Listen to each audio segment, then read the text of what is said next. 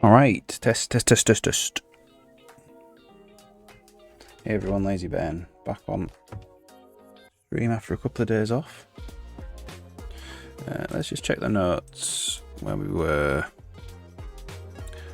Okay, so this was last week. Combat Spiding with NPCs. So we started it, but we didn't get it done. So we're gonna add another card. This is a short week, only a couple of days streaming. So we've got Monday the 19th of May to Friday the 23rd of May.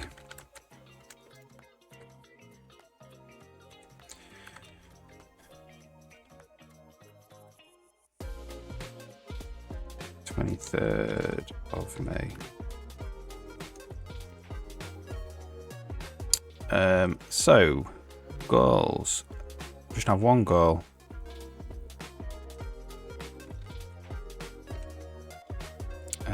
Combat. What do we call this? Spidey combat. Spidey combat. Continue working on Spidey combat. I don't think we'll. Well, we call it combat with Spidey and NPC. We'll call it the same thing. I don't think we're going to get much more done than that. So we didn't really get much done at all last week. It's alright, we were testing out the new behaviour system. Anyway. Right then, so where did we get to? Oh yeah, we were setting this rig animation track alpha. Which we did. So it comes to us.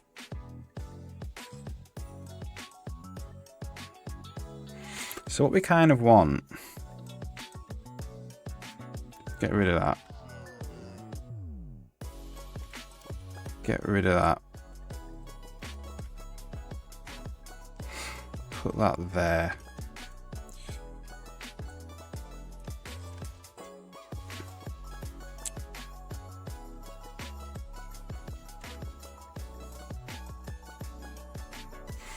What we want is for him to avoid the player.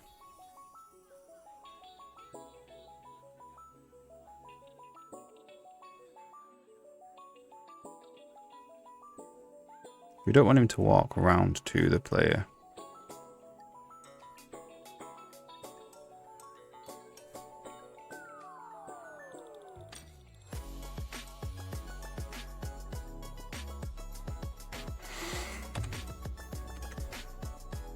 So open his brain. Combat brain. So we've got cover there. He'll try and find cover.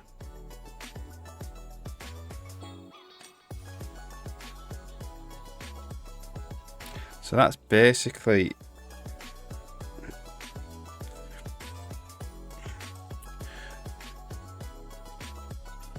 trying to find cover should be the default stance.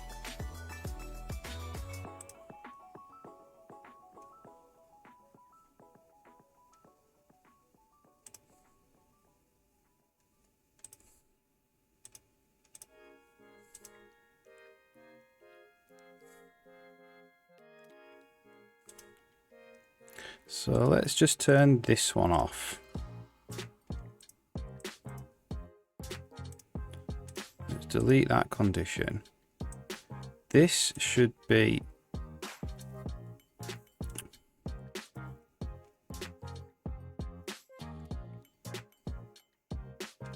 let's have a look at that. Let's have a look at this one. So we'll just try and find cover. This keeps him avoiding us.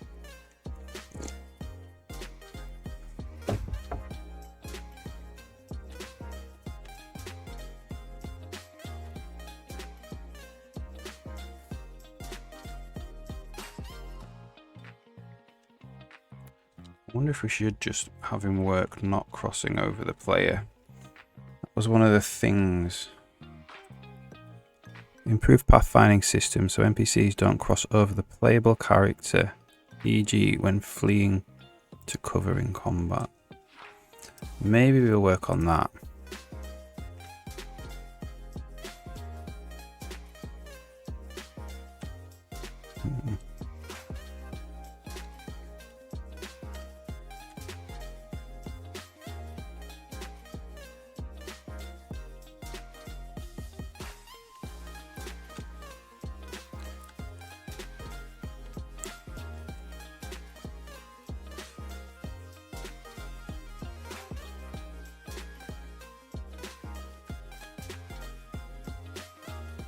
Or maybe we have a select where it's like a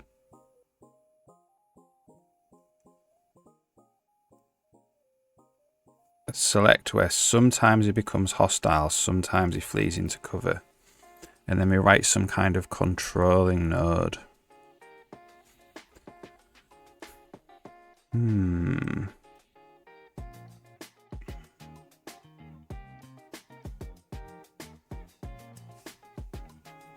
So let's turn this one off again. And it's ours. Spidean test. Cover then hostile. So it'd be a selector into a sequence. And then we have the action.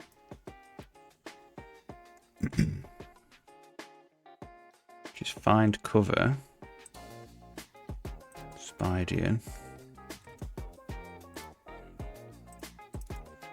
And then we have another action, which is the wait condition.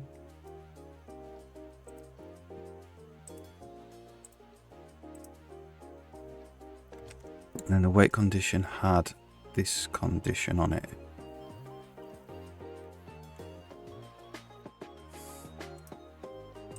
Which was G condition 9.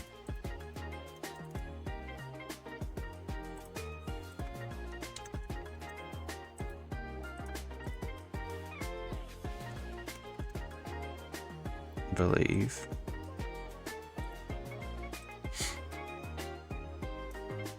Okay, so let's just move these away for a second. And then we're gonna have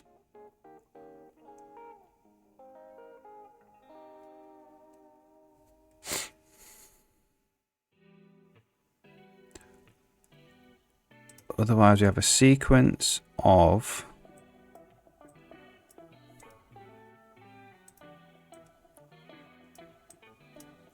become hostile and then another wait node.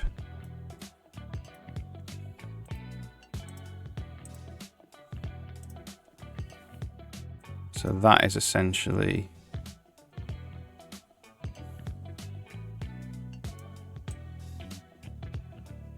it.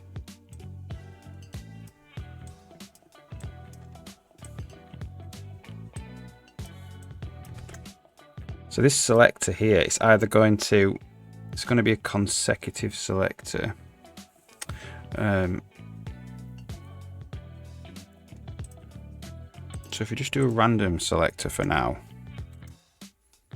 let's see what he does. So he became hostile immediately.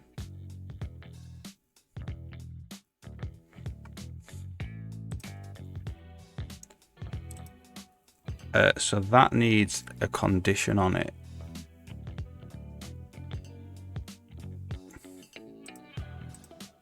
Same one, G condition 9.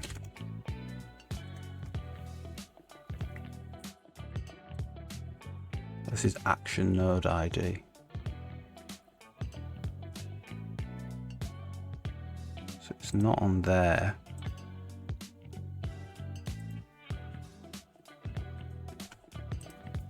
So it's here. G condition 9.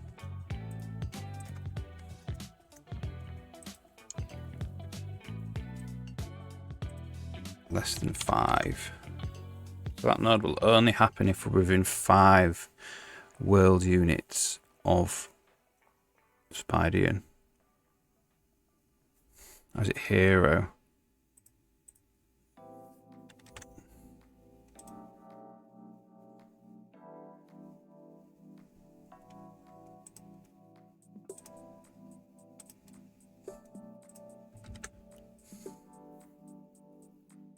That's a playable character. To PC, to playable character.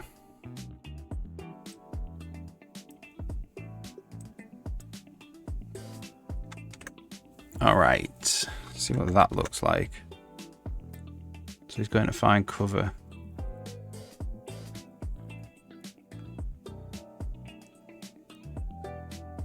And he'll wait, and then he'll either find cover again, or he'll become hostile. So he finds cover.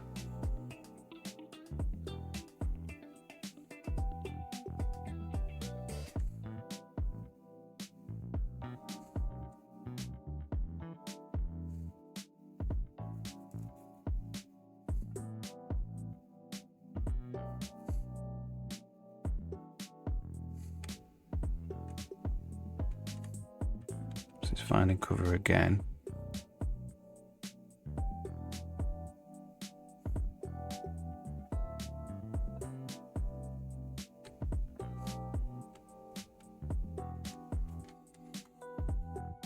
Don't think that's working.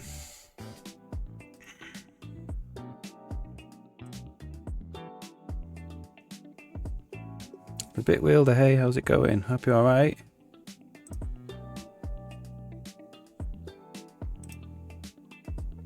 Say less than 10.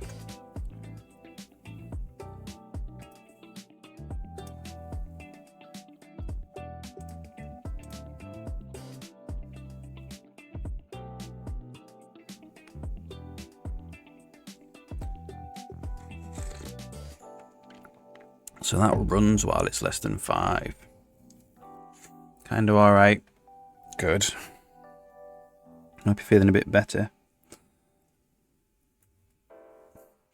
Oh, really? Deficiency like vitamin. Oh, yeah.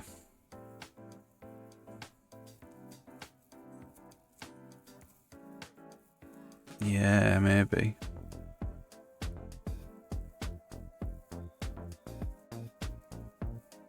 Yeah, I take like multivitamin with iron. Yeah, get some blood work. Good idea.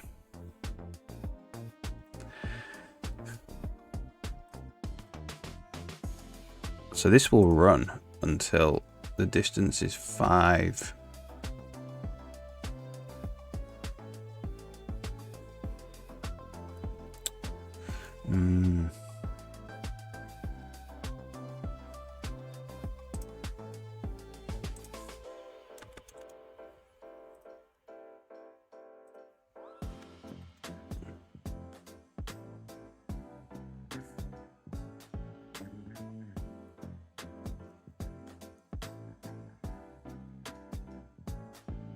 All right, cool. Yeah, what's your idea? There we go. So it becomes hostile there.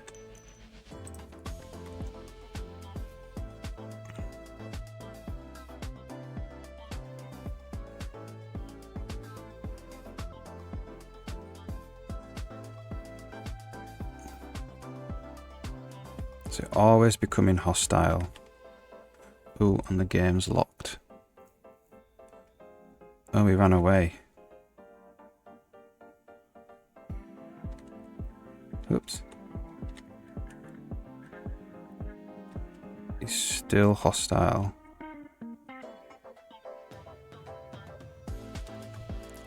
Okay, we need to actually say what state it is in. We have a tick for this. We don't.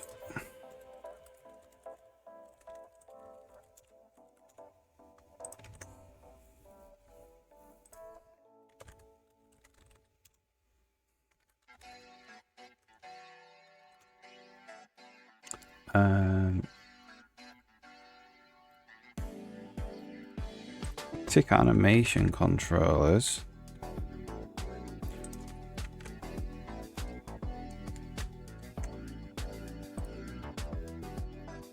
Just do it here.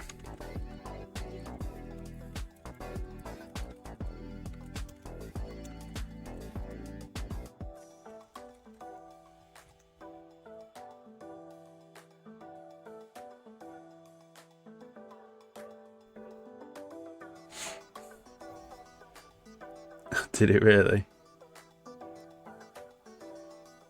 Okay, no problem. So all we're going to do is just get the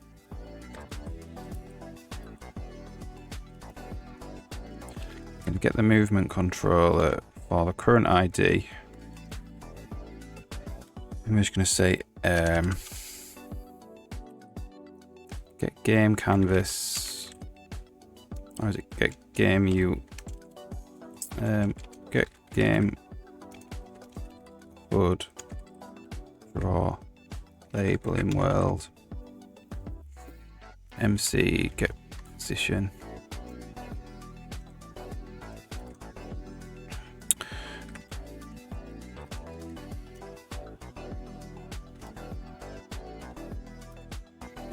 Six of these.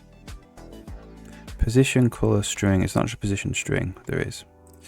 So this is going to be enum w name for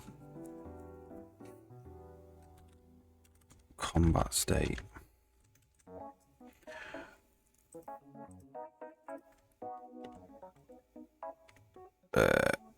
Auto room. Get game state. Check we're in the same room.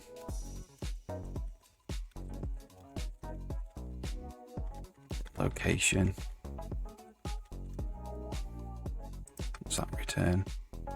The game location reference. Dot room. So we're going to say if MC get location dot room equals room, do that.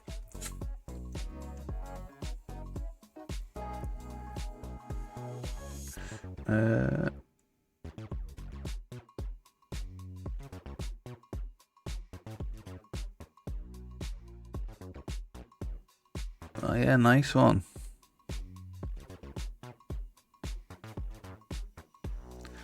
Yeah, that's cool.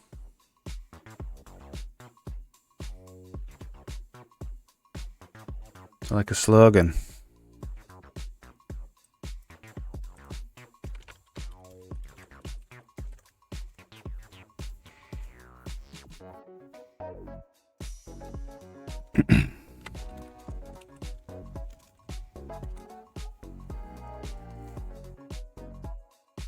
All right, see you in a bit.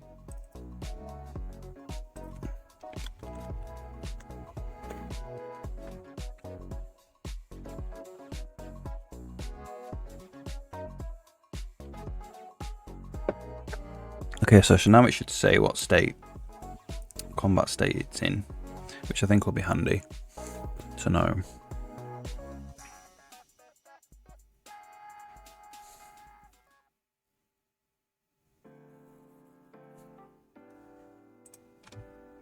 Close this.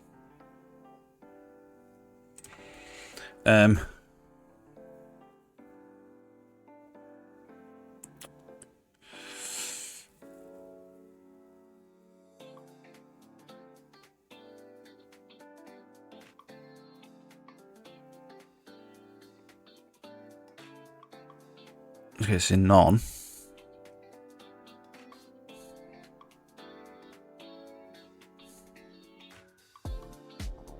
It says it's in none.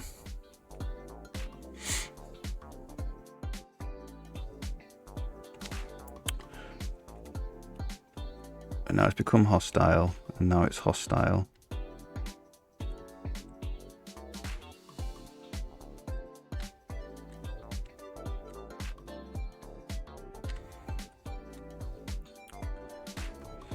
So basically what is happening now is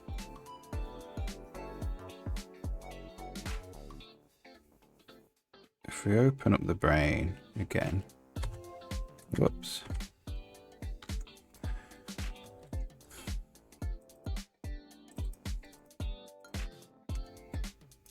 Now he's in this state. Check you can see that on the stream. Now he's in this state. She's basically just waiting. And it goes to become hostile. So does this happen even if it's consecutive?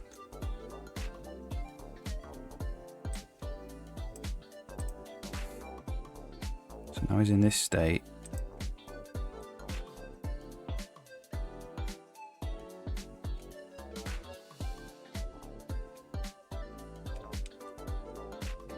And now he's in become hostile.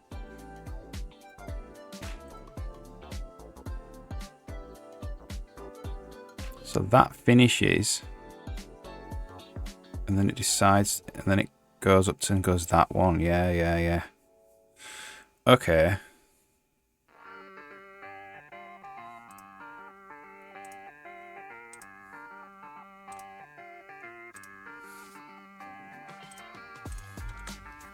So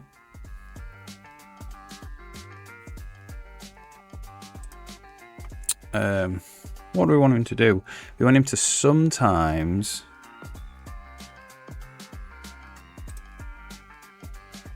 so that is a random selector. We want him to sometimes go into this state. So that will finish, and we will come up here.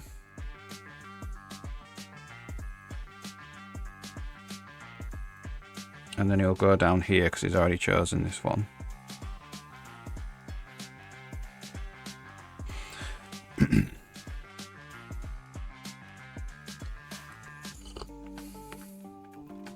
I'll come back.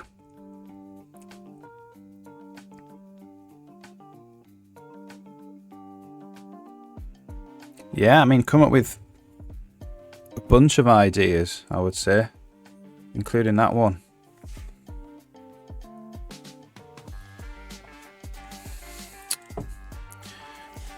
Yeah, have a really good experiment. And a bunch of different logos. You know, you could base it around the seal thing. Bunch of different logos around that, or you could come up with a bunch of slogans. Have a really good brainstorm. One of the things is once it's decided, it's hard to change. As soon as your business becomes known for that logo, it's very hard to change. So yeah, have a good think about it now while you can still change it.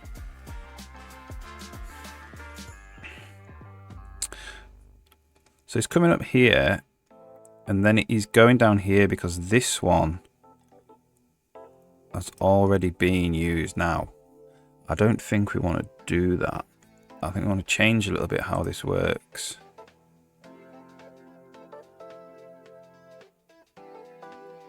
So we want it to go back up, and then it still wants to fire.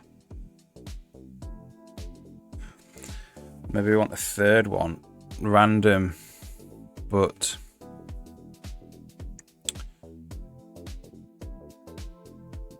so you want a complete random fire, or you want a random but don't fire the ones you've already fired.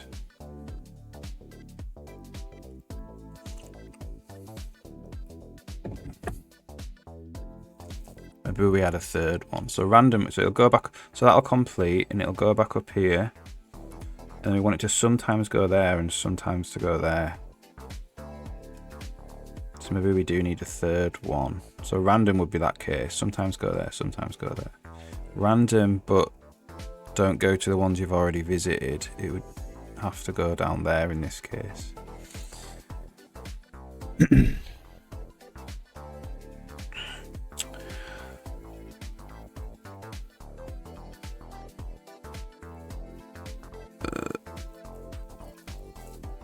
EGUK1, EJUK1.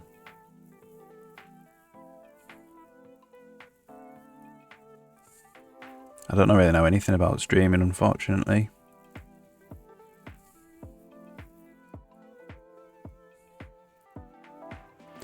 I just use Streamlabs. I've only just really started a couple of months ago.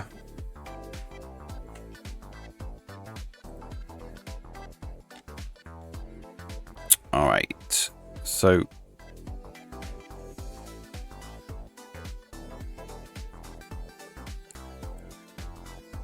yeah, we'll implement that then. So sometimes we'll do a complete random.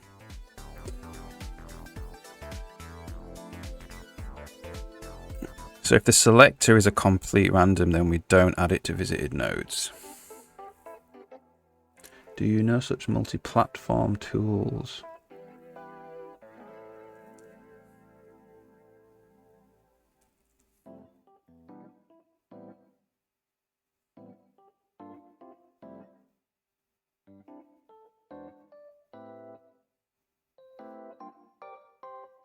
I don't know, man. Sorry.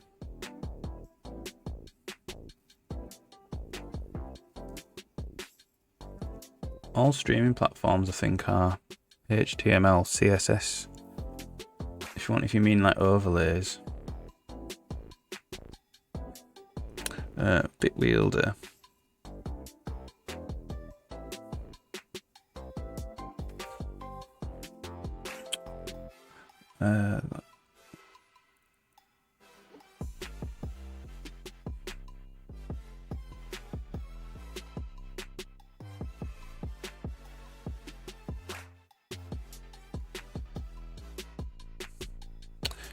Look at OBS. I'm sure that's multi-platform. OBS is the default. Or Streamlabs. That'll help you stream. That's for EJ UK.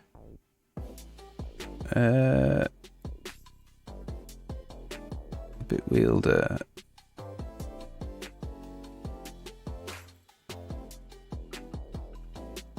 Yeah, to catch people's attention, yeah.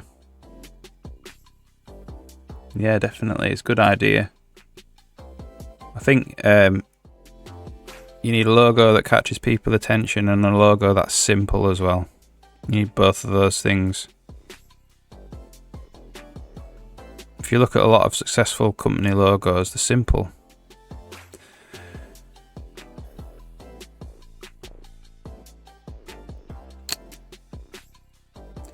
EJ UK, you want a PC and you want OBS.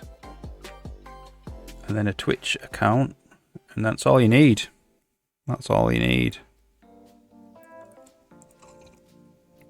Your PC needs to be powerful enough to encode the stream. Which is not very powerful these days, which is good.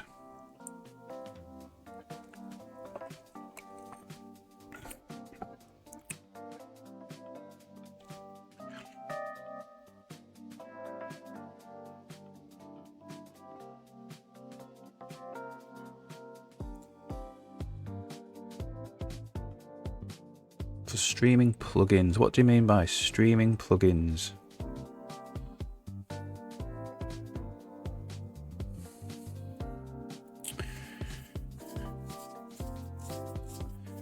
EJ UK, I don't know anything about streaming, so I'm not the best person to ask. I do stream, but I don't know anything about it, really. Other than you need OBS and a PC. Alright, so if the parent selector is random, we don't want to add these to the list.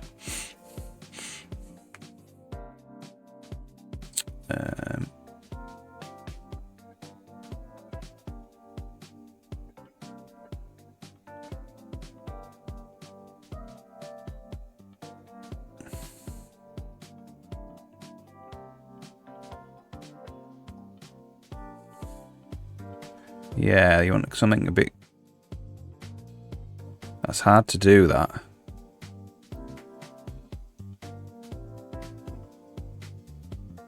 The Bitwielder, that is a difficult thing to do if you can do it. I'd say that, from my experience, reputation's what you need to go for. Logo will obviously help people identify you, but people are going to come back to you if you do a good job. So that's the most important thing, is to like good experience for the customer.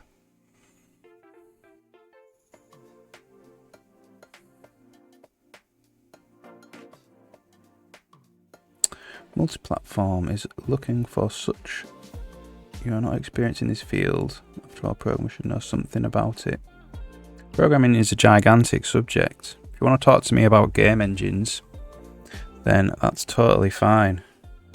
But streaming movies is not my field of expertise.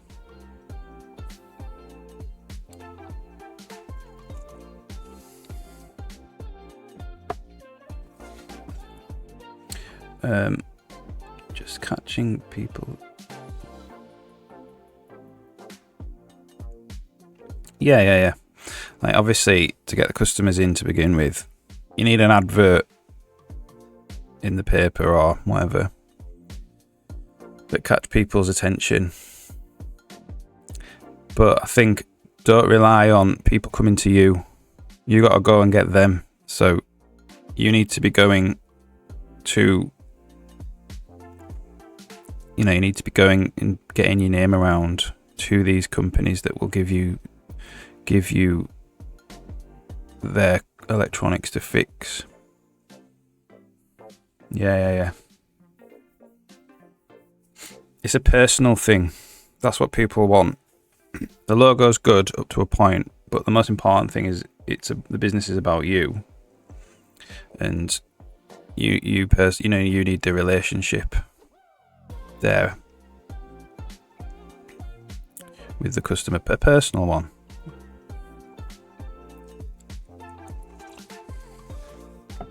Yeah. All right, so let's go to the behavior controller. When we tick this, so we are set the current node ID, and this is adding visited nodes. So we only want to add it to here if the parent node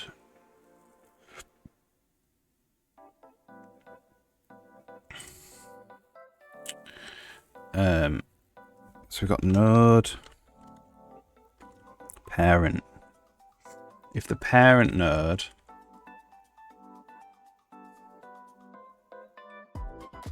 so let's just try and get the parent node for a second. Find, what is it? Brain.find node by index node parent. So if there's a parent, so we'll get the parent, right?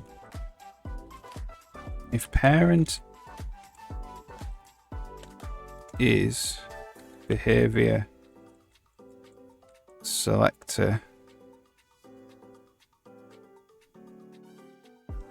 so it could only work on selectors. Sequences, we do need to know. Doesn't make sense for it to be on a sequence, a random sequence.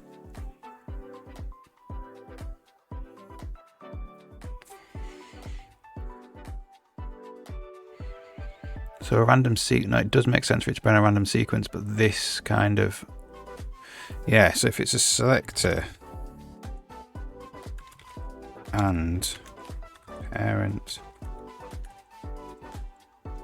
maybe we need an as.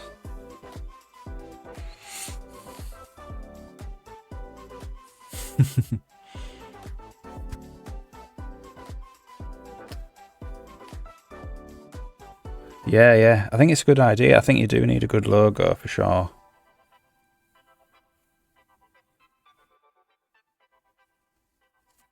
And then, the logos, definitely experiment with that.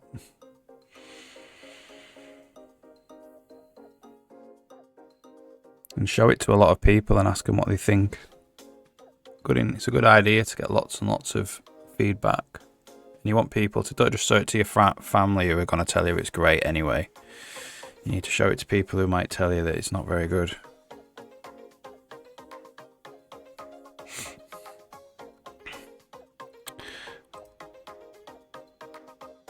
So we could put an as in.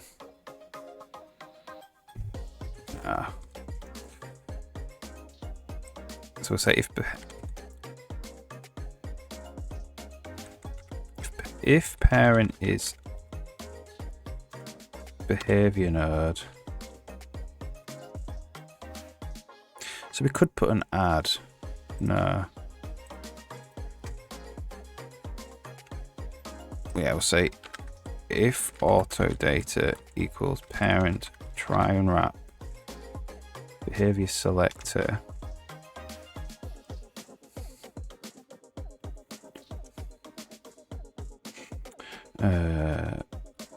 If data type is equal to, what can the types be?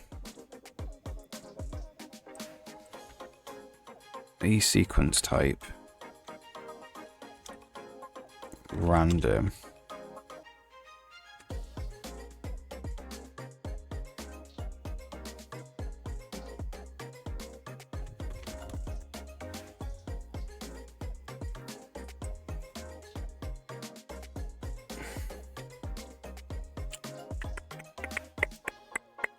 So if it's a random selector, so a random sequence would add it into visited nodes, so it wouldn't go back to it. A random selector would not.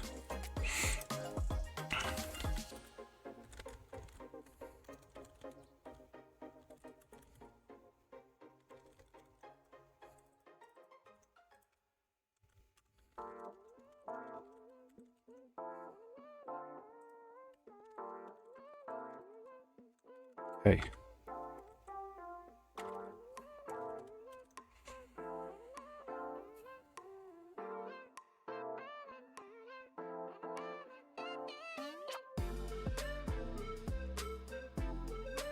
Yeah, definitely. If you can get people, if you know enough people that would react, that's a good idea.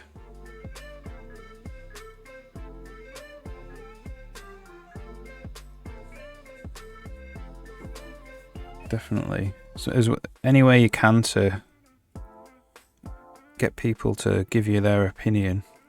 I'll let you know what I think if you send it to me as well.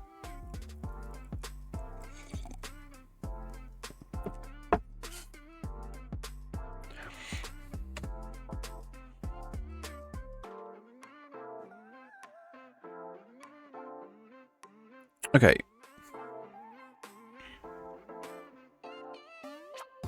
So it doesn't add it to the visited nodes now. If the parent is a selector, so what's this one? This is a sequence. It doesn't add the sequence in now.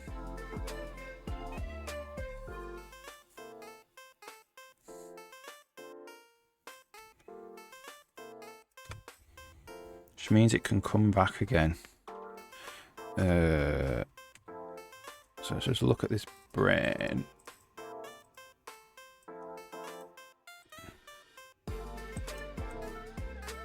Spiding's a long way away. Okay. So he's gonna go up here and he's gonna wait. And now he's waiting.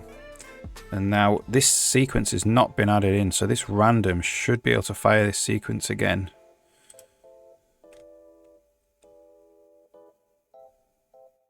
So it's locked, the game's locked. It's taken a long time to calculate these paths. Or it's just infinite looping.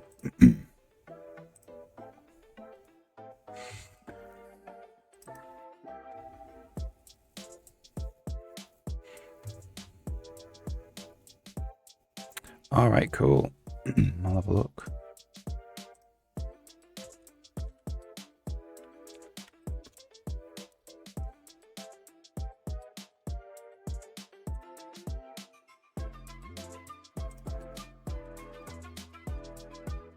I need to get the Discord app.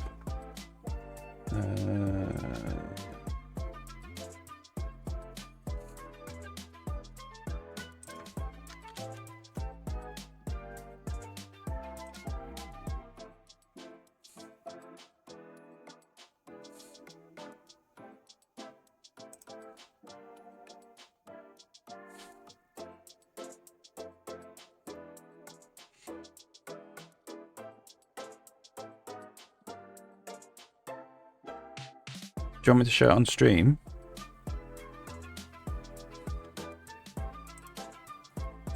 Okay.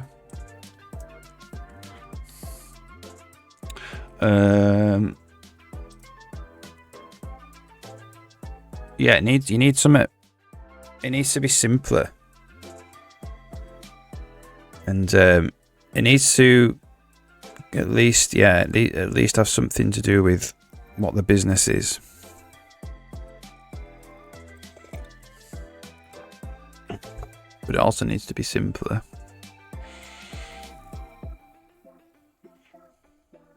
Oh, you've got a little seal for your logo there as well. That's cool.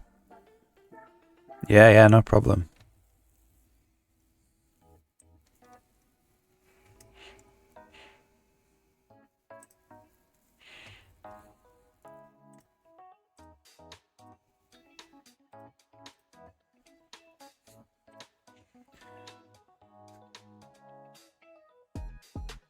So we're infinite looping here. We're trying to allocate stuff as well. We're allocating a lot of stuff.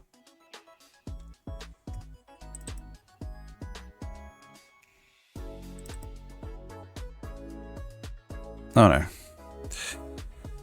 We're just stuck in here. Are we stuck?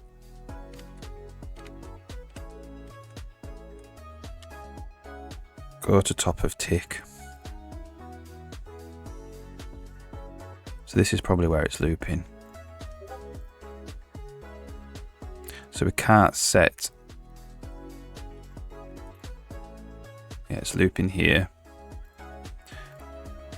We can't set the first valid child node for some reason.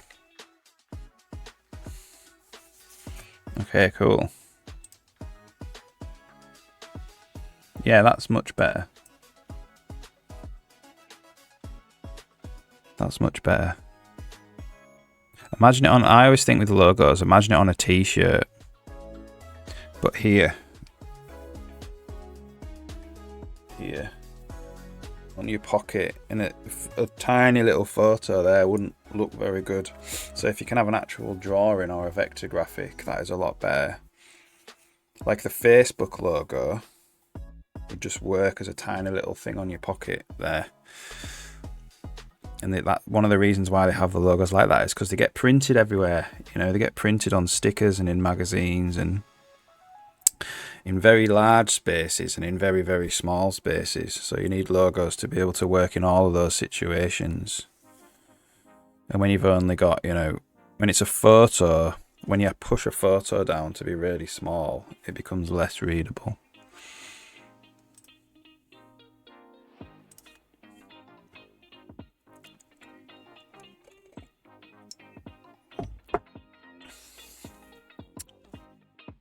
IGS Ghost, hey, how's it going?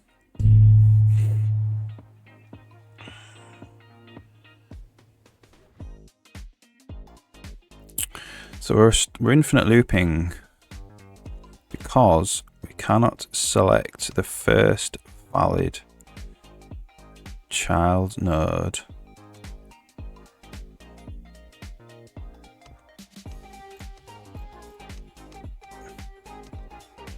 Ah, because the visited nodes contains it. Okay.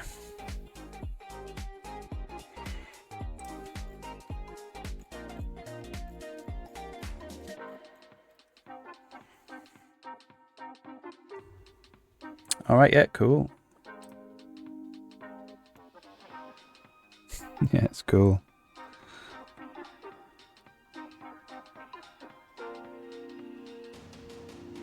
Yeah, these are much better than that one, I would say, just because it's a lot simpler.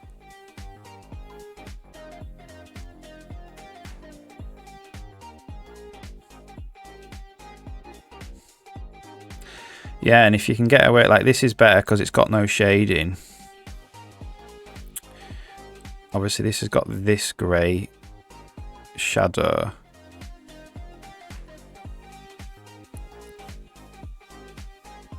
Doesn't need it. Whether this one, it's just made it black, which is good.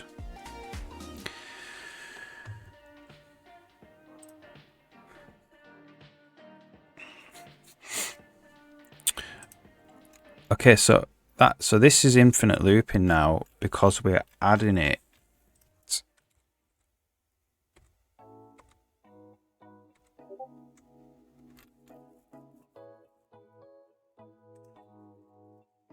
Yeah, that looks kind of like a knife, so I probably wouldn't use that.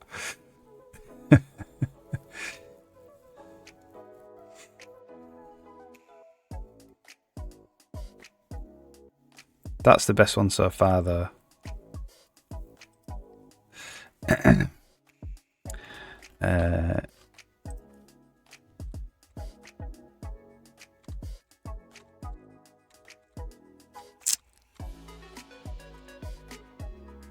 All right, where were we?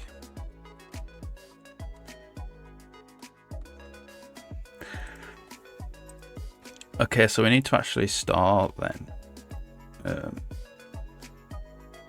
Store whether we're adding visited nodes or not.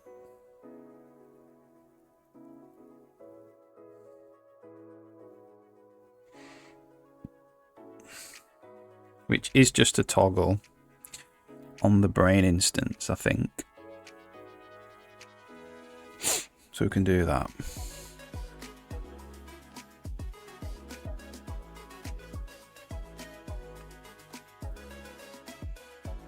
We just need to know and turn it off again.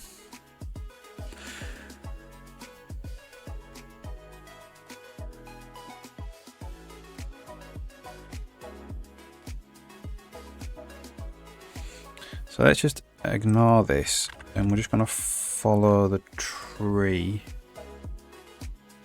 when it comes back up. Screwdriver with the tail up. Yeah, this one. Yeah, it's nice.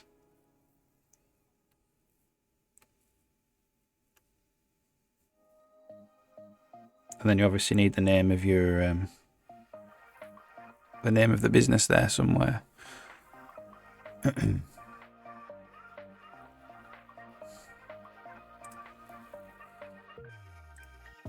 Yeah.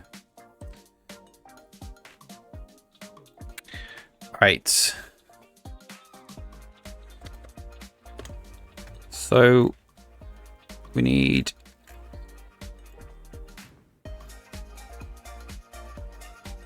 if it's an action, so when we leave an action, let's just catch that, and then we need to like toggle on and off if we're actually adding visited nodes.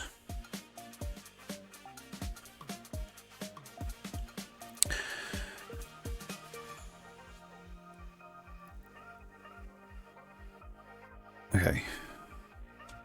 If it has on leave, actually.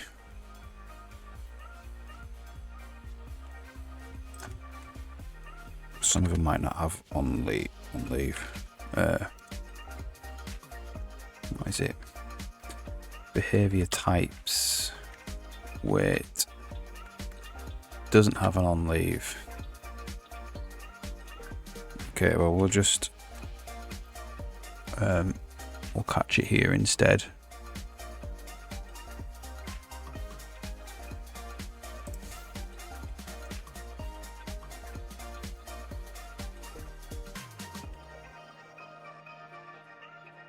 We didn't catch it there.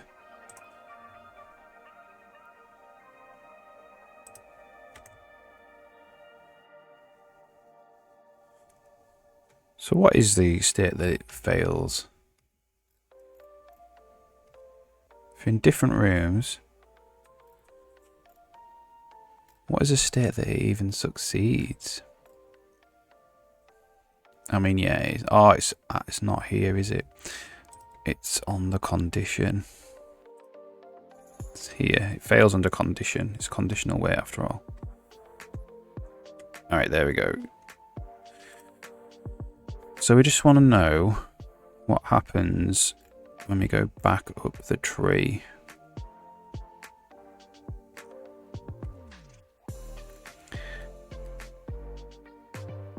It's a sequence failed, finds the parent, which is the selector.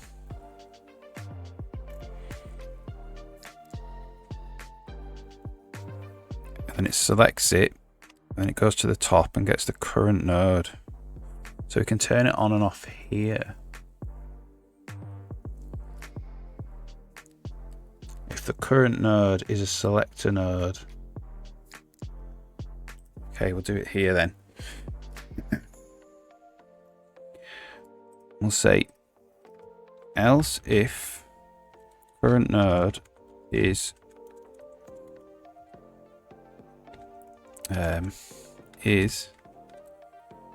behavior selector.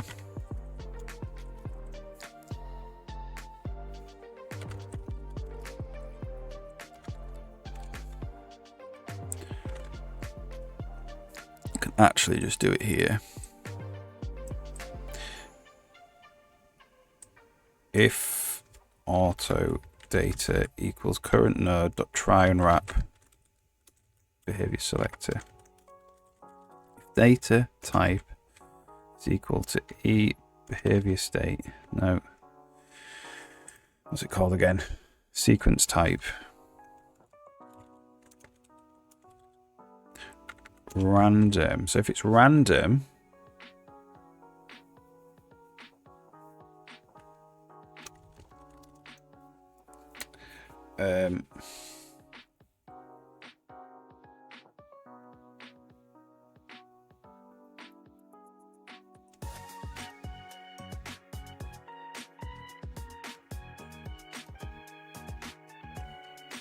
this is actually quite difficult to do because then a sequence might come and want to add it.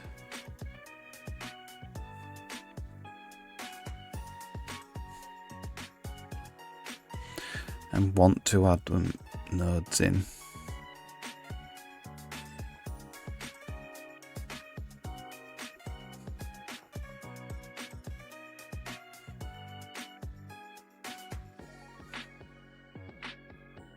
Yeah, it's quite difficult to do actually.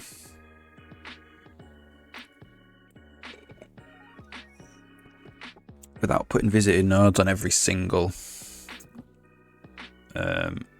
node. Could do brain node.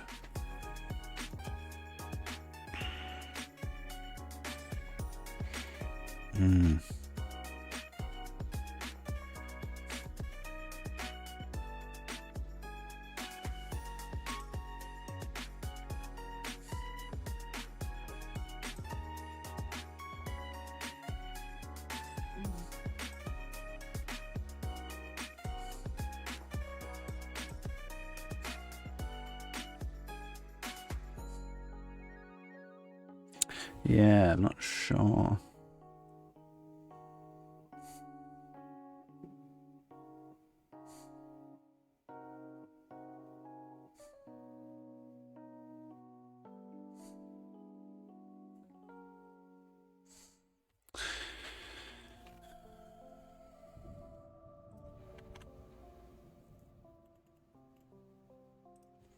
So set current node always checks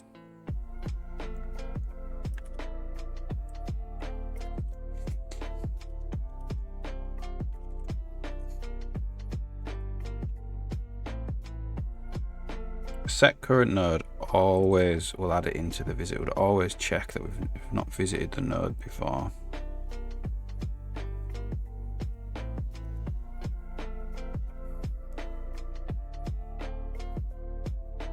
I think what we might need to do is, if it is a selector node at the end,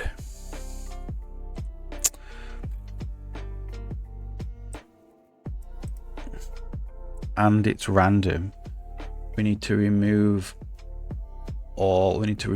the entire tree below that from visited nodes. That's probably the best thing to do.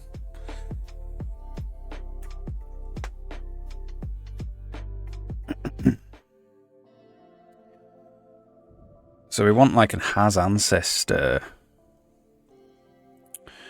So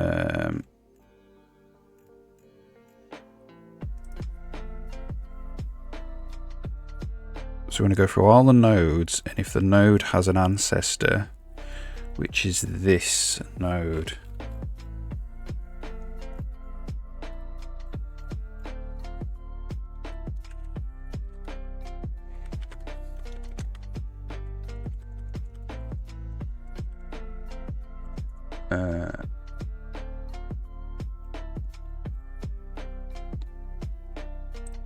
so we want, let's do this then. Bool has ancestor. Check out how you spell ancestor.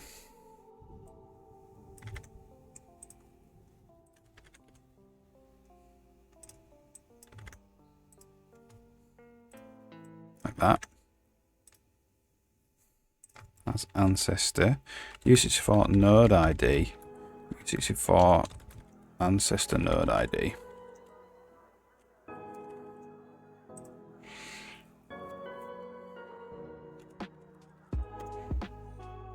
So if auto node equals brain.find node ID.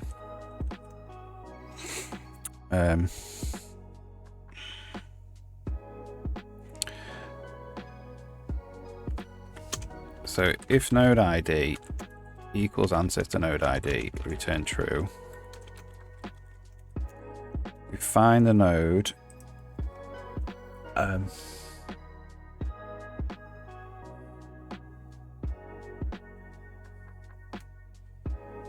So we want current node.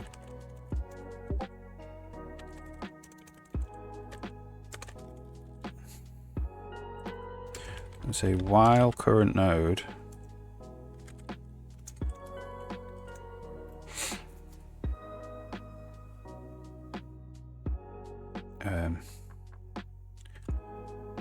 we'll say if current node ID equals ancestor node ID, return true. And then otherwise we want to go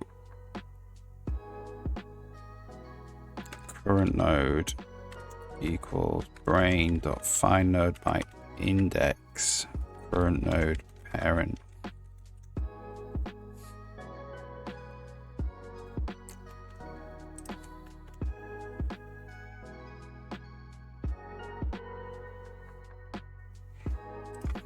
So we'll just, it's very rare that we're going to send in the same ones, same ID, so we'll miss that case. So we're going to find the node while we have it. If it's the ancestor node, return true. It's obviously not current node ID, it's current node ID.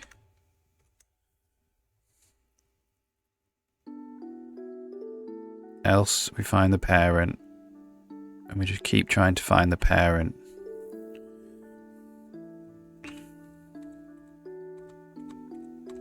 Okay. So we go for auto node brain.nodes get nodes.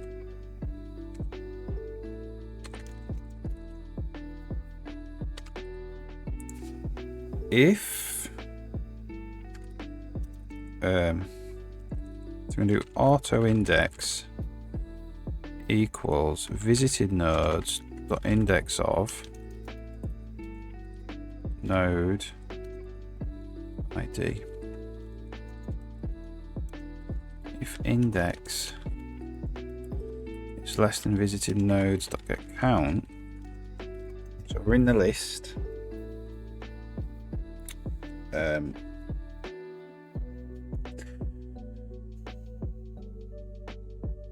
Then we need to go if we're in the list and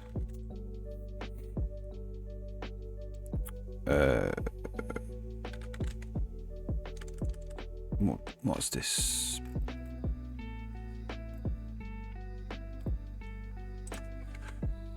Has ancestor.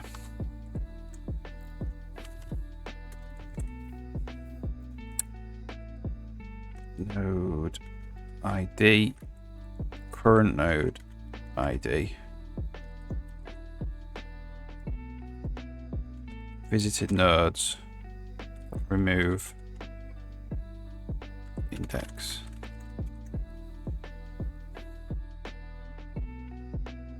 All right. So that will just remove every node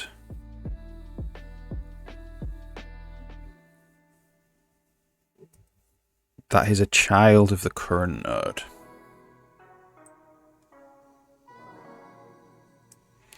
Okay.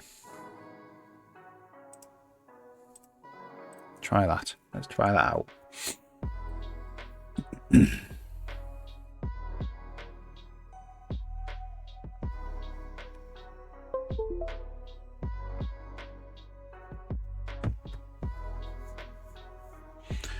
And if that works, that means random behavior selectors will be able to keep selecting like subtrees that have already been run.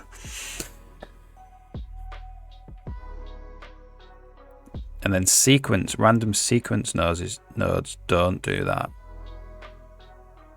So we can do one or the other in the editor, which is good.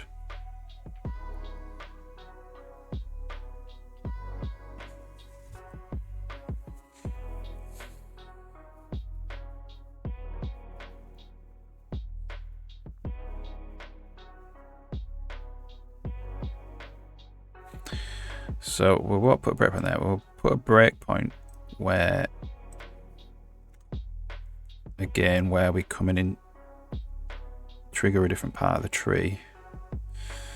So he's waiting here. This is the wait node. And then when this ends, we should get a breakpoint. We should go up to the selector and it should just clear these 3 nodes from visited nodes, which means when the random hits, it can go down this path or down this path. Okay.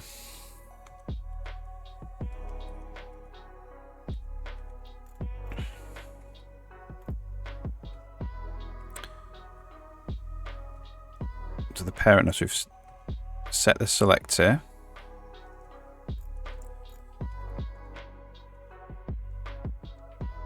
So we've got 4 visited nodes, the one being the root and the other 3 being the 3. I think. That's not working.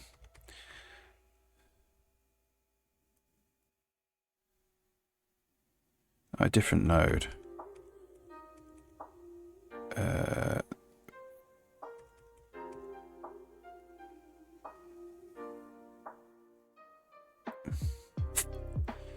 That's a bunch of nodes. Alright, well let's just skip to here, and so it should go back down to just 1 visited node, 0 visited nodes.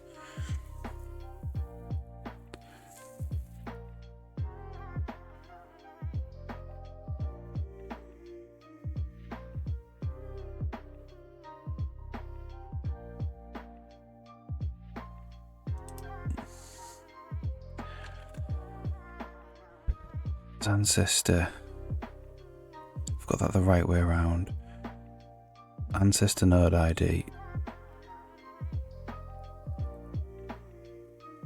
Okay, we need to do that again.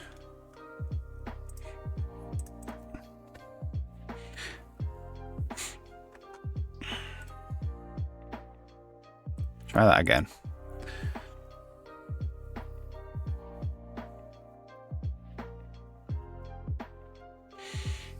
So let's just let him get to his spot.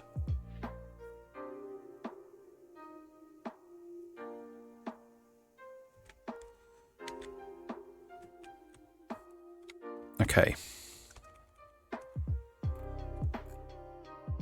So the parent was the sequence And the parent of the parent is now the selector. So the current node is the selector node.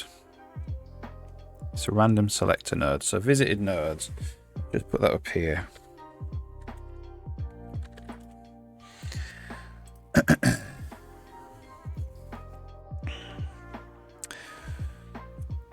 So this node ID is the root. So the root doesn't have, this is false, right? That's a different root though. There's a lot of nodes in here. There's 16 nodes.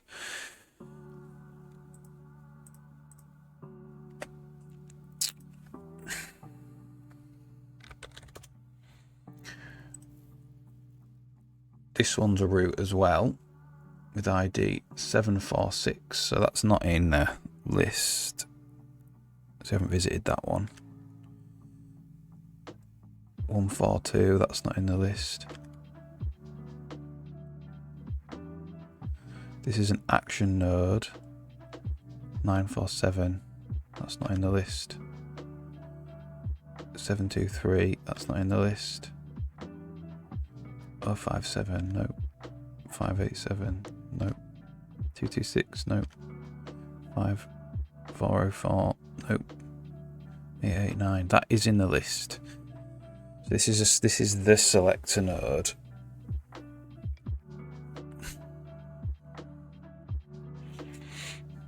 So this is in the list as the selector node now. 889.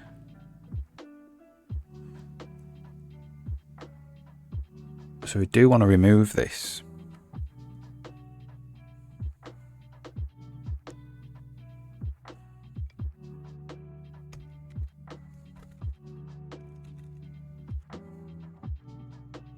So this is that selector node.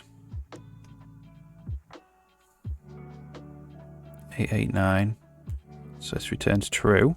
And it removes it. And now there's 3 left. The next node is the sequence node 931, which is in the list. So we do want to remove it.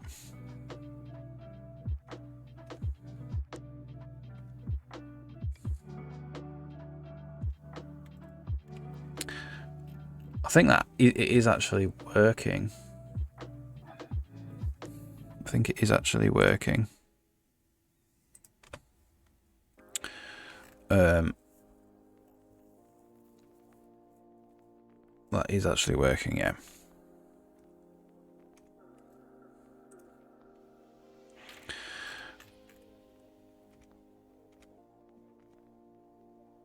So set first valid child node.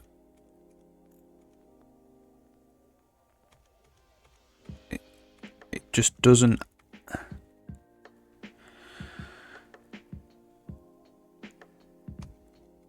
Maybe we don't need to remove. I think actually.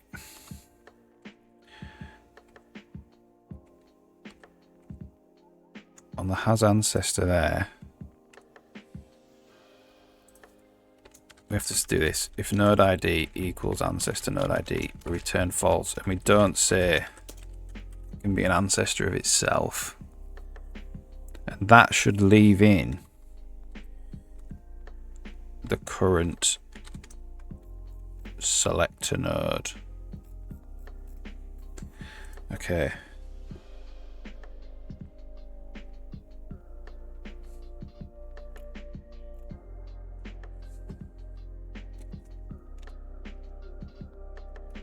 And that should be the desired behavior.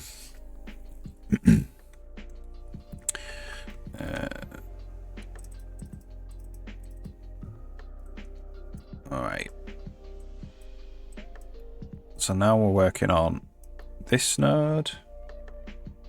Now on this node. I'll zoom out as much as I can. The stream. So what we should see now, so it's going to go back up. So when we interrupt this node by getting within this range here. It's going to go back up the tree. And if we're a random selector,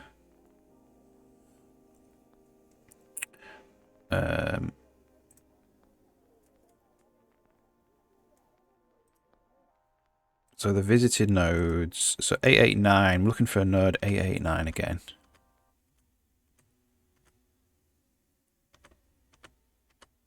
There we go. So this should fail. If it does. And then we're on 931. This should remove it. And then we're on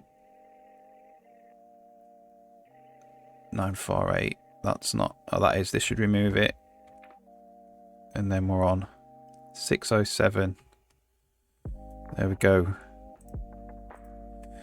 So now we should be free. So we still have this selector that we visited.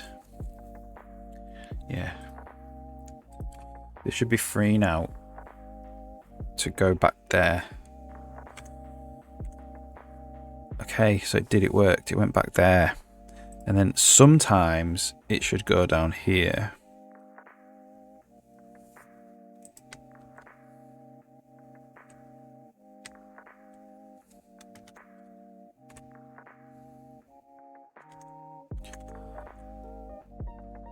Get the window sorted out.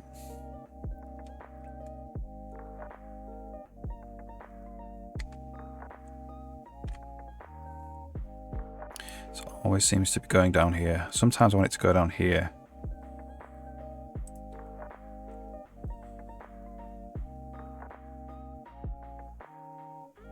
Try it one more time.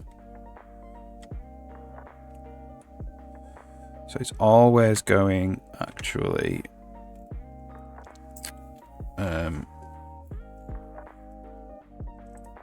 this always seems to be going for this path.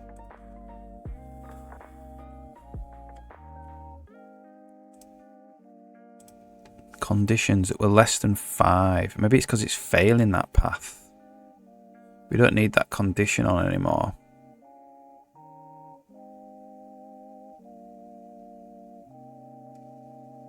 Maybe it is going down that path and failing it.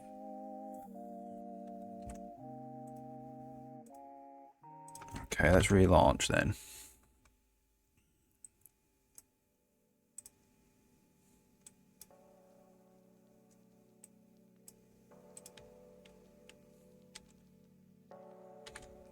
Okay, went hostile there.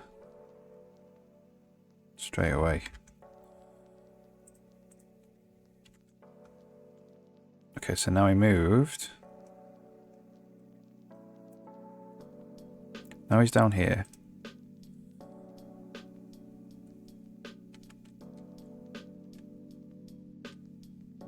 And then he failed it.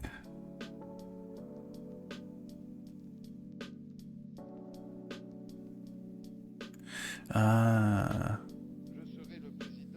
So he might go hostile straight away in that scenario.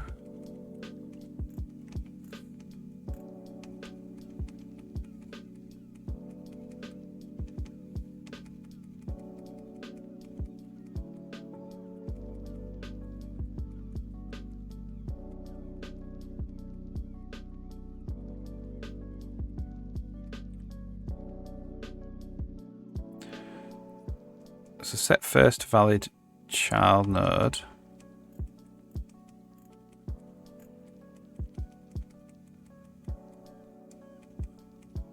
So the child it wants to set is the sequence, which has node 14 and 15.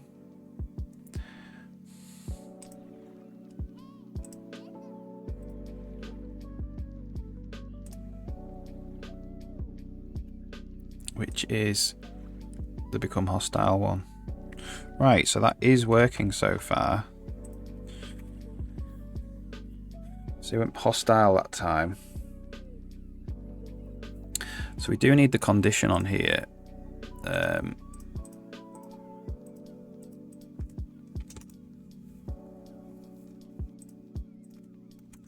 we are less than 10, we'll say. Which means that will fail if the first time it happens, it comes down here and it chooses this one, so it will fail because we're less than 10 away. If we're less than 10 away, or if we're greater than 10 away, it will fail. So it should always, for the first time, pick a cover.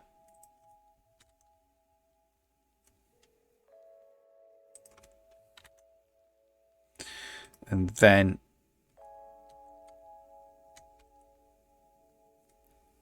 after it's covered, if we still choose to go after him, he should either find cover again or he should become hostile. So they found cover again there.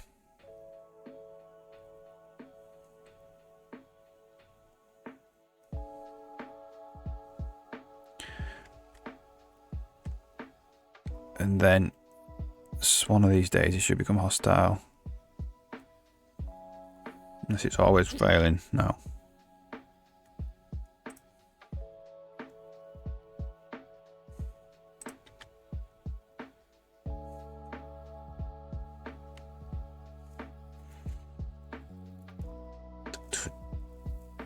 Took 2.9 seconds there to find that.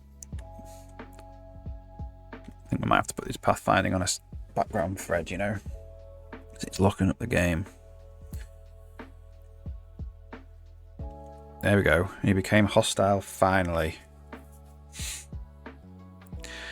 So it does work. It does work. Finally became hostile. Keep chasing him, he becomes hostile.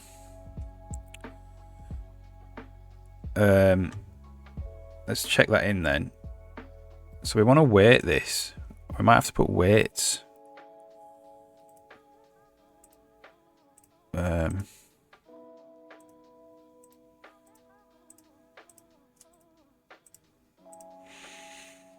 Okay.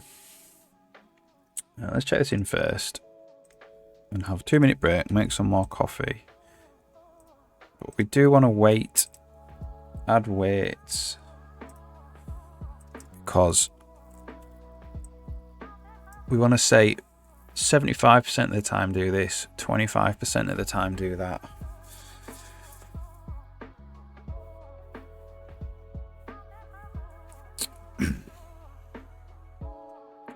So that the easiest way to do that is to put a condition, like a random condition, like which says fail if less than 75.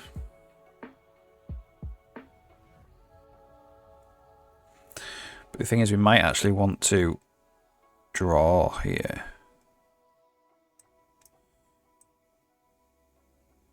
So I might actually put weights on all of them as an actual thing, like a weight, WEIGHT, that weight, where the weight's just set to 100 or whatever,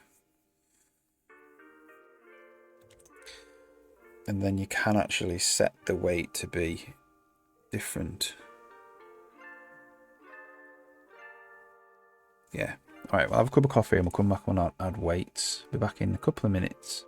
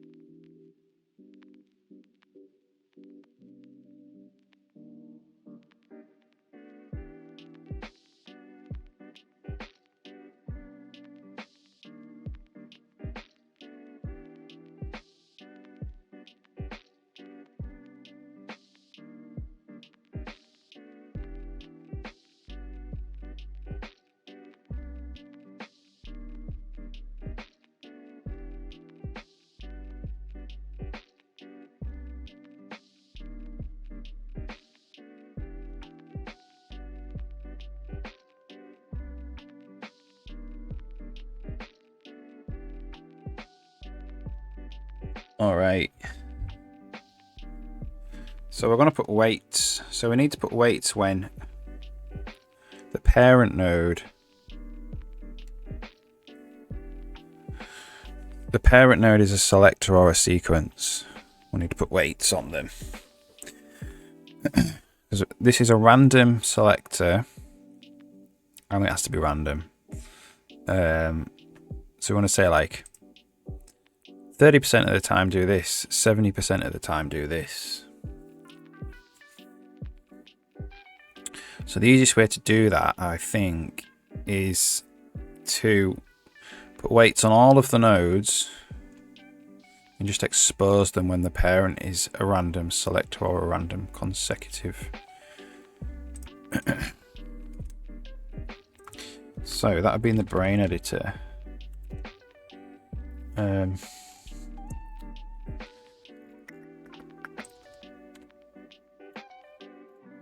So we got these. So we're going to have S32 weight.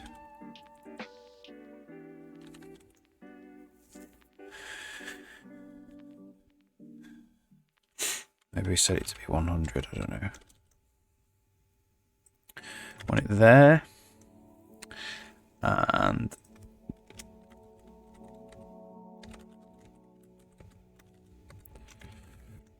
there. And there.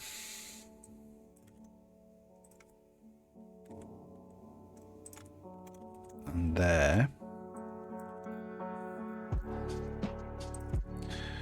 And we'll stick it right at the end here.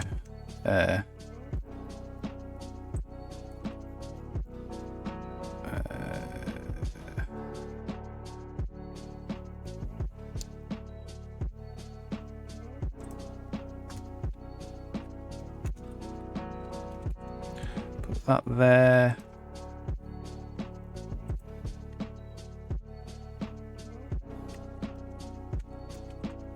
And there. And then these.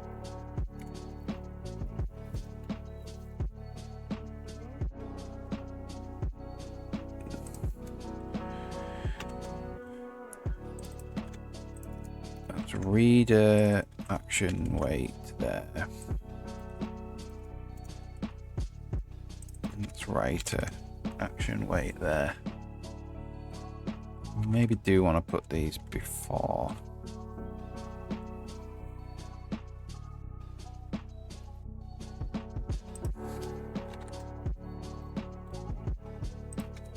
Yeah, we'll put it here.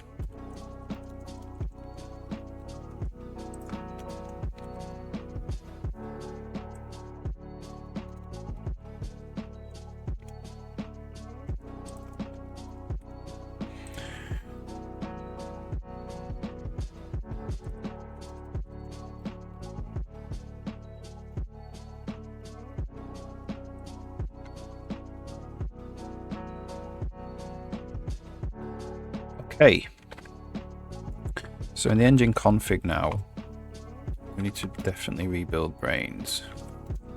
Change the data layout there. And then in the brain editor, tick left panel.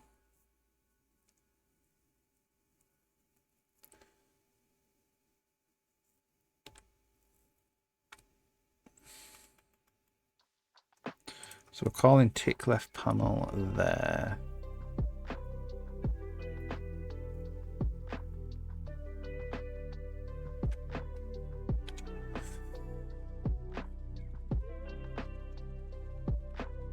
Yeah.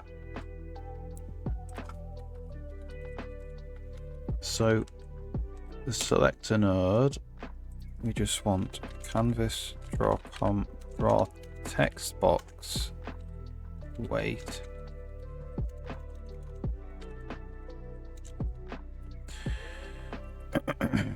Selector.weight.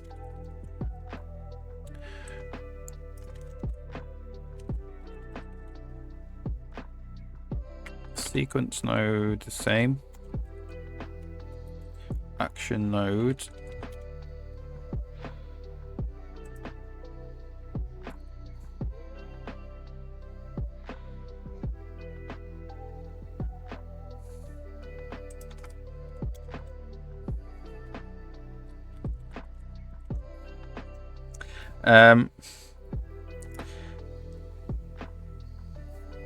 So we also only want to draw these if the parent is a sequence or a selector and it's set to random.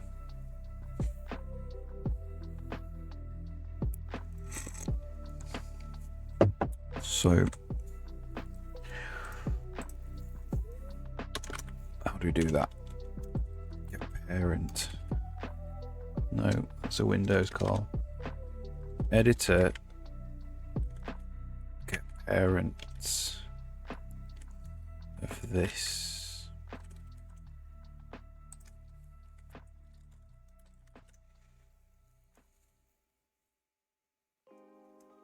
Let me go for auto parent. If parent is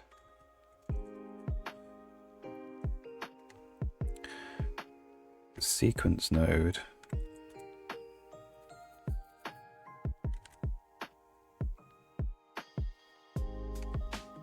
do we have an as? What does as do? It should return null if it's not.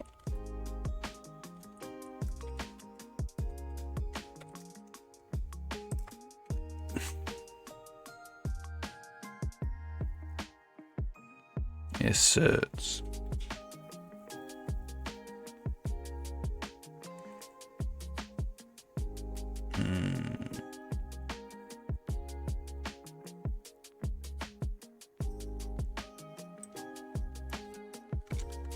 If is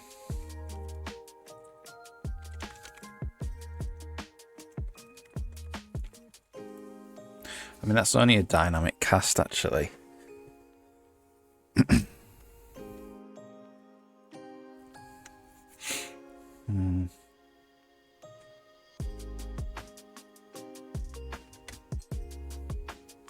That's just casting it. Is it casting it up?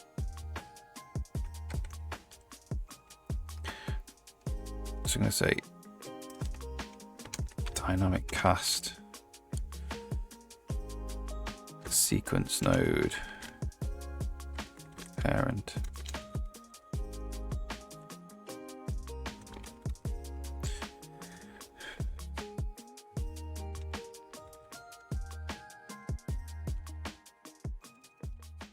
If data selector type is equal to random, draw it.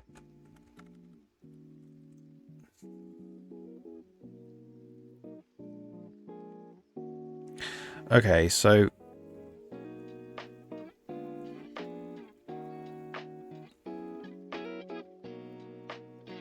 I think what we want is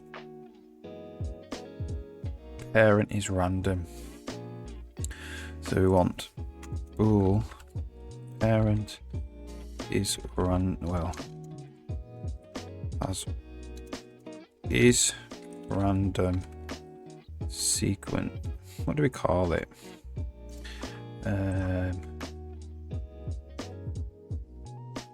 Is random sequence type.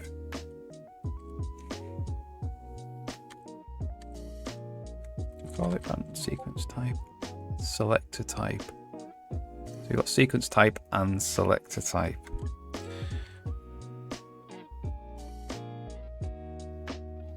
Yeah. So we want parent is random sequence or selector. And we just want a behavior node. Node I behavior node.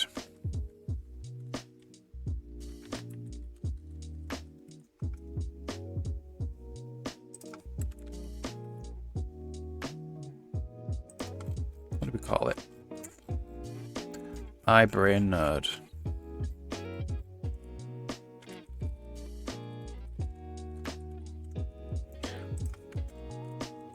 Okay. So that's for auto parent in pnode get parents and get parents pnode.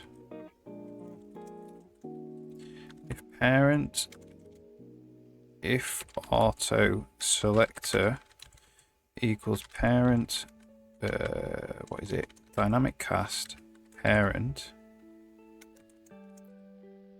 selector node of parent. If selector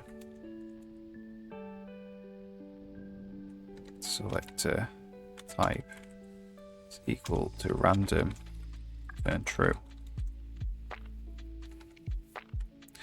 Else if auto sequence is dynamic cast sequence node parent, if sequence.type is equal to eSequence type random, turn true. So that's parent is random sequence or selector. Okay. So now we can just say if editor.parent is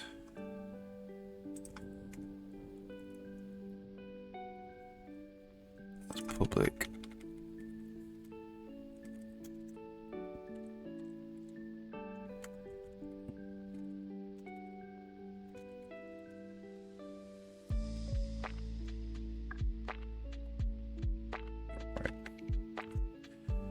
Okay, I think that builds. So if the parent node is a random sequence node or a selector node, you can add a weighting. And that's got to be the same for also selector node, tick left panel, and action node left panel. All right, let's just test that.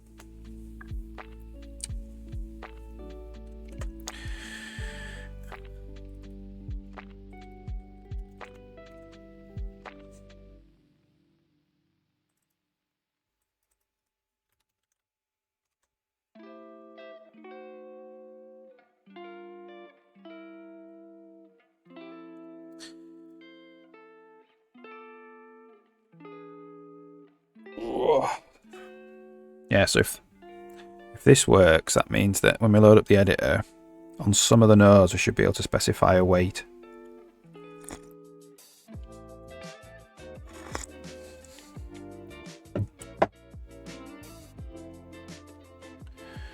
Should probably be actually limited to 0 as well. So we can't have negative weights.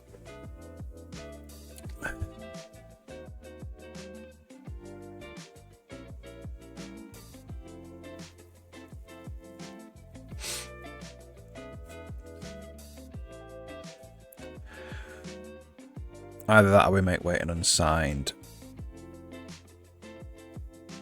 integer. That might be the easiest way to do that.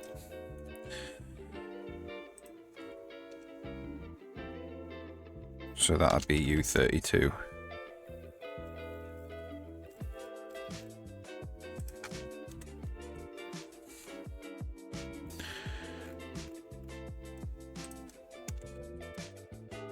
That means it can never be negative.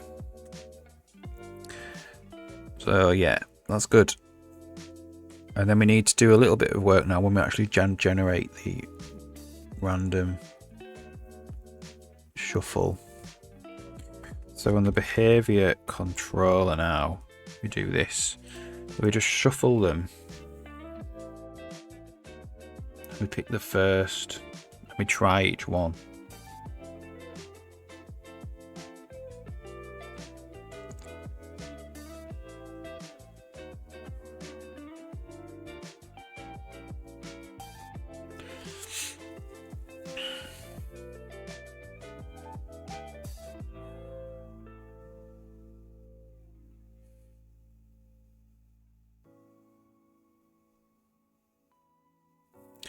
interesting. So we're going to go through each child and try it.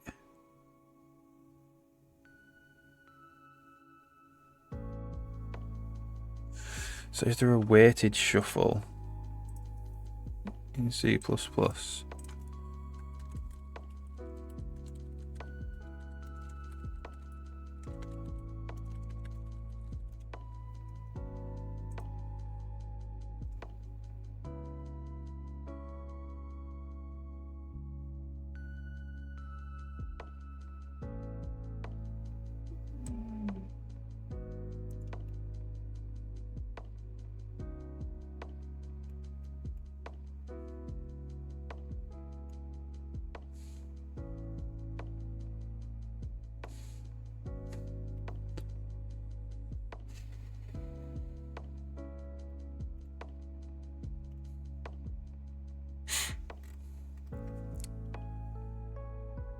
Weighted shuffle.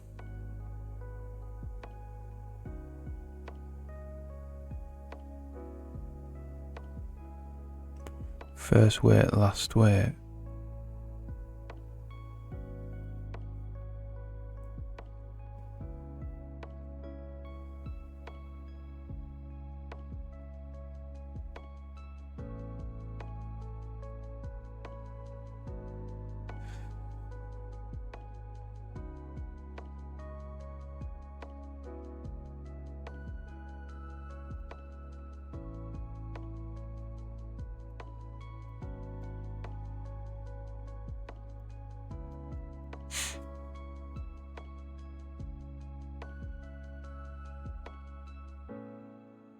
I mean, that's quite nice, isn't it?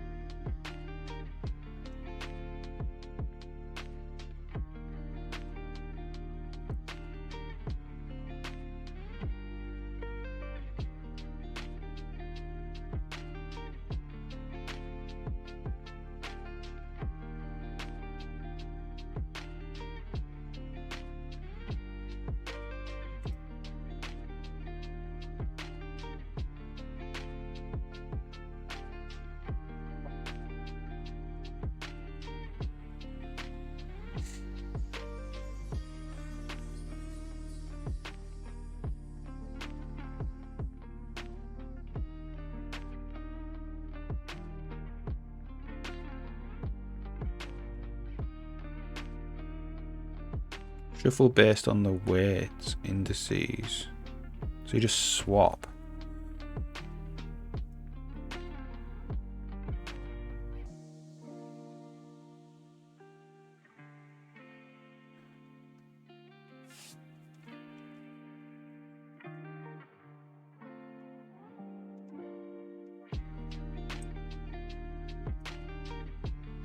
Okay.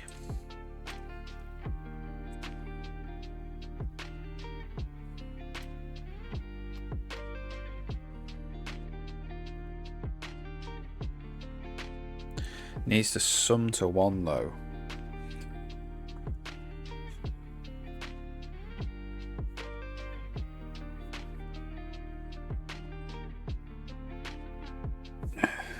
Let's have a look. Standard discrete distribution.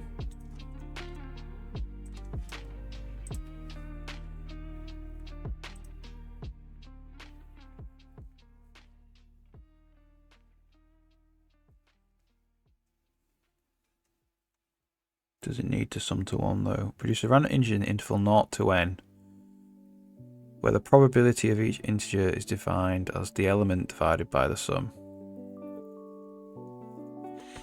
So it doesn't need to be between, doesn't need to sum to 1.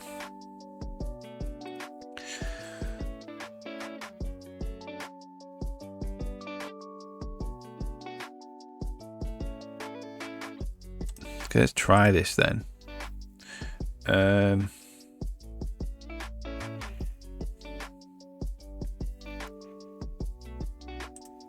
Let's give it some weights first.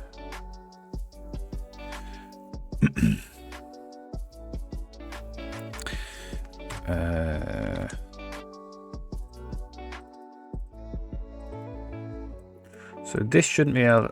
You shouldn't have a wet weight. This should have a weight though. This should have a weight. That should have. That should not have a weight because they're consecutive.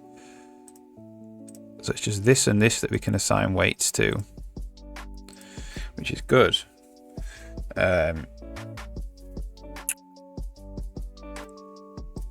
So we'll display the weights in the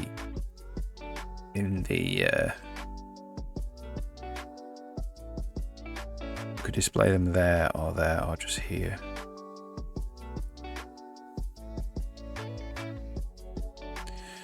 We might display them here in the node here. I mean, that might be nice. It might be nice to display them there.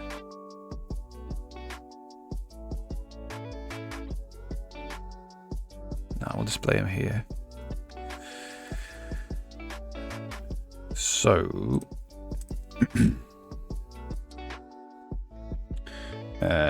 in the brain controller, in the brain editor, sorry, we're ticking the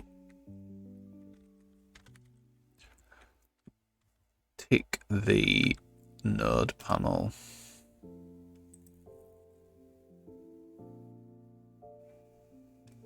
So say auto colors equals get editor colors. And colors.white and go if editor this canvas draw label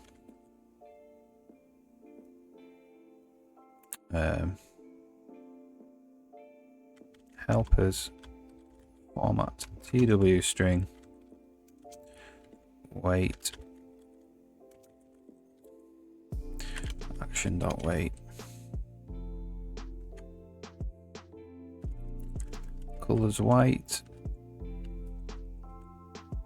your font size medium, small. Might do a different color. Might do it yellow.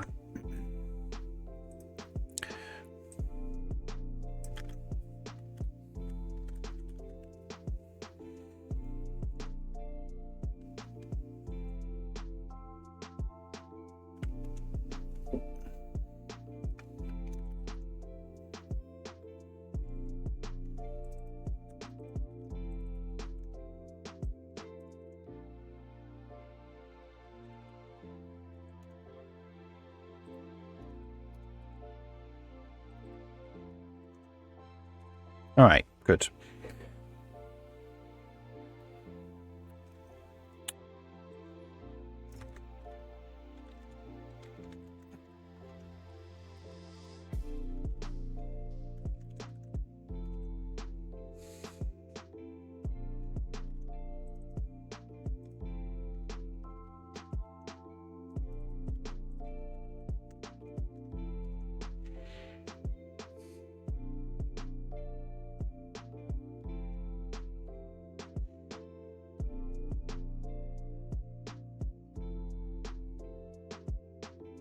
So we could also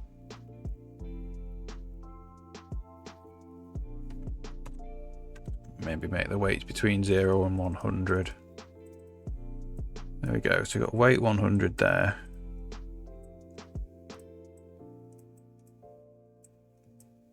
We maybe do want to make this a slidey one, actually.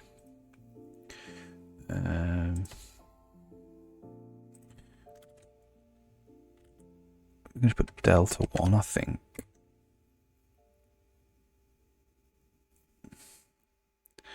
How do we make this a slidey one?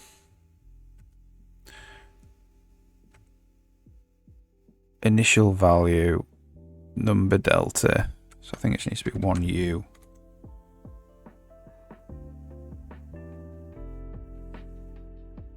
Yeah.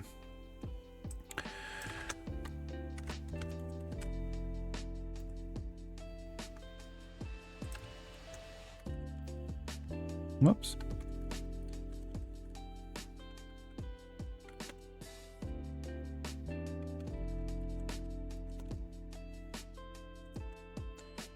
That should allow me to just slide the number up and down.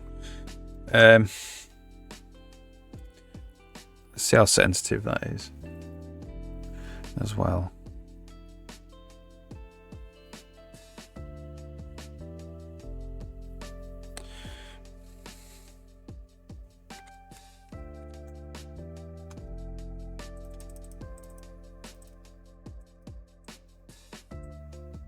That's fine.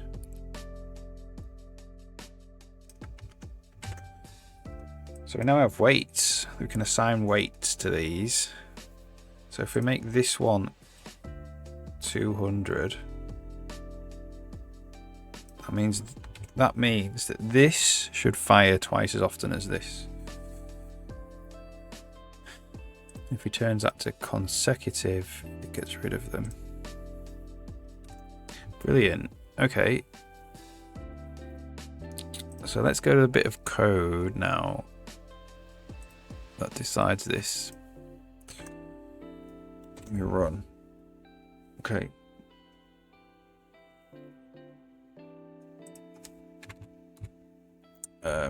Where are we now?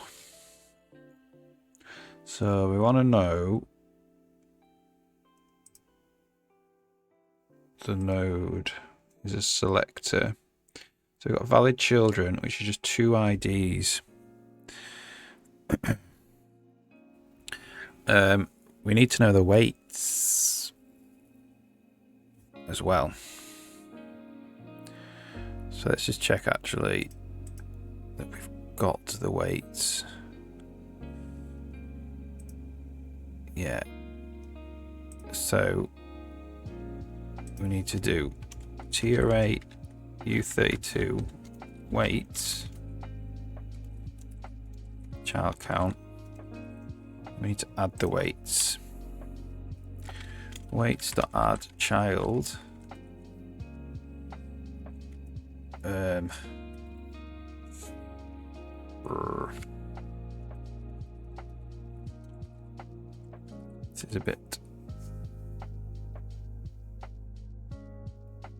This is a bit long-winded. If auto data equals child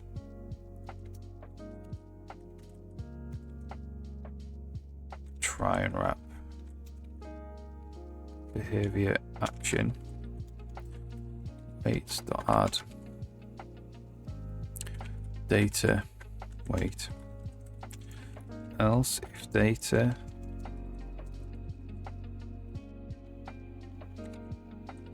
so data equals child try and wrap behavior selector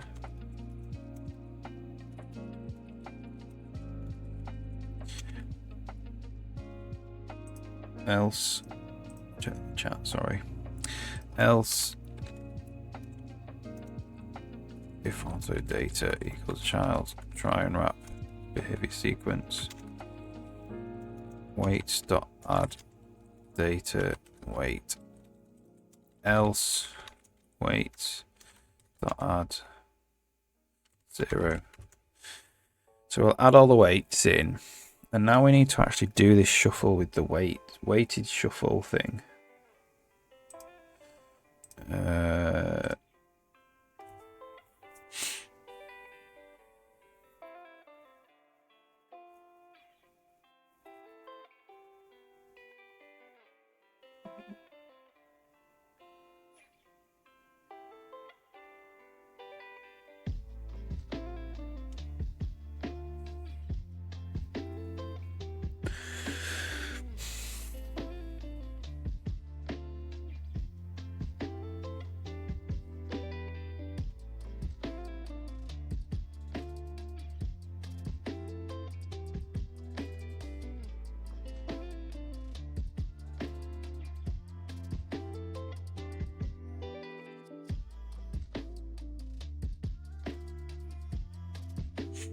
Okay, so let's just try this.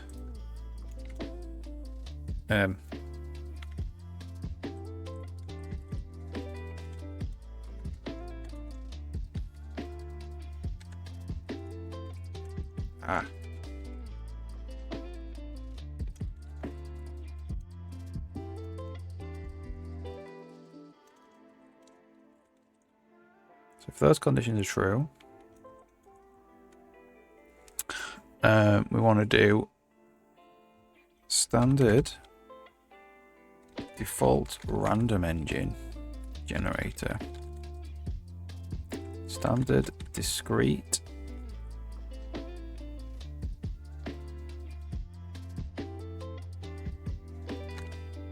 distribution 32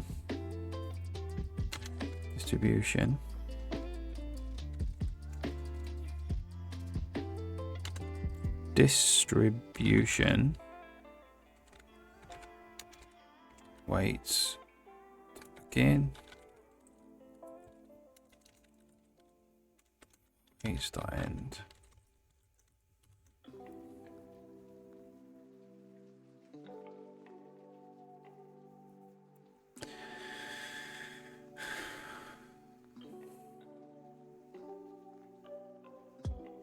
we want T array size T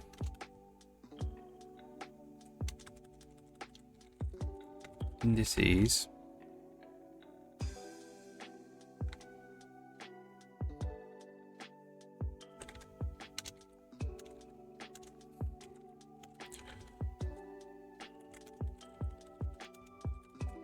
so we're going to go for auto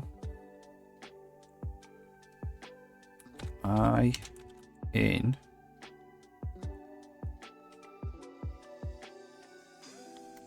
a child ID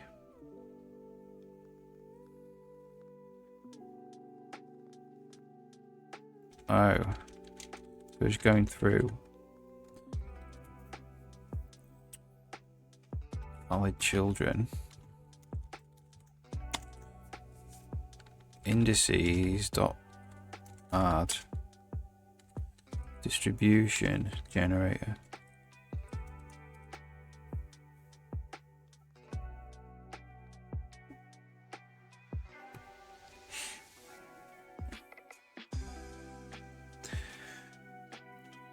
and then we need to do for auto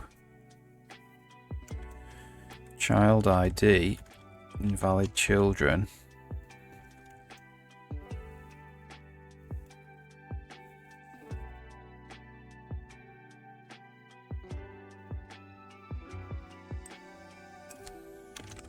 for C invalid children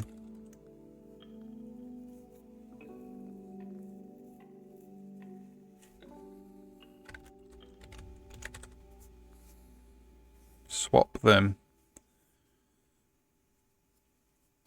valid children C valid children indices C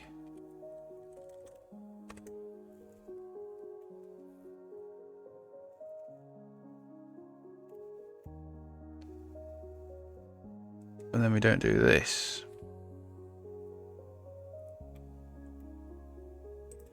So let's just do if one else if.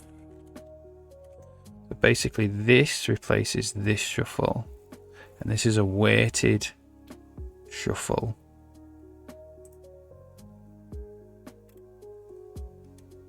Okay, let's see what happens.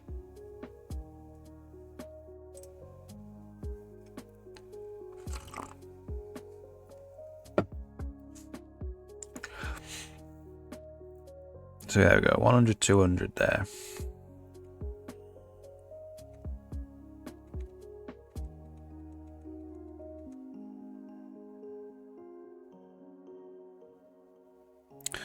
Not one. So in order to make this really, see if this works,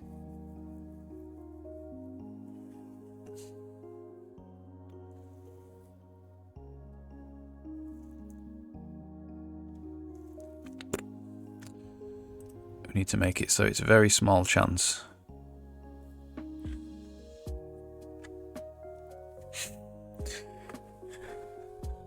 Yeah, pathfinding is locking up the game there.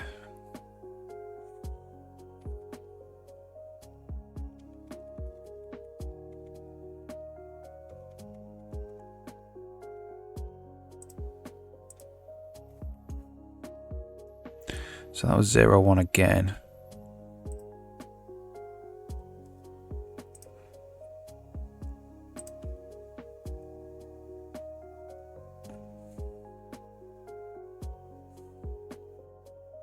There's a few questions that need answering about this, like how is this generated? Is this seeded statically? As in, is it going to be the same for every run of the game, but random throughout the game? Or is it dynamically generated?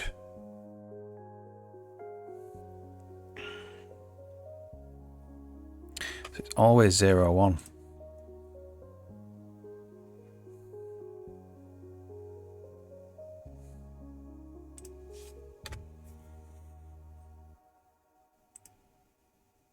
Like next time it might be 1-0, but it might always be the same for every run of the game, which is not what I want.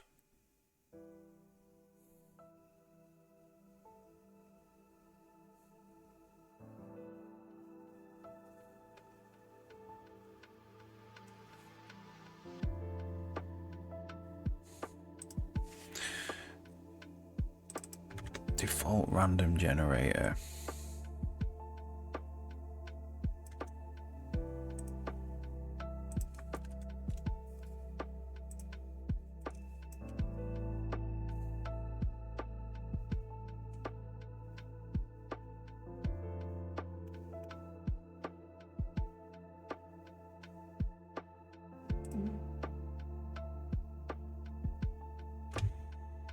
Maybe that's what I want.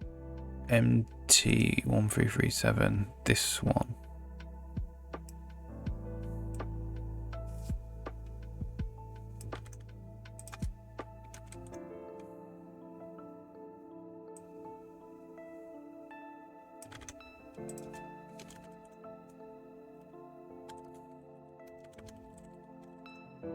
We name this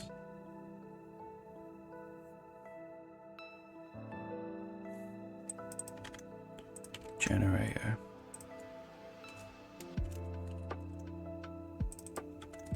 Like that.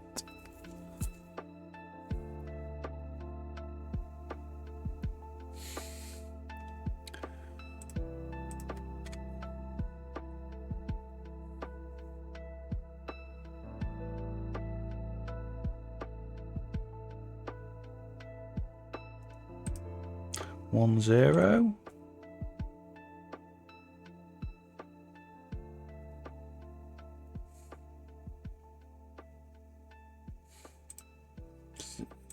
0-1, I mean.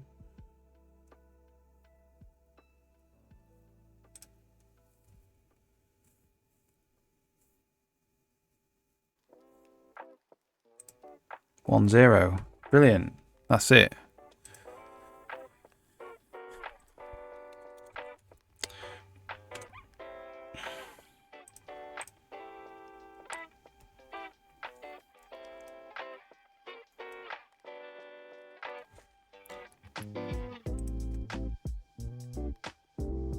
Okay. So that should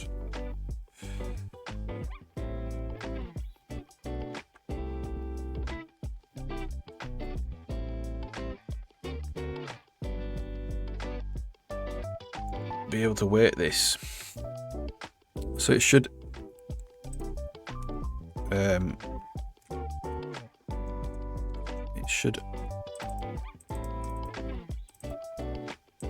it should go to here twice as much as it goes to here. We'll just test this out.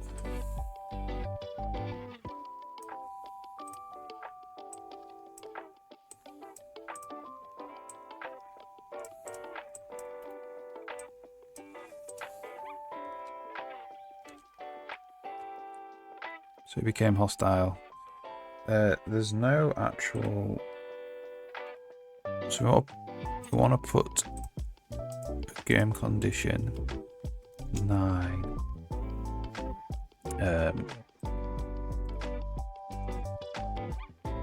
So we want it to stop becoming hostile.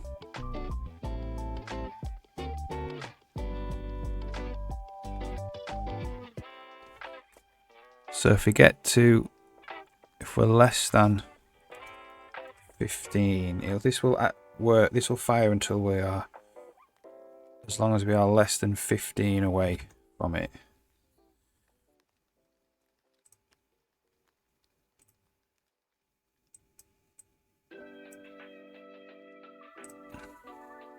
So this one's firing. We ran away that time.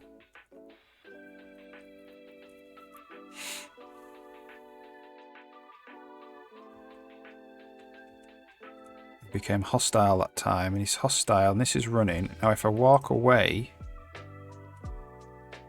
it should stop.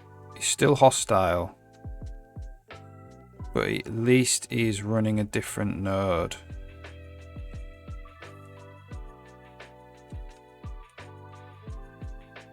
So it can't become hostile. This continues to run at this stage. So that's a bit of a bug in how that's developed. He's not able to move around for some reason. I think it's because the hostile state, we haven't implemented how movement works. Which means we need... Basically, this has got NPC become hostile.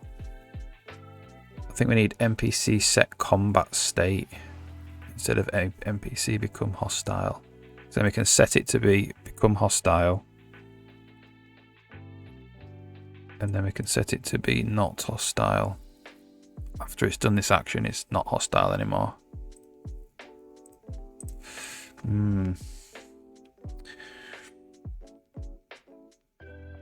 Alright, on a 2-minute break. Then we'll figure that out.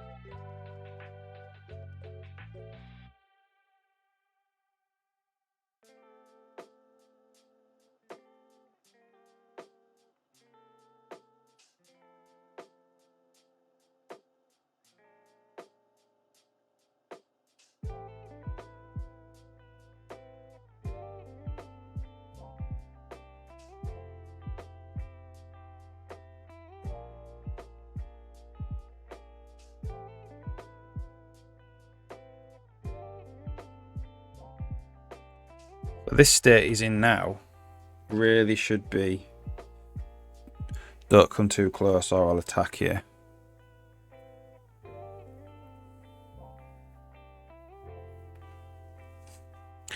So it shouldn't probably swap to hostile there. Let's get rid of some of these windows. Got a ton of windows open.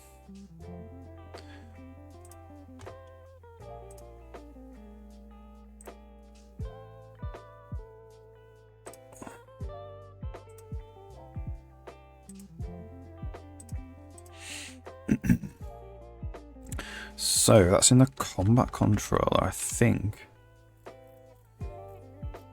No, it's not. Where would that be? Spiding. Animated rig routines. Combat routine. Become hostile.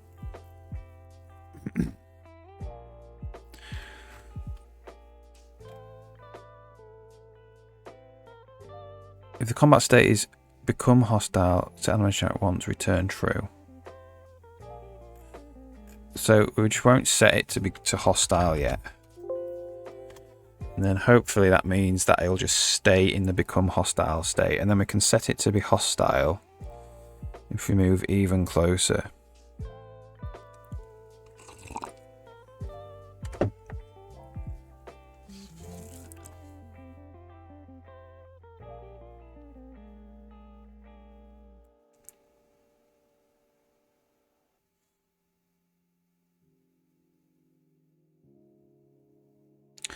And actually, we can get rid of that debug draw now. Behavior types.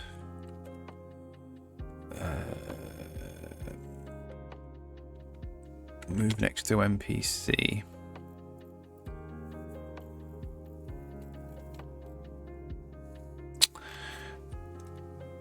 Why are we doing all this drawing?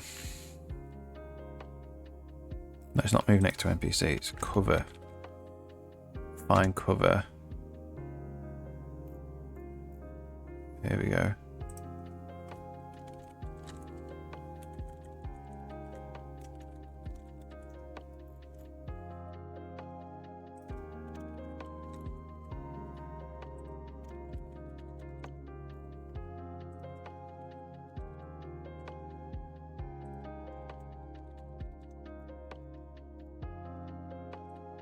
All right. So we want an action then that should just set NPC combat state, I think.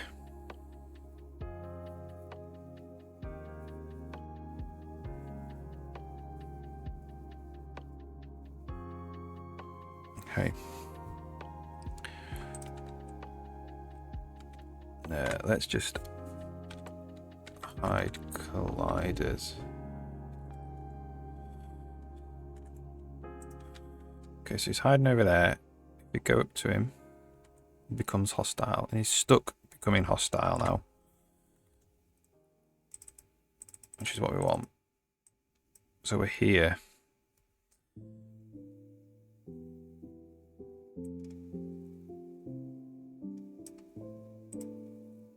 Okay, so that's not exiting.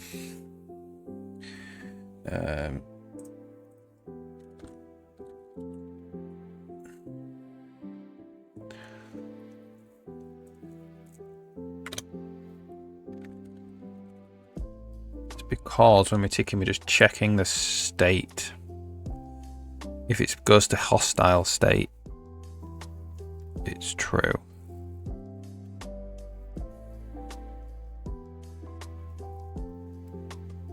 So I think really to fix that, we just return.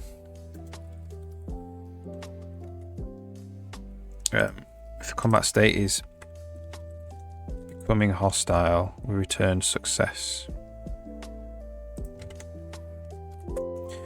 Try that. That should allow that to move on to the next node now.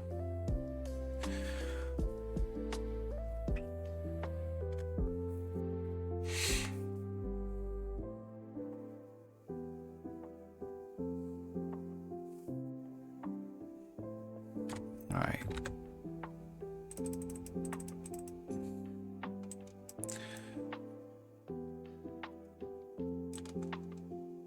Okay. So we found cover.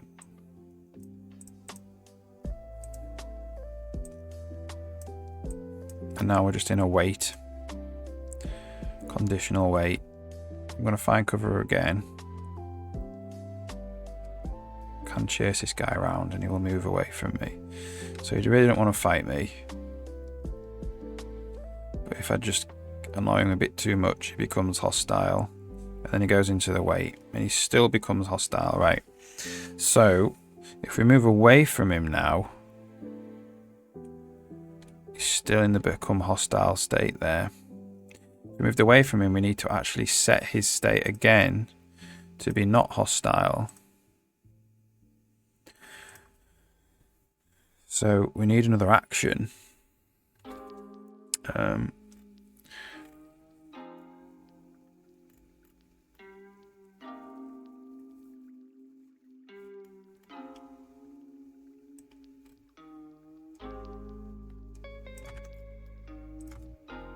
So we will eventually delete the become hostile. Not now.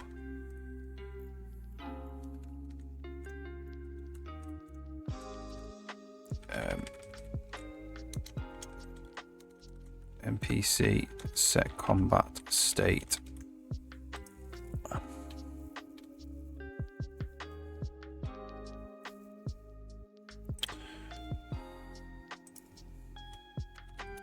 We won't have get location yet. So we want e-combat state.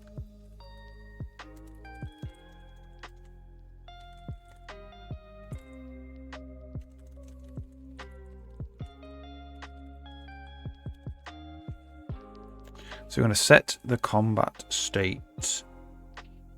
We want the NPC, and we also want combat state.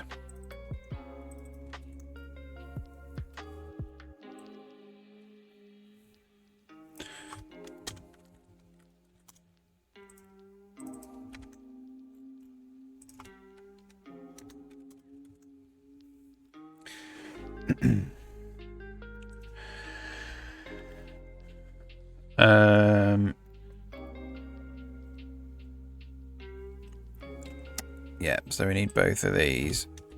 Did we just do that? I think we just did that. And then we need this one.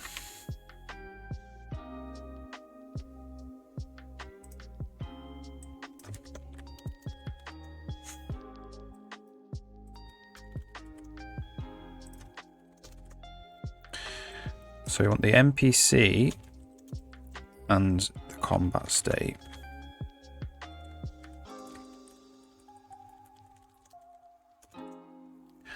And this is kind of the same as this. We'll get the combat controller. We have to say if the combat state is equal to the combat state, we return success. Else we return, we just set the combat state and then we return running. And then on tick,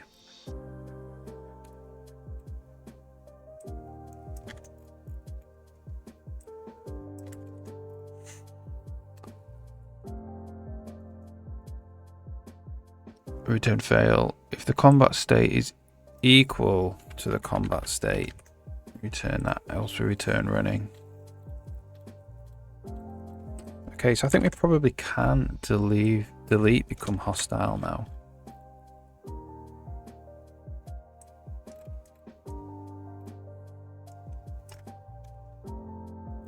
Becoming hostile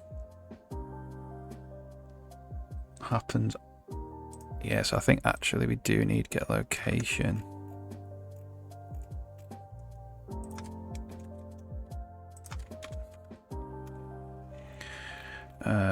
Get location. Should just get the NPC location. And then we can actually remove the become hostile stuff. This is replacing the become hostile. Okay.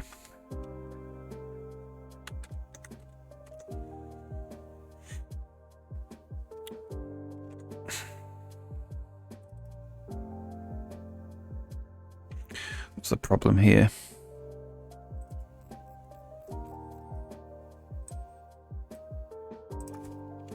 Enum class. E-combat state.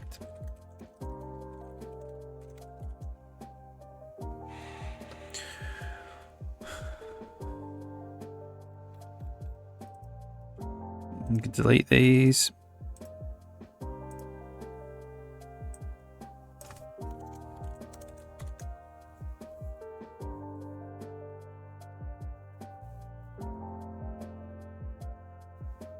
Alright, so we're just going to have to swap around in the editor now. The ones that are using the become hostile, the action that was using the become hostile action now needs to use Set NPC combat state action instead. Combat find cover. Where's this? Get behavior action types.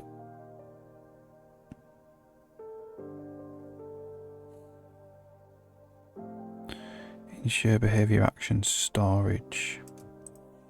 That's in the game.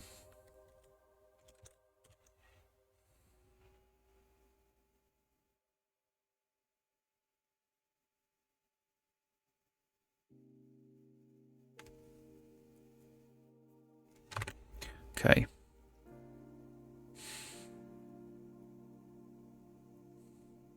All right. Let's run this. Might. It's all right. Didn't know if it would run or not because we've just changed the way things work a bit. So this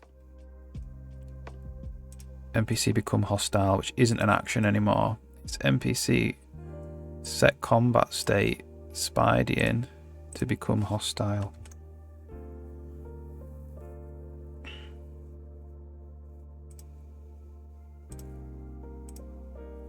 Okay, so let's build that and see if it still works.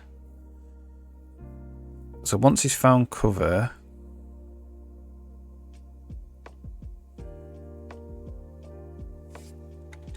he should either go and find cover or it should become hostile. Becomes hostile. Awesome.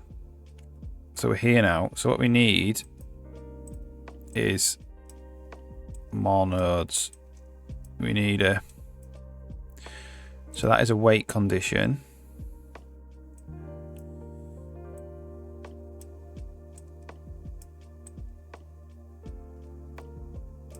Then we need another action. So once that's waited,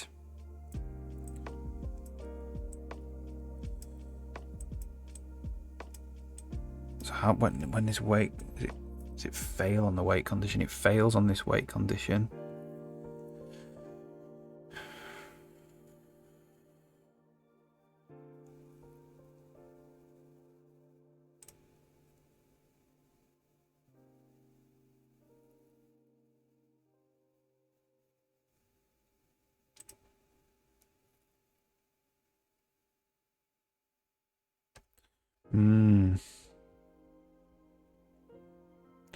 That means we need to swap. We need more conditions.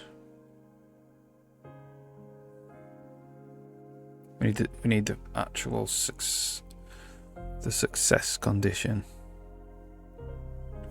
So anyway, this would be set combat state Spidey into none, and then this would be a wait, a conditional wait.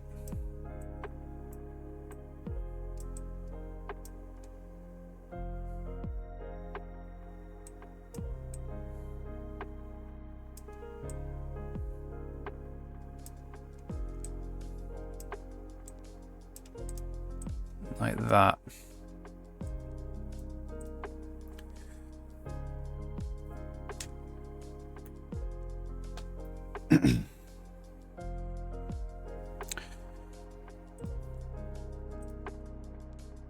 Conditional wait, Spidey in.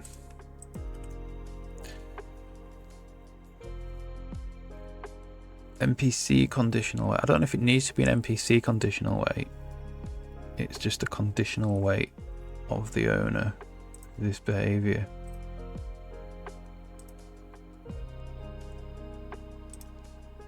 Well, whatever, we'll get to that. So this is going to when these conditions are met. When these conditions are not met, this is running while this condition is true. We need conditions for failure. We need failure conditions and success conditions. Well, they're the failure conditions. If they aren't met, we need success conditions.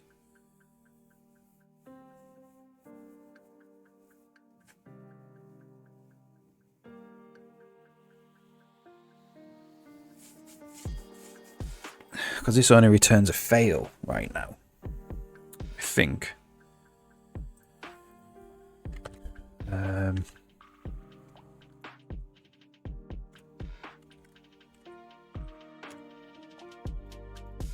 Just returns fail or running.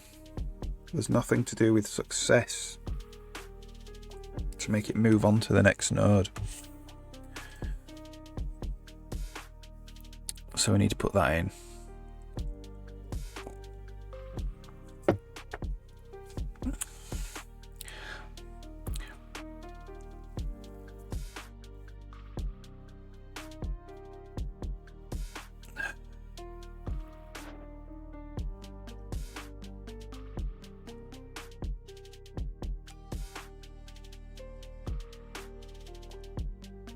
Yeah.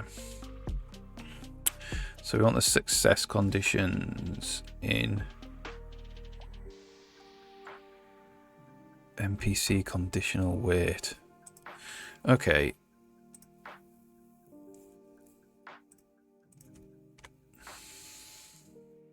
These are serialized.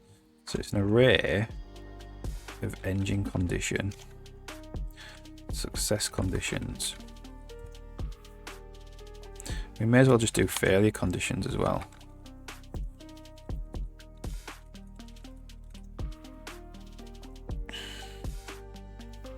We may as well.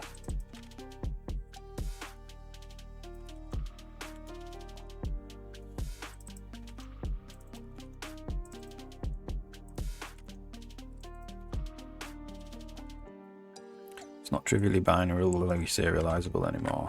I've done that. Is there any else that aren't? Any others that aren't? No, I don't think so.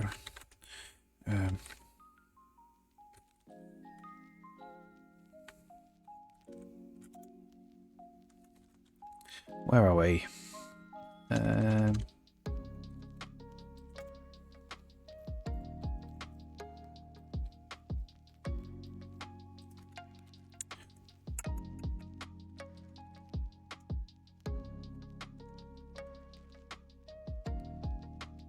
Find some other thing that isn't trivially. Here we go. So just copy that.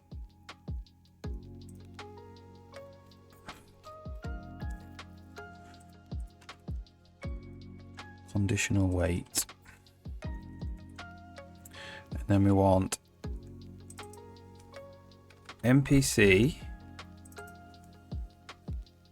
success conditions. And then failure conditions.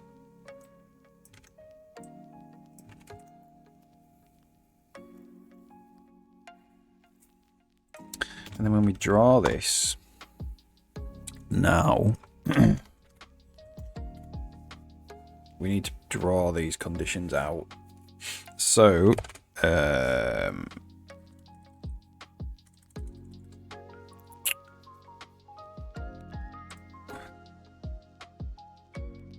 don't pass the editor that we are using.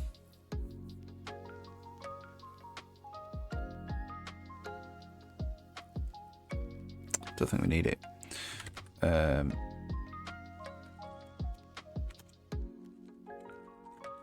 So the node, iBrain node, this has conditions. There we go.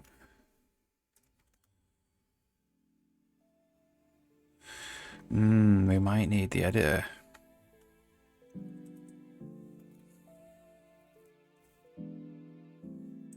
Does the Object UI renderer have the editor in it?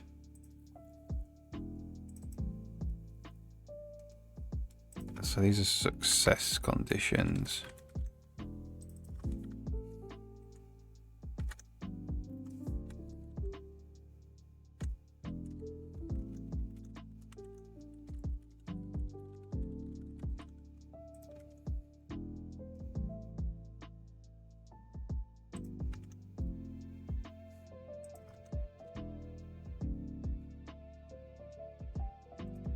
So we do need the editor.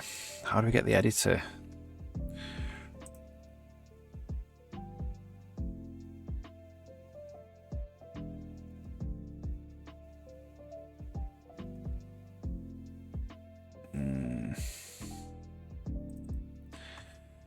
Okay, we need to include engine condition.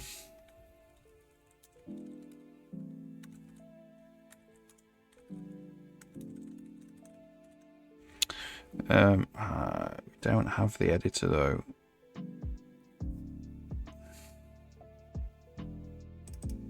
Oh, this is ob dot.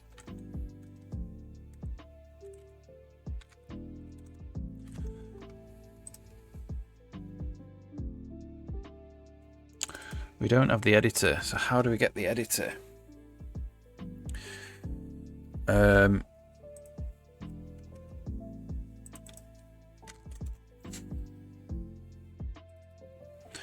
Object UI renderer. There's just some concepts there. Oh, we have that.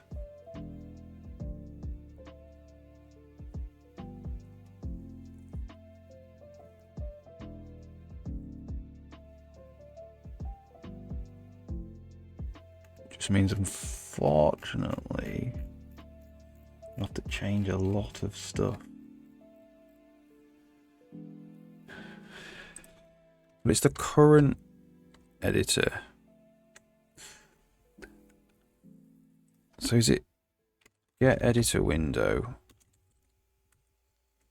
Get current editor. We don't know what type of editor it is though. So where's draw condition? It's in iEditor.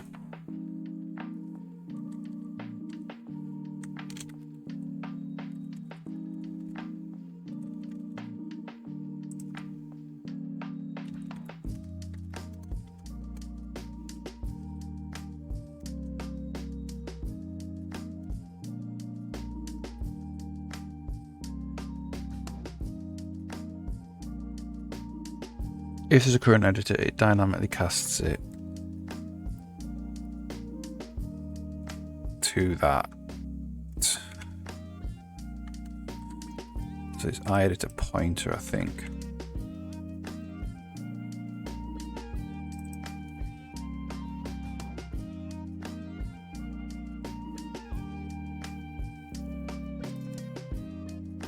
No.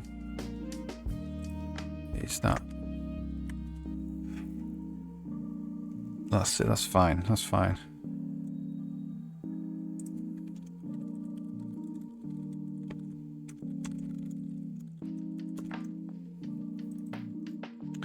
And then these editors are edited arrows.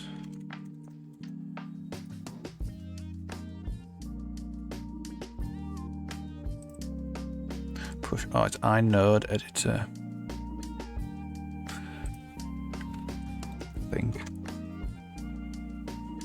Okay, let's see if this works. Inode editor not found. Include the BM engine node editor.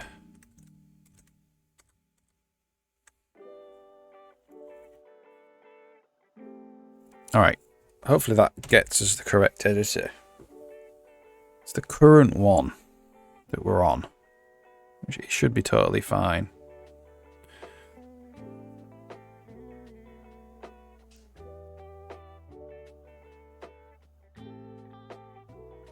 And we should see a bunch of success conditions, or we should crash.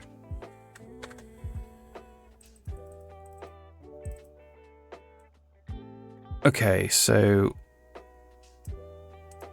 there we go. Found it.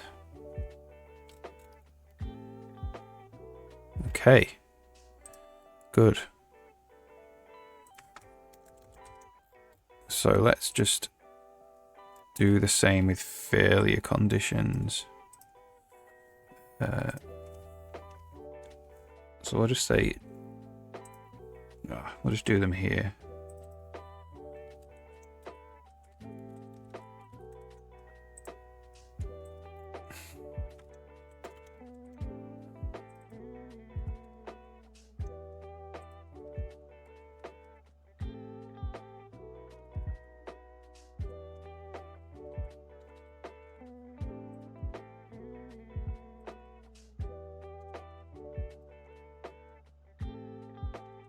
Try that then.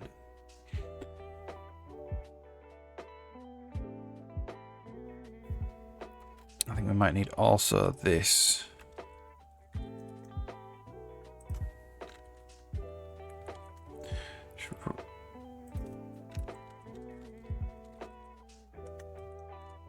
Right.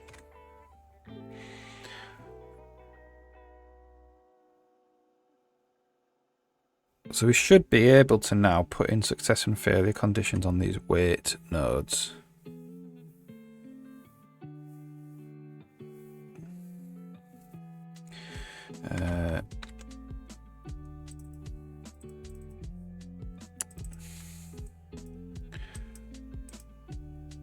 There we go. Success conditions, failure conditions.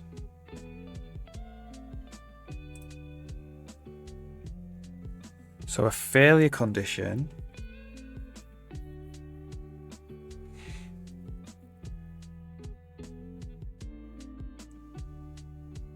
we'll leave that for now. So this is a conditional weight now. So the success condition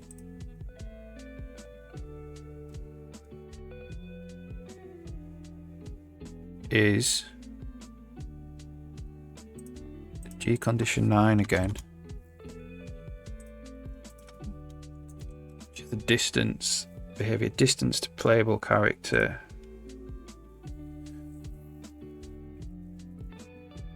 Is greater than 15.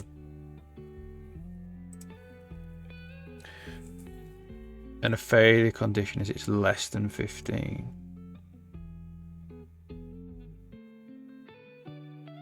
So there isn't a failure condition now.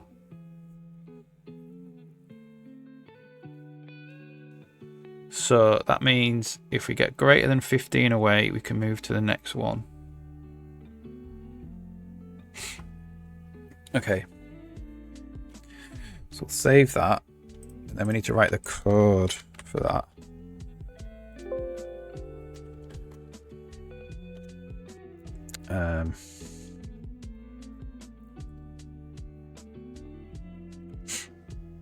So what's this? If we're not in the current room,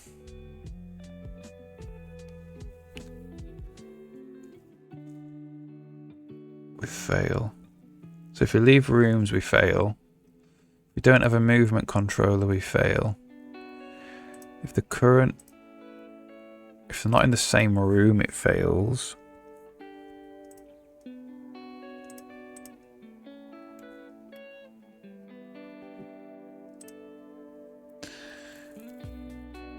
If the current cell is not equal to the next cell, so if the movement controller, if it moves, it fails. So we go if on, what is it? Every condition true, success conditions, return eBehavior state success. If every condition true, fail conditions, return fail. So now we should have success, which means if we run away from him when he's in a become hostile state, he should go back to being not hostile.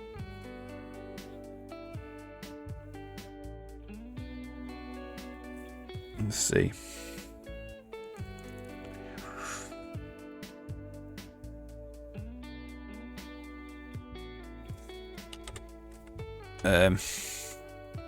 Well, now I can't move. What's going on here?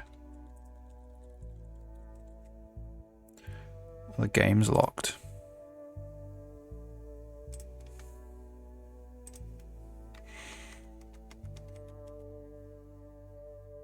Success conditions was empty.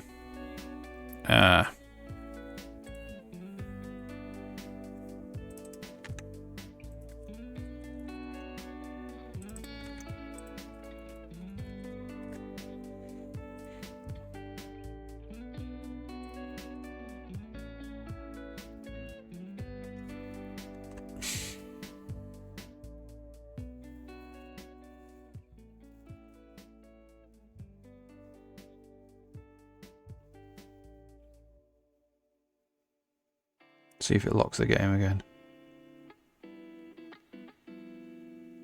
No, we're not locked. So it becomes hostile. Let's just open the brain up. So we're here now. So we should want him to go to here to set the combat state to none, and then go to here to just wait forever. So if I move away, there we go, it sets it back to none. We just need to actually implement what setting the combat state back to none actually does.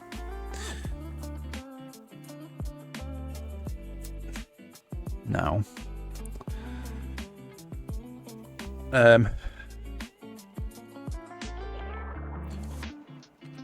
so this is the combat controller. We do a combat state changed event.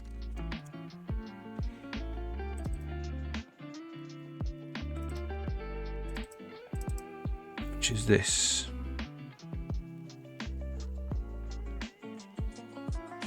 So it's else if e.new state combat state none, if auto AC equals get game state, get animation controller,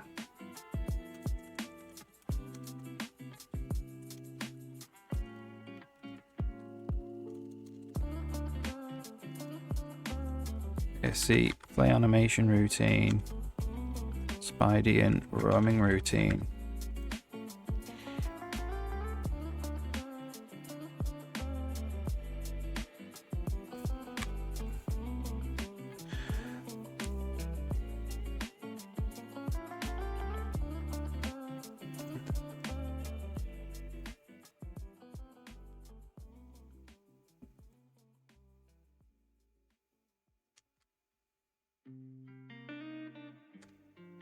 So he chose to run away there.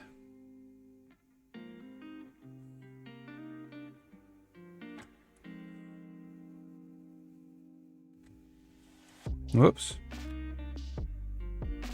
Ooh, locked the game doing that.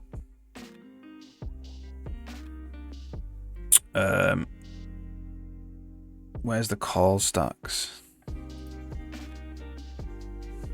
Where are the call stacks?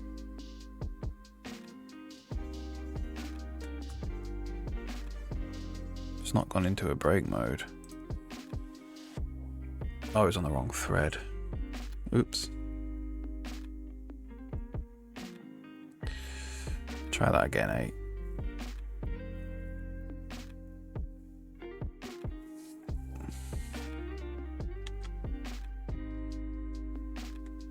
So it becomes hostile. If I run away from him, it goes back to being none, but it doesn't change out of this animation.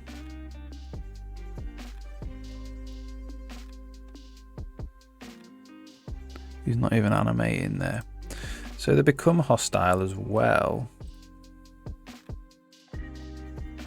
Oh, actually ticking the idle alert animation.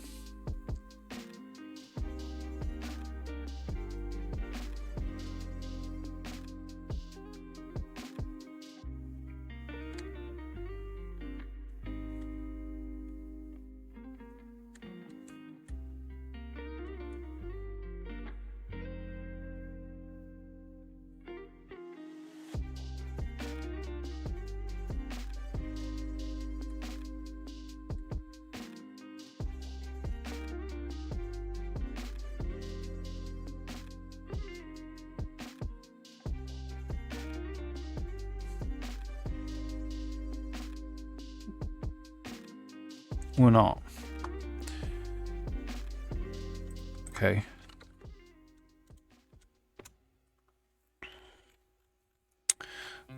So we're playing the roaming routine.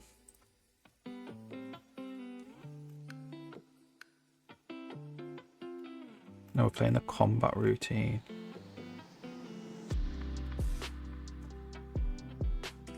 Okay, so we need to actually be able to queue animation.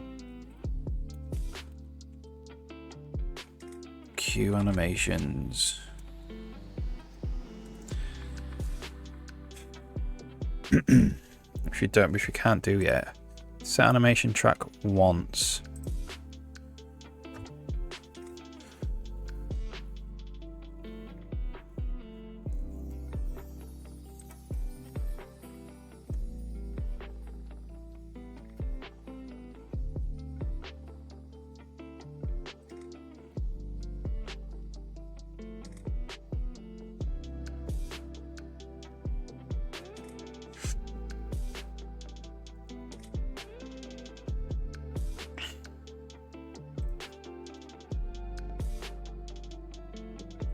Animation track.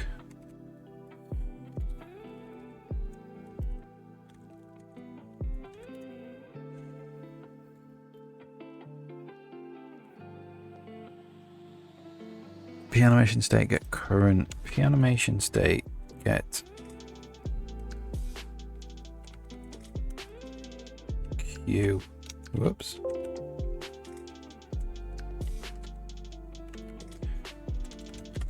Add animation. Q's an animation by name.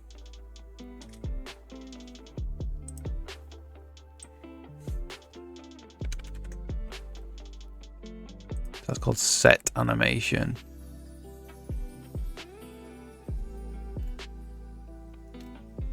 So any add animation. No. Set animation track. So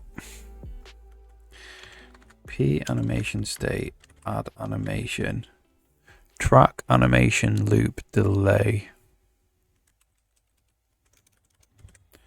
Okay.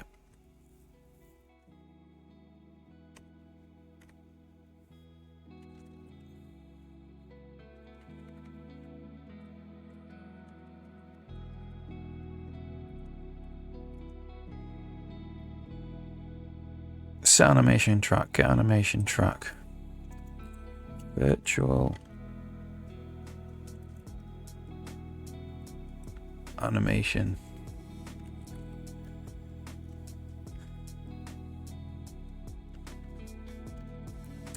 An animation handle. Animation track const view string view name bool looped float delay.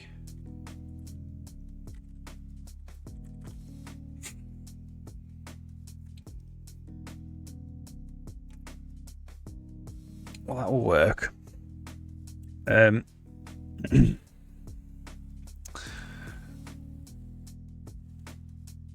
The problem is bother once.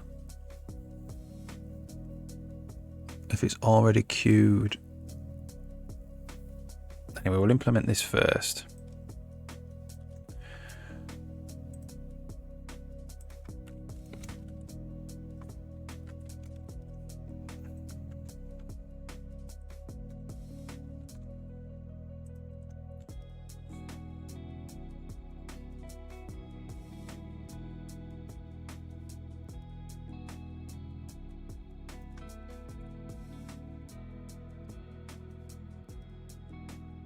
I wonder why we're doing that.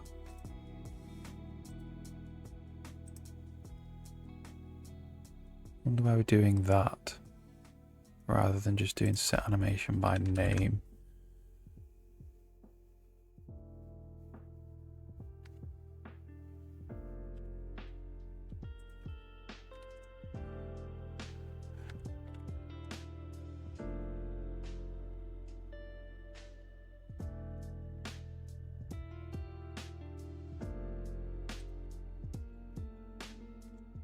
What does name do?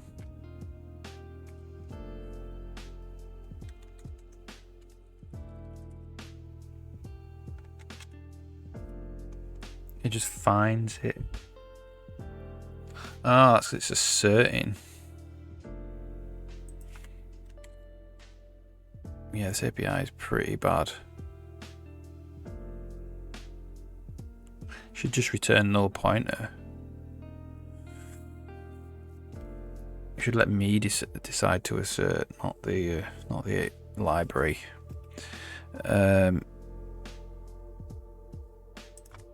What does that do? Find with name, does that assert? Well, it says that the name length is... Yeah. That's why I've done that there.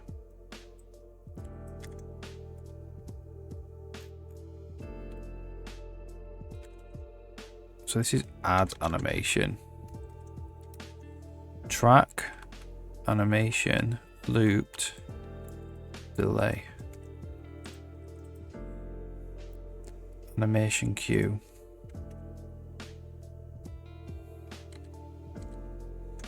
Okay, I don't know what that does, but we'll leave that at that. So that's queue animation track.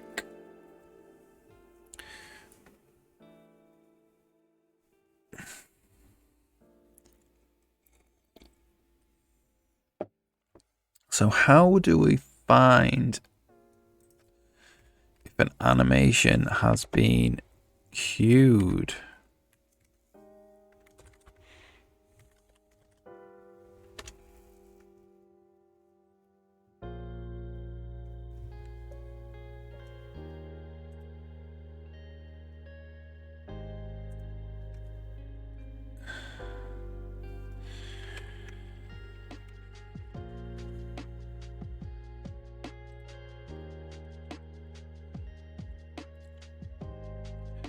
We call get animation track, which is called get current. How do we get a queued one? Alright, whatever.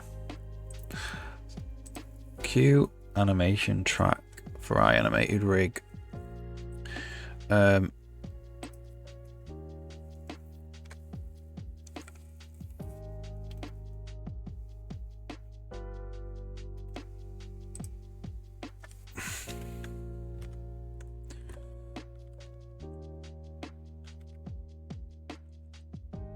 Animation handle, queue, animation track.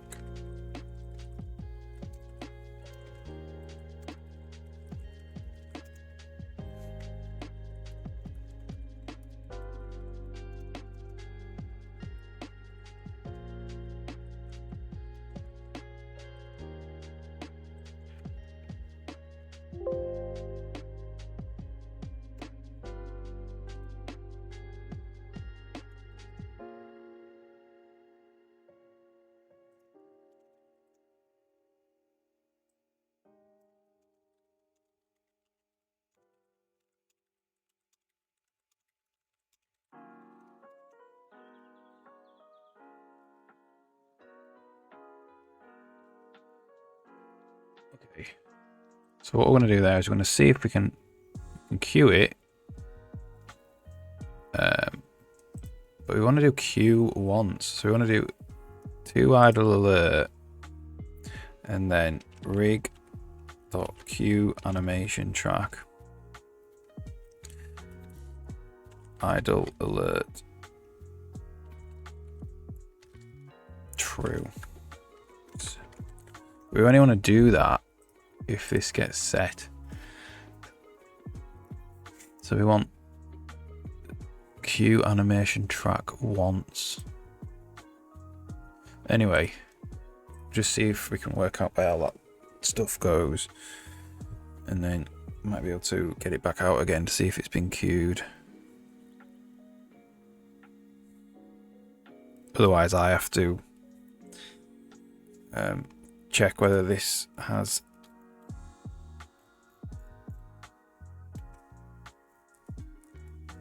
been set or not.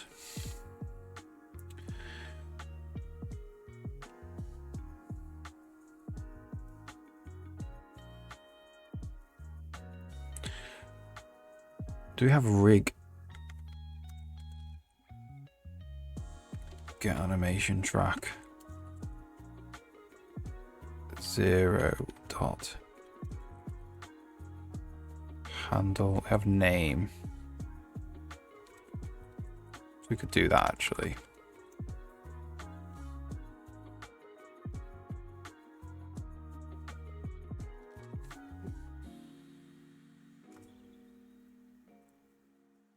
No, we can't.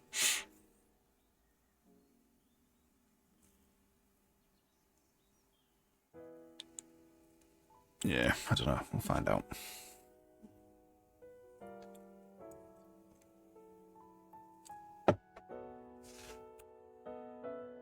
So we should just set the animation track once. And then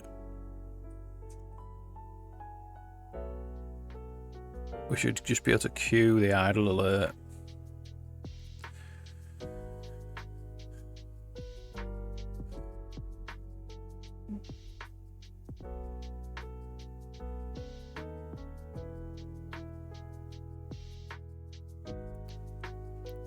You should just call cue once. Cue once is not really, yeah, it doesn't really make much sense to call cue once because eventually it won't be queued anymore anyway. It'll go to actually be the set track, set animation.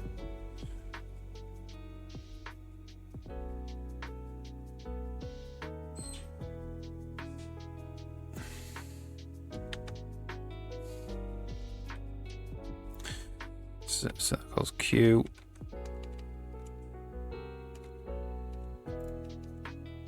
And it calls add animation. Expand to index. So it's just basically a linked list. No, it's not.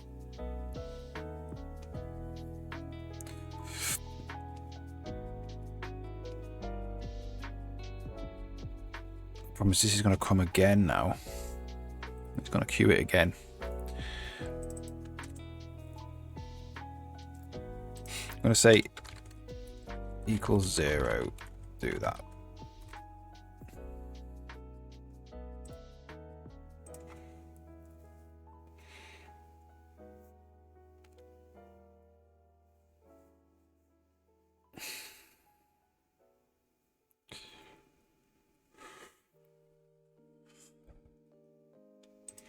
Probably just do that. So we do that. We set the animation track to 2 idle alert, and then we cue a looped idle alert.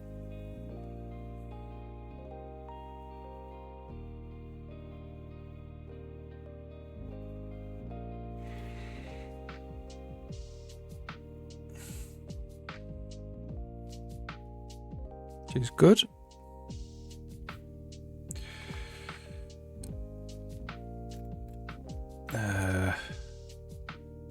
There we go.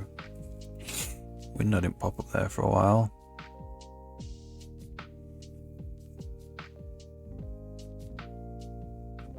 Alright, so we go up and we try and fight him.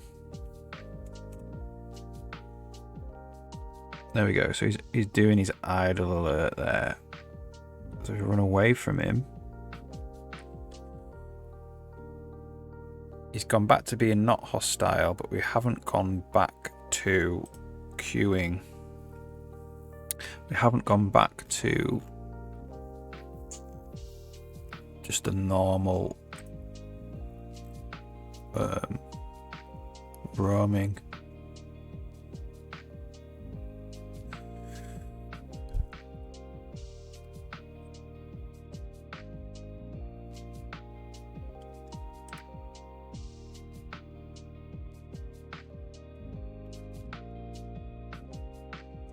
For some reason. It should have done. The velocity is 0.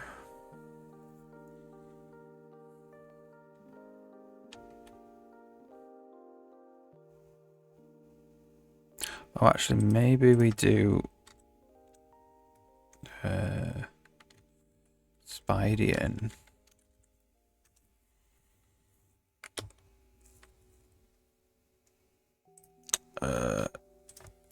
Wherever we're listening for this, we don't want to play it. We want to just clear, cancel animation override. Just go back to the default one, which is roaming.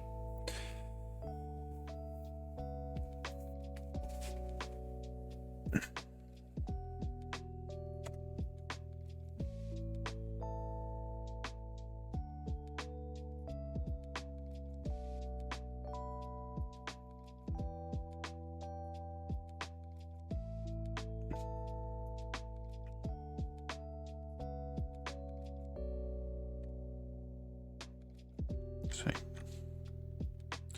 we scared him off.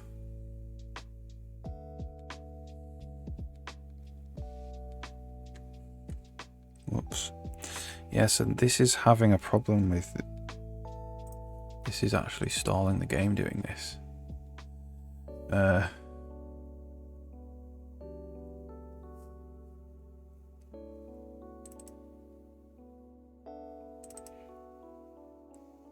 it's not setting the first valid child node.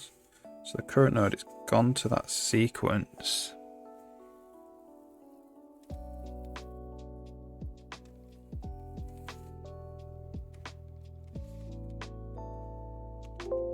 Oops.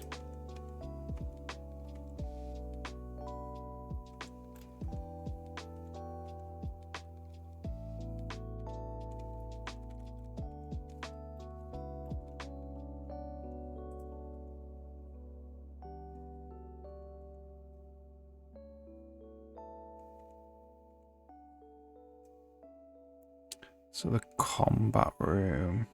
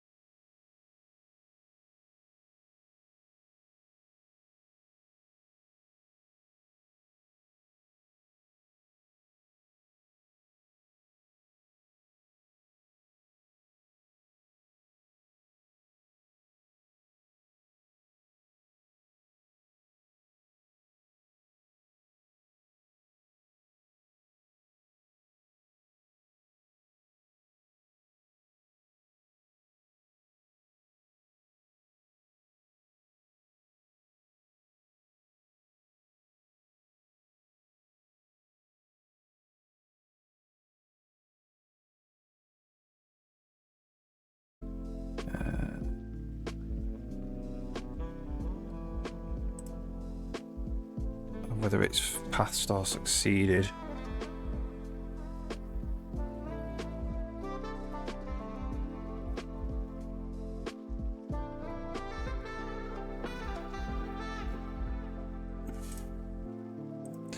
Don't know if the node does have whether it's passed or succeeded. Failed or succeeded. Failed or passed. Failed or succeeded. of the behavior state for the whole tree, but not for that particular node.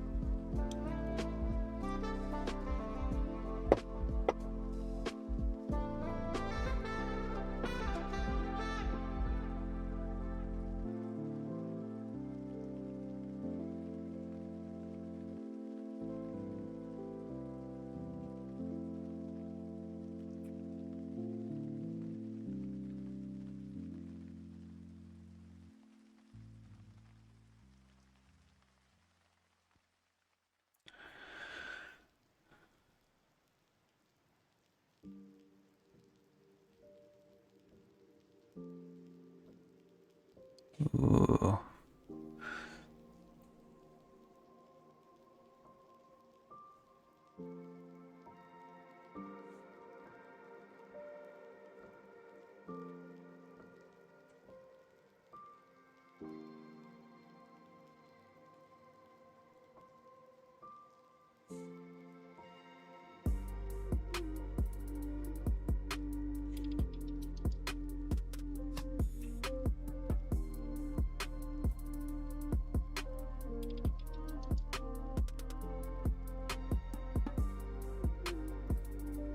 So we could put a hard limit. We could say like just try it a few times.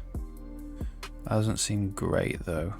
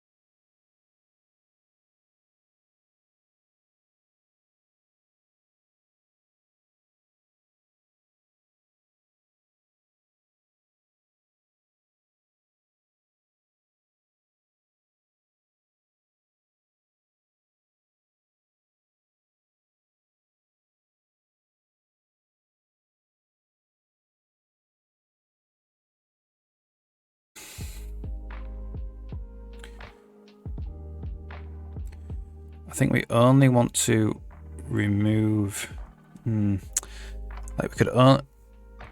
What it does it because it forgets. It goes, oh, that failed, let's try again. Then forget everything and then try again. It only needs to forget everything if it's on a different frame, I think.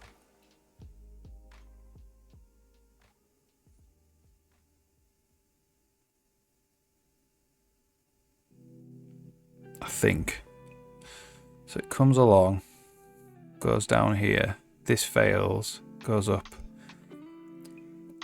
and then currently it'll just forget everything, so it could try this one again. We don't want that to happen. We want it to come along here. This takes several frames to fail, so it comes back up here, then it forgets everything.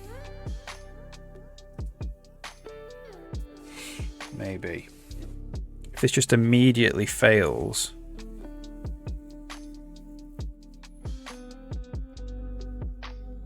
then I need to just try that one instead. Or a different one, not including these.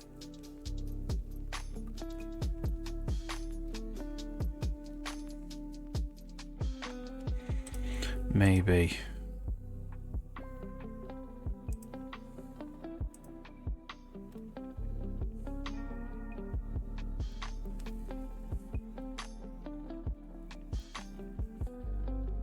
So basically the tree has to run.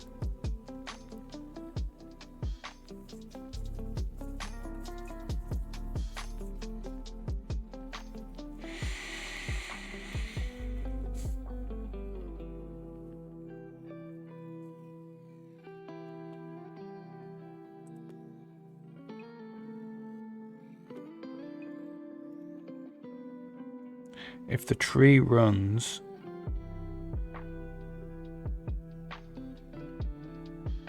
it's allowed, it doesn't have to do this. If the tree never runs, this frame anyway,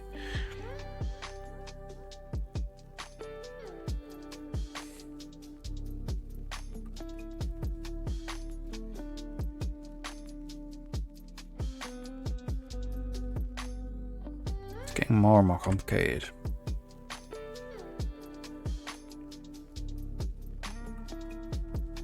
I think that's what it is.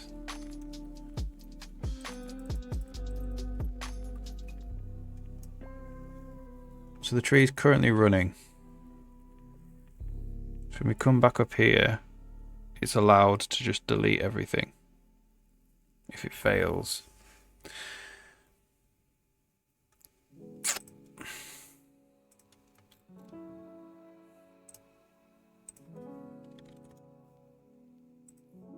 Behavior state is running. So you can say if behavior state is equal to running,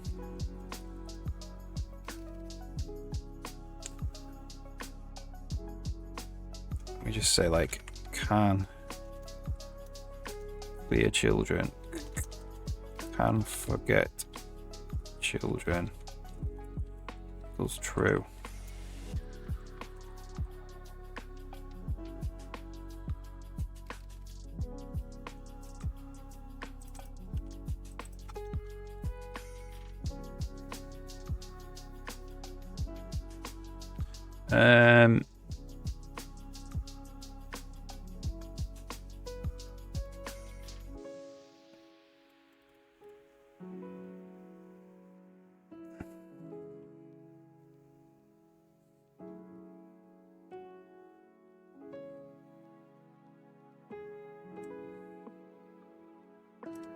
So it'll come up with a fail. So it'll be failed. That's why it wants...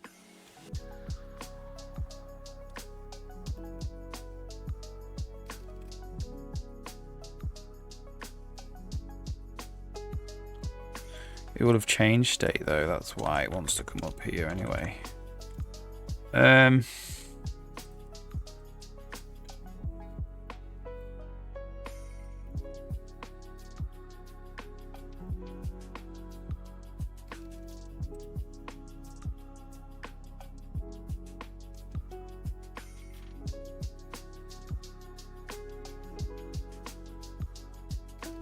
So it'd be here.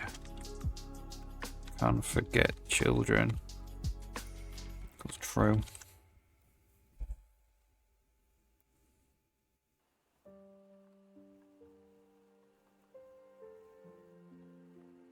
I think that's what it is.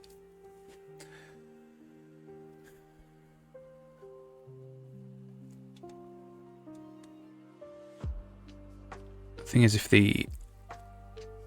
it's not just there, it's if in any node fails.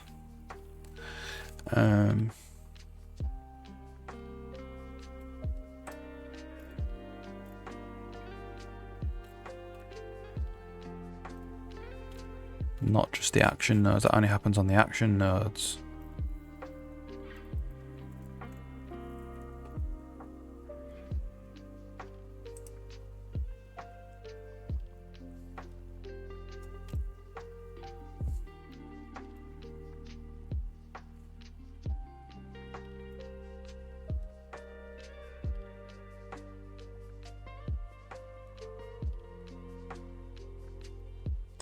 Might be here.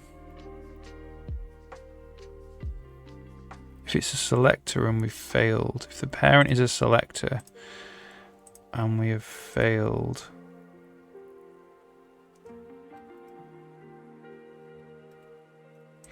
let's just see, let's get this into this locked state again.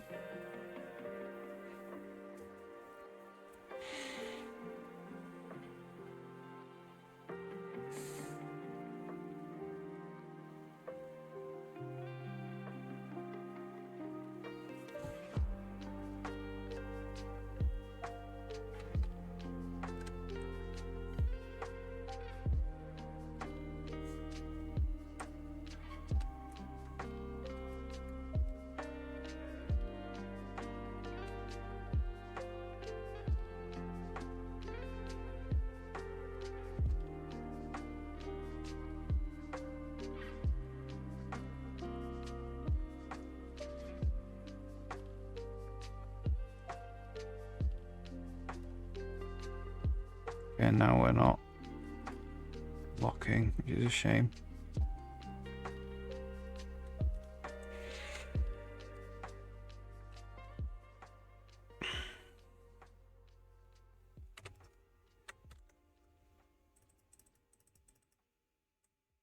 So we're here just waiting. That doesn't have any exit conditions on it.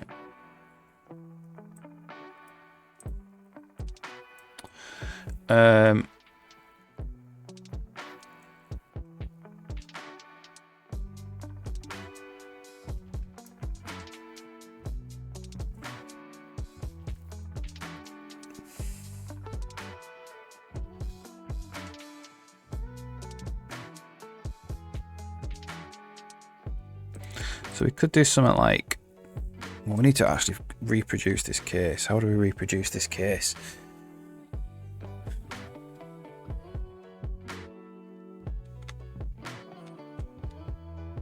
There we go, we're locked. Let's just check if we just have to walk out of the room and it locks it.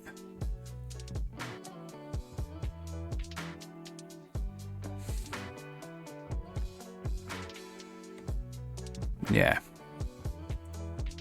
Okay. So we failed.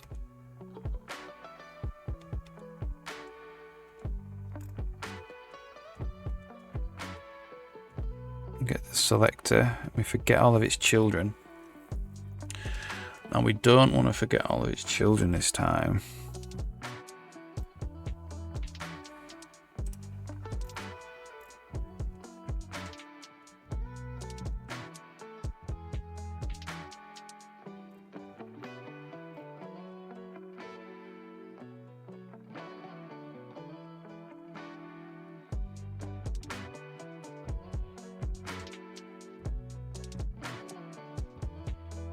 So it's back to the selector again. So we just basically want the clear frame on the selector.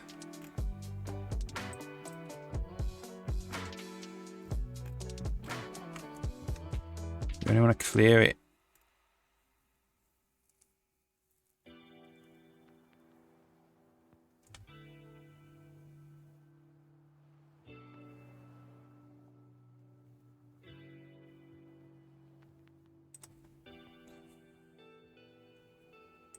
we want like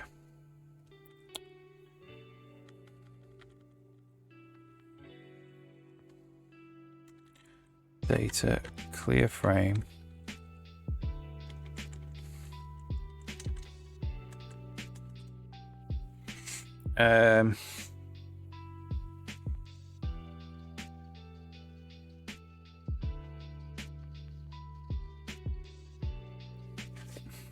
Maybe we do it on here, on the instance.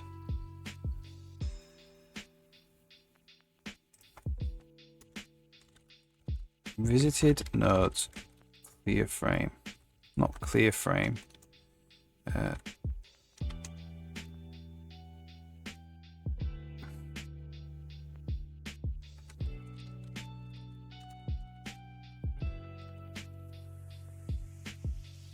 Don't know. Good name for that is.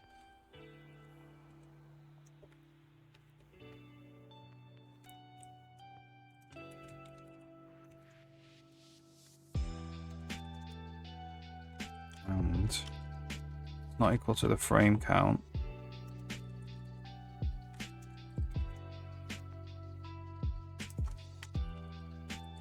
Equals the frame count. So we'll basically won't clear it. If it's the same frame, it won't clear it.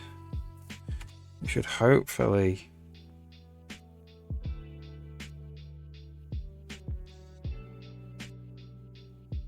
if it's the same frame, it will clear it. If it's no, hang on. If the frames are different, it'll clear it. If the frames are the same, it won't clear it. It won't clear the visited nodes.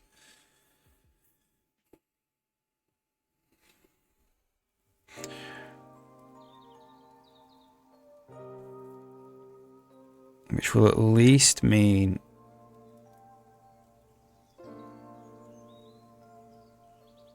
we can get back up to the root.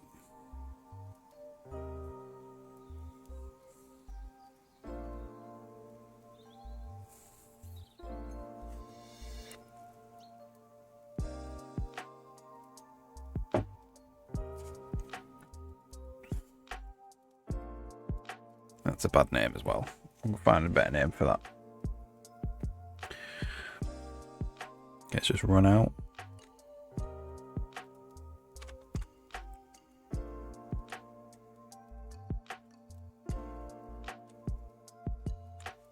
Looks like it's not crashing. Or not hanging, rather.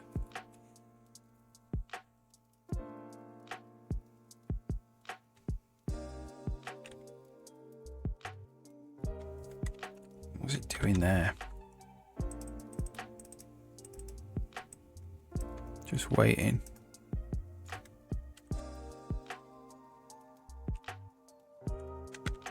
It's because it wants to go. Okay, let's go this way. I want to get.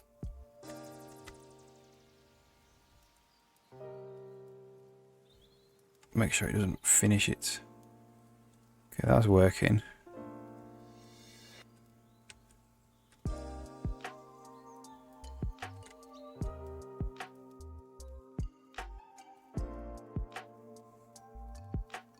I want to check that we haven't just destroyed the other, we haven't ruined the randomness. That's alright.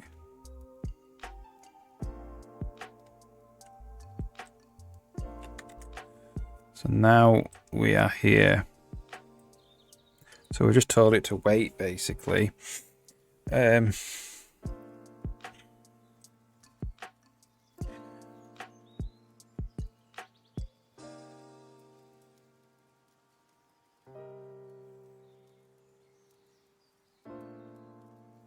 Okay.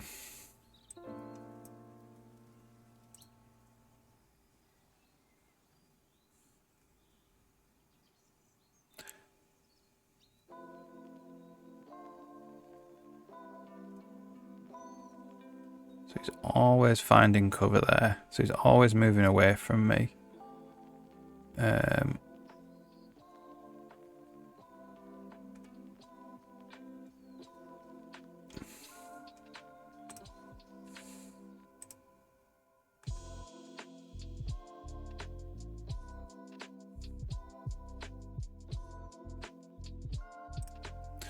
So we want a condition.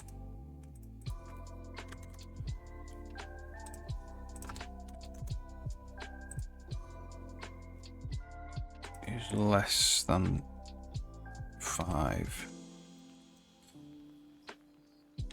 So he should be on his patrol now. As long as we don't get too close to him.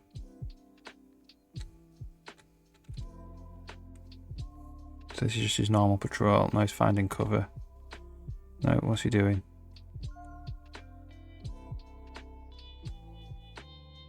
He's on his normal patrol, isn't he? So if we go, it becomes straight up, becomes hostile. Goes back to none. Now that should just have him. Basically, that should be a fine cover.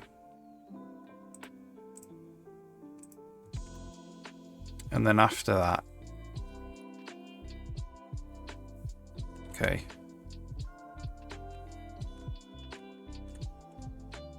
So it becomes hostile. Then he goes and finds cover. And then he's back on his patrol again.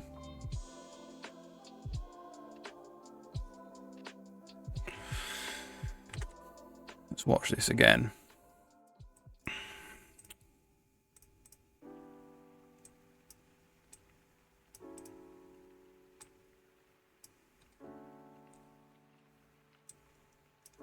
Alright, so if we go up to him, he becomes hostile. He's not actually going to. So it's because he's becoming hostile a lot quicker. Becoming hostile at 15.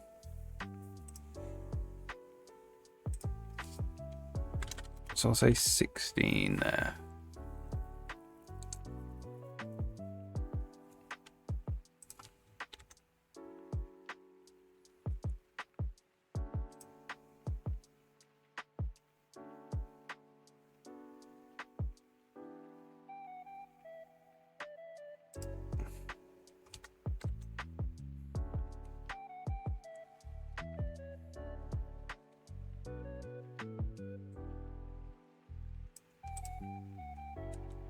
He's always becoming hostile. And now he's going to find cover.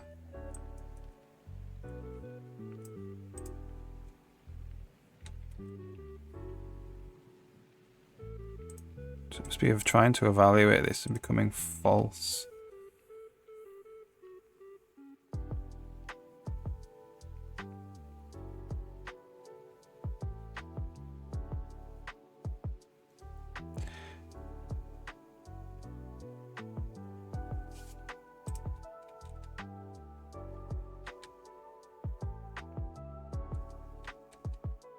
What's he doing there? Oh, he's doing it. Did he do it there? Let's say. He's definitely gone to find cover. He's finding cover there, though. With that node. It's become hostile.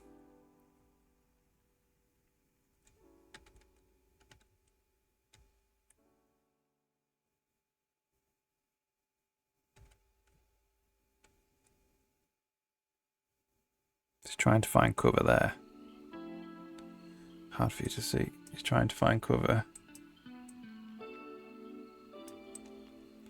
And now he's not firing his tree at all.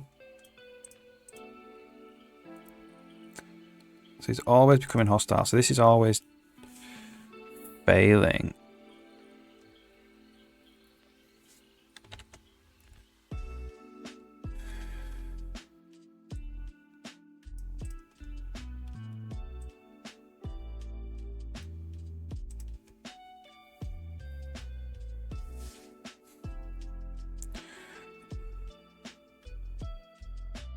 If he's less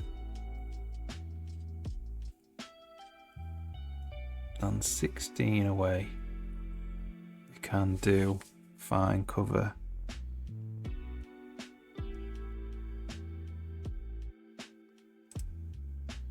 If he's less than 10 away, we need to become hostile.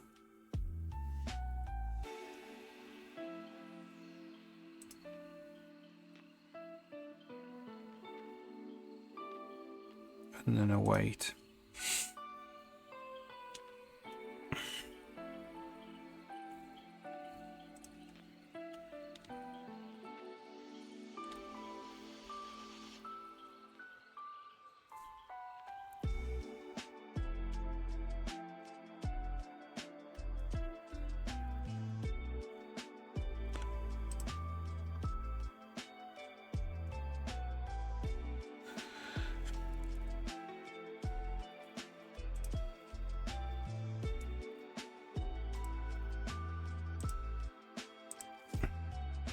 That is 10.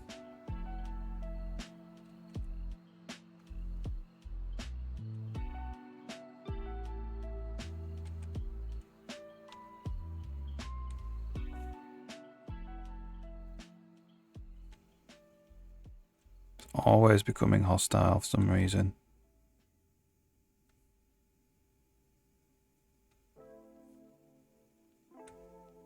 Like the randomness is gone.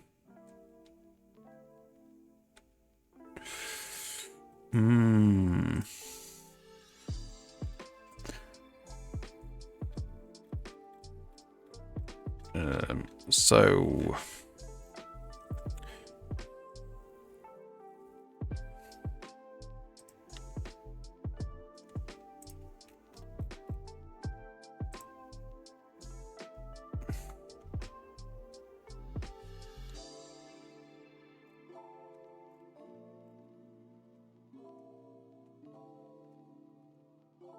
we are running a Batavia tree there.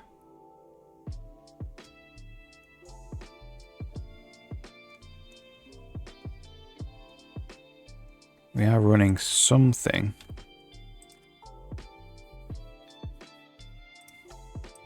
We're running this find cover action.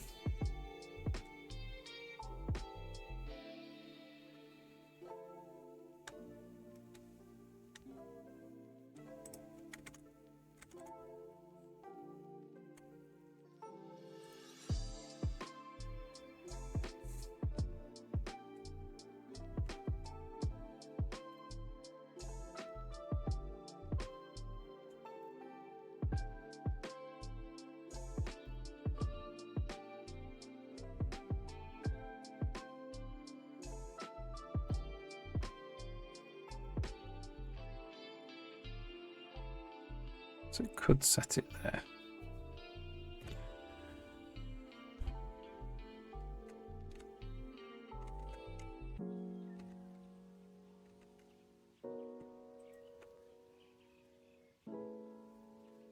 Where is he now? He's not running anything now.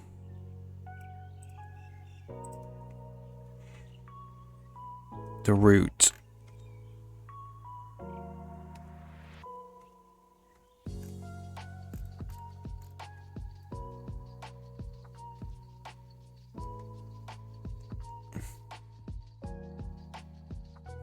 So it couldn't set that.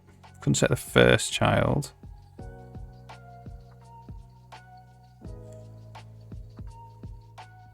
Is that correct?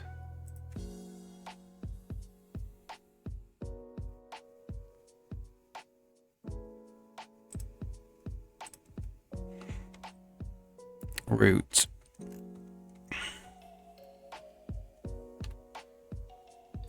Now we're on to the selector. Couldn't set the first one. And now we're in the sequence.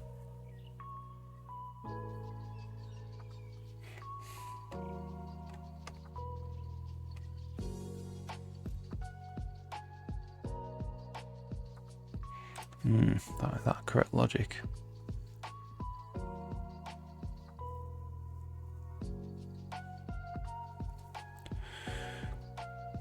Route.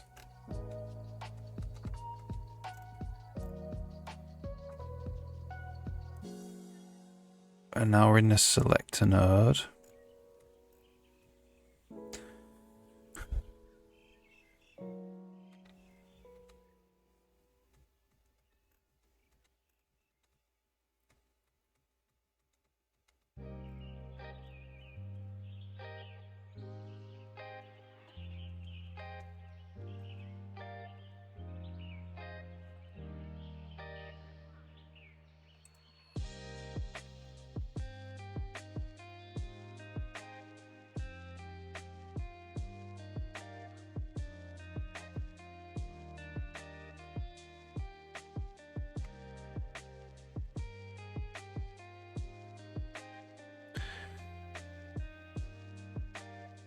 So it will try and set the child node, that child node.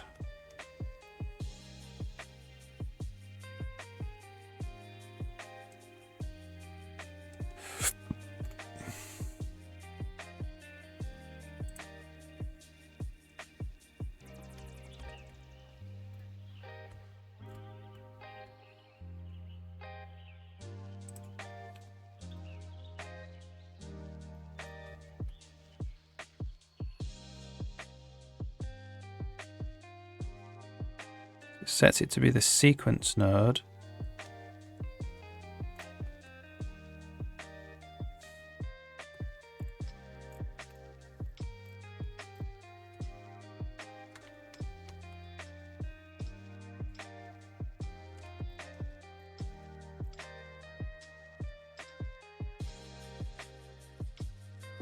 It couldn't set that first action node. So it goes back to the parent node, which is the selector node.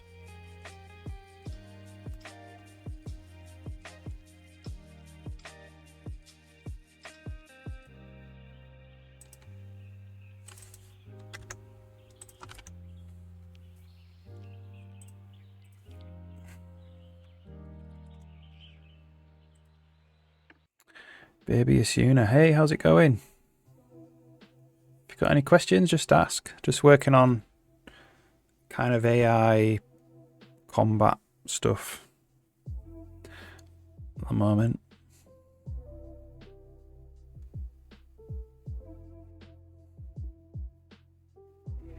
Okay, so that's not actually compiled in.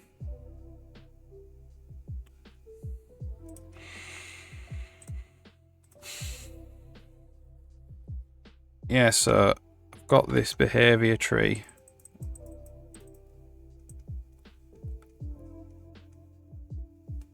And I've just made this last week, so I'm just kind of testing it out. So you've got this guy who's an enemy, and then he gets close to me and he becomes hostile.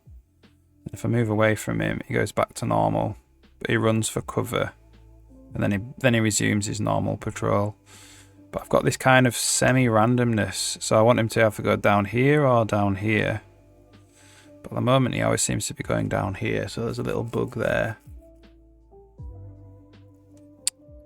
So he's in this node at the moment, where he's just waiting. Yeah, he's waiting, basically. That's as far as I've got with the combat. In a hostile, or becoming hostile. It'll be fully hostile when he wants to attack me. But I haven't got there yet. But I want the actual... What this graph should do is it should come down here. And occasionally, like 1 in 3 times, the Spidey should run for cover instead of become hostile. He should run for cover if he's less than 10 units away. But he always goes down this path. So there's a bit of a problem.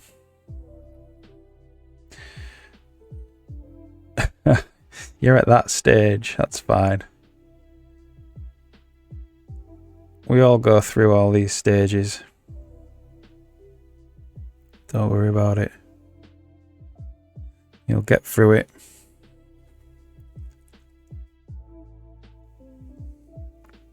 What kind of stuff are you learning?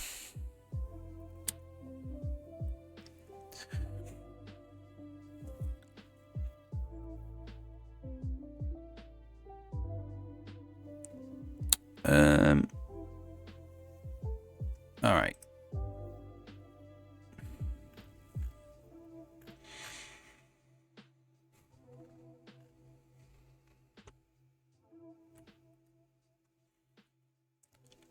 So it should come back up here. It should come down here. And it should fail. Then it will go to here. And if you're less than 10, they're both less than 10.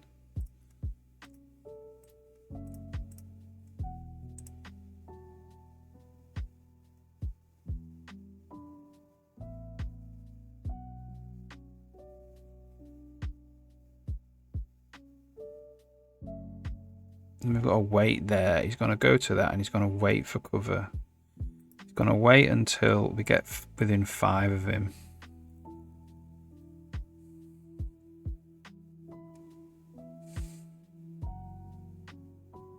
And then he will go up to and he'll either pick this or this to do.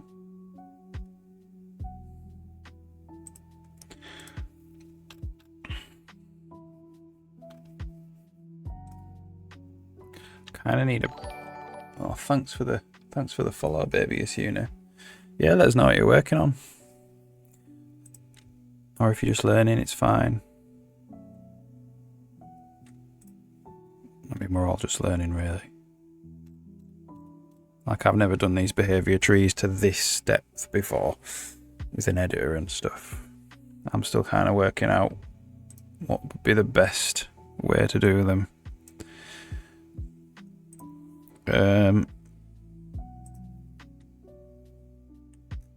Okay, so he runs for cover. Just want to wait until this stops executing. Okay. So if I just put a little breakpoint here, he's going to try and evaluate. So it's a root node we're running. So the first child node, which is the selector. So it should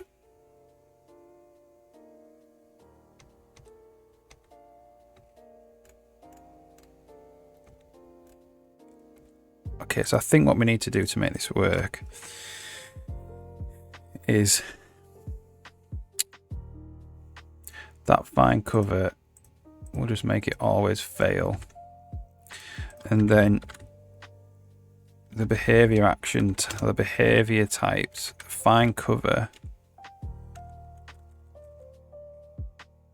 We should just wait until we tick it.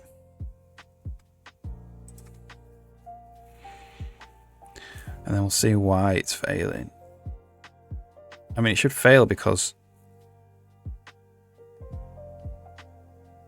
so it immediately becomes hostile. Didn't even try to tick this. So that one is immediate. So it's the same condition. Not action node 4.8. 4.8. Yeah.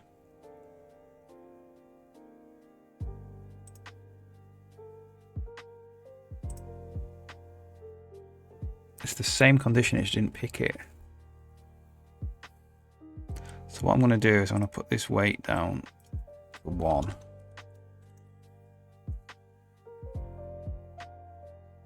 It's still picked become hostile, even though it's a 1% chance. So it's completely ignoring.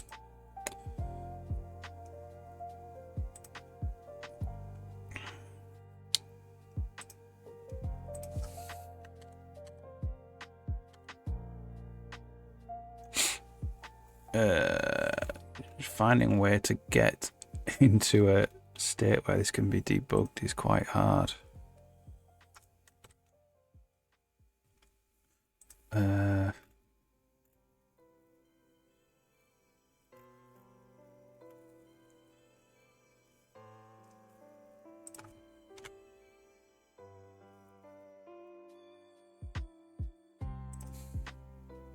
Try that.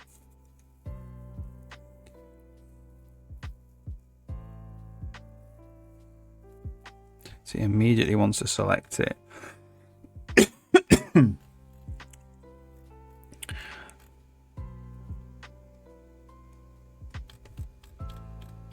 Even though we aren't actually going to. So what are the weights there? 101. Indices 0, 0. I mean, that's not working.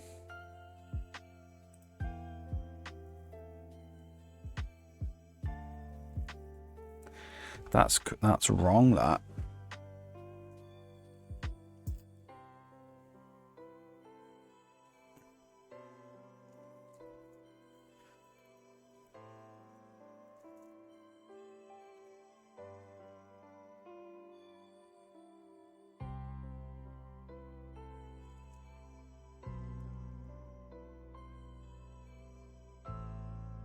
Okay, so I think this needs to be add unique,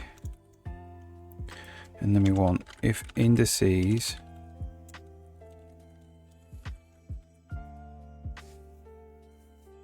count equals valid children. Okay, count break.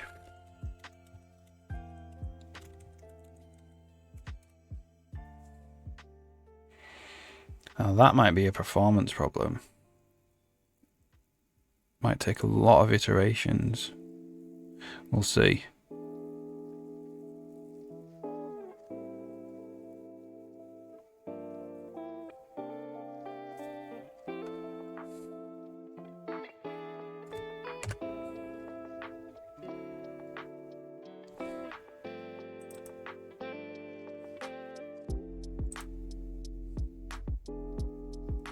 Okay, now.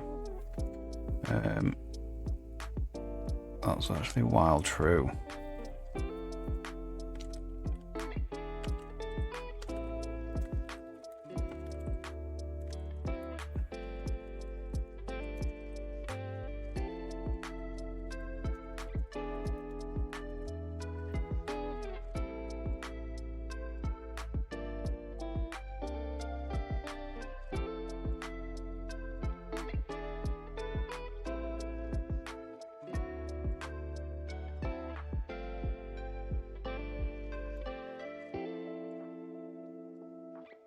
Yeah, that's not great, that, because that could lock if you ever put a weight of 0 in.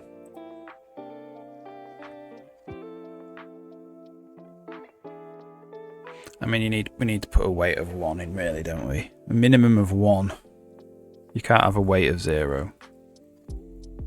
If it's a weight of 0, it just shouldn't be there.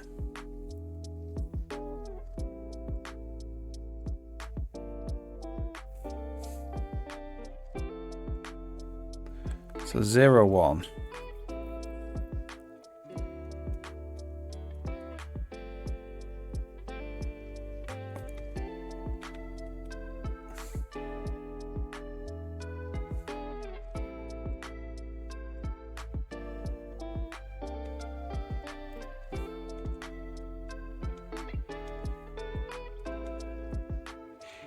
Okay, so we're just going to make this. Where were we? For some reason we can't find it. We'll say it's 1. And then in the brain editor, we actually want a min-max of 1 as well.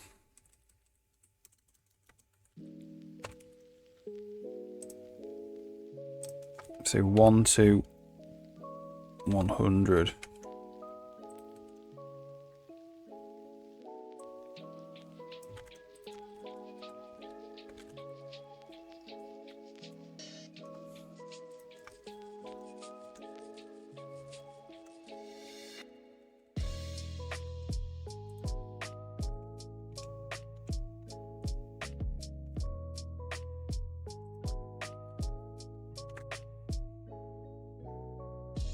Yeah. And then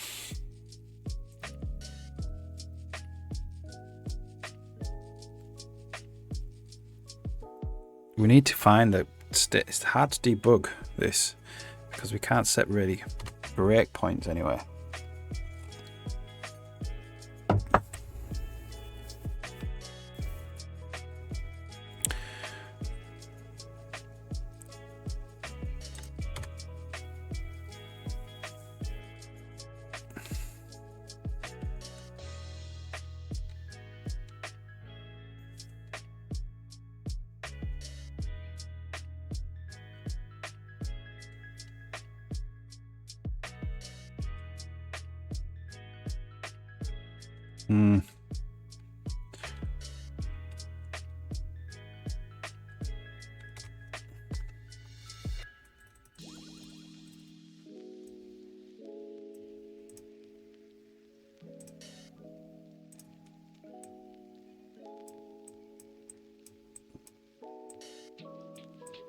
Is that a bug there? No. Oh yeah, it is a bug.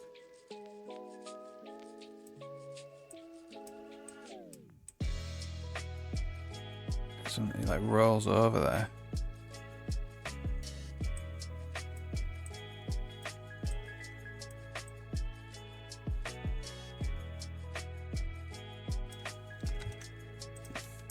Let's just fix that.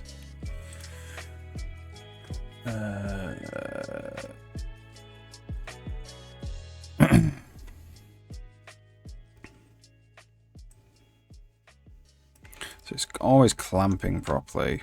Well, that's not the issue. Whoops. Where were we?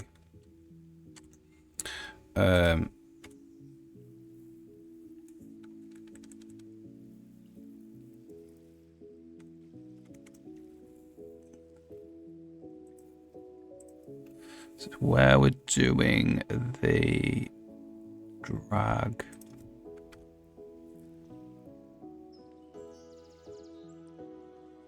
The number filter thing.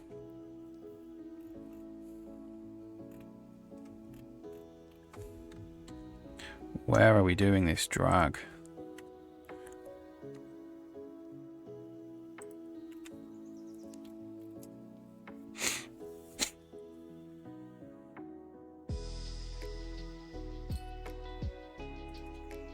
Panel set text box filter. That's not it. That's not it. I think we're just going to actually, so this is an action node left panel. I'm going to have to actually follow this through.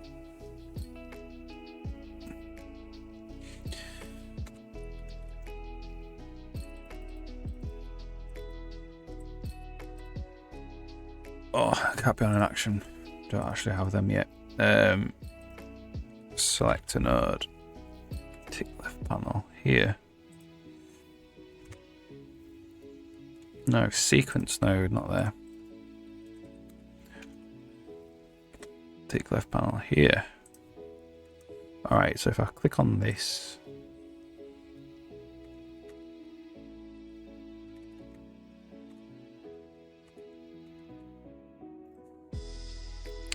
It's here. Tick text box slider.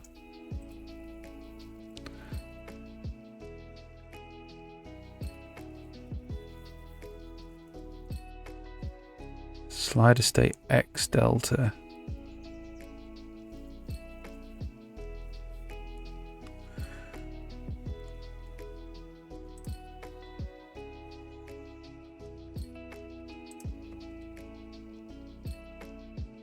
There it is.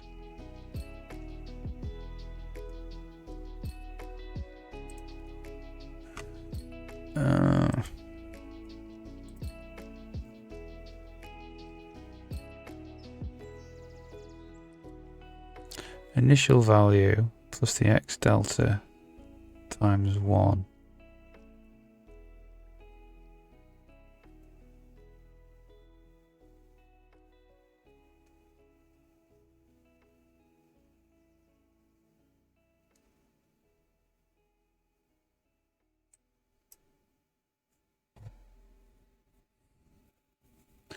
Yeah, that's weird. So why is it that?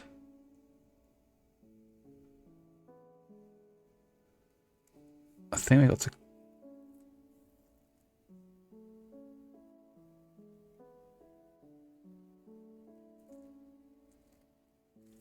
Yeah.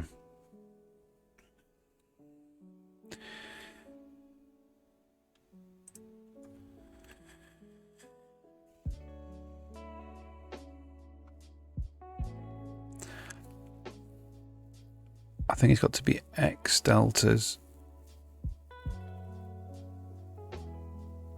mod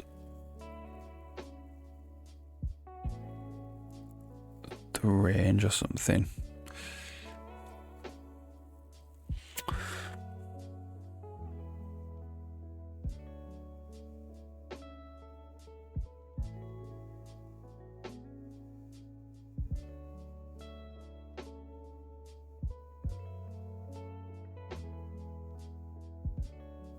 So the clamp has got to happen here.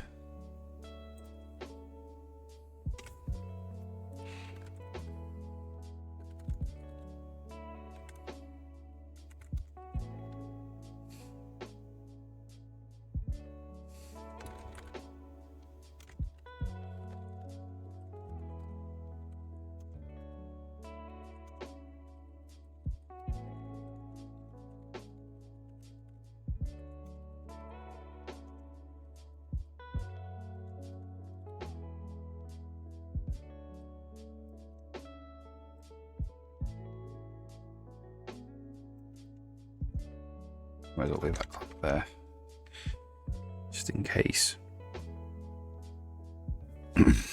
No, it should be fine to just do a cast there. See if that solves that problem. Alright, while this is building, I'm just gonna make a cup of coffee. I'll be back in 2 minutes.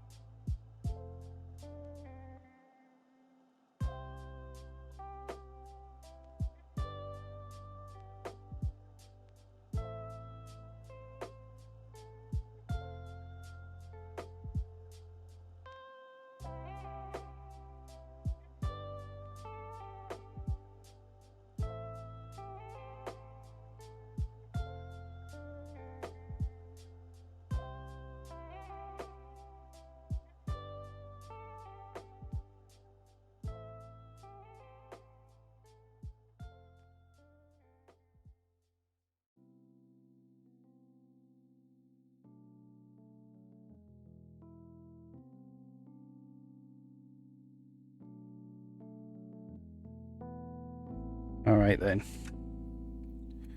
About built now. Yeah, so anyway, that should fix, hopefully that should fix that. I had a little editor bug where the slider was sometimes wrapping the value it was sliding. Anyway, back to this one. The problem with doing this is there is very small chance that it will have to iterate a lot of times.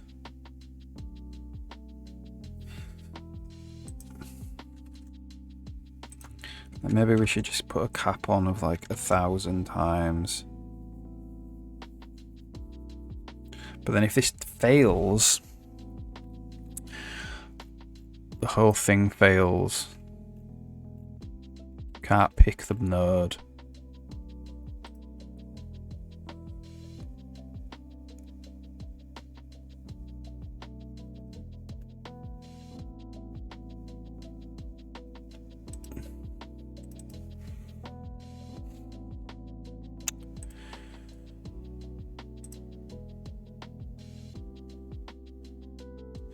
Let's just tighten this up.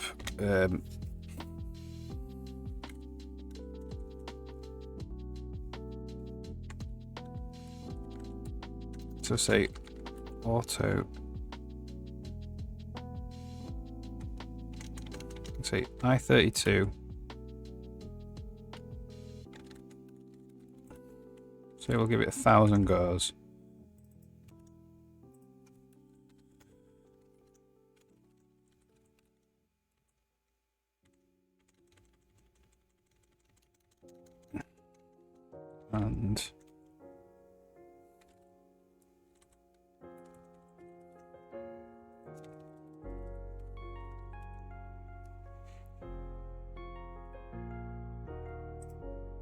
And say if that else. So if they're equal, fantastic. We can just do that. If they're not equal, we will do that one instead. We'll just give them all equal probability. We'll do a maximum of 1,000 iterations. That should make sure that it never... we never get into a situation where it locks. I mean, it should never lock. Now we've got the weights can't be 0, but who knows, we might decide one day to make the weight 0. And then this will mean this might lock occasionally. It would be a terrible bug if it did. Okay. It'll take a very long... locking it would be easy to find the lock, but it might take a very long time occasionally.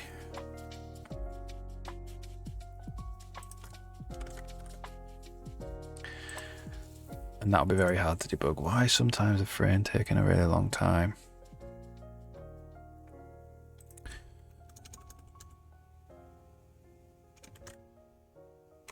Okay.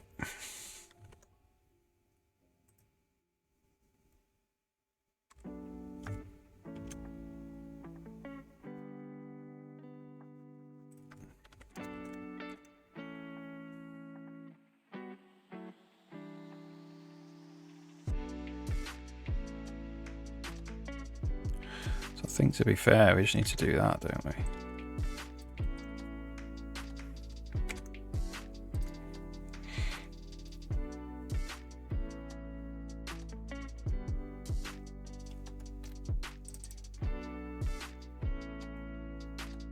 This is just generator.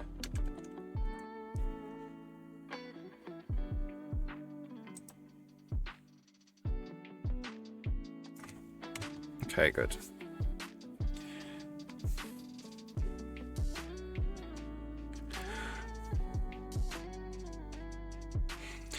All right, so let's just quickly check.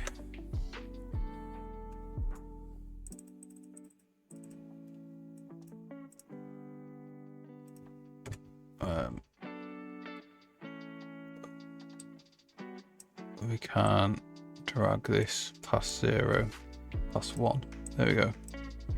Can't do that now. Can't drag it past 100. Right. So now we need to figure out why he's always becoming hostile.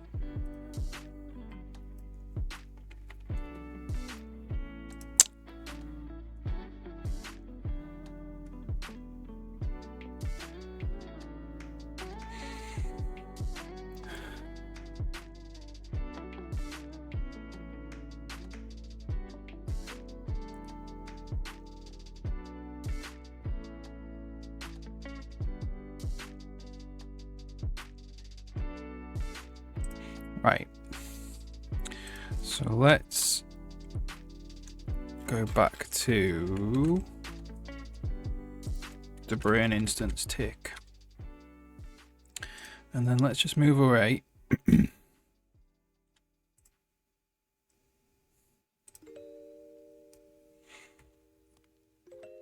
Okay, so the current node is the root. Set first valid child, which should be the selector node.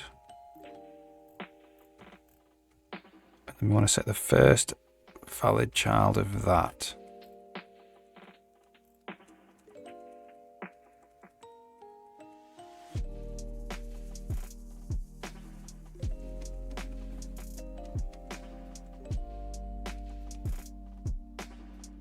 So we've got 0, 1, which means that these don't need to swap.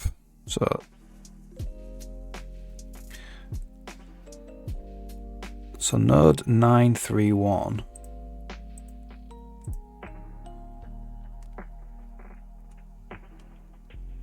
is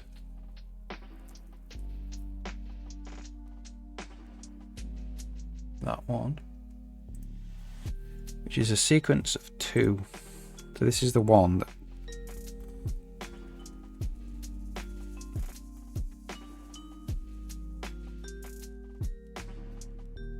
right.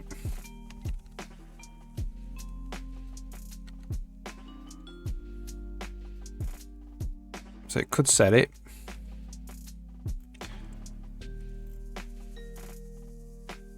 So I want to set the first valid child node.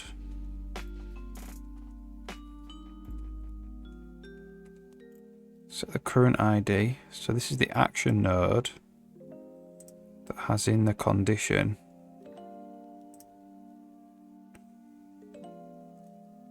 less than 10.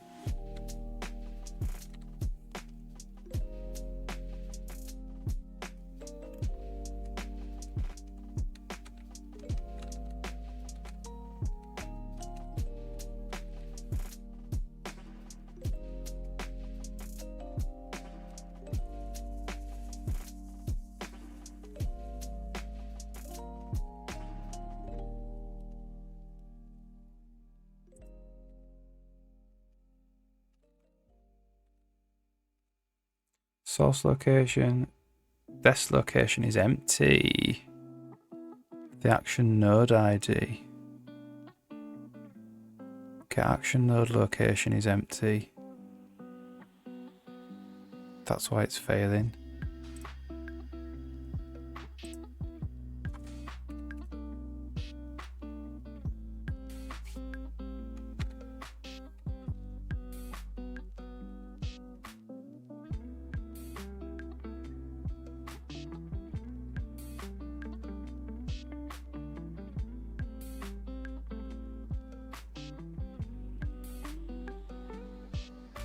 Okay.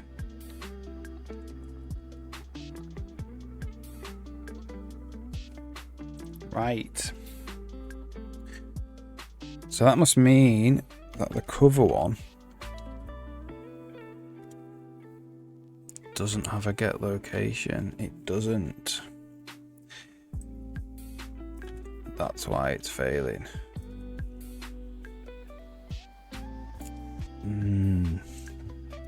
It's obviously might be the cause of future bugs.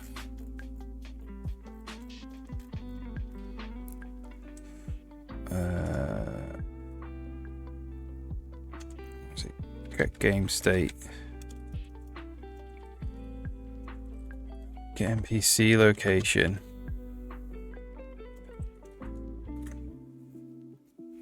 Let's see if that fixes the problem.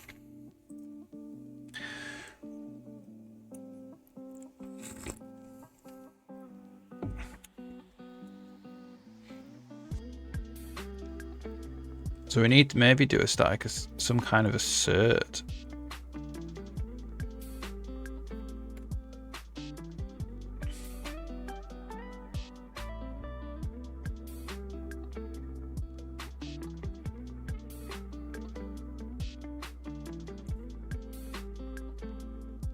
Okay, well, he's not.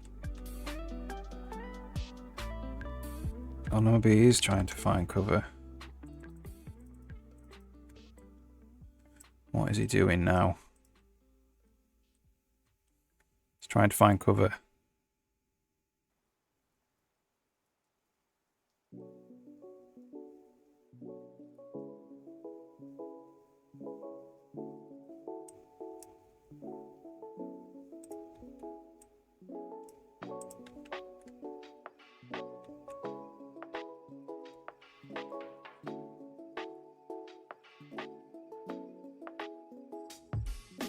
It's not doing the weight though.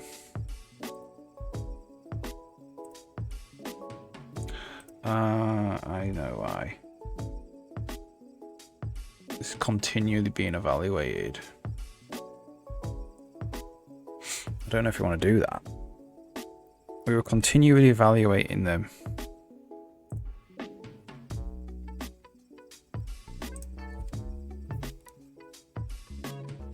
Yeah, we don't want to do these continual evaluations of these nodes. Okay, so I was going to check that in. Continually evaluating the conditions of the node.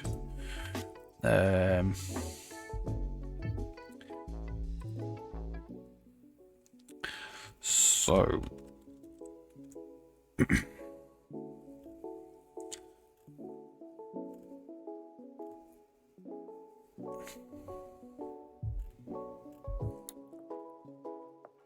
that's here.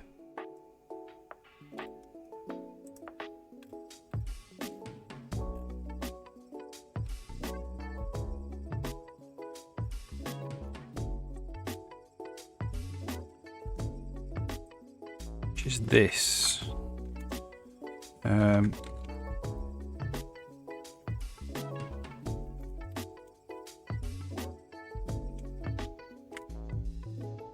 Okay. Which means you should go and find cover now and wait.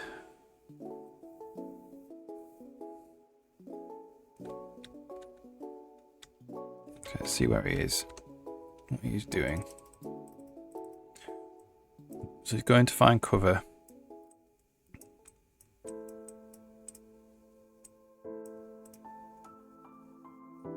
And now he's waiting.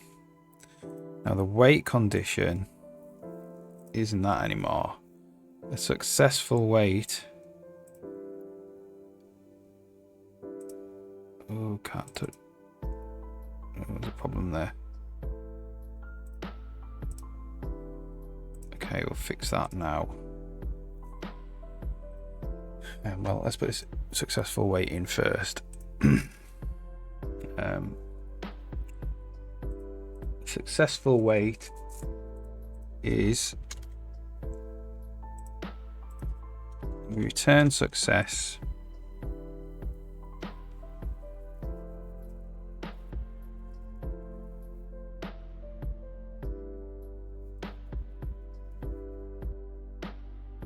We actually want to return failed, don't we?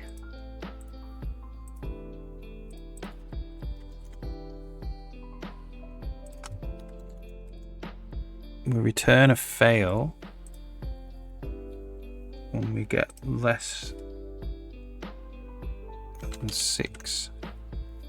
We want to return a fail when we get less than 6, which means he should go into doing one of these again. If we returned oh no, we return a success.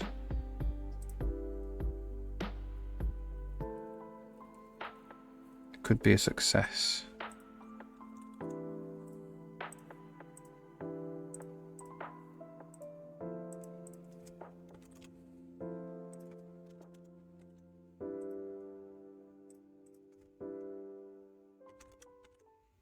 Return a success, it goes back out and comes back in again.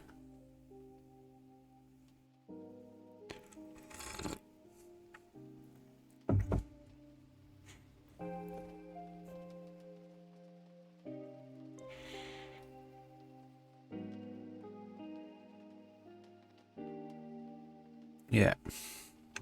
Try that then. Alright, so he's trying to run away. Down here he's on this, which is find cover. And then he'll go into the wait state.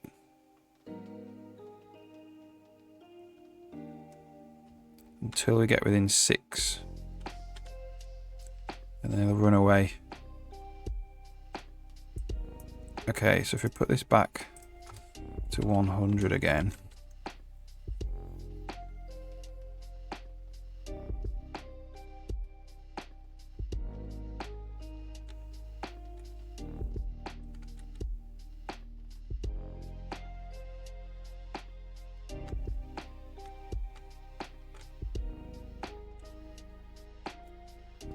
hanging. It's hanging while he's trying to calculate his path. It's taking a long time.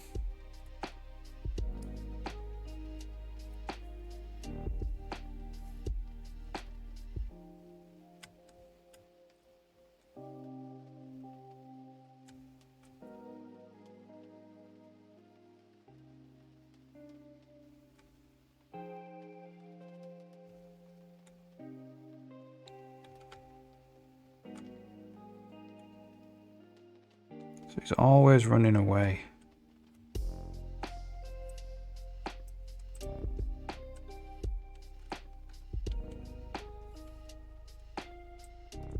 So this is returning success, which means it goes all the way back up to the root.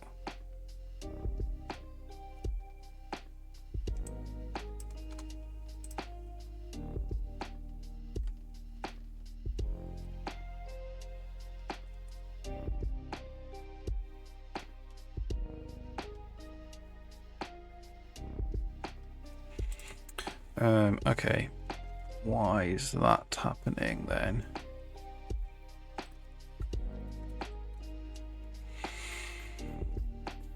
So as soon as the action fails,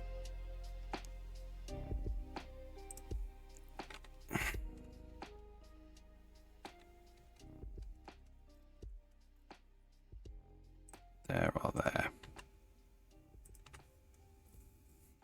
So if we go over to him, he succeeds there.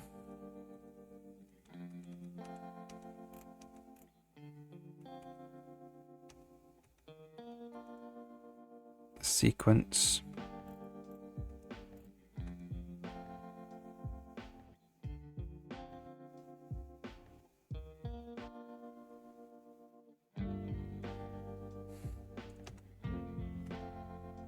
Then up to the selector.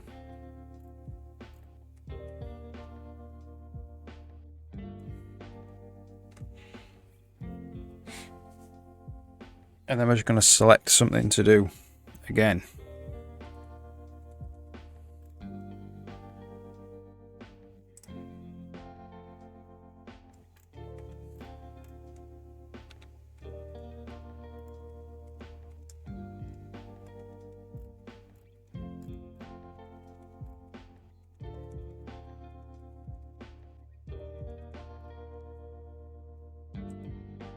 Wait to 100, 100.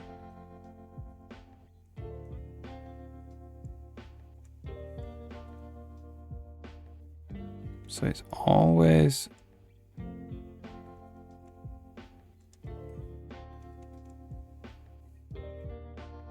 producing 0, 1, basically.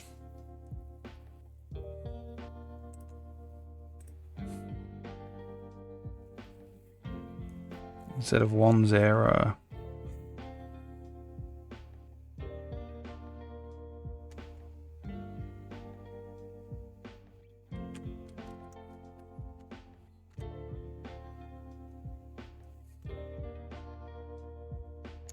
So this distribution thing,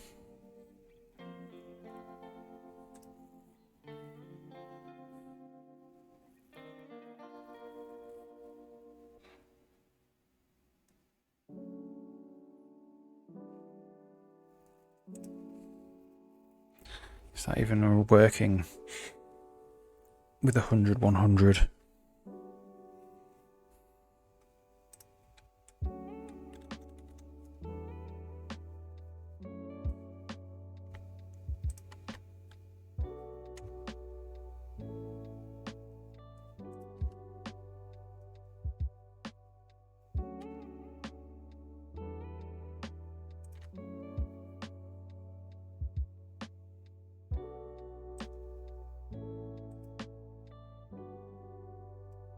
Interesting, it's trying to do this.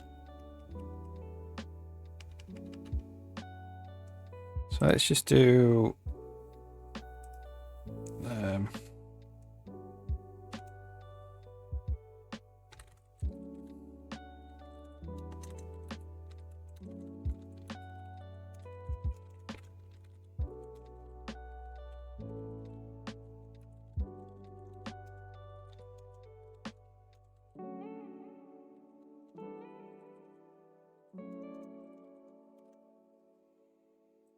Does it ever return 1, 0?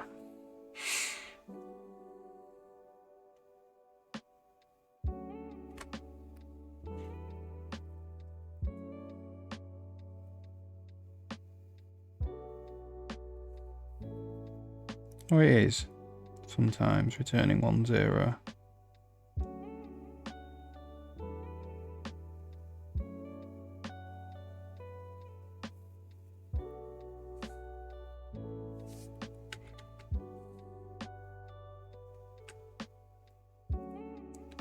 That said it returned 1, 0.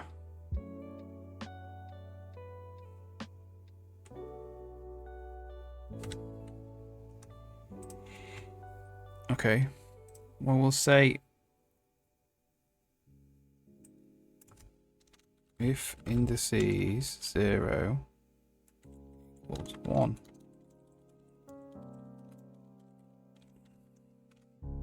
Break.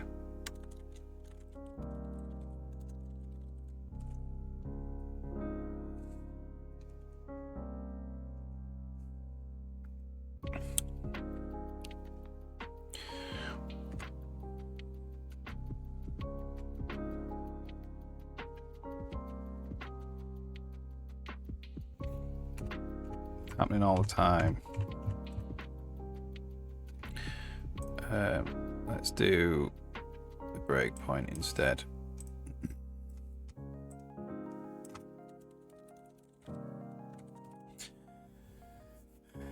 And then we just need to turn this breakpoint on at the right time, hopefully.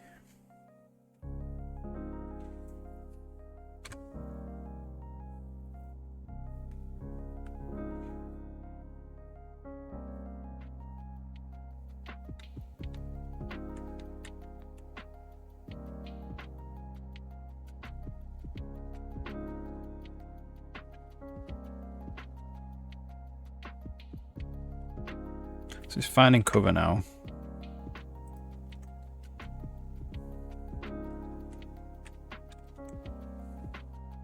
Okay, we're at 1, 0. Which means, in theory, it should go to become hostile.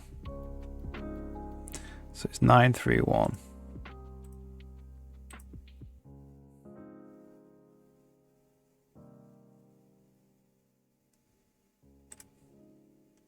Which is the sequence of 2 nodes.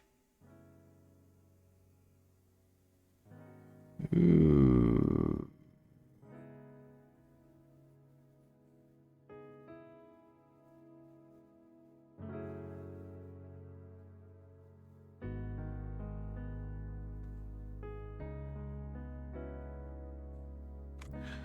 No. What's the other valid child? 5, 3, 4.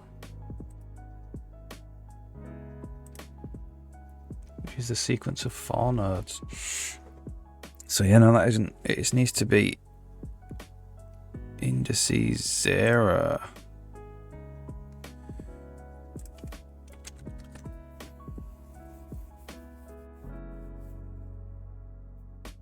Confusingly.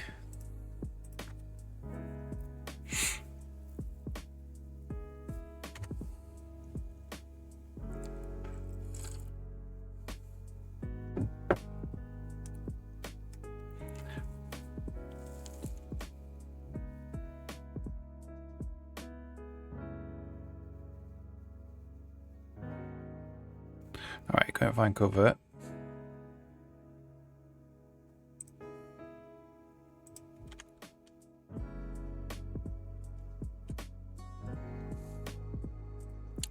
So it picked 1, 0 there.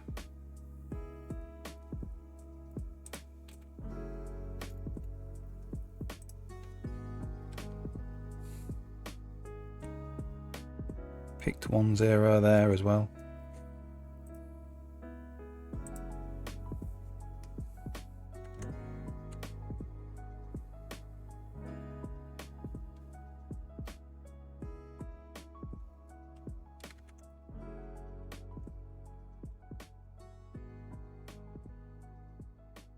1.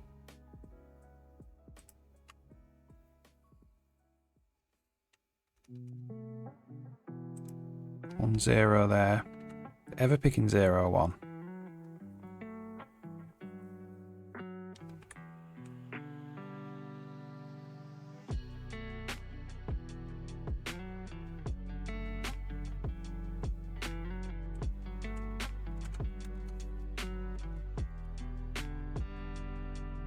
One again.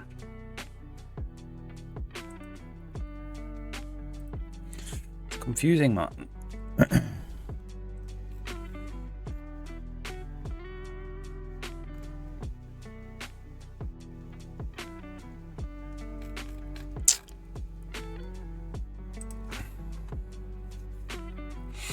Could maybe do this here.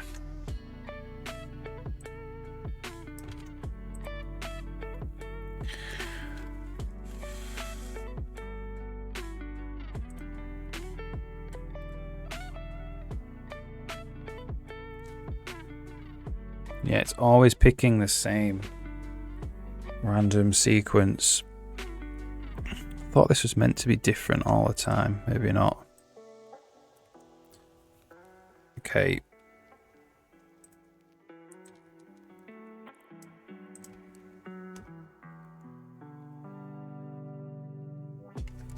Can you just have them by themselves?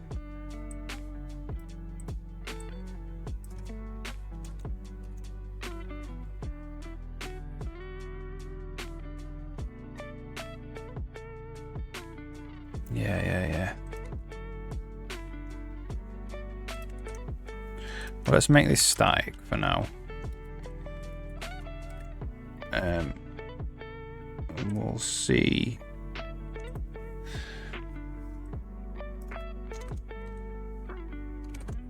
We shall see if it starts giving different values.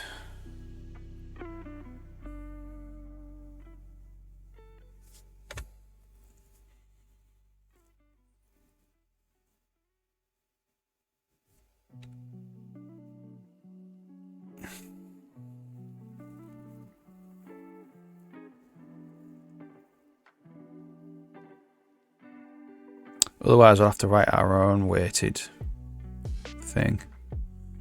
Obviously not recognizing what this does properly.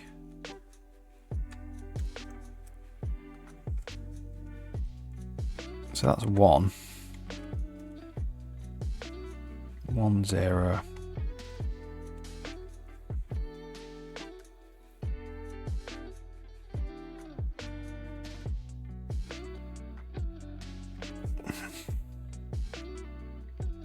Oops.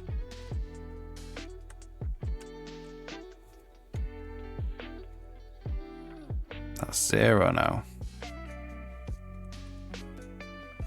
0 1. Oh, but he's still ran away. Okay.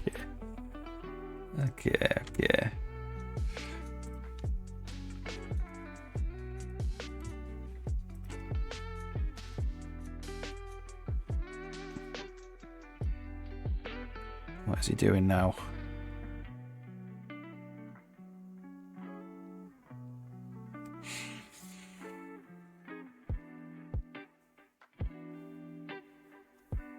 All right. Let's go up to him and see what he picks. Oh, come on. I didn't change anything.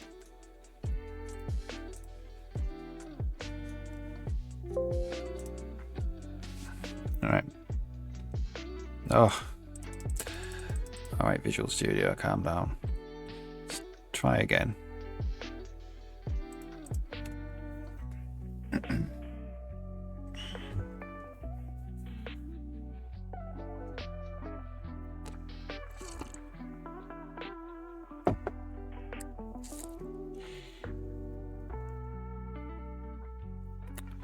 So let's just let him go and find cover again. He definitely needs to find cover by running away from me rather than running past me. That's something we need to work on. Alright, he's found cover. So let's go up and disturb him. Oops.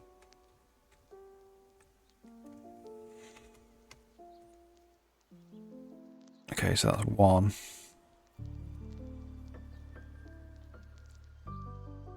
Find cover again.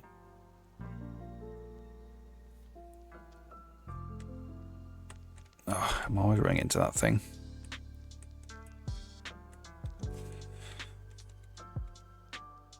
It's 1 again.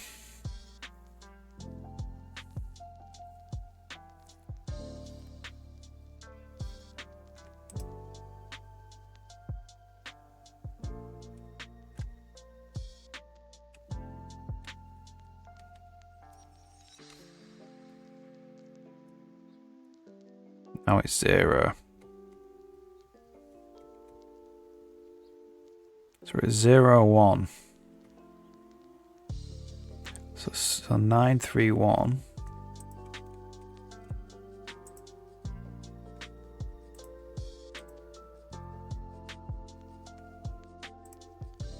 It's got 2. What's going on here then?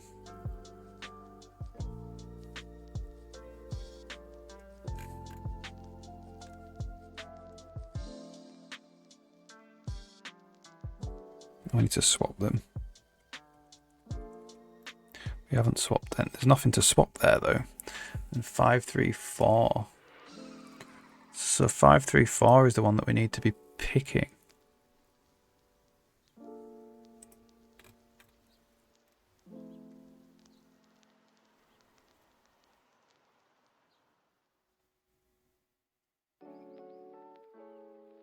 Ten and 13. Let's just watch this again.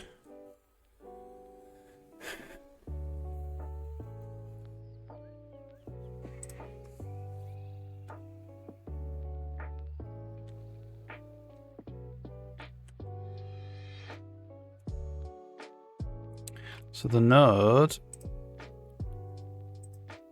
10 and 13, right?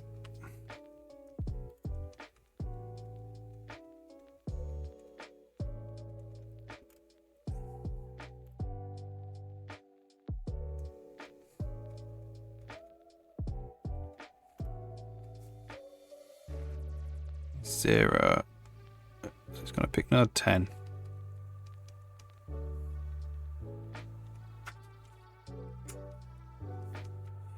Hey, all right.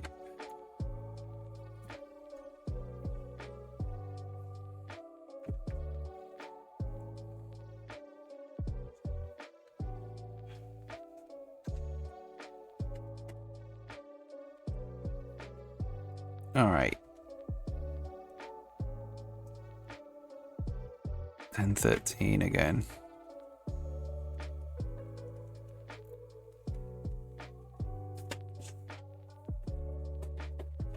And now it's just picking 0 and 1 over and over again.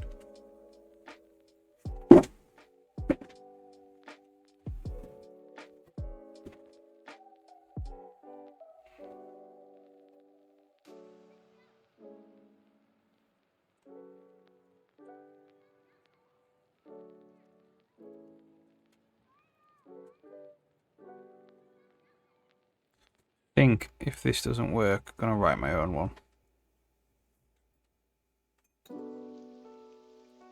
Picking 0 and 1.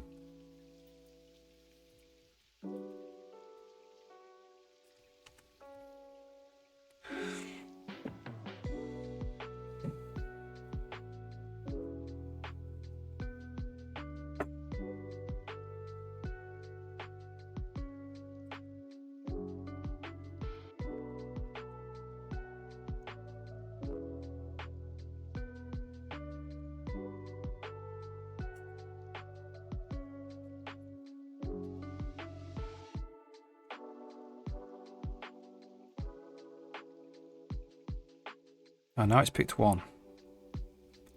Okay. 10 and 13. So now it's picked 1. So this is 5, 3, 4. So this is the node that we are talking about. 1 0. So you can swap them.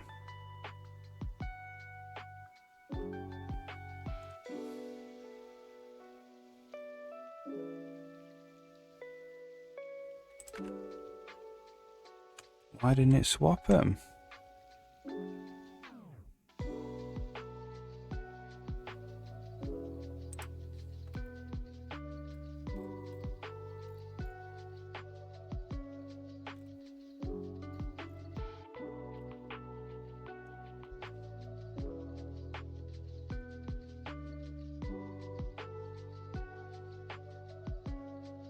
I swapped them back.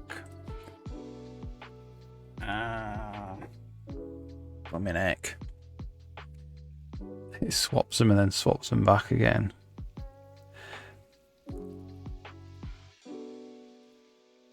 That code is well dodged. In fact, doesn't even work. Yeah,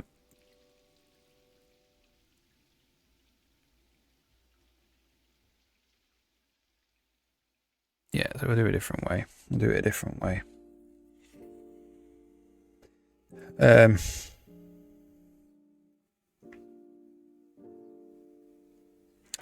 We'll go tier 8.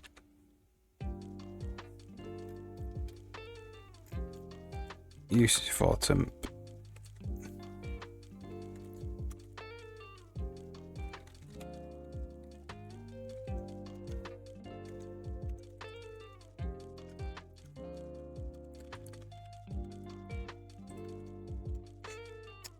And then we're just going to go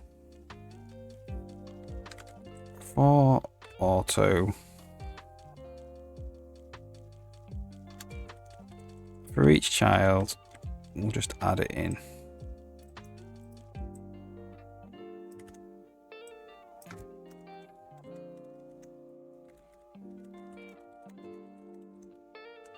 And then we'll just do valid children dot swap with the temp. That's how we do it.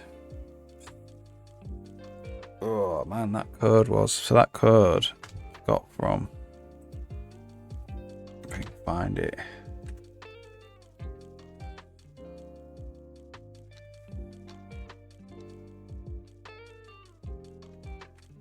Don't know, I can't find it. From Google.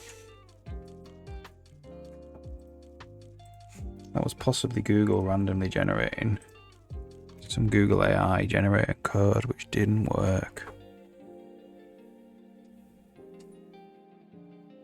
Okay.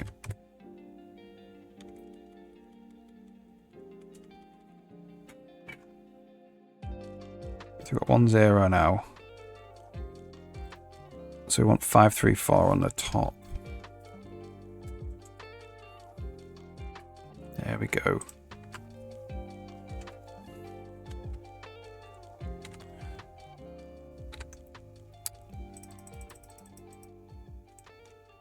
Okay. Put that down there.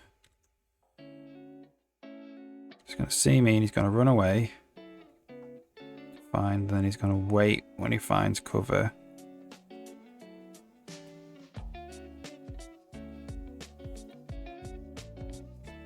And then I'm going to go and disturb his cover. And he's going to try and find cover again, which is totally fine. It's a 50% chance he finds cover versus becomes hostile. So as long as it becomes hostile at some point,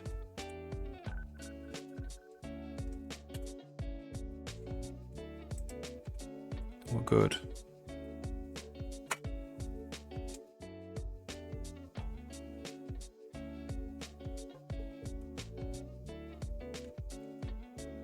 So that's 3.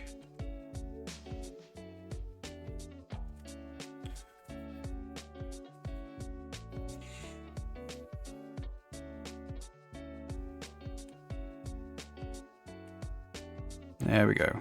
And now he's hostile. He'll be hostile until I run away from him. And then he'll just basically go back to his normal patrol. But what I actually want him to do is find cover there.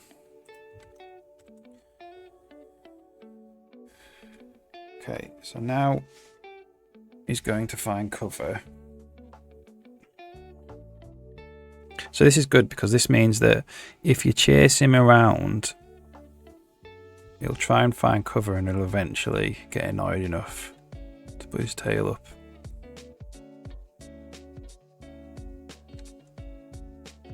Which is quite nice behaviour.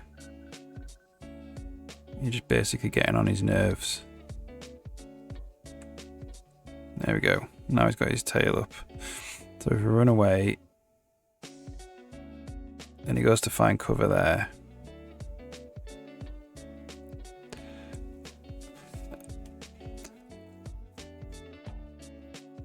And then he immediately resumes his patrol after that.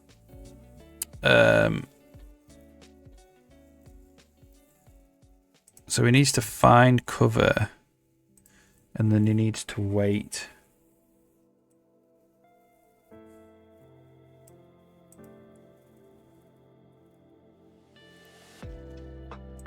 Well, does he? I don't know really.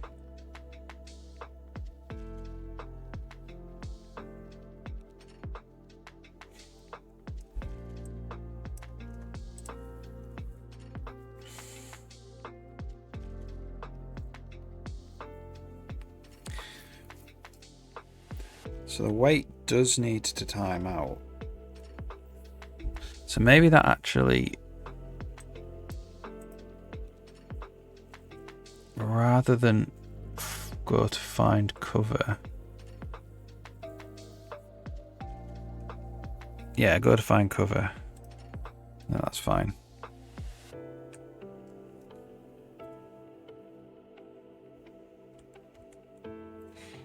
Okay, so what I also want to do is get rid of these static keywords.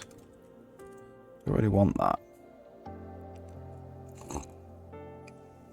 I don't even know how long this might take quite a long time to. We could probably do this actually in here.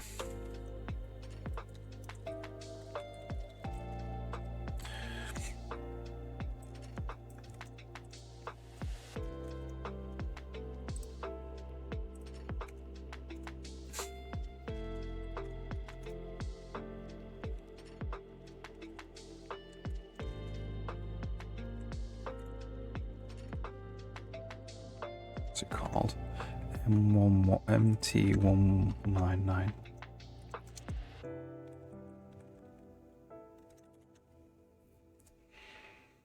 That's one for each behavior instance. I mean, we could just do one for the entire game, really. It's fine. Okay.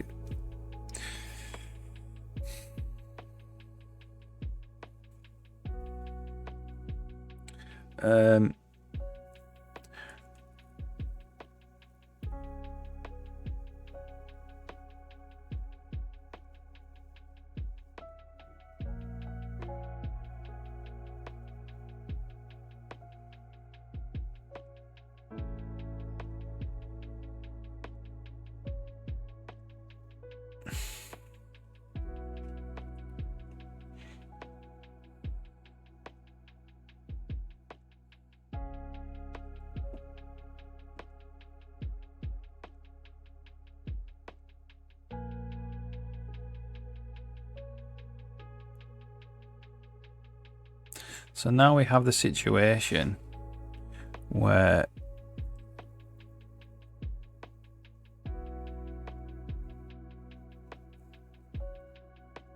if a behavior action fails after it's been running, it will a random selector node might select it again.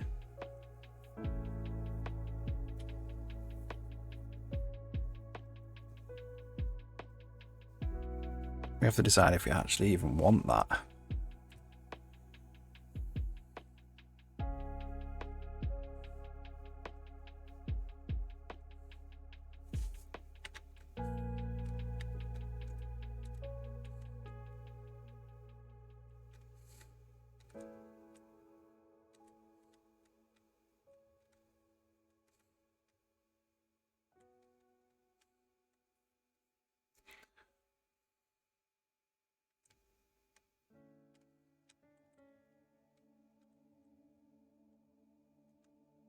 So if you get really close to him,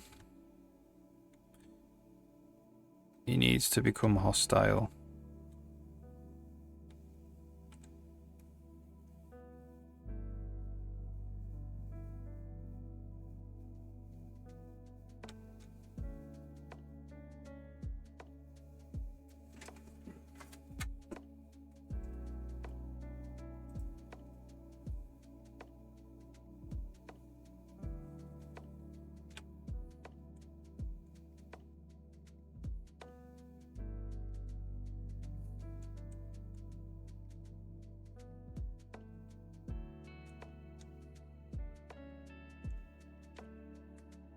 He's quite unpredictable in what he does, which is pretty good. He doesn't always become hostile. He's running around like a madman.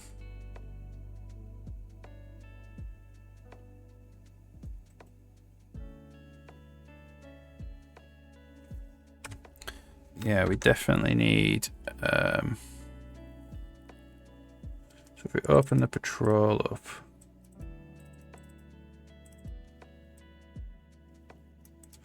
we definitely need these weights.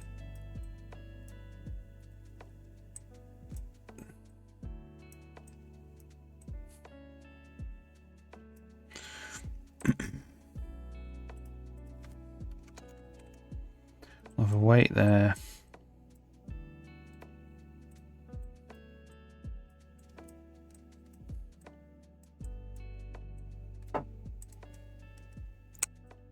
And a weight there. And a weight there.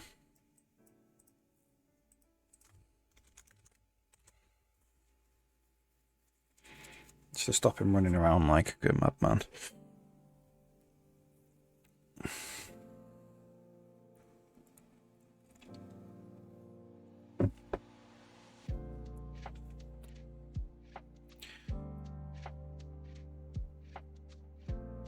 So right now, we haven't actually taken this any further.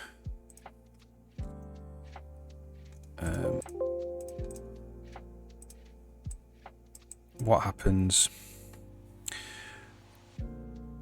when he's hostile?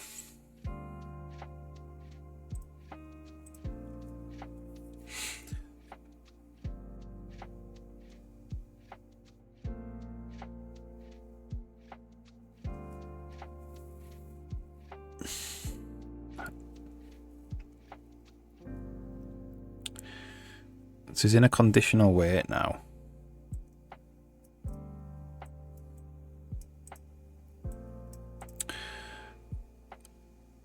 And he's just waiting. If I run away, he's going to go back to his normal patrol.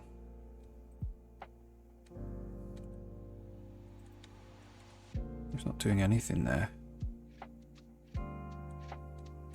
Oh, because he was ticking his weight activity. That's a little bug there that we can fix. That's good.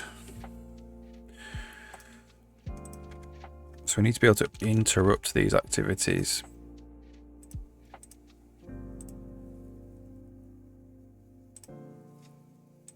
I think the default behavior has to interrupt these activities.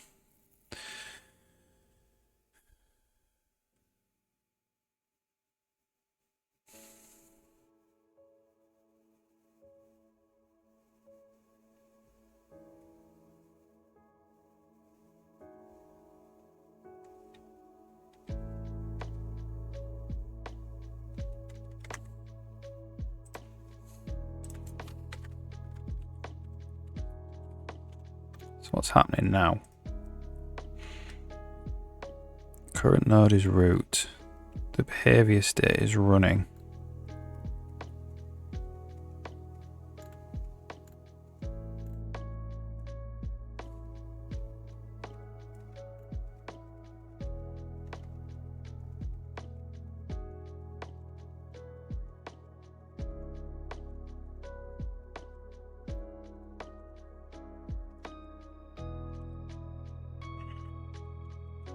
So what does this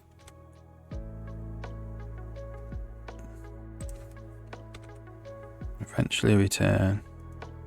Fail. So if this returns running, we want to stop the activity.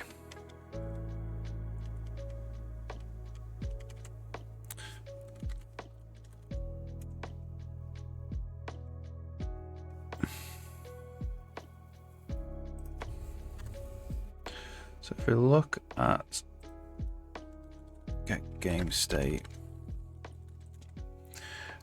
and we look at the behavior controller, we can see it's failed. So if it ends up running, we want to end the activity.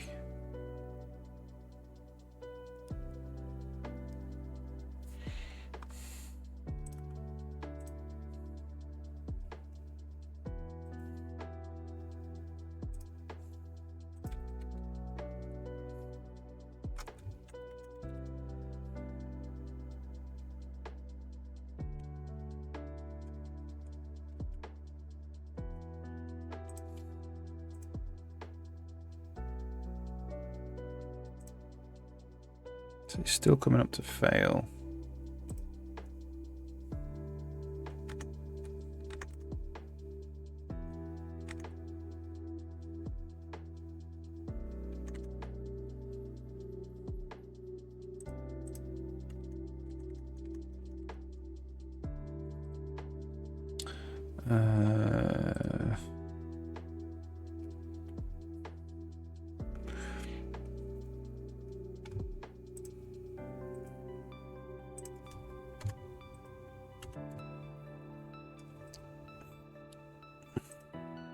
So that guy's still there. So what I want to know is why this is failing.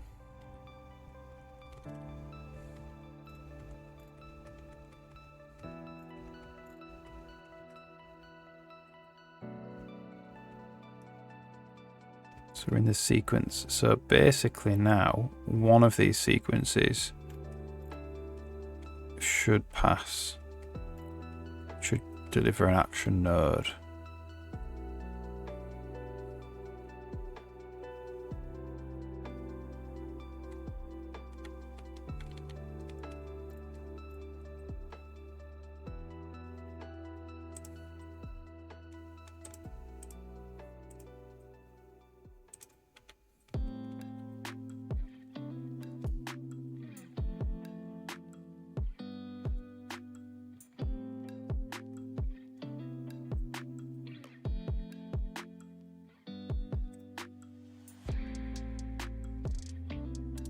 So we're running now.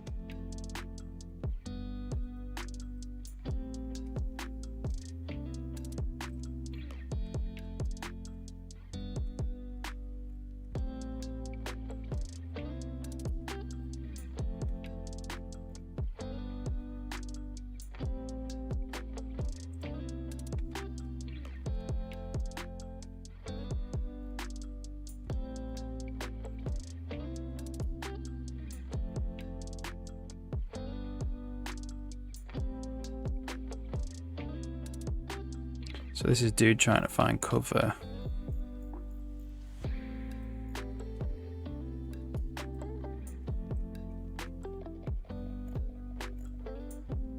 So it's found a cover point.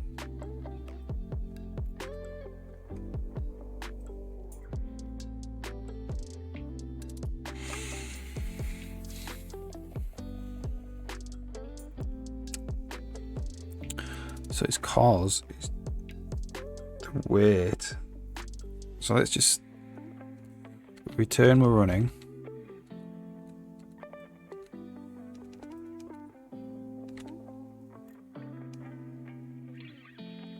So return running.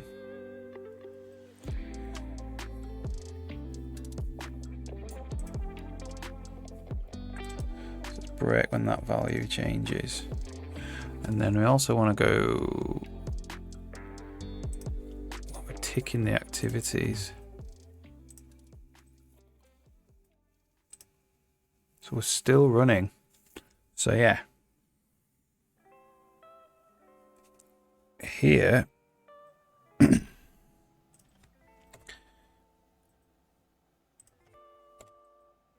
Oh, okay. Okay, so we'll try and detect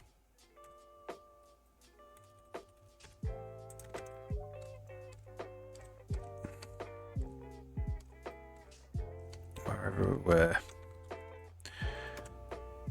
going to go if auto behavior controller equals get game state, get behavior controller the ID.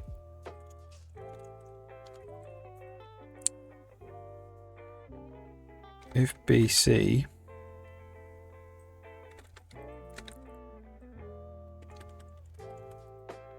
gets state,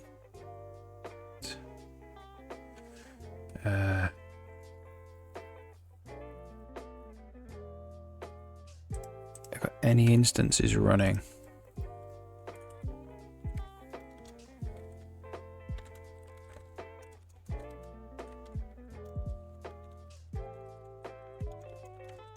which we don't seem to have.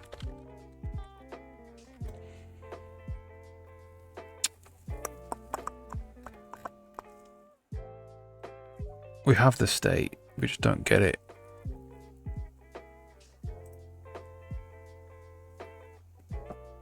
Just get behavior state.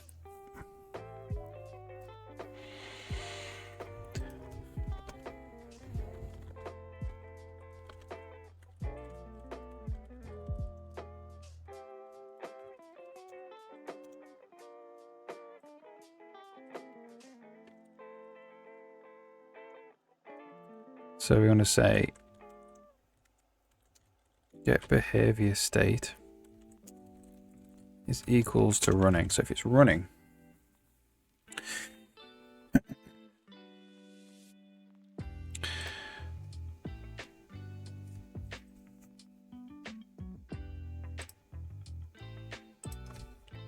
probably just go, oh, behavior is running.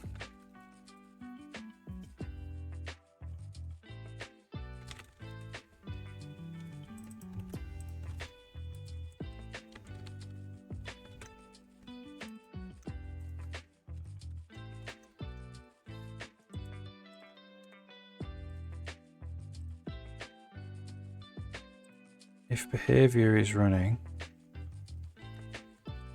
I will not tick end activity. So it should end the activity if the behavior is running.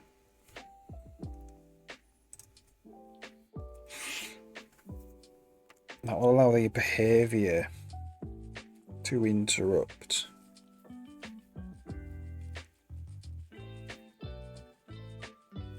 Ooh, yeah, if default behavior is running.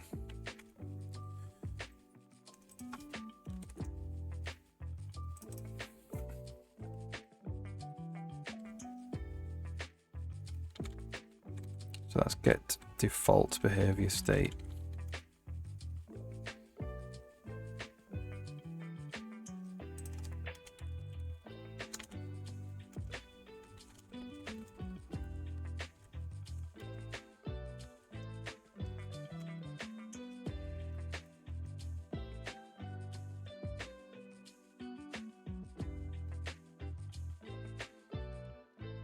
So we only want to end if the default behavior is running, not if any customized like overriding behaviors are running.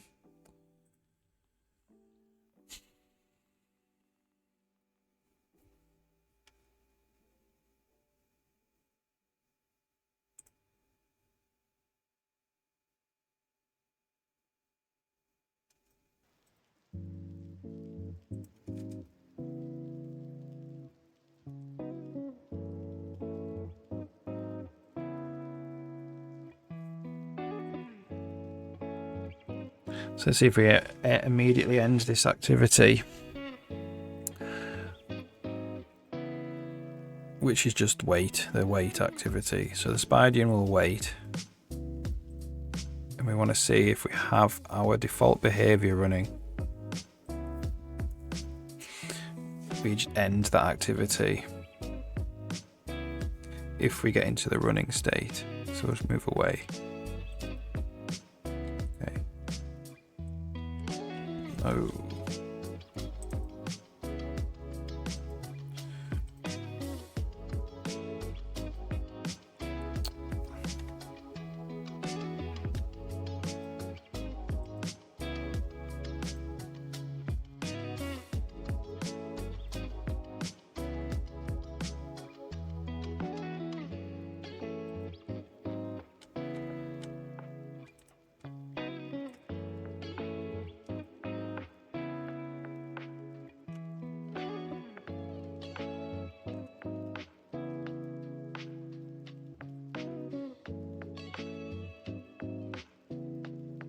There is a requested behavior instance ID. Okay, that's weird.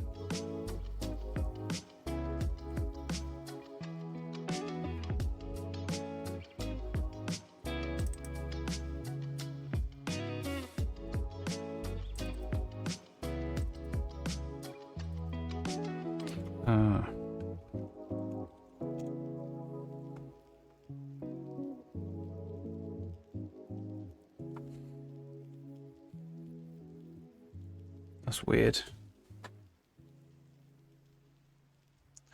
There is a requested behavior instance ID. Who sets that?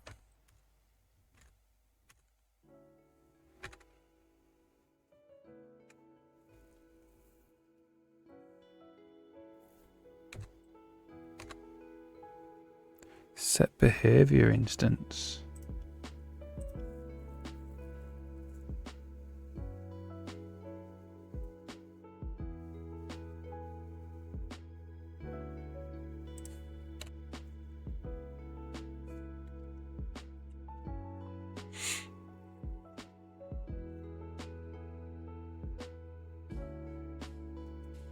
Here. So the begin activity ID.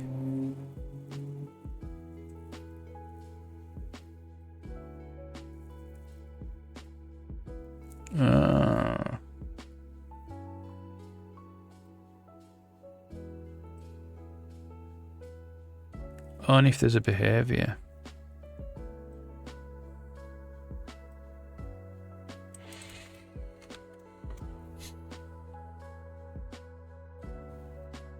Do we want to do that?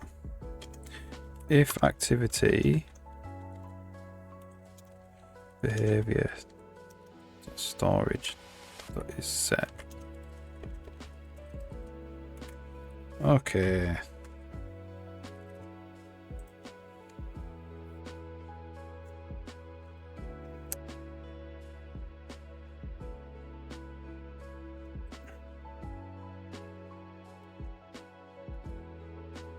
That's only happening on beginner. Yeah. That's fine. So take activities. We want to set a breakpoint there. Take activities eventually.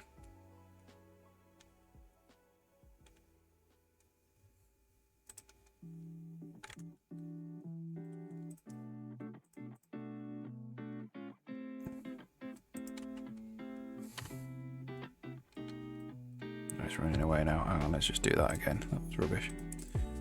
Try again.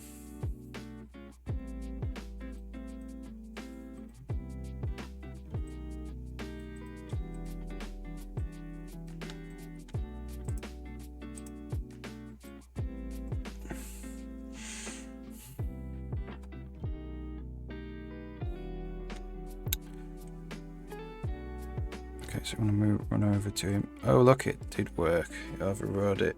It's overridden.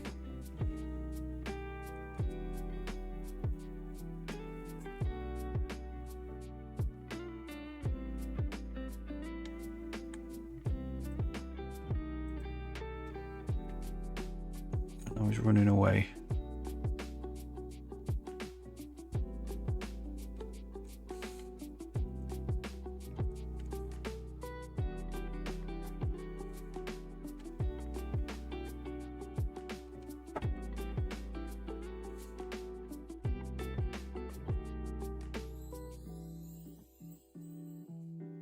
So this pathfinding's taken ages sometimes.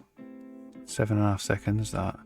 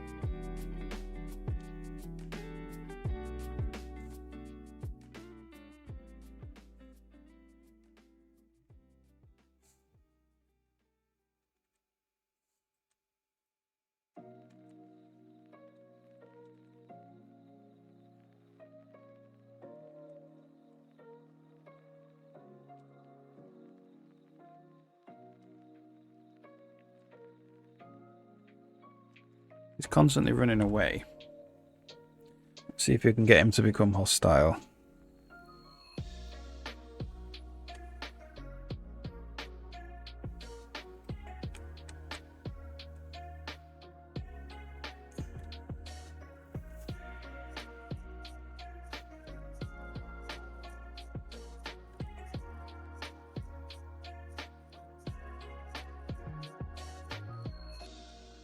Yeah.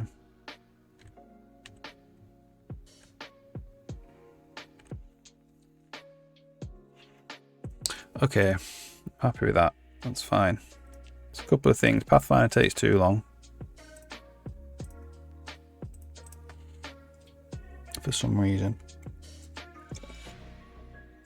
Look at these. 11.6 milliseconds, 12 milliseconds.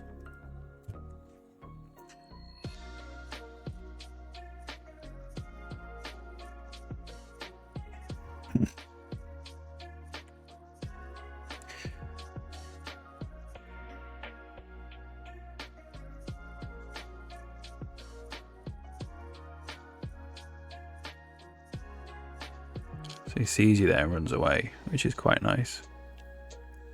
And he goes and hides.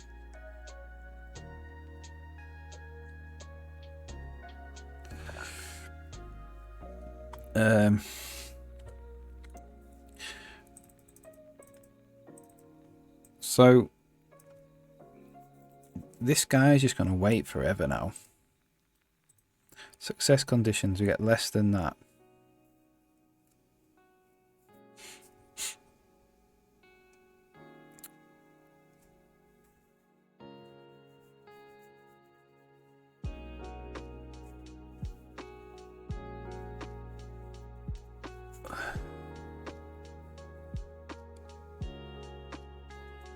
So these conditions are also ANDed together. So what about if we wanted an OR condition?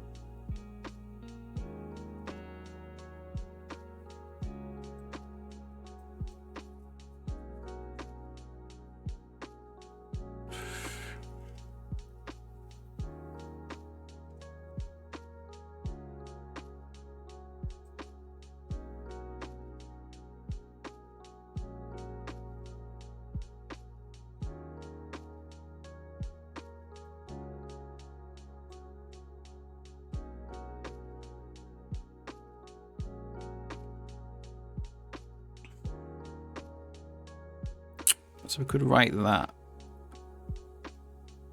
Success conditions can be ORed or ANDed.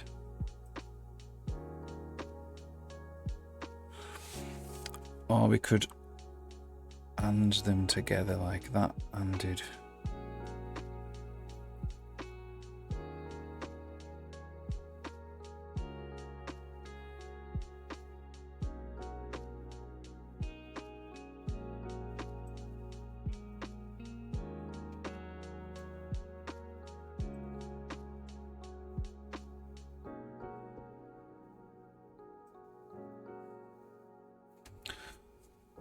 So we could have like an and or an or button.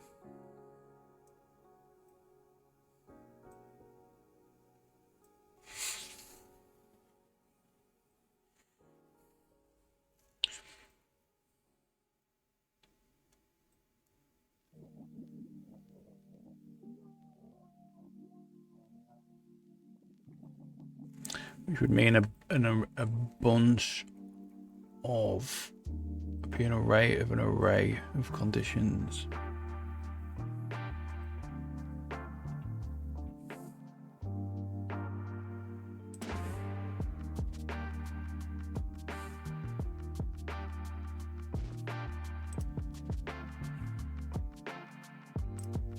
We've got that problem to deal with actually anyway, so we'll deal with that now. So does this happen with events and conditions? No, it's just these. It's probably all got the same name. So behavior types, conditional wait, draw.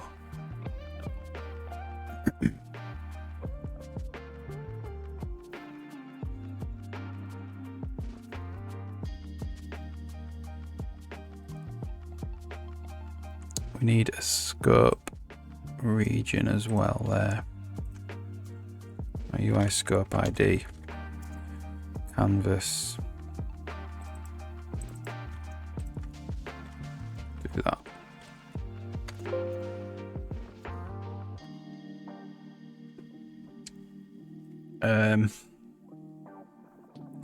We might change this anyway to have and ors.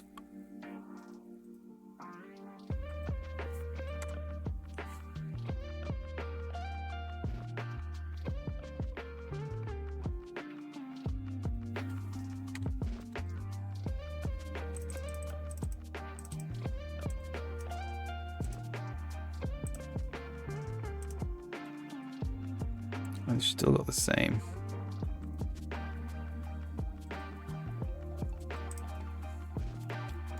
Oh, I know why.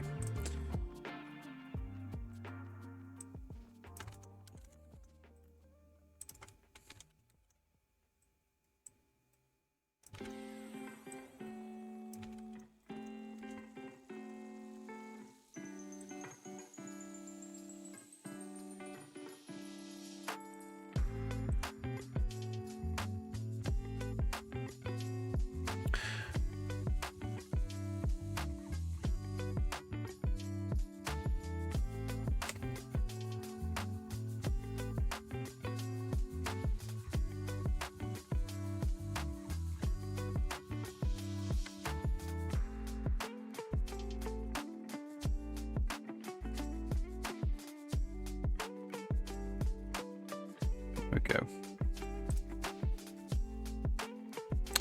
Yeah, so we might have and ors. Because right now these conditions are just all anded. You might want like either this or this condition.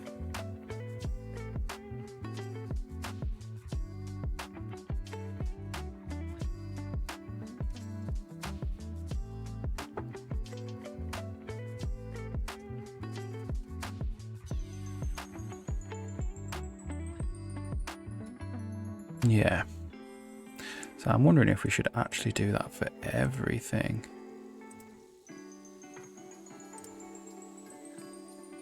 That might be something we do.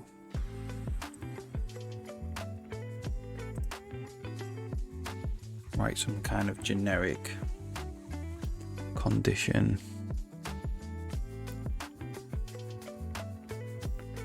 Condition list with ands and ors and stuff.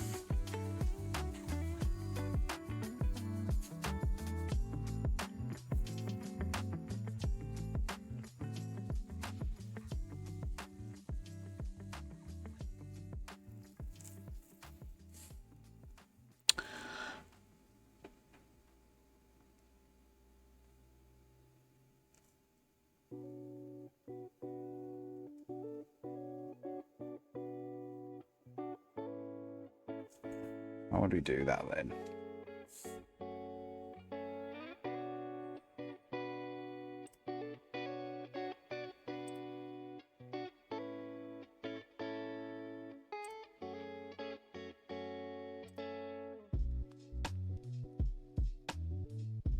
So you could have like a button there and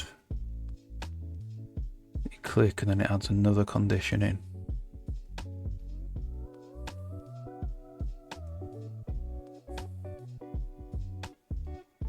So you'd do like that, and then if you wanted another condition, you'd click that and button.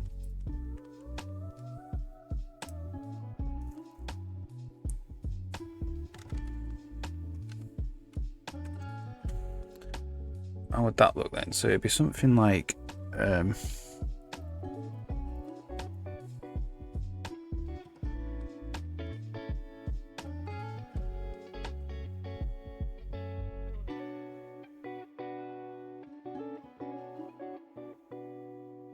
so you could do if canvas draw button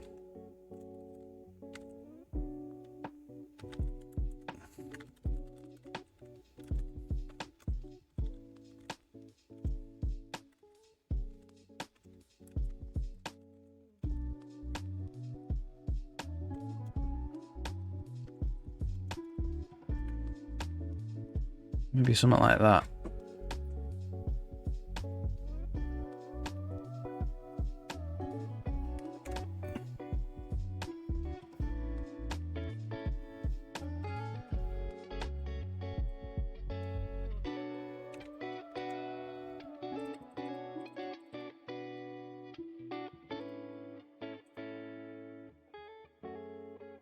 And condition.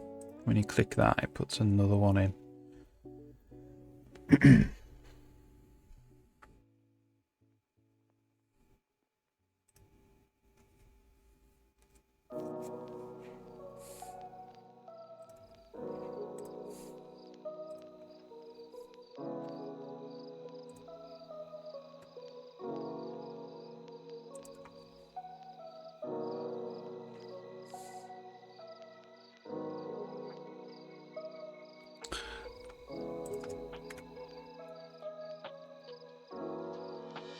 Okay.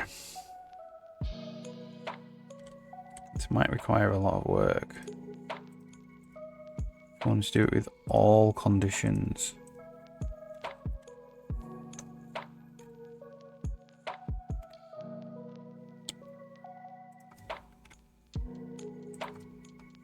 Engine condition.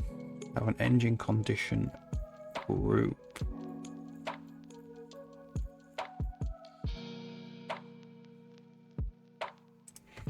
So it's something like struct engine condition group,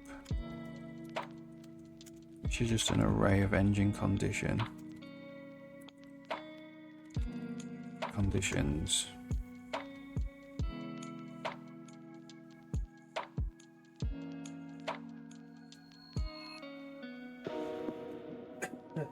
We have an array of engine condition groups.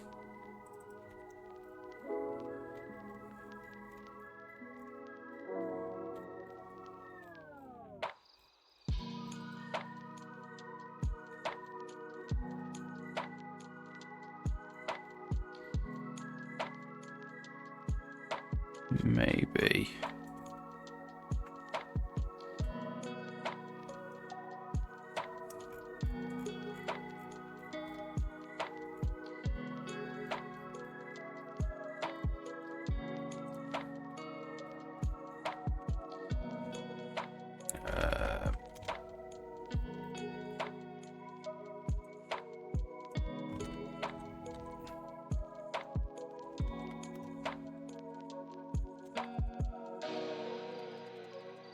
So it would be template, struct, select type,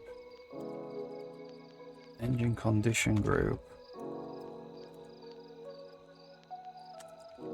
get type name,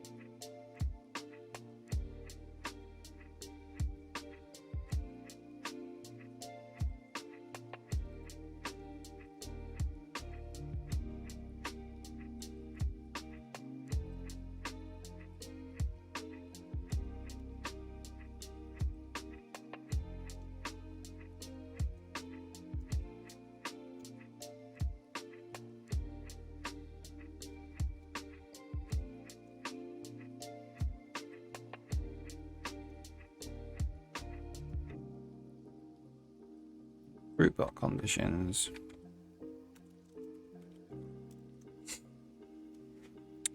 Like that. And then this has a bool operator. Return every condition true conditions. Like that.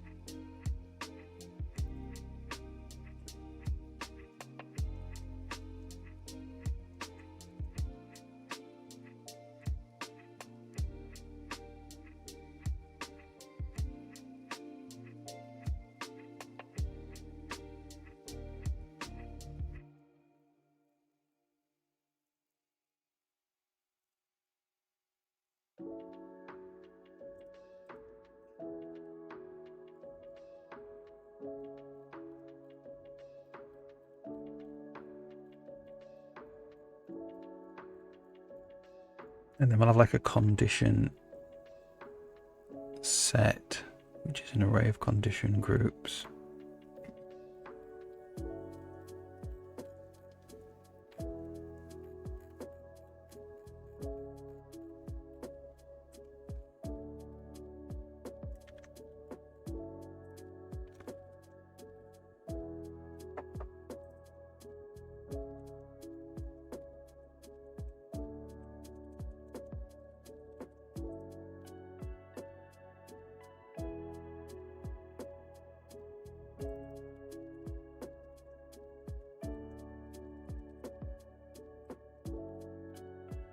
This is an array of engine condition groups.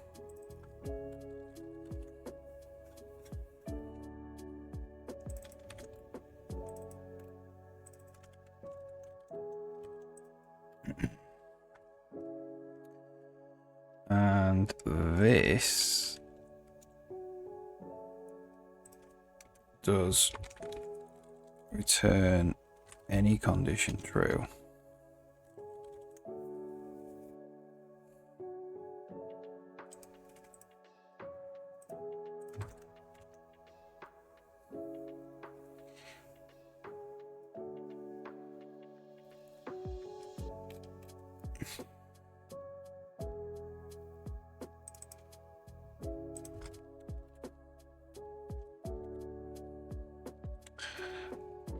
Doesn't take something that has a bool that returns a bool.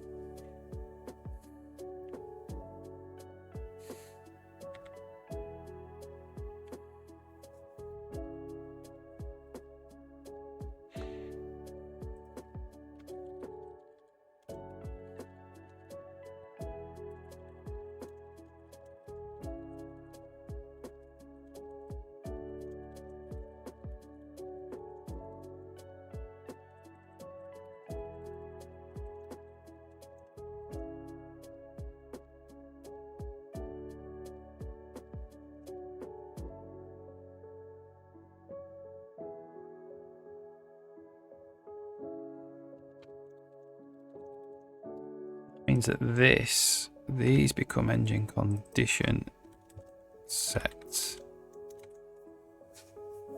like that.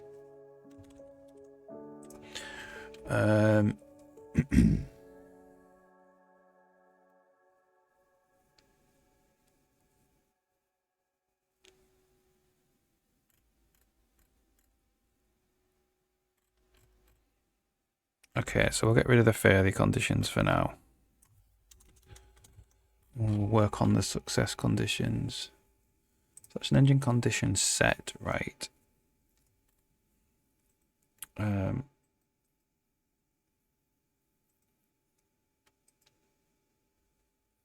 do we want to do it in the actual canvas?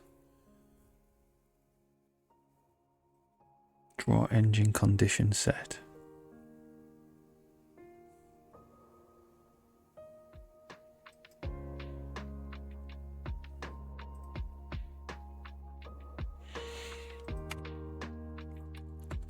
Not in the canvas, sorry. The editor.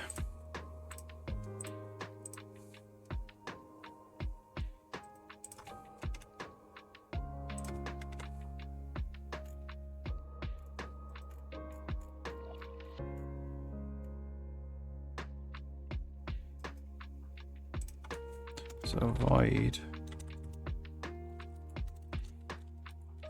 draw engine condition set.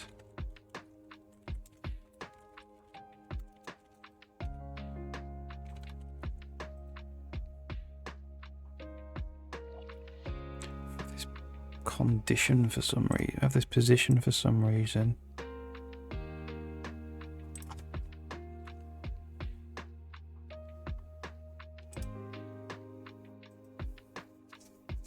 Oh, that's drawing the icon.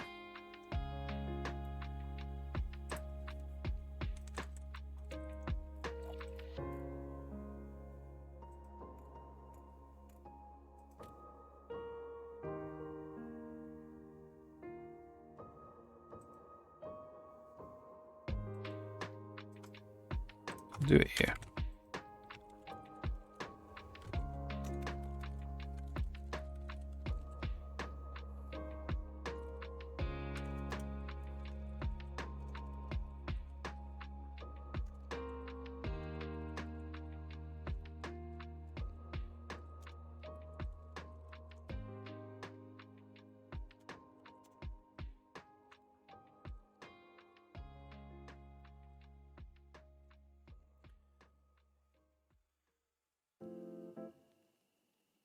Well, let's zero this out for now.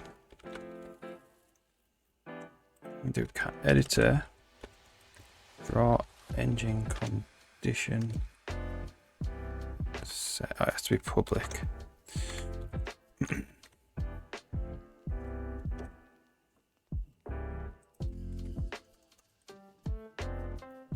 We also want to pass in a name.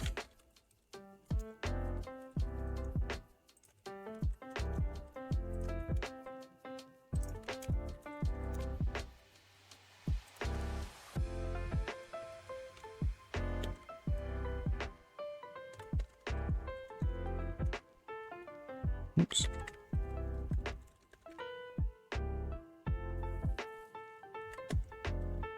Get rid of that one.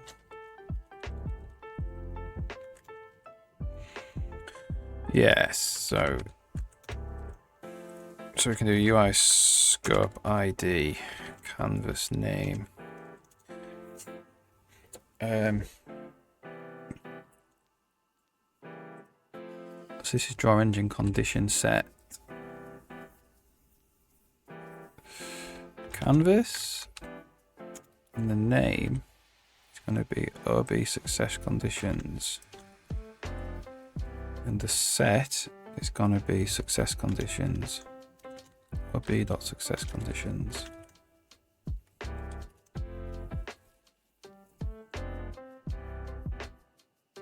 We may end up moving all of the conditions to be around to be condition sets.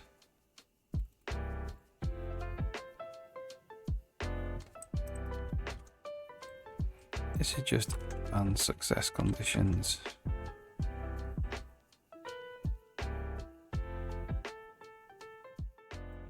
It's not actually an array of them either, it's just in a condition set.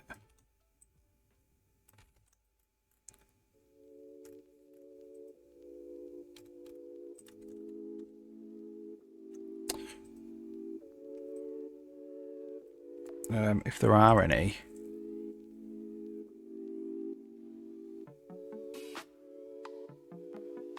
so we need to override what bool is as well.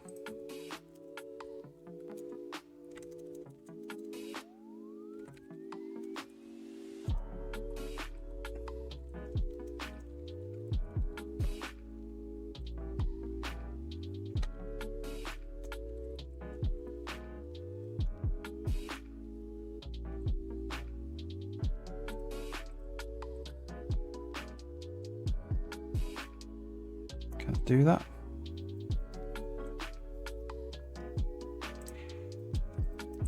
How does this work? Well, that's how it works.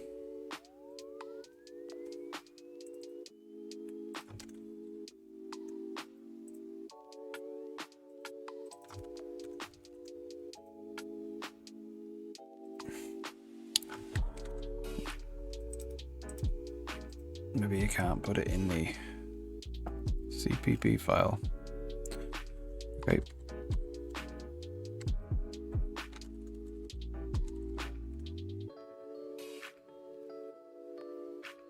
I'd probably do that here as well.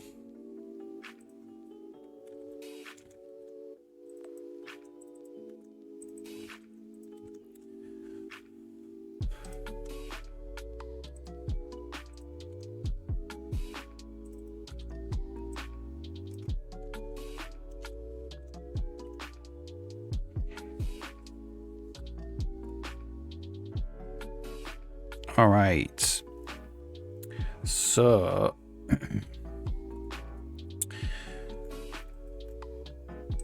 we just have to do this for the failure conditions as well.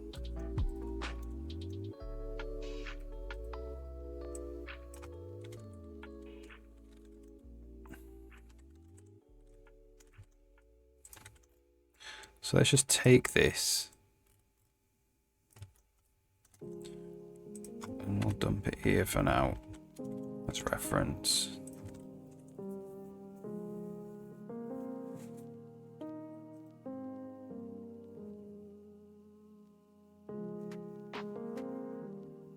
Nice.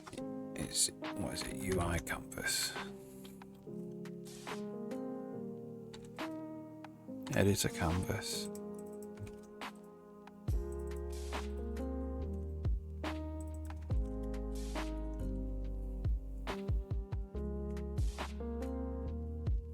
Okay, right. I'm gonna have a quick 2-minute break and then we'll get on with this.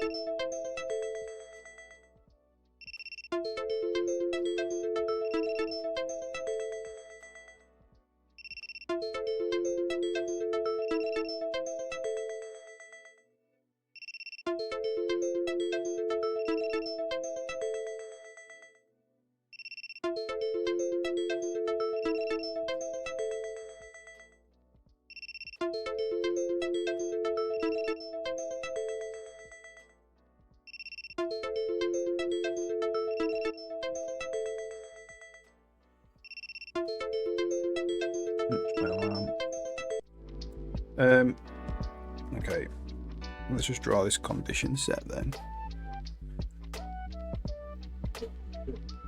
Yeah, that'd be nice. Thank you.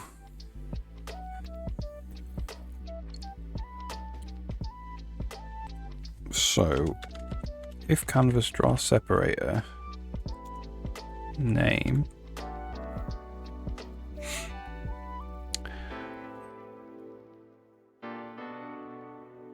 #64 name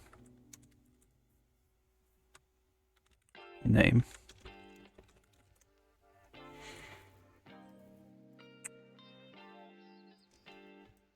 just going to go auto colors. Let's get editor colors.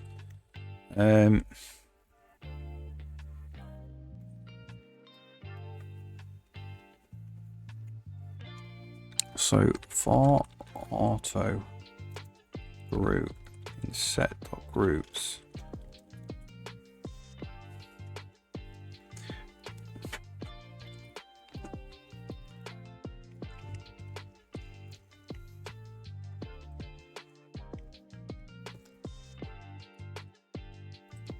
well, for G in set.groups, UI scope region, canvas, G name,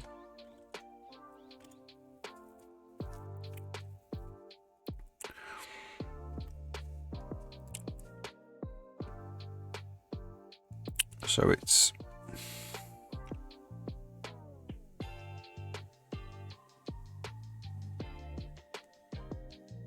canvas start icon row, the icon floor right left,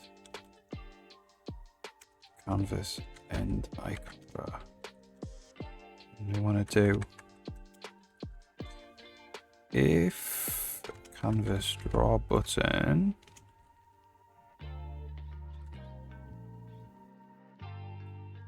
and condition the icon glyph plus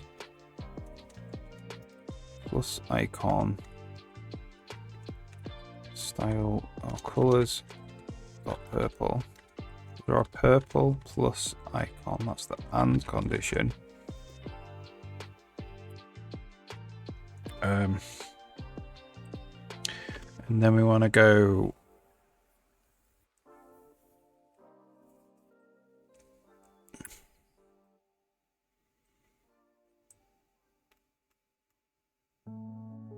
so it's just this delete conditions. So that's groups, that's set groups G conditions.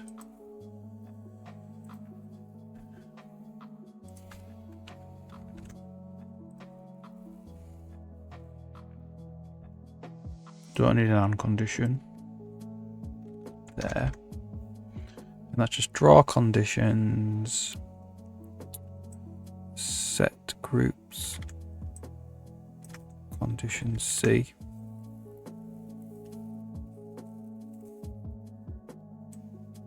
And that's set groups G dot conditions dot remove range.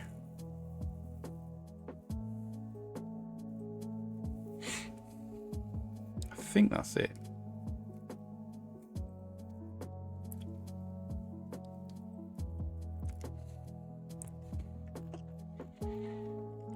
And then we want the add condition.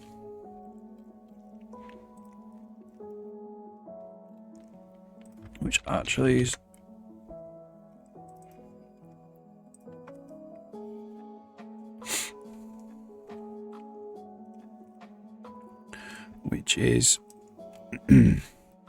set.groups.inplace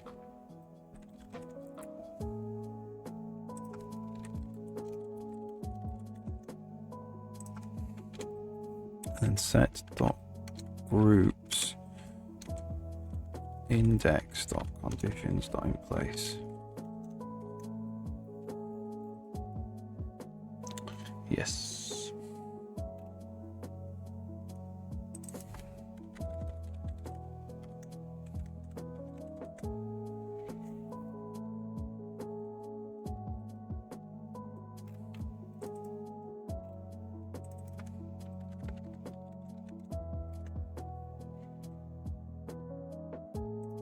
And this editor is this editor.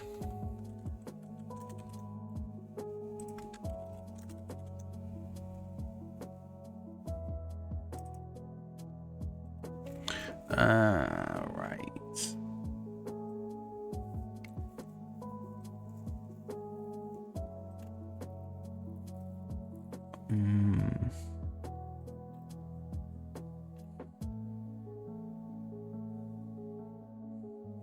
Maybe this should actually be on the node editor.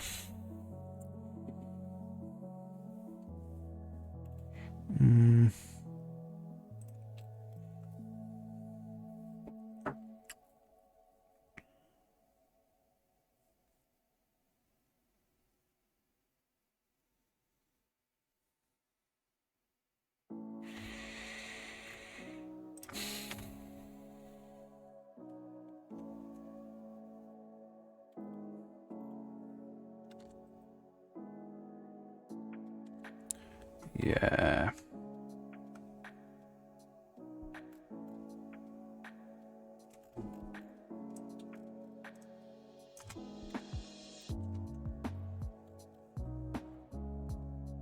Okay. I want to make this virtual.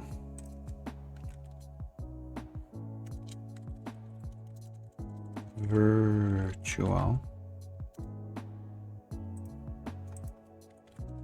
Not pure virtual.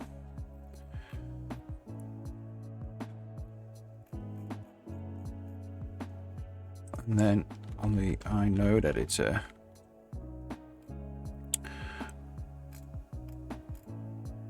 I'll just say void draw engine condition set.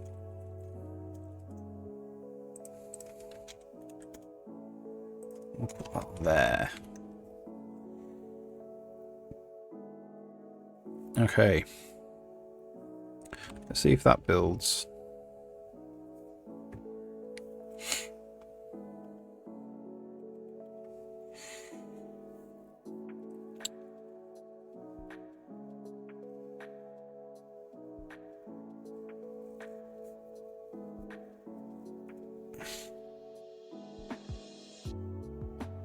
We're doing a region for every. So it's probably UI scope ID, maybe.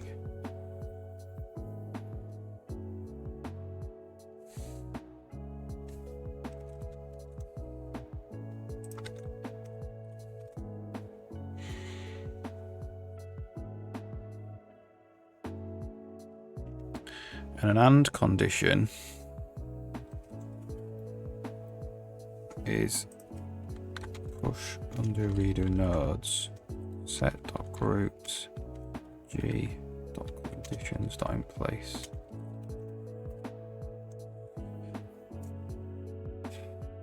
So that should allow us to do groups of conditions or set of groups of conditions.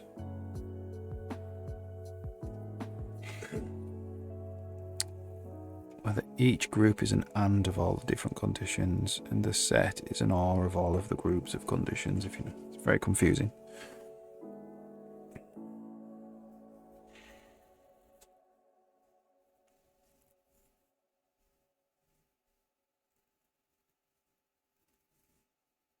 And we could go through the entire editor and change it to be this. This is kind of cool.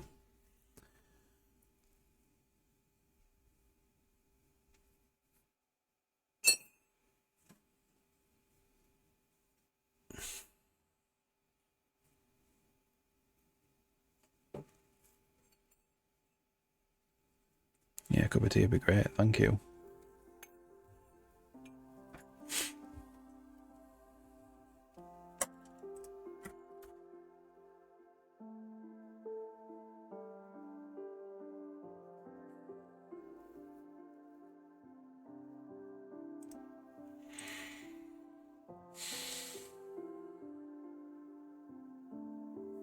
Test this out then. This should work. If this does work, this will work for the condition group, for the actual action. Because these use condition sets,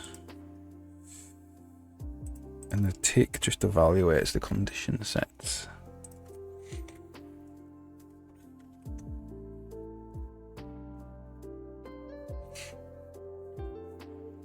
So this should work if the editor bit works.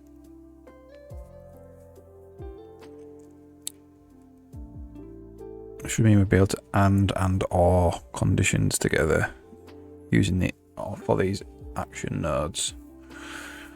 And if this does work, I might go ahead and have these condition sets on all the nodes. Right now,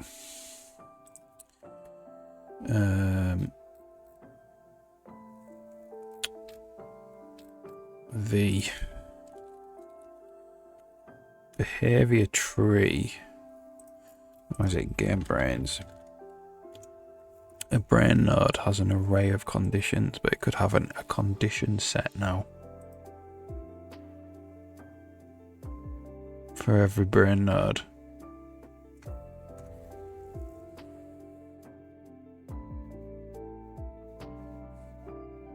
Be quite a lengthy refactor. So this is gonna need like literally everything. What would this need to be rebuilt? We need to rebuild some stuff. Probably just the brains actually. It might not even run. See if we can load it.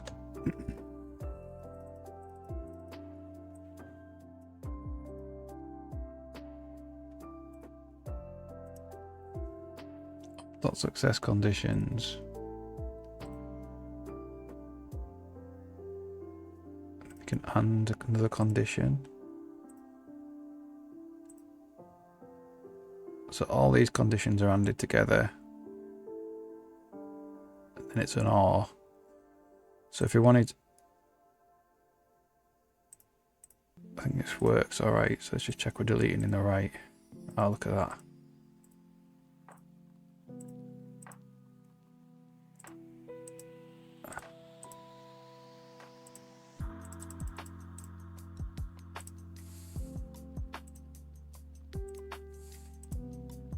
What happened there? Is that just me?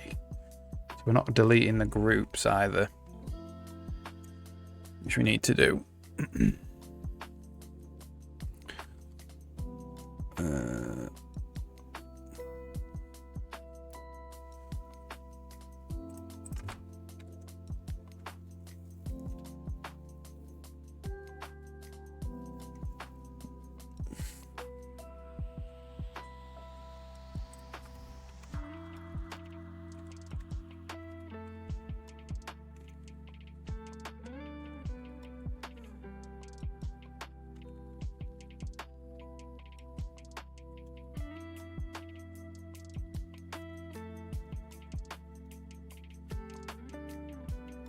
Well, thank you very much. Right, so it's right to left, so that'll do delete first. Set dot groups dot remove g minus minus continue.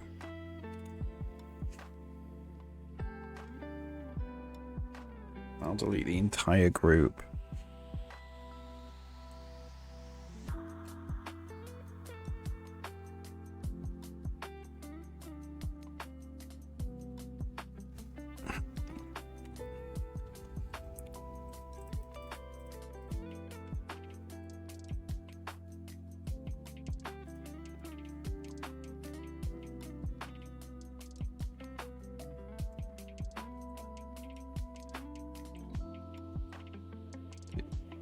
Oh, it didn't change. It just changed the width of everything.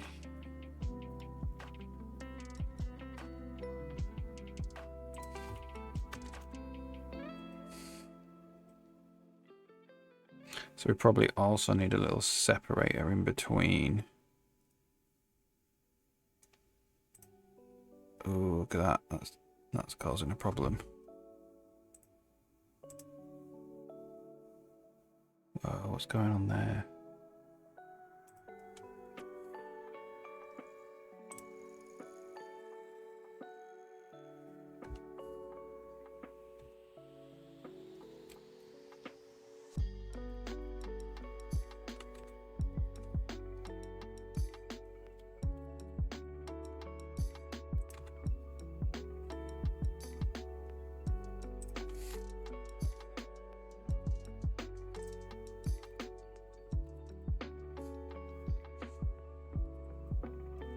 Oh, because we're not ending the icon row.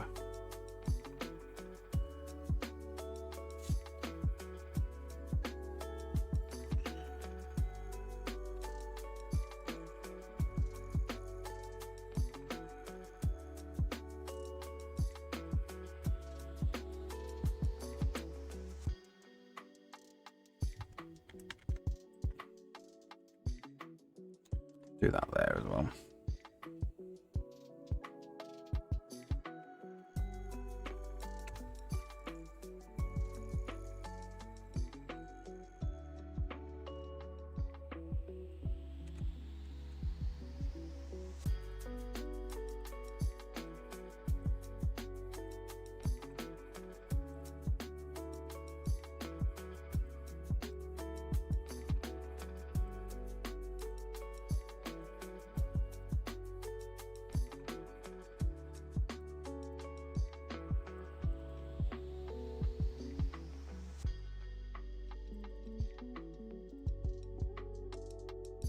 Cool.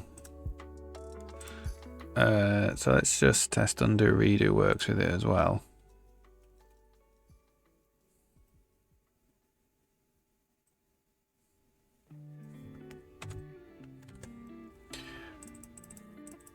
So we're going to go add one, change it to false, and add another one, and say that is G condition 9.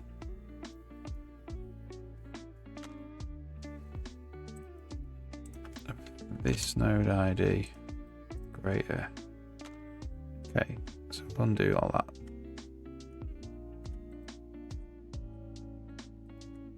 Redo all that. Delete the entire group. And undo that. Yeah, it works great. What we do need is a separator in between all the all the groups, sorry.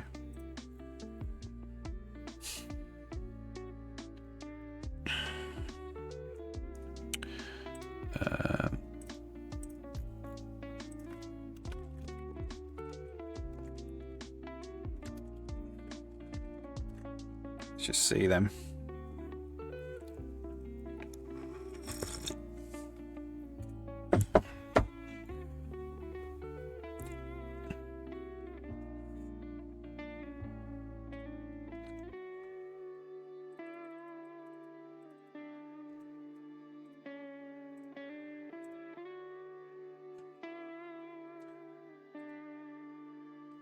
So it's put a separator at the end. It's actually in between each condition.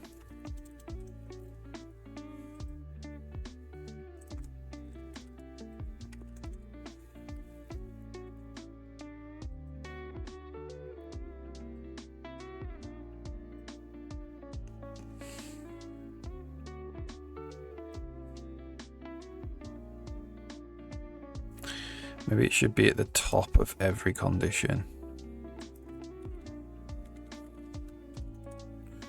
And then it will put one here as well to separate out these and these.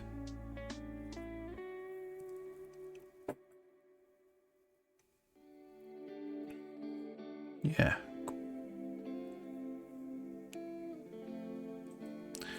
Great. Okay. So what was the condition we actually wanted for this? It was definitely game condition 9.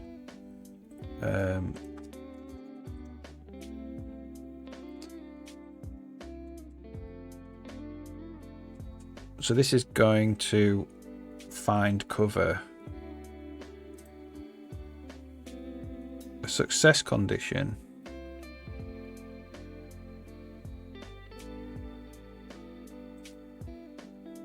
No, this is waiting after we've found cover. So if it gets to greater than 10, this returns success, which means he can go on his normal patrol. So let's just build that.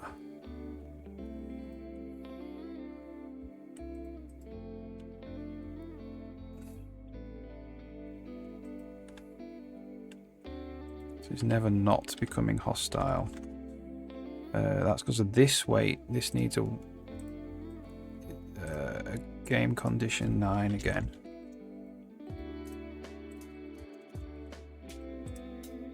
Greater than 10. Was it greater than 10 on that one as well? Yeah. So if we run away, it returns success. So it becomes hostile. We run away. There we go. It goes back to his normal patrol.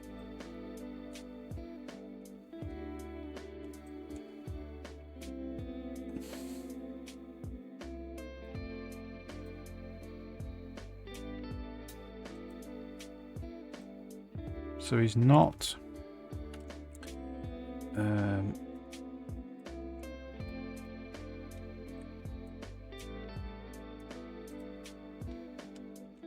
he's becoming hostile again. So have we got a condition on here? Less than 10. Less than 10.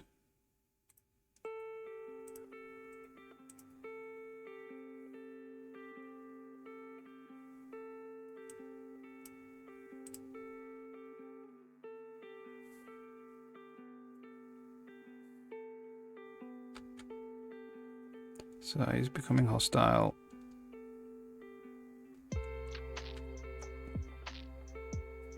He's trying to find cover.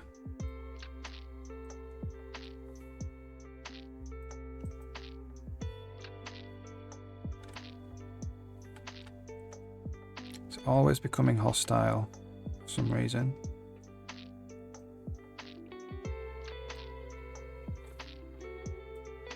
Found cover, and now he's back on his patrol. Becoming hostile again.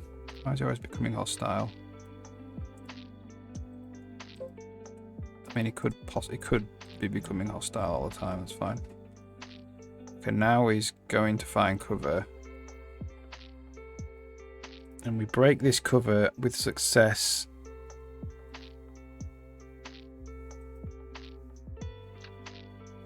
If we're greater than 9. Yeah.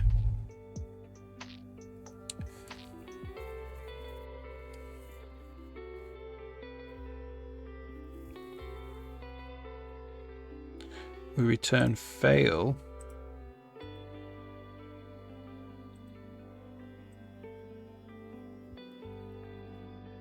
I mean, that.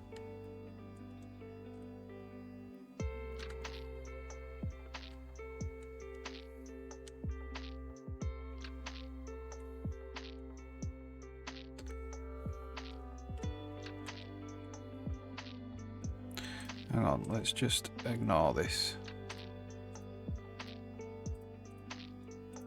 for a second. So we should always run away now. Yeah. So he's remaining in cover if we get within 10. The thing is, he's not settling on cover. So he's going to find cover, which is going to be up here. And now he's trying to find cover down here because we've moved. So he'll come to here, and then he'll just immediately. So if we just immediately exit.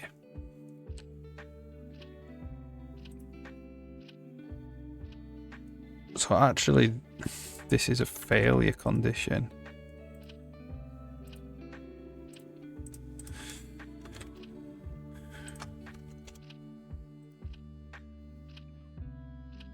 If we get less than 10 in, it will fail.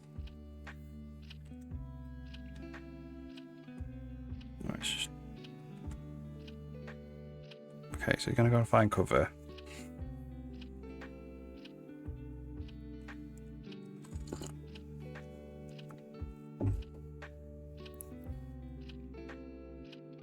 Okay, now he's waiting. Get up to him, and then he goes back to here again. He tries to run away. Yes. So we need another condition now. The success condition is that he's been left alone, essentially.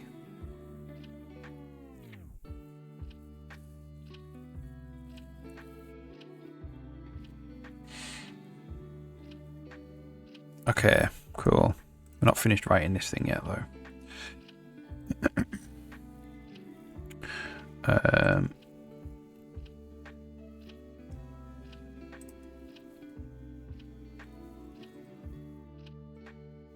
We need to know. Need to go soon.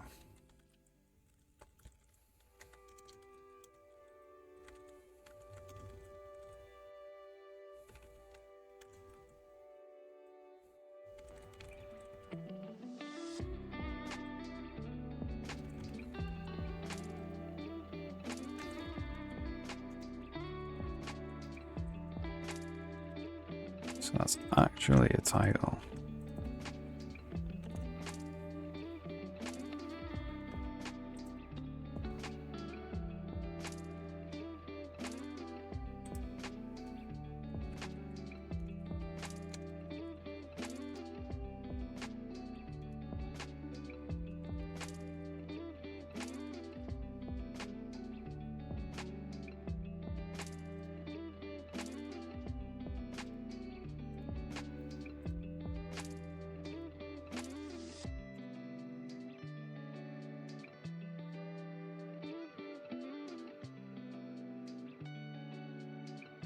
Okay.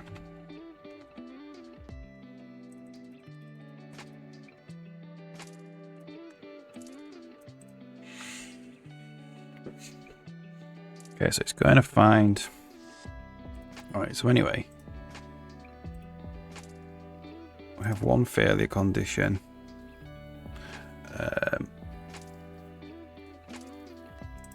So we'll test this. So the failure condition means I will go and find cover again. We'll put another one in. Saying we when we enter, when we're inside this trigger.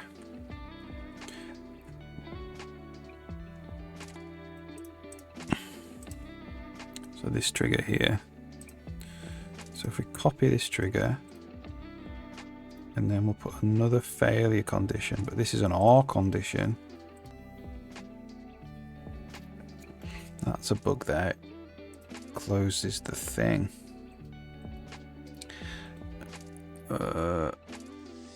That's because, yeah, it needs to be the name. Resetting the state there. Or giving it a new state. That's the ID. That becomes the ID. So we generate a new ID if every time this count goes up, which is not what we want to do.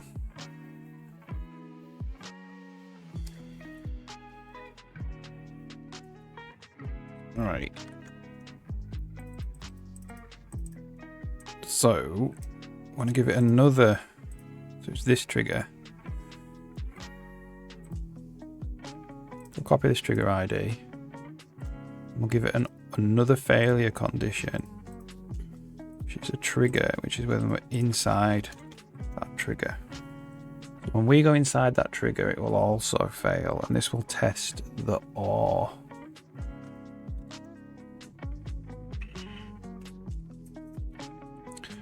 Okay.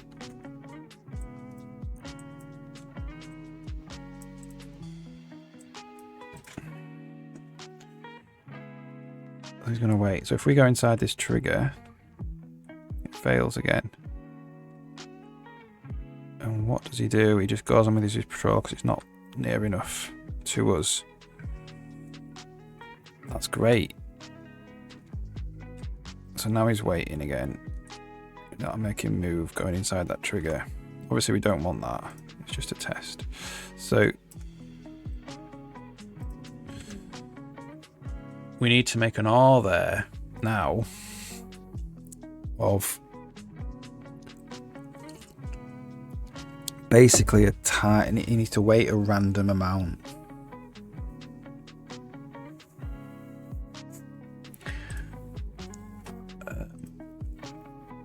So we'll have like, we need a condition timer exceeded.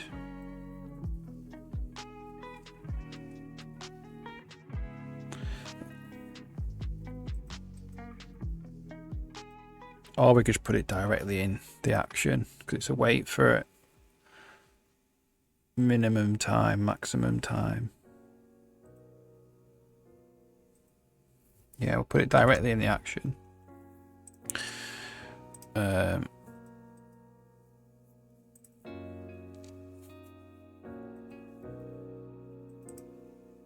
Yeah.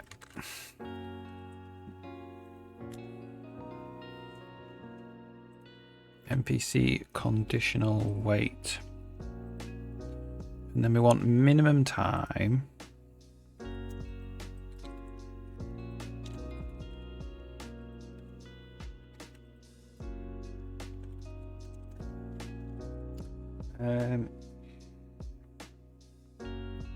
And this should probably be in game time. It should probably be in game time.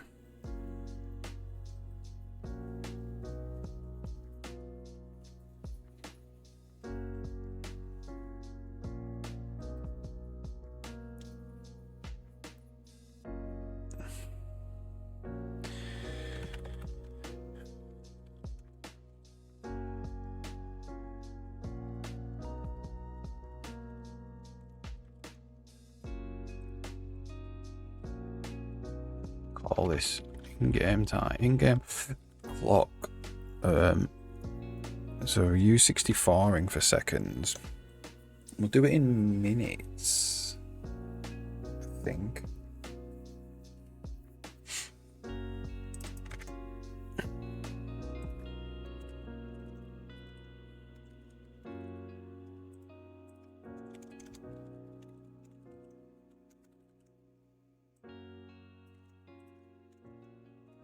With 0 being wait forever.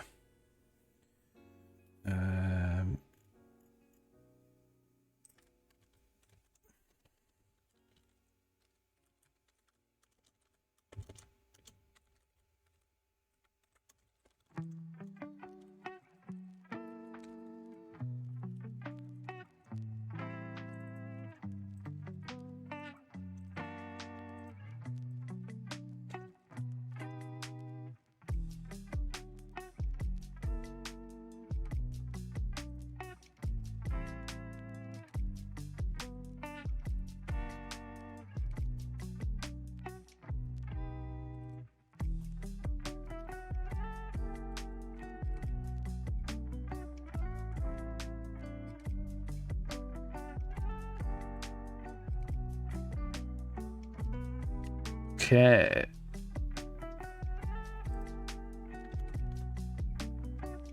So we need to draw those.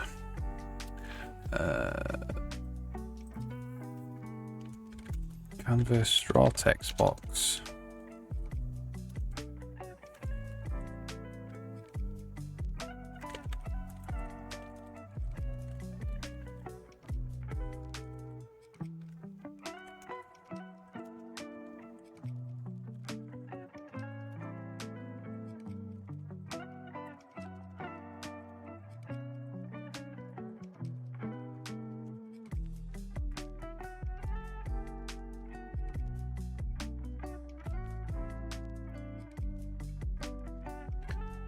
Need to rebuild the brains again.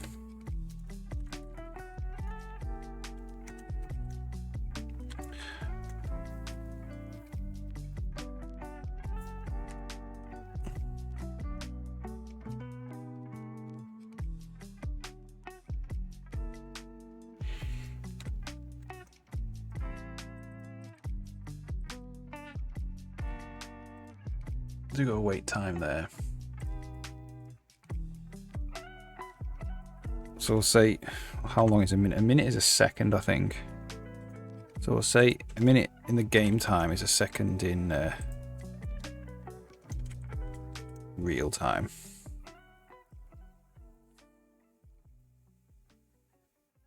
So basically, it'll execute on a success.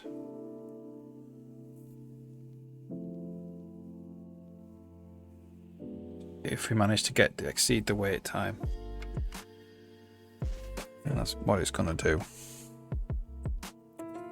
And then this wait here, is there another wait? Additional wait.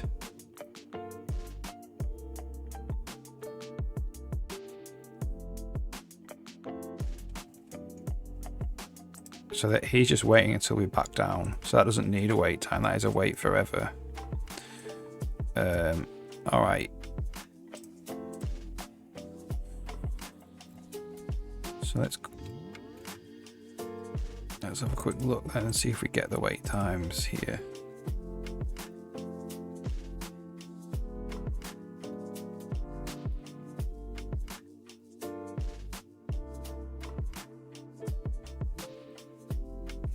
So it should go into hiding. Then it should wait.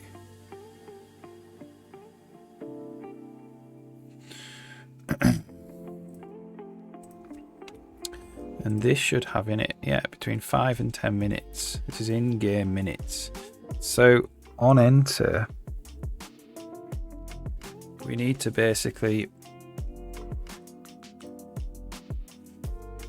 actually generate U64 success, time to success.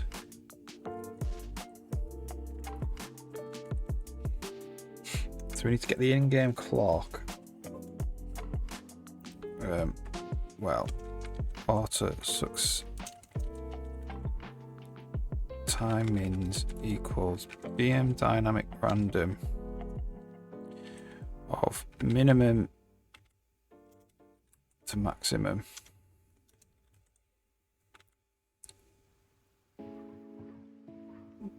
So if min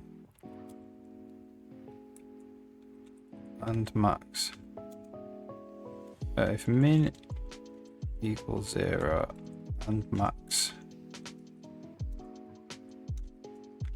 equals 0, then we're just going to say call it time to success equals standard numeric limits U64 max.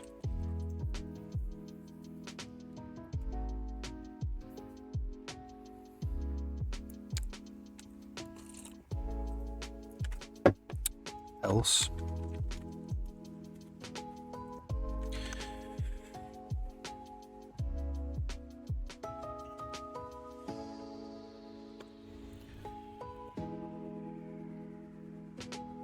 maybe this should be U32s.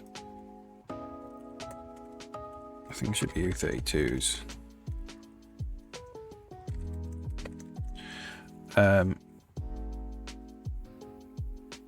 So time to success is a random number between those two.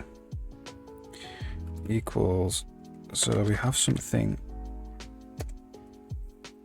of serialized game time.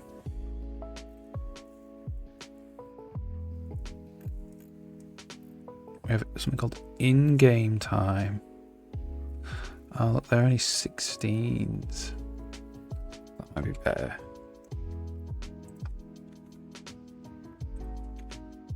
We'll make them 16.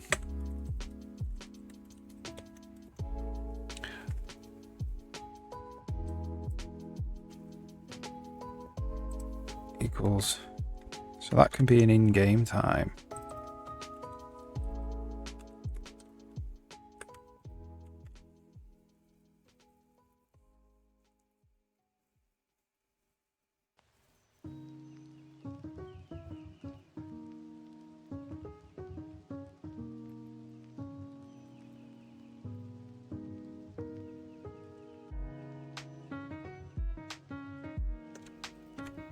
Is that how this works?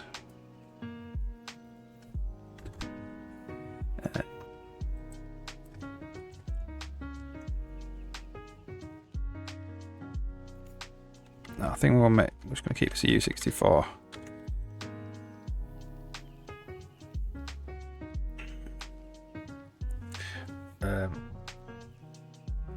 Time to success is get in-game clock.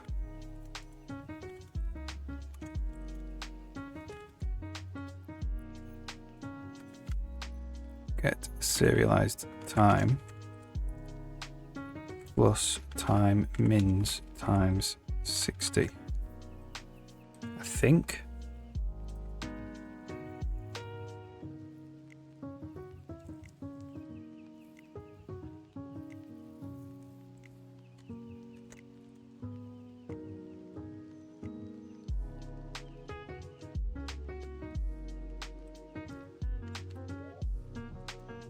Serialized game time. Time mins times 60.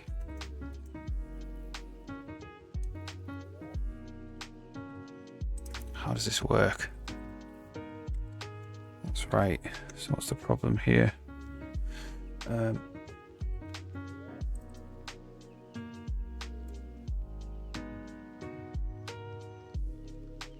From int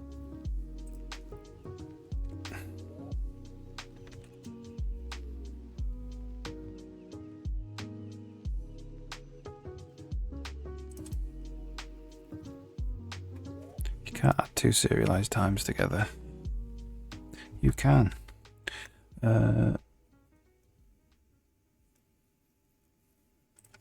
Time to success. This is a serialized game time.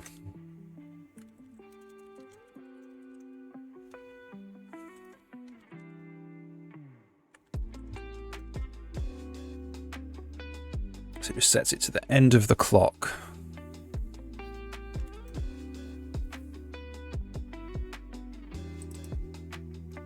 Doesn't know about it though.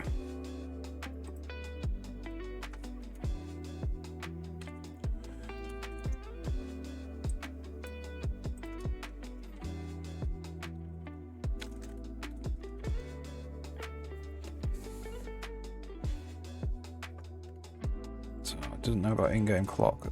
This must be libvm engine.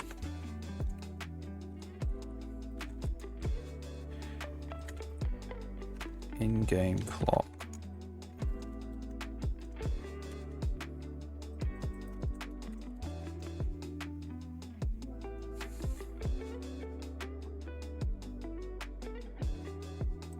All right, so now we can have a success fail. So we say if get in-game clock, get serialized time, it's greater than or equal to time to success, return eBehavior state success.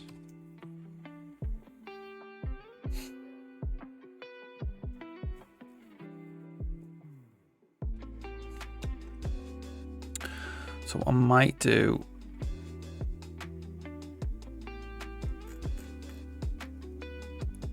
I might call this IG mins for in-game minutes.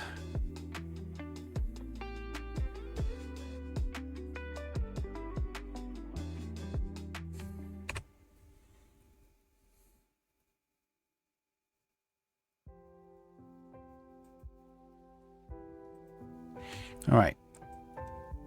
That crashed because we probably need to build the data again.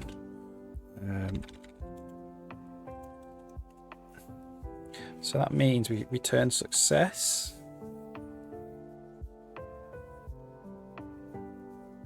So return success.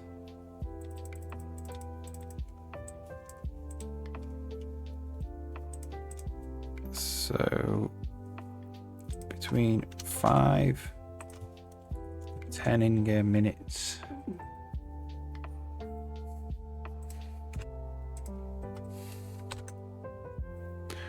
Okay.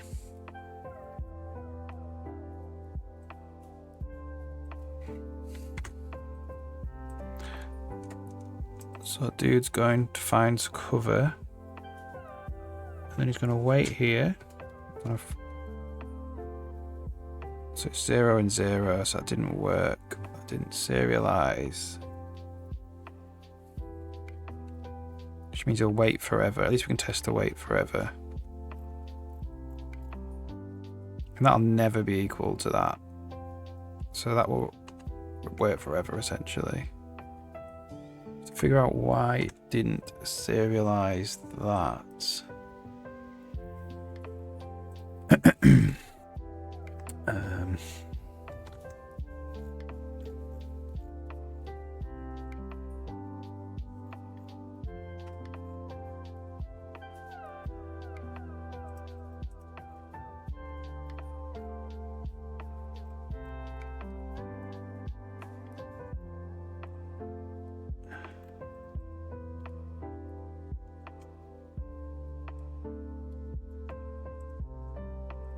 Okay.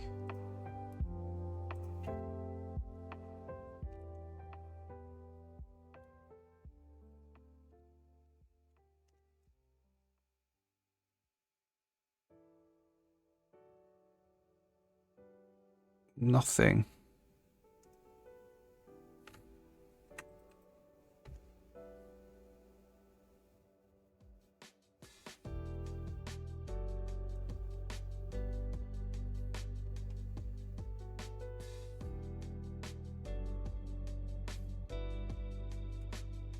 Did it even write it in?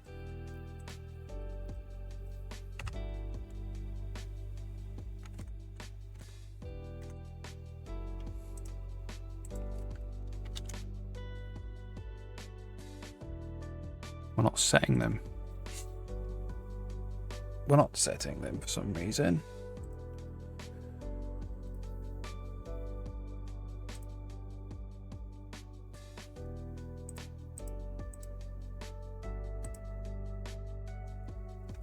That's weird. That is so weird.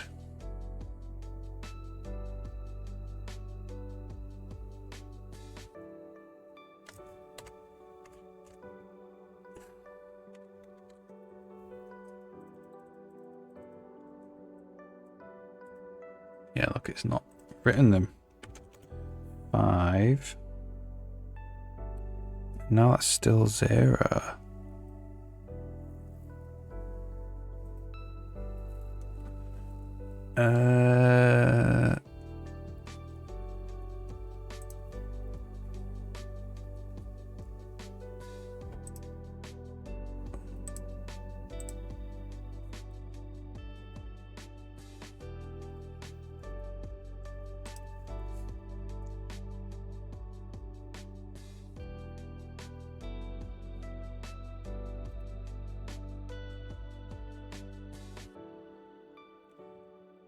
So that ob, where's the address of ob?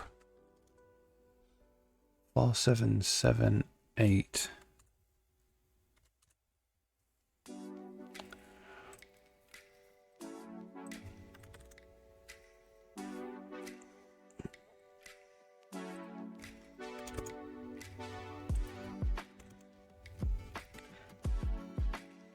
What's the address of E?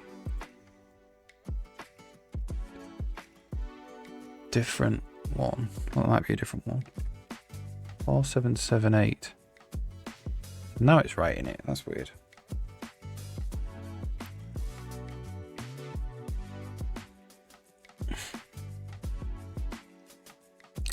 D88.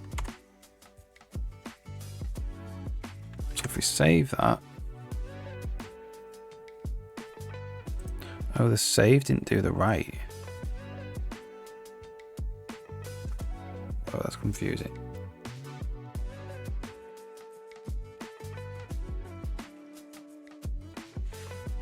I think I need to rebuild. Because the save uses exactly the same code path as that. That first one was the undo redo serializing. And the save uses exactly the same code path. So that should be working.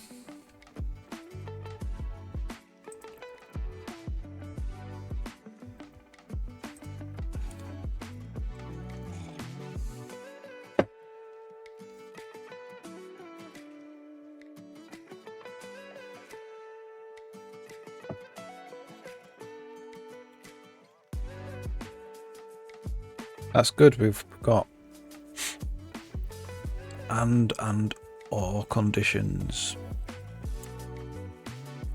We should spend some time moving that, getting that through the entire engine actually, rather than just these arrays of conditions.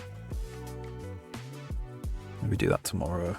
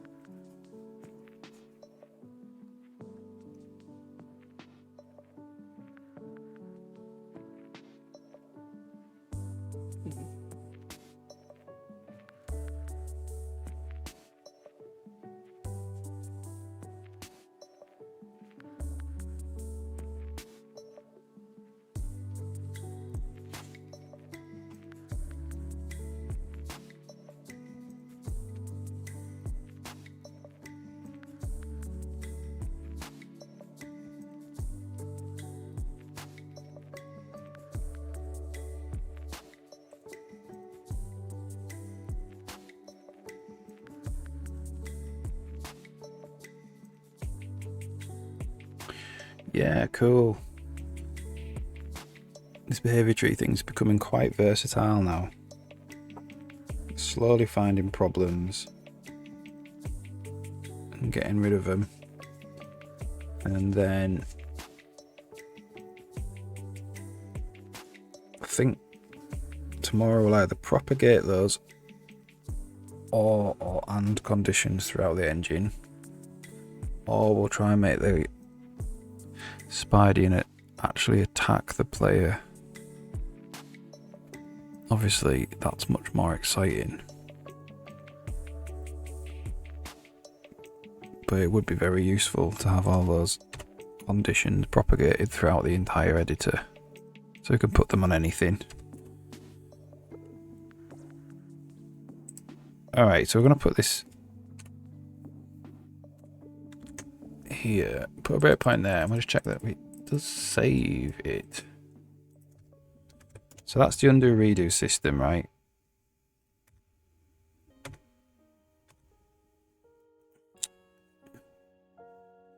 Yeah.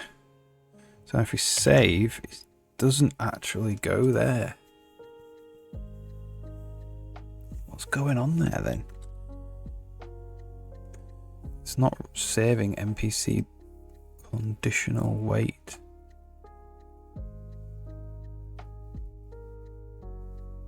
Oh no. Wrong one. It's that one. It's that one there. Let's just check it, the file. Oops. Where would it be? Levels, but brains, combat test.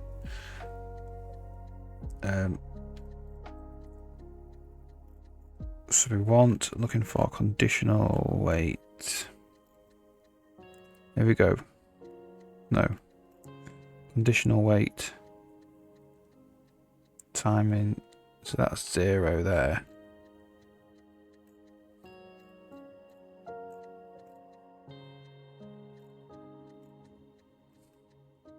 There it is. So it did save it with that build. Wow, that's just quite a tree. It's fine. Okay, so let's see if it loads it back up again. So we'll do 5 and 10. We'll just save it. and then we'll just see if it loads it back up again.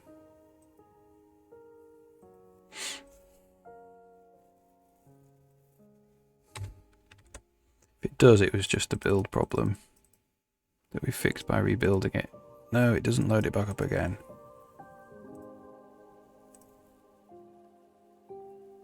Okay, I'm totally confused.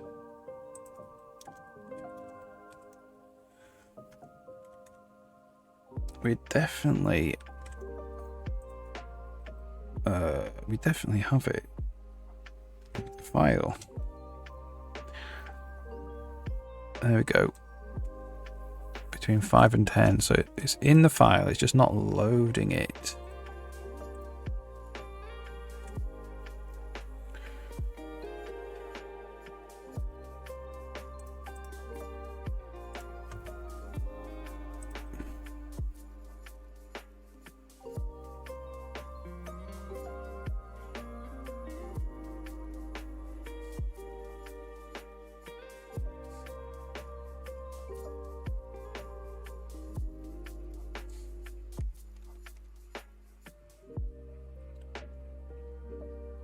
So if you just look at what the layout is, minimum time mins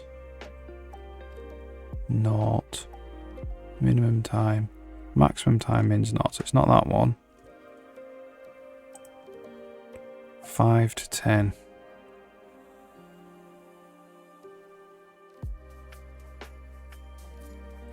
So I decided not.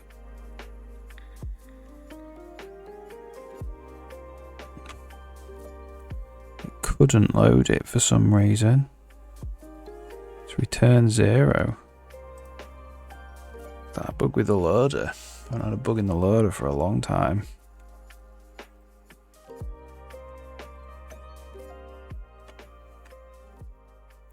Five to 10.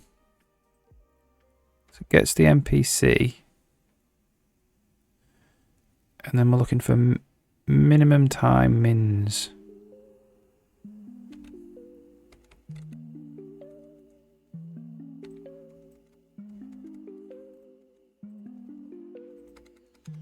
Get rid of all of the tabs. It's not a new line character. It's not a star character. Star colon character, I mean.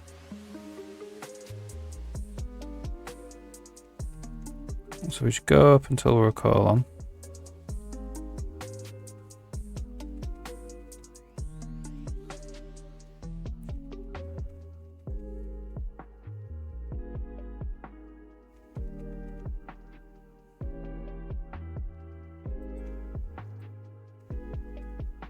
Key, minimum time mins.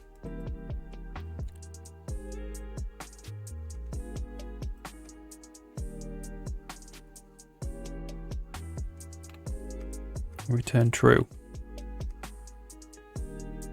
Okay. Oh.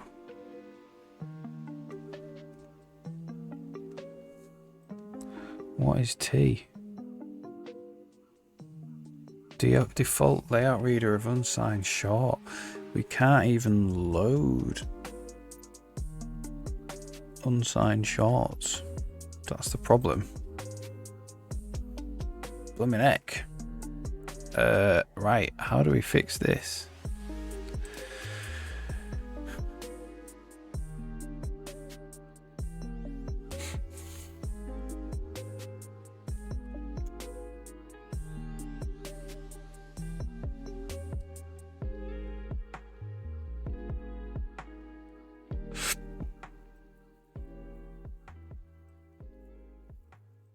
How do we fix this?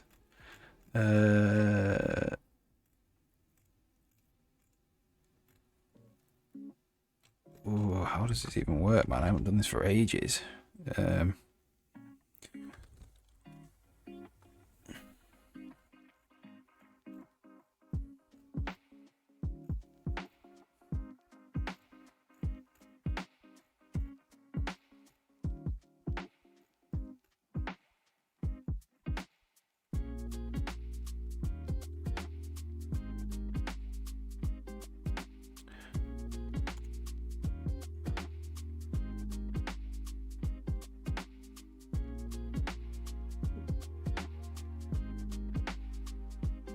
Here it is.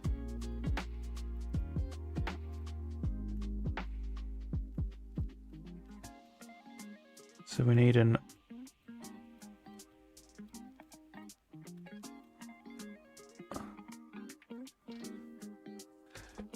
actual we need a int, unsigned int, int, unsigned int, unsigned int.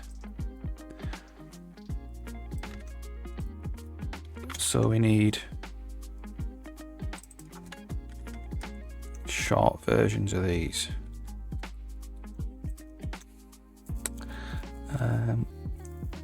Is short %d? Probably be fine, won't it? Okay, let's see if we can load this, because we've never tried to load an unsigned short from the text loading system that loads all this in before.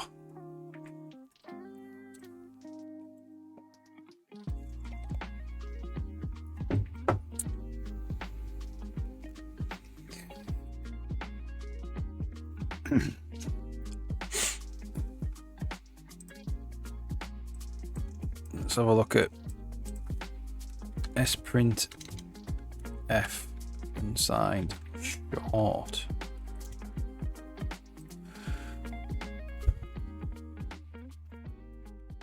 H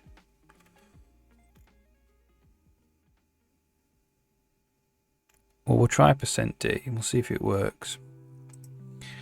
This only has to work on my computer because this is just text data from the level editor.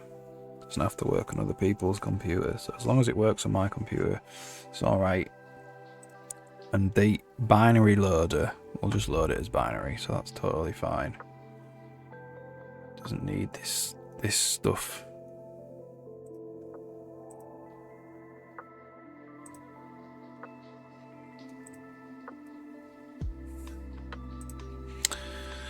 Alright.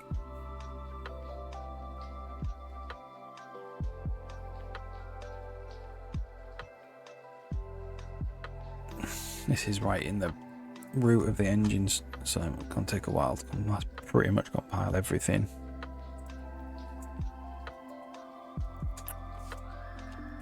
Okay, so we'll just get rid of them, and then it should load it or it shouldn't.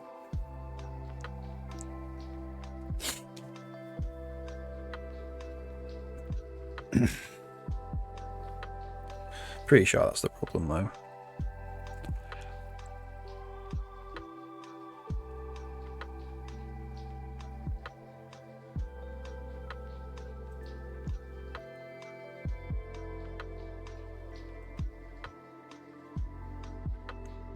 Yeah, I think tomorrow I'll have to spend some time propagating all of those conditions across the full editor.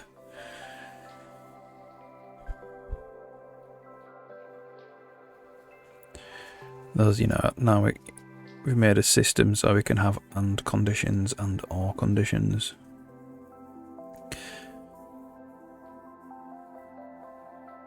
And then after that, we will make Spidey attack the player.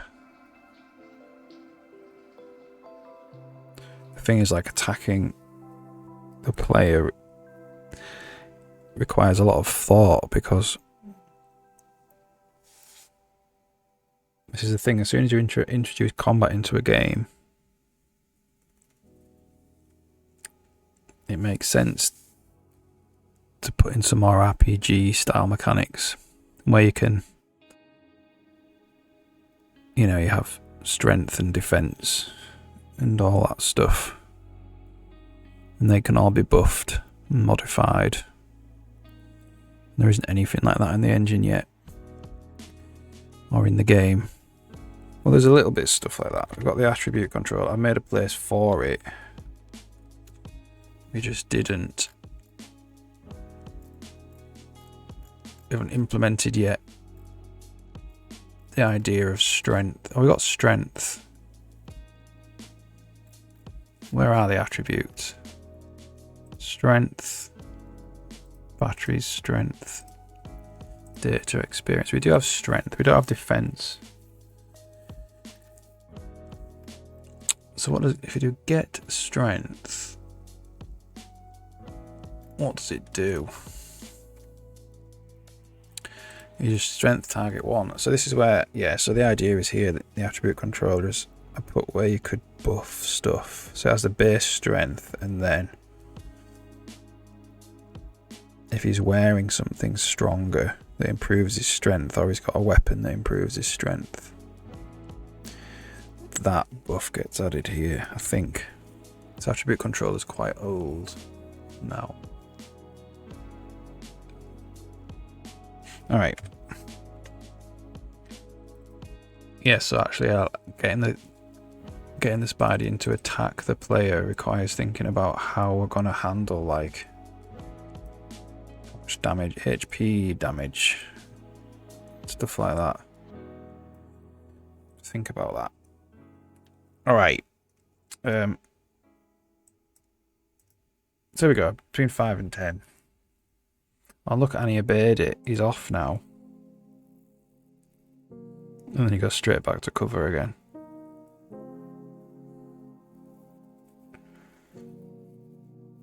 So this is the in-game clock.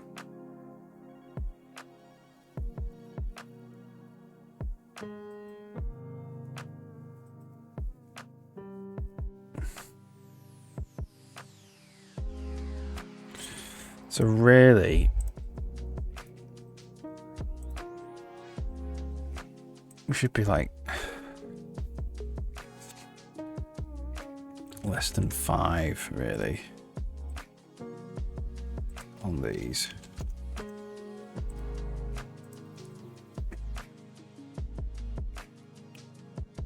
So we should probably put a weight on here as well.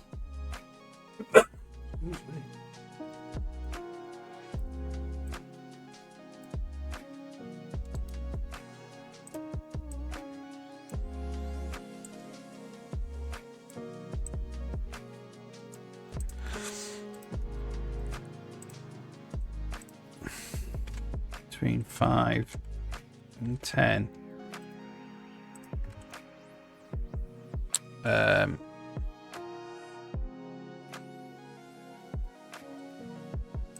Failure condition again the same.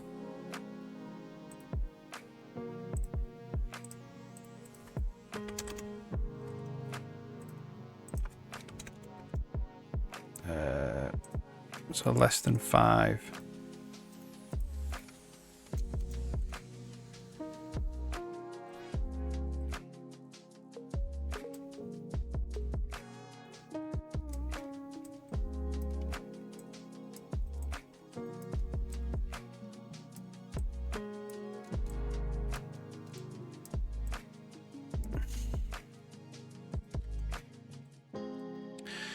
Yeah, something like that.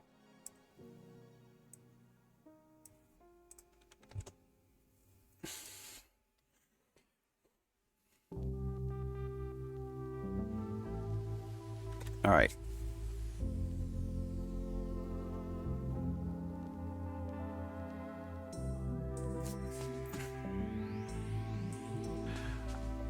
So we'll allow this to happen now.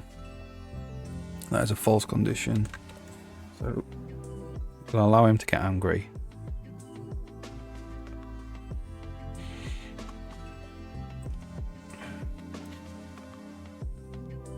So now he's running for cover, and he'll stay there between 5 and 10 in-game minutes. So it's 17, 18, 19, 20, 21. Okay, then he's off again. If we go up to him now, he's trying to flee again. We also need the condition where if we keep hounding him like this, he becomes hostile, which he does there. So he's hostile. If we run away,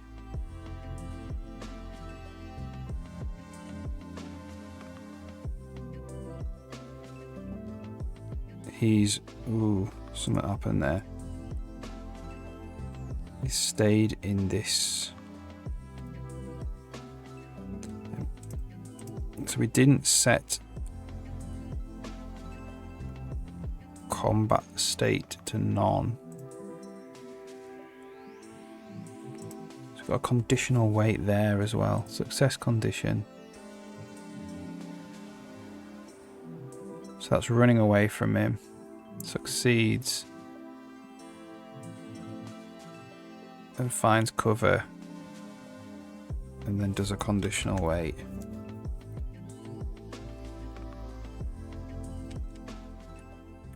So we'll try and run away.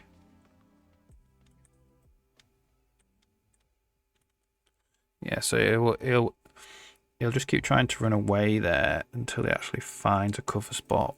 We need another thing where if we just get really close to him,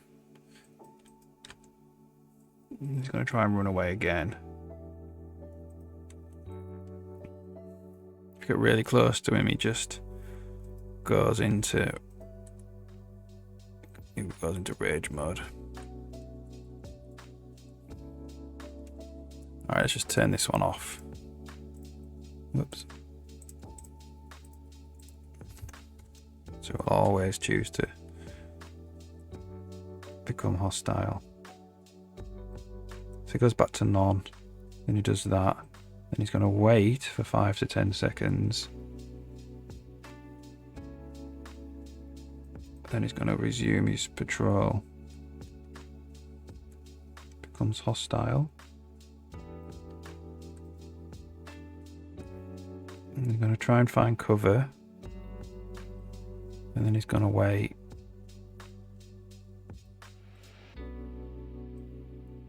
And if we interrupt him on this wait, he becomes hostile again.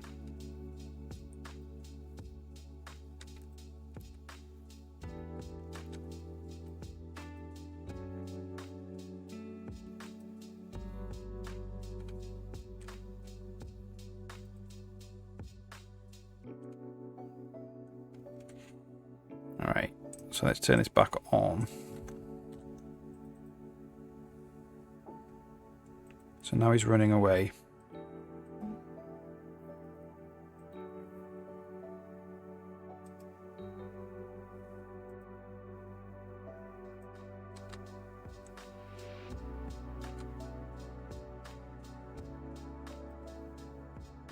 And now he's going to run away again.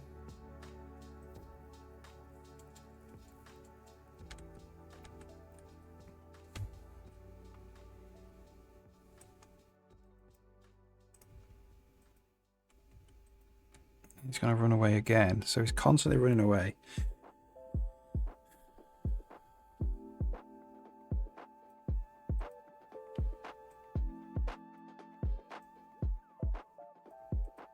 Eventually he'll become hostile.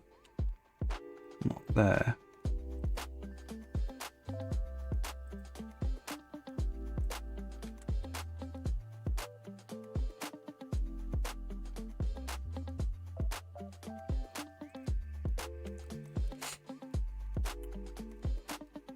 To be less than 5. That's less than 10, so that's why that's not working actually. That needs to be less than 10 as well. It needs to both be the same for them to both have the equal chance of happening.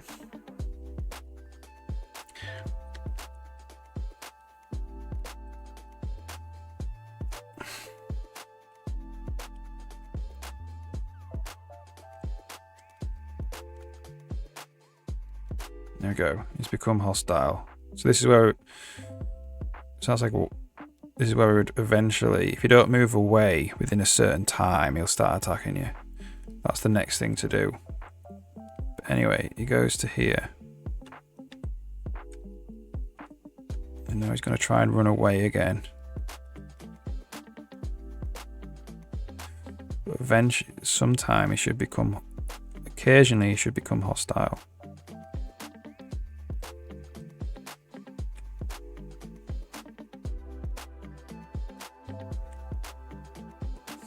Those lags there are pathfinding taking too long to compute. Need to actually do some work on that.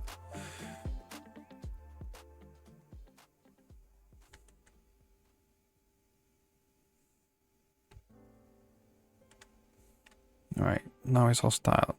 So he's going to stay hostile forever. This is where we need to figure out. So we need like another sequence where it becomes hostile.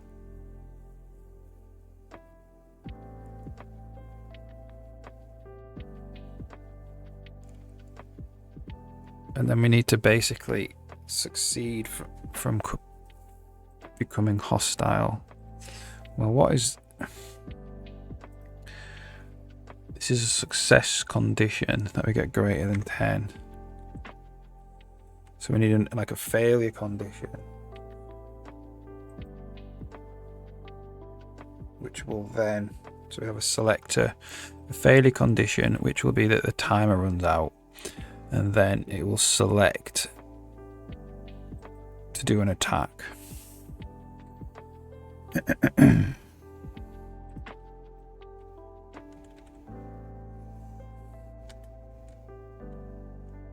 We've got some quite good behaviour now. It's not predictable what he does.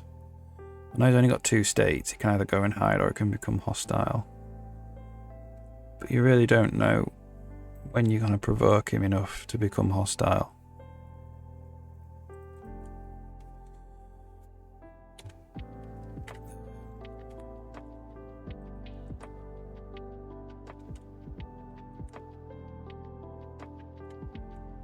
Like, definitely, if you attacked him, he would immediately become hostile. We don't have attack yet.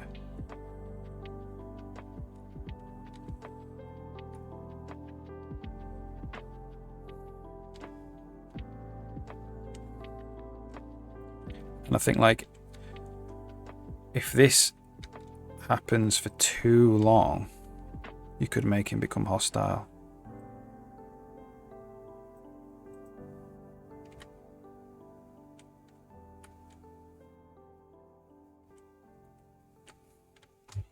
Cool. All right.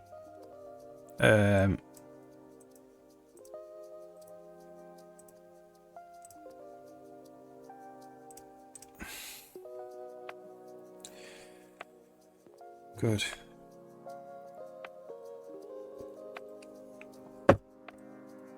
So the idea being,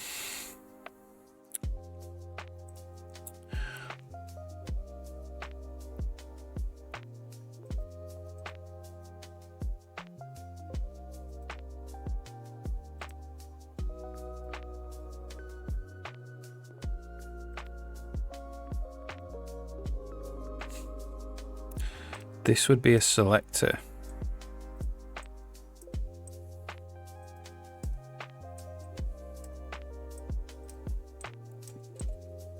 To an action. Become hostile. And this would have a failure condition on it.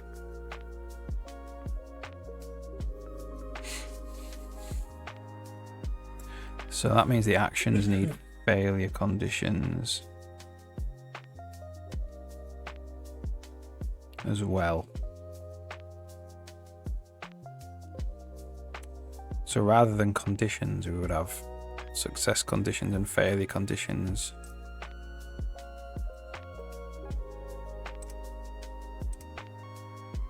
If this fails,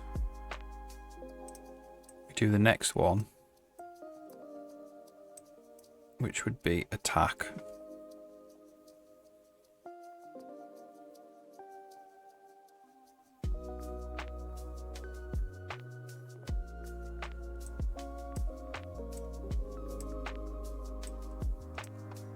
His brain is actually getting a bit big, which is good.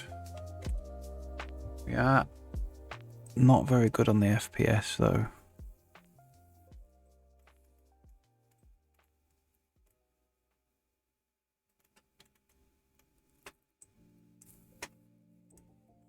What that's all about.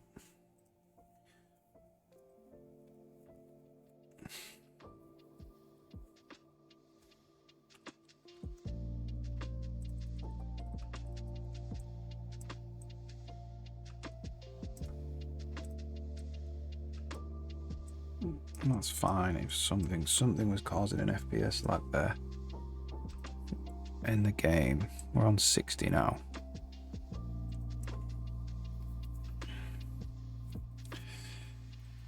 So you can see how we're building this tree up to eventually have the full Spidey combat behaviour.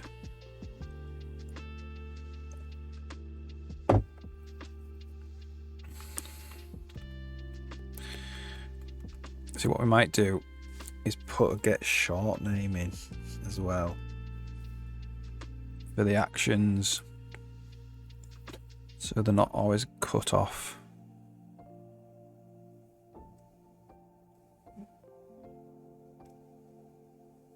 That's something we can do now, actually, because I don't really want to start yeah, anything else bigger, really.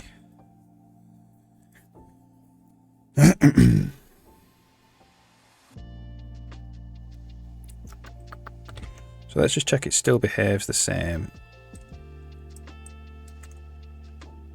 with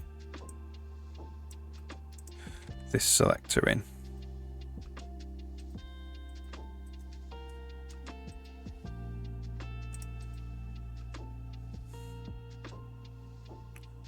Okay, so it didn't, apparently did become hostile.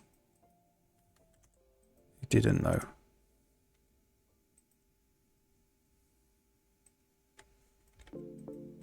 Okay, that selector has broken something. Oh, because that's returning. So if that returns true,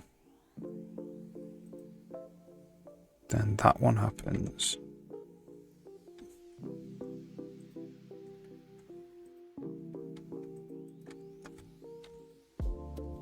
That should be fine like that. Figure out why. That's just something. That's a bug we can. So let's just make that always fail.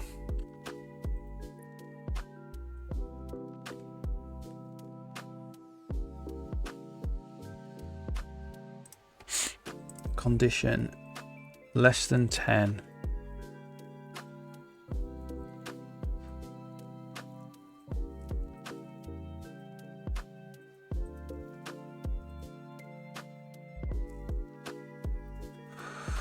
Okay, so do we even get here? Oh, hang on a second.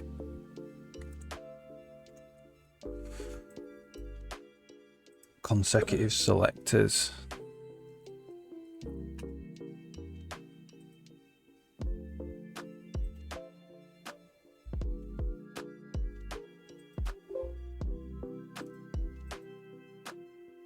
Did we fully implement them after we did this random thing? I'm not sure. So he's in a wait state there. Okay, so let's just check.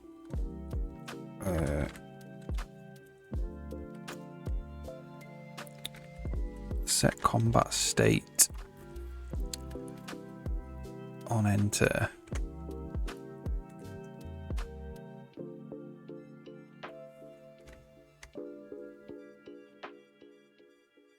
Combat state none. Is it set to none? Might be. No, become hostile. That's this one.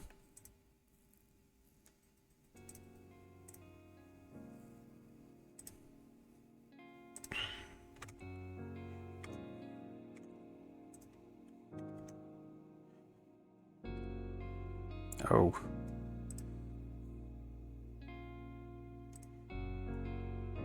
Stop it.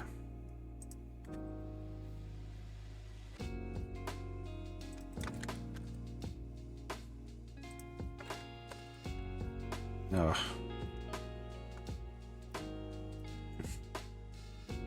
Build this again. That completely broke it. Still doing that.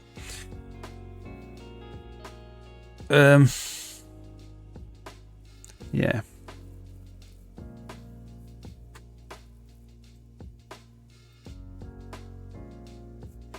Yeah, it kind of feels like we're nearly there. This behavior tree, like ironing out all the kinks.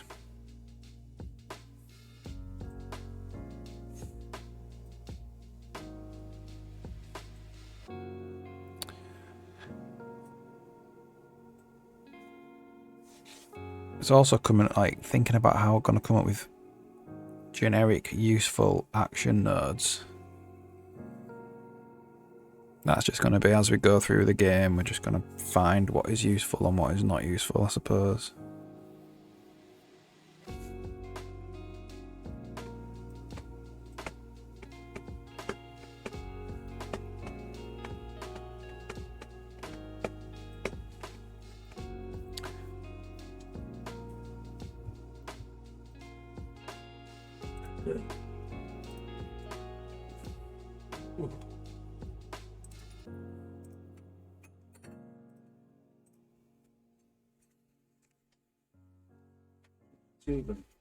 Yeah, that'd be awesome. Thank you. Gigi's round at her friends tonight. She's what? Round at her friends. She's gone to her friends, yeah. So I don't have to pick her up from school, which is good. Looking forward to Saturday. Yeah.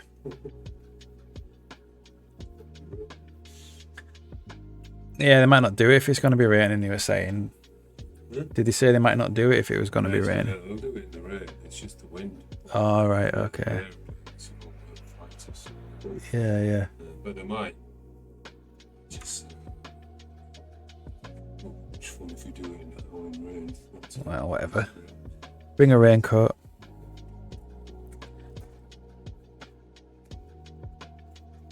Yeah, so we'll figure out why adding this selector node broke it. It shouldn't have broke it. It should have selected it, succeeded.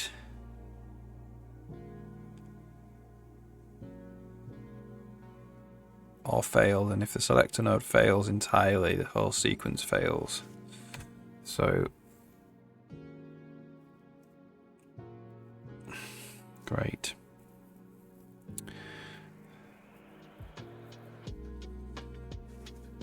All right.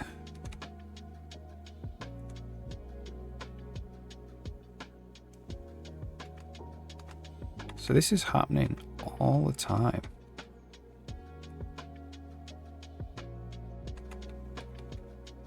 She's mad. Why is this constantly firing?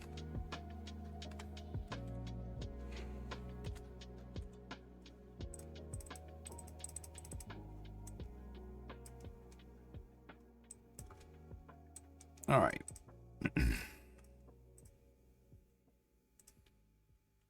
So if you run away,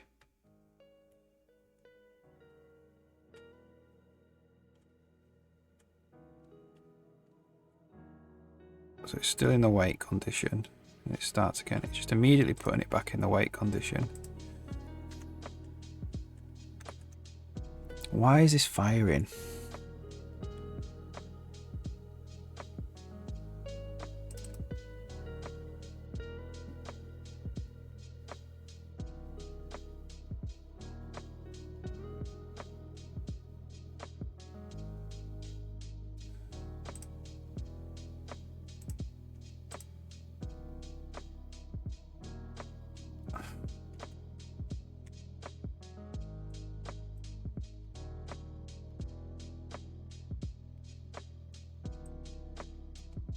Did make it hostile there. And now it's running away. Find cover.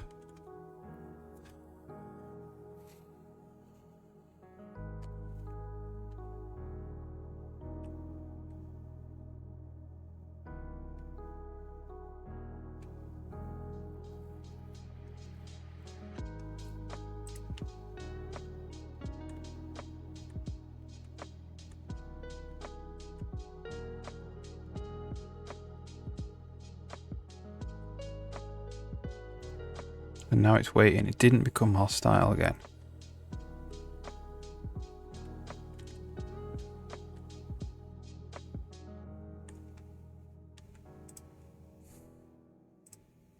I do want to know why this is constantly firing.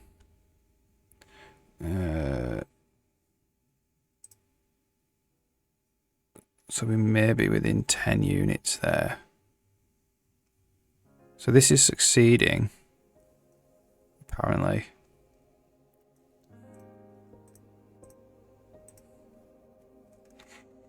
Okay. Current node is the new current node is the root node.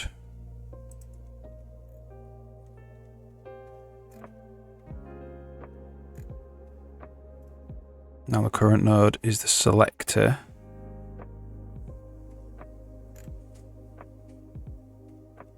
And now the current node is a sequence.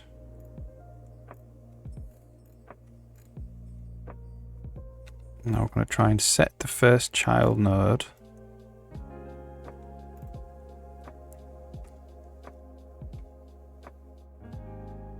Which is a selector.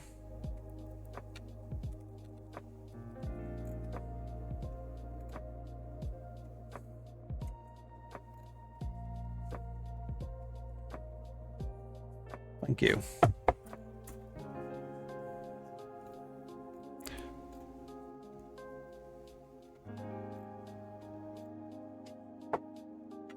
And now we're going to try and set the first child node of selector.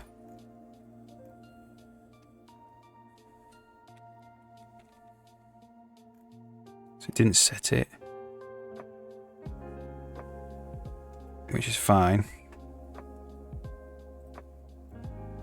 And now we're going to try and set the next one. Didn't set it, which is fine.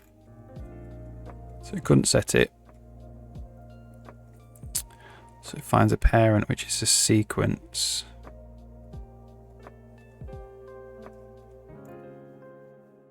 Behavior state is fail.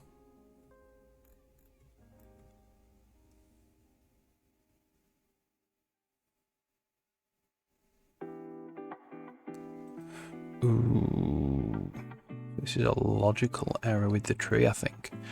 So the behavior state is fail.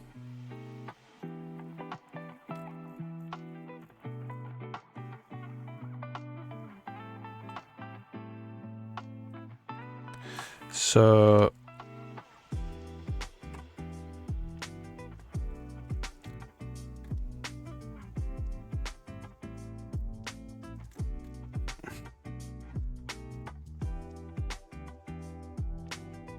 it's trying to go down to that action now. So that's a proper bug with the tree. That's good. Find that.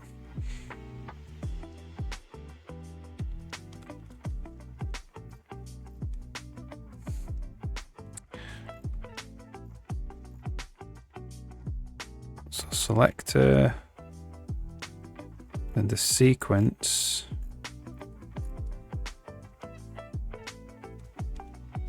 And now the selector, and this selector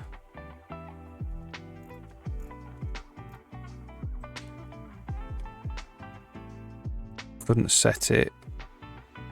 The parent is a sequence.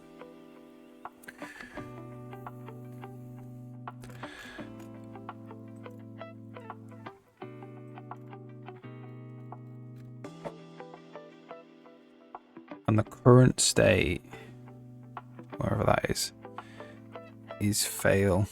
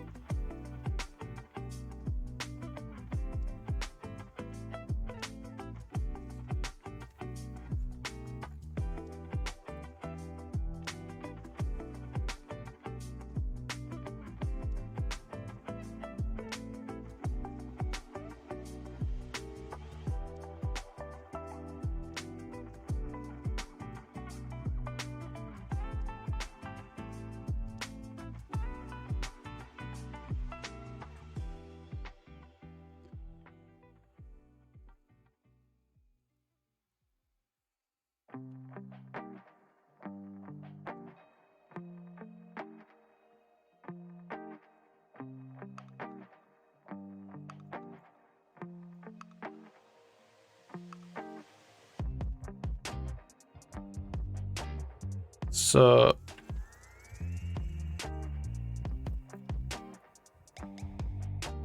maybe that is and behavior has to be running.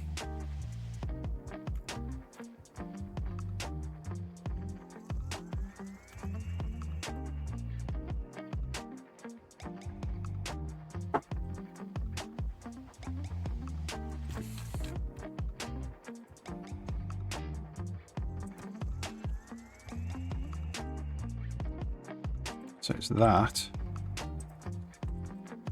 And behavior state is equal to running.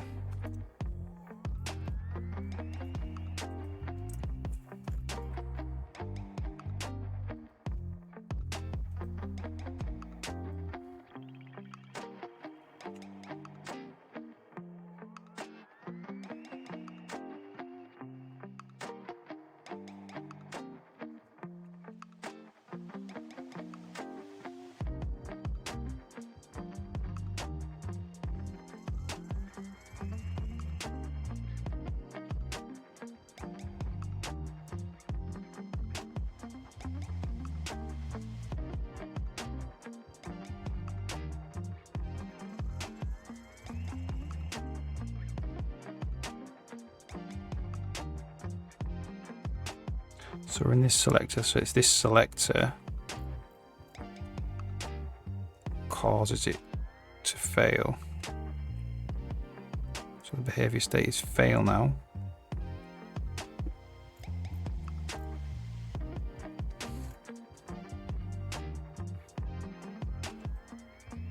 So it now goes back up to that previous selector. No.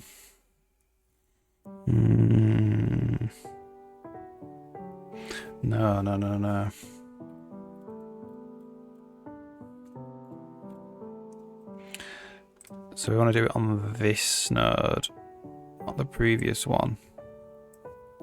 So, we want to say if behavior state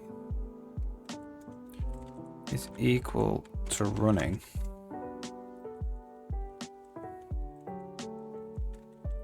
we do that. Else,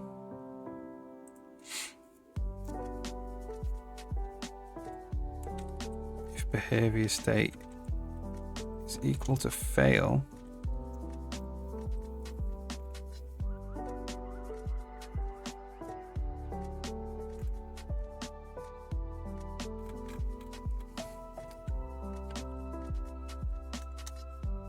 if current node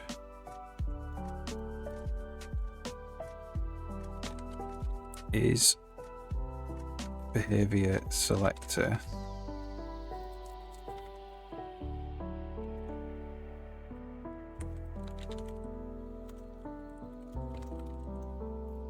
so if it's a behavior node, if it's a selector node and it's failed,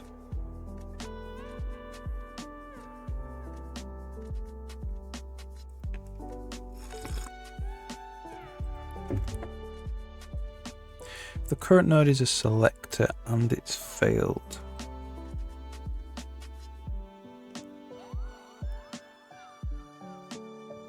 Maybe it was right before.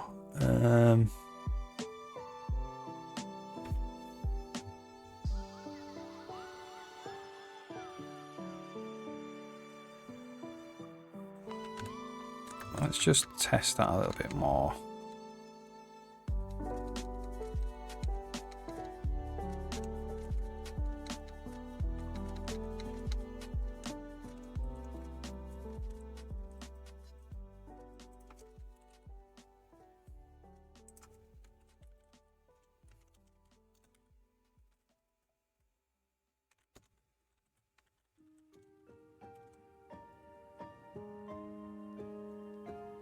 Put it back to how it was.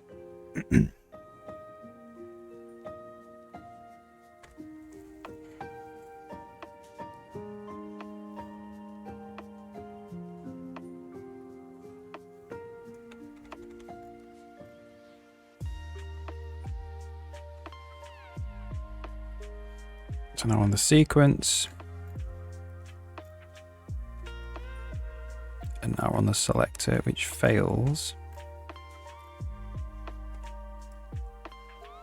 So we set the current ID to be the parent, which is the sequence.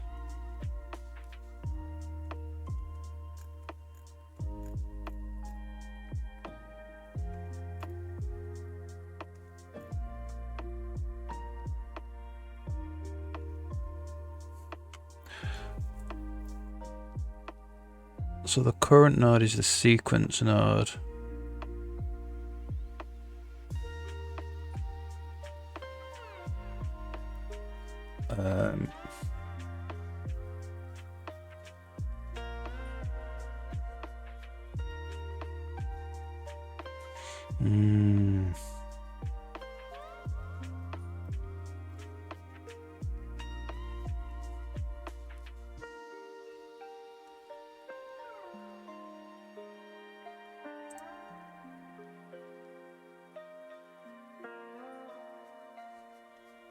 Yeah, so it needs...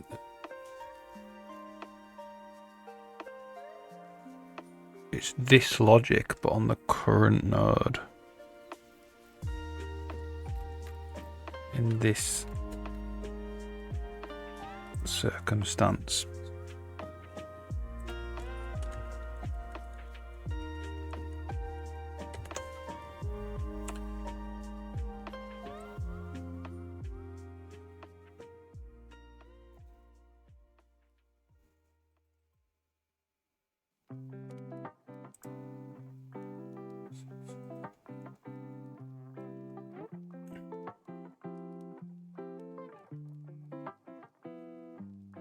Maybe we do...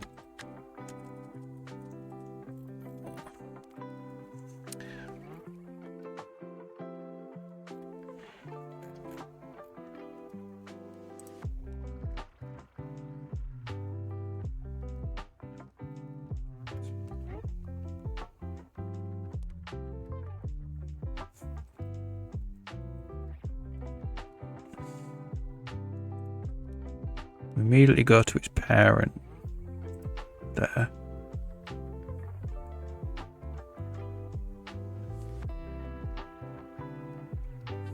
Say, if behavior state is equal to running,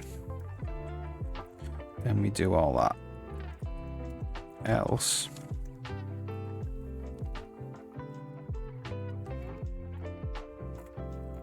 we need to do this.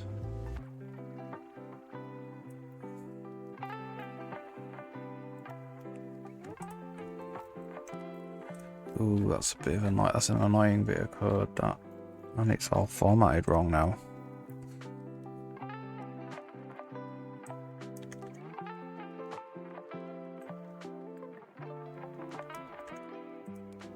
Doesn't like it.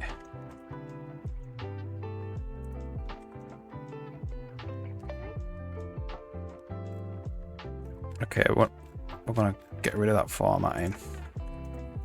And we're just going to have top of tick.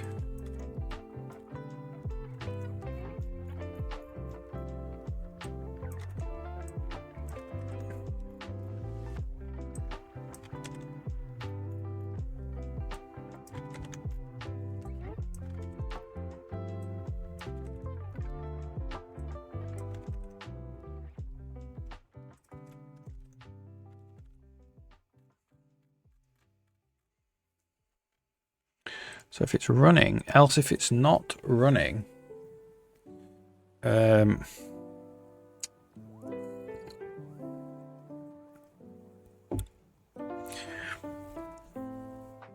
we're a sequence and selector and it's not running,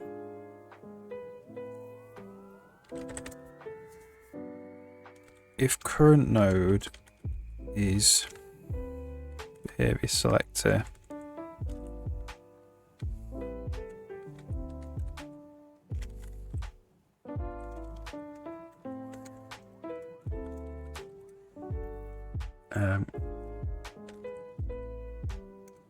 if behavior state is equal to fail,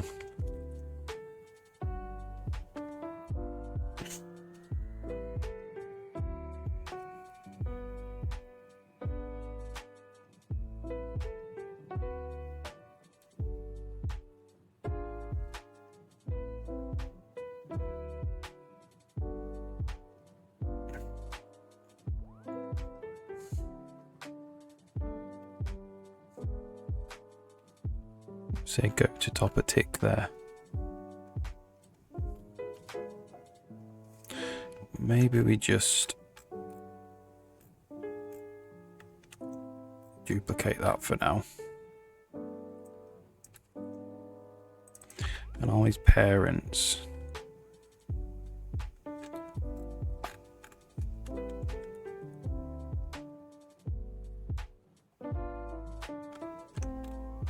Well, that's current node, right? Current node. Current node.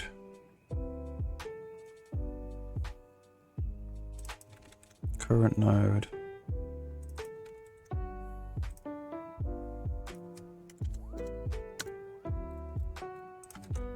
It's a little bit complicated.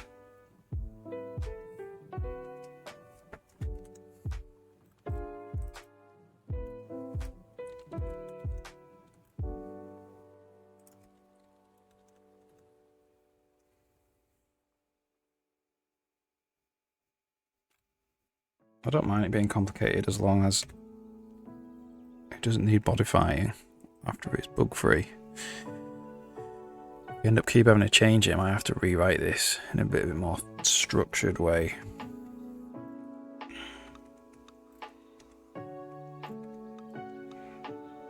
So it's a selector, and now it's a sequence. And now it's the selector. Now the selector fails.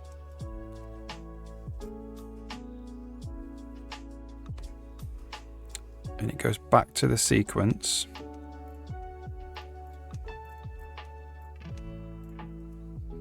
But with fail.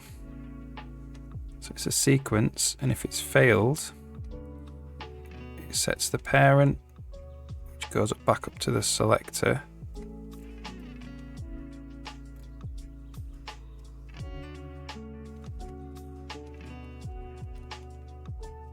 Okay, let's see if that has fixed it.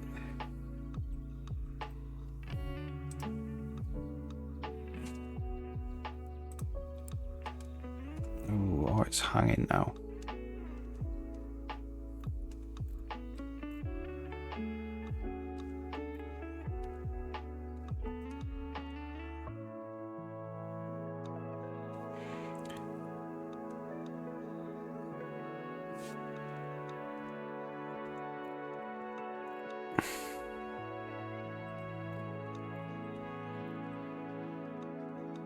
So it's basically looping there.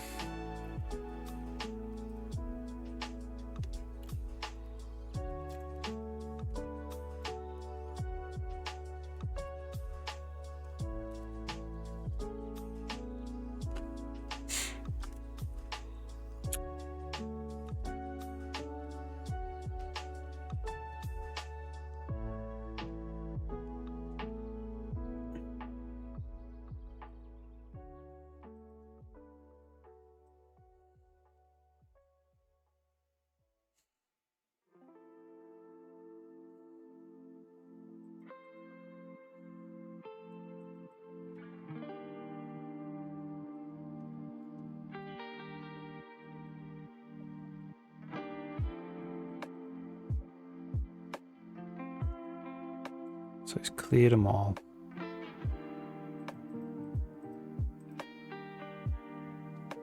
Already.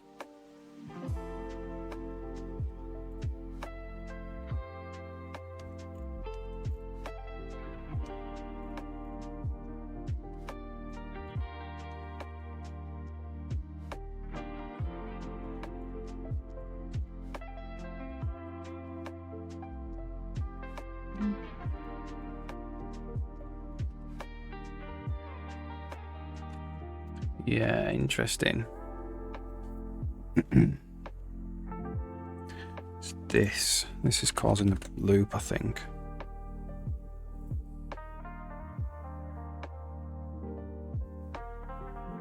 It'd be good to remove this.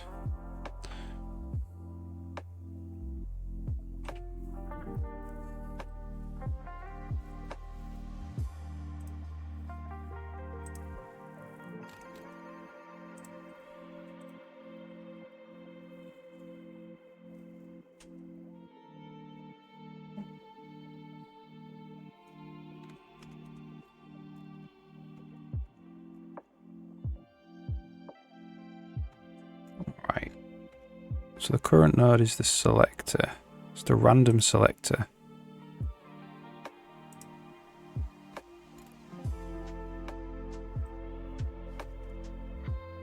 And now we go to the sequence. And the first node in a sequence is the selector.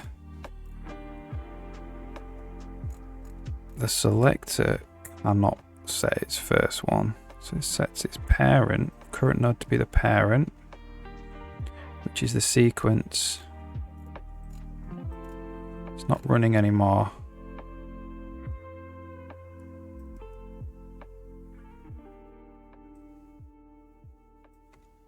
So it's failed. So we go back up to the random selector.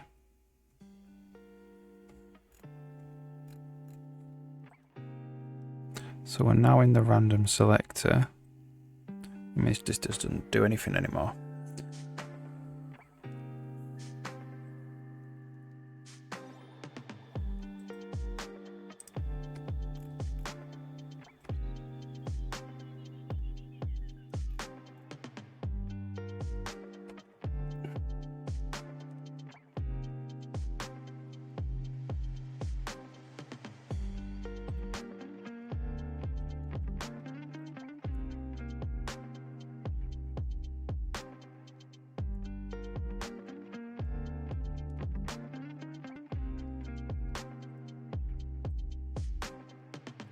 This is the loop. How do we get out of this loop?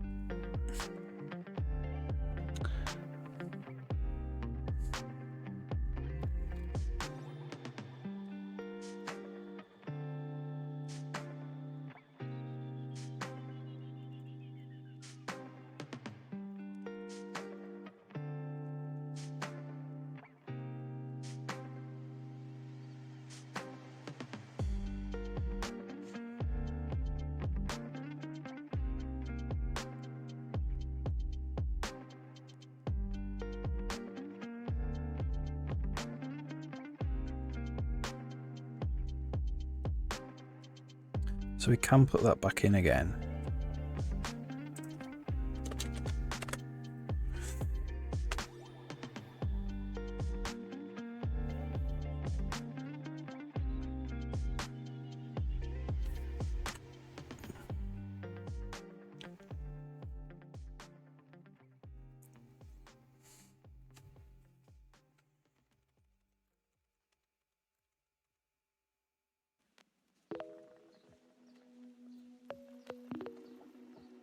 In the sequence. Now we're in the selector. The selector fails. So we go back up to the parent.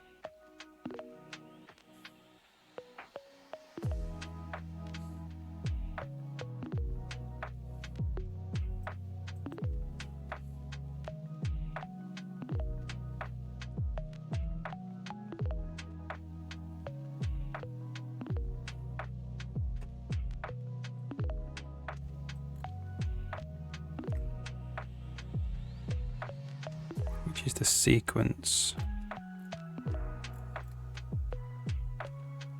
So it failed the sequence.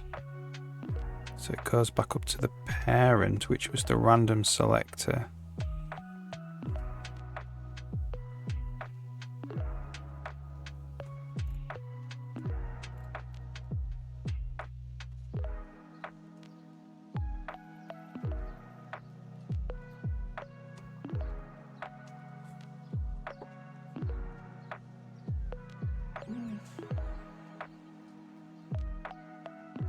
So if we visited all of the nodes,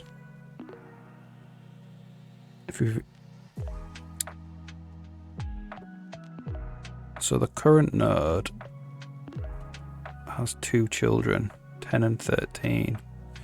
If we've visited all of the children and we're in a fail state,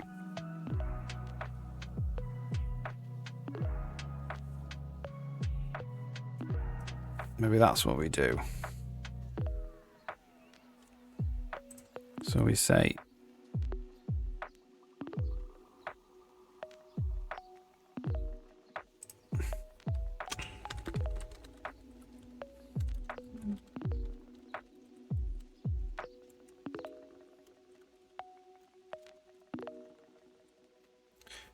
auto child node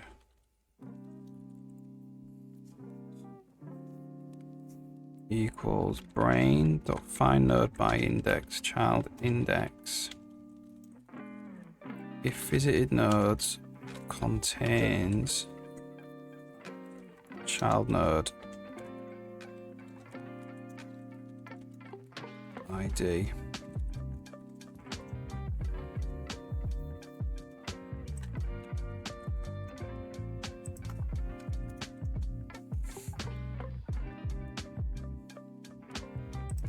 So we do auto visited all children. It's false.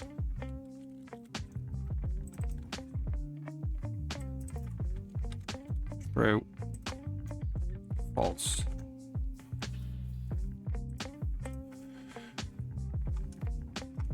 I'm going to say if visited all children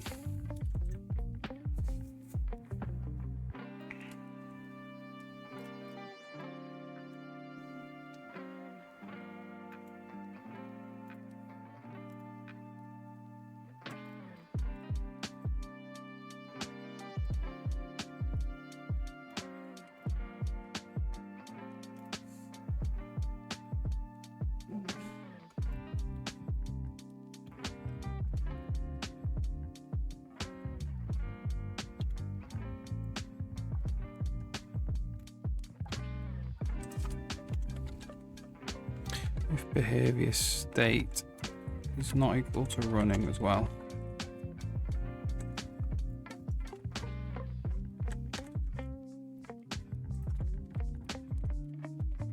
If visited all children, we go if auto parent equals brain dot find node by index current node parent. Current node ID equals parent ID. Go to top of tick, I think. Let's try that.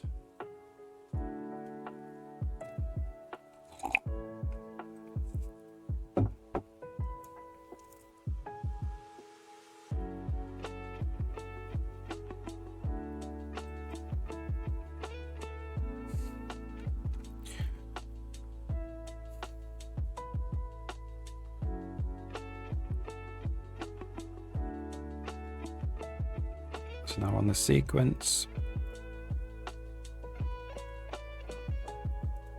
now on the selector,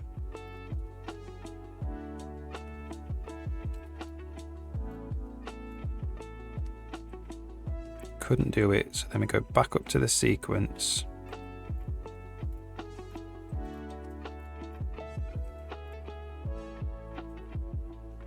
And then we go back up to the selector.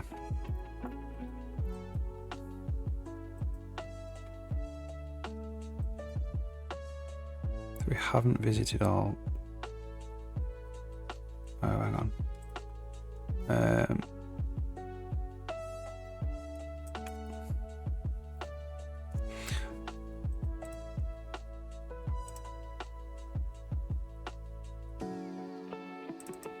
We have visited all the children. If we don't have it in the visited nodes, we haven't visited all children.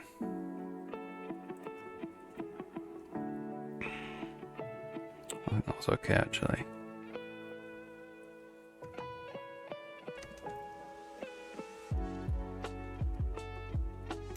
Current node is a sequence.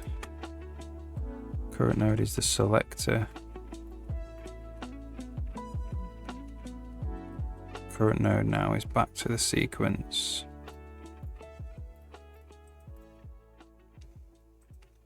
So for a sequence and we fail, we go to the parent.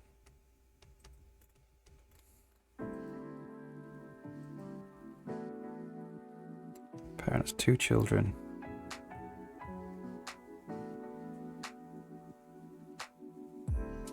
We have visited this before though. ID 931. Apparently not.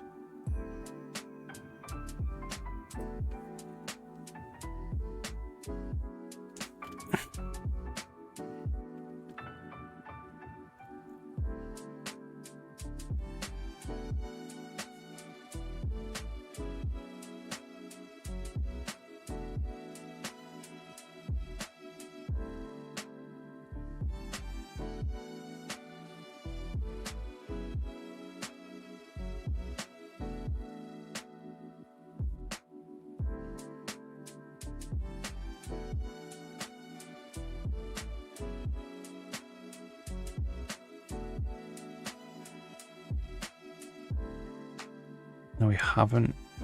So that selector returned false. Hang on, let's just go back again.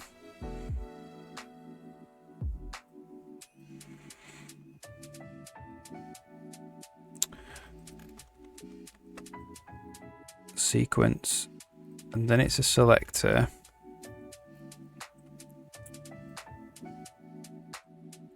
And it couldn't set any child nodes.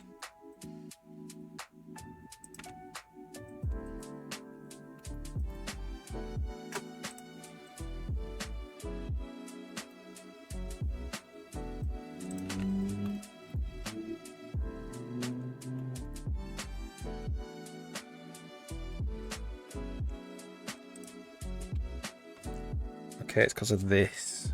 It failed every condition. I maybe think that needs to go here.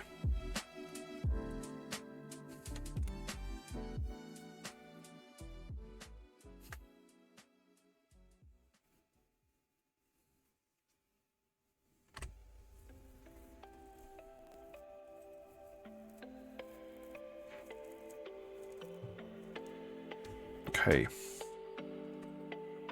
Sequence. Then we're in the selector.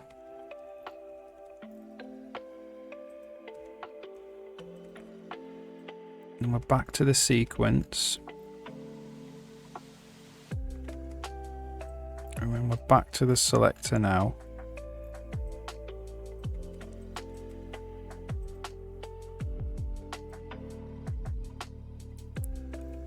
Nine, 3, 1. It isn't there.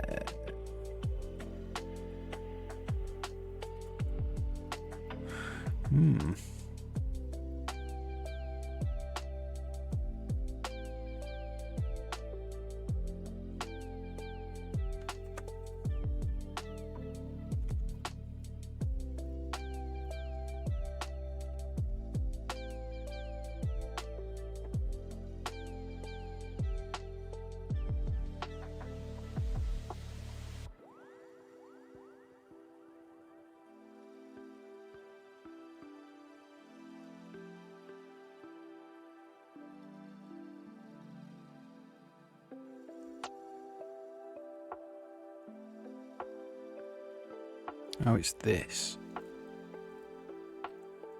If it fails, it removes it.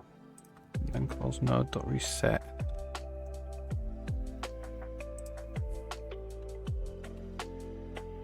Maybe we don't want to remove it.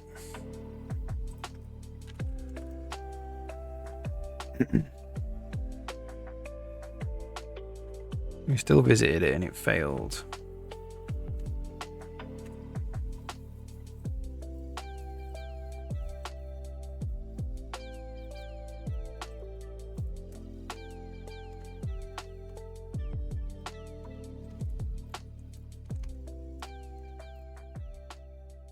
So let's have a look at visited node. Visited nodes. Notes. Visited nodes. 3. We should 5 now.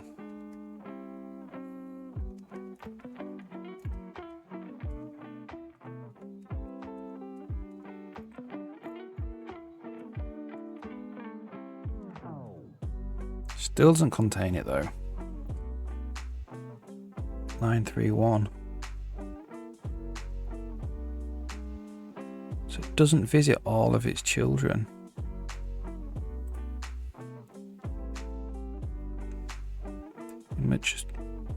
It should have done.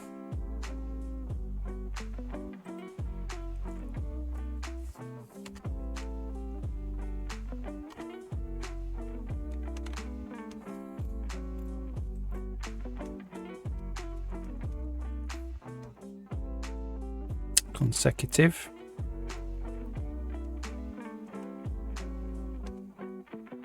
So it doesn't set this. 90.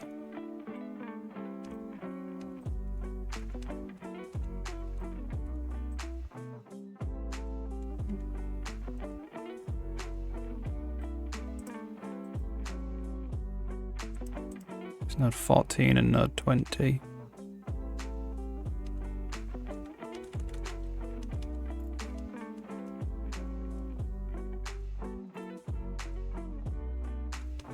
That sets it to be running, even if there's no action on it. Even if there is no action storage.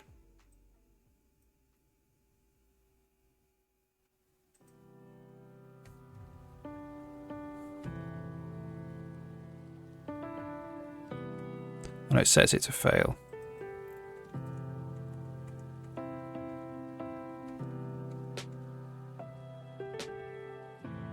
So the visited node has 6 on it.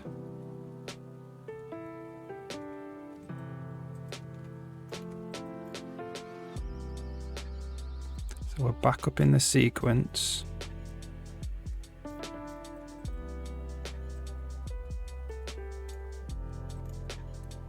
And now we're back in the selector. We've visited all of its children. So we go back up to the root and we just return fail. So that's correct. Why didn't it work the first time?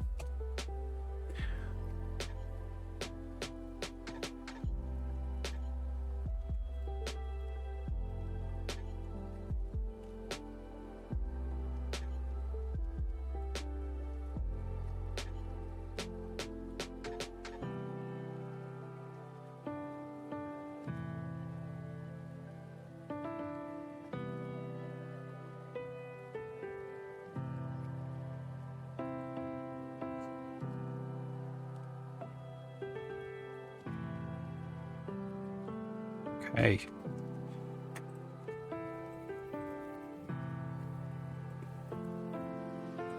Oh, it's still looping though.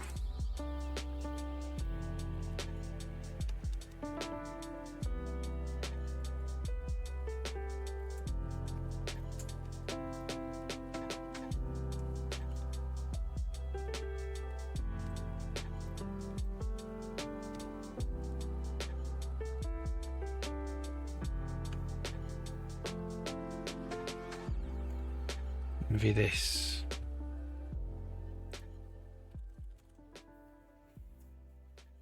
So I kind of handled it now by saying we visited all of its children.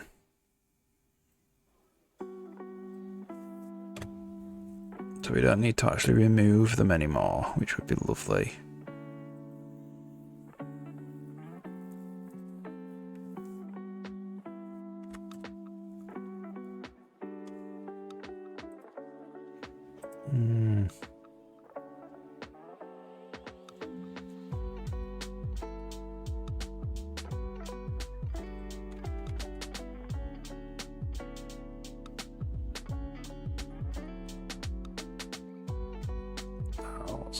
Got into a bit of a pickle there.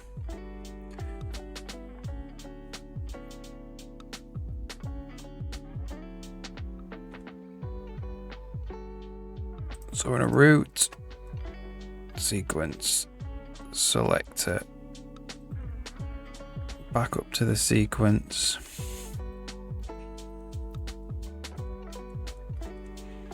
Back up to the selector. It's in 5 now.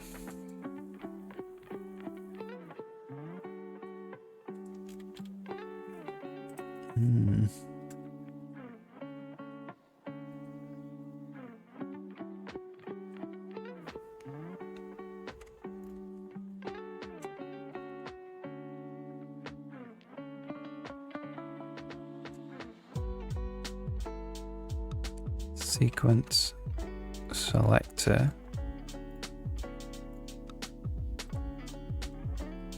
Now it's 6, so it works there.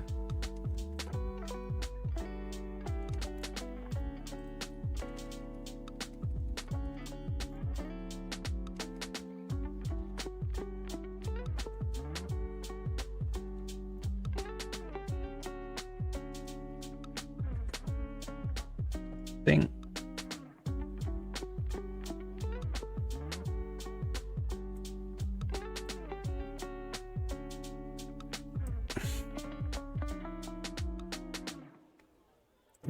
We do want to empty the visited nodes there.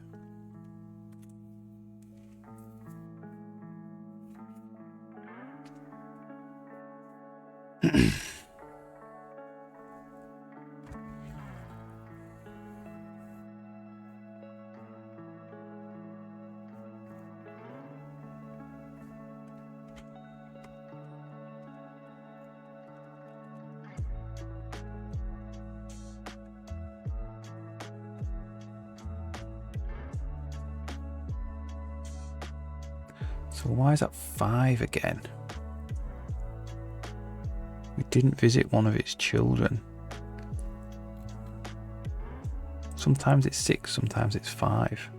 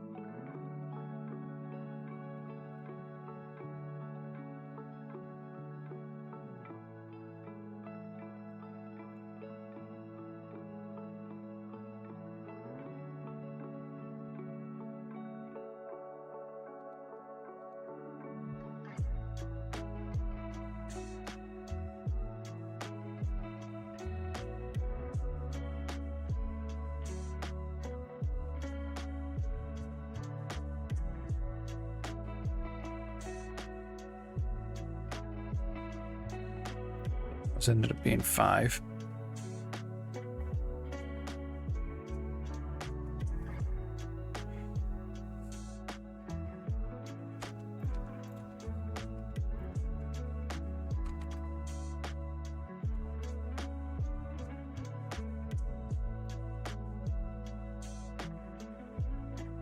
It's because it's 3.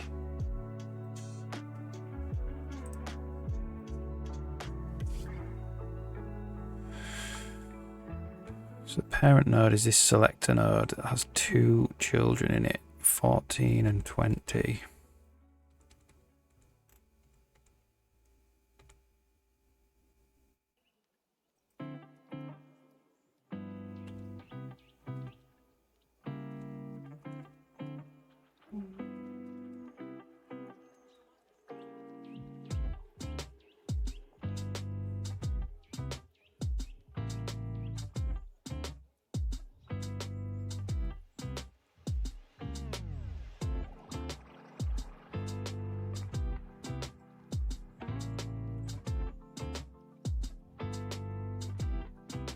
And 13. Let's go into the sequences current node.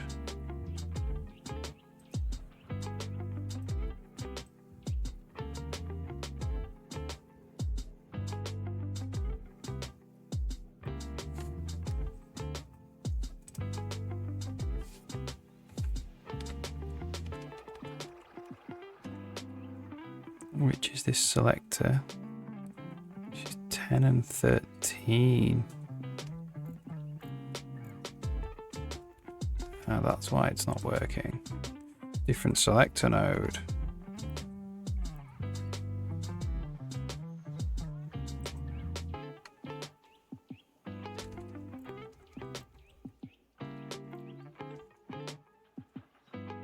So in the sequence goes to the selector.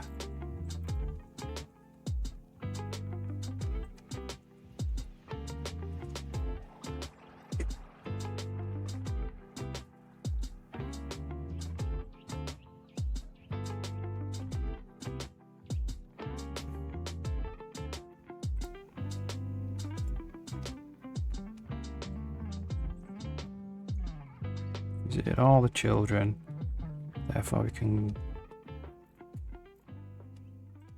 get out of here with fail.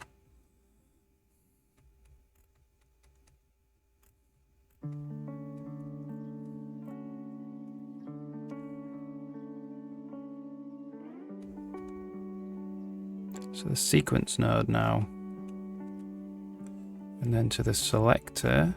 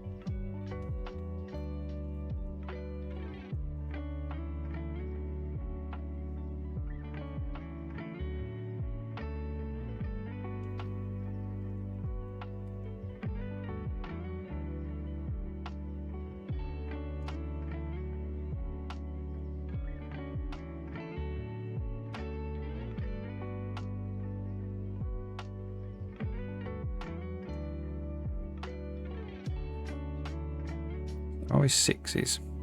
Not sure.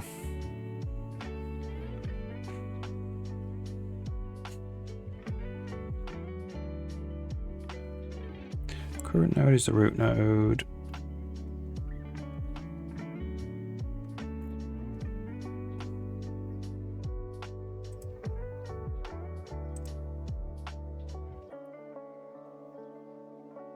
So this is the random selector.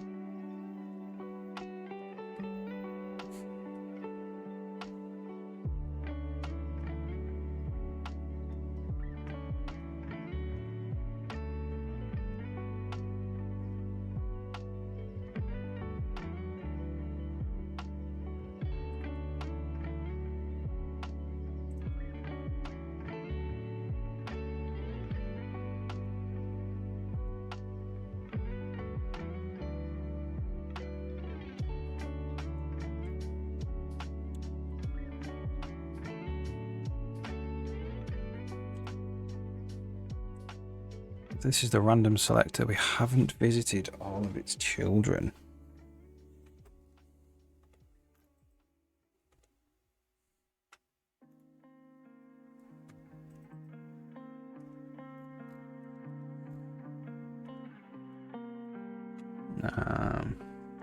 Alright. So if we haven't visited all of its children,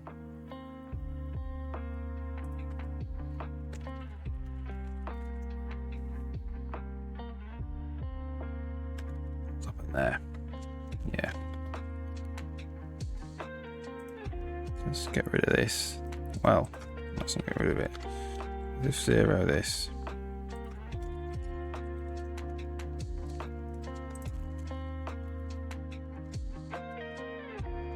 Oh, man, it's so annoying.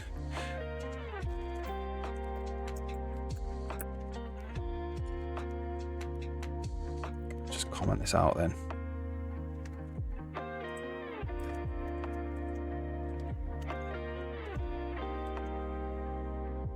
It hasn't visited all of its children.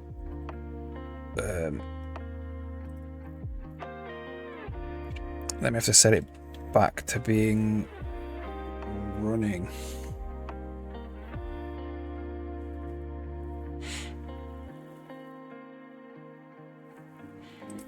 So I can do behavior state. It's running again.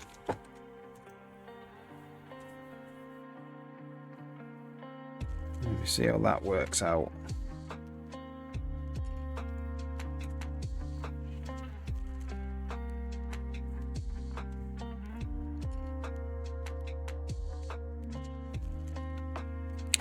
So root. So now we're in the selector. Now we're in the sequence. Now we're in that selector, which will fail.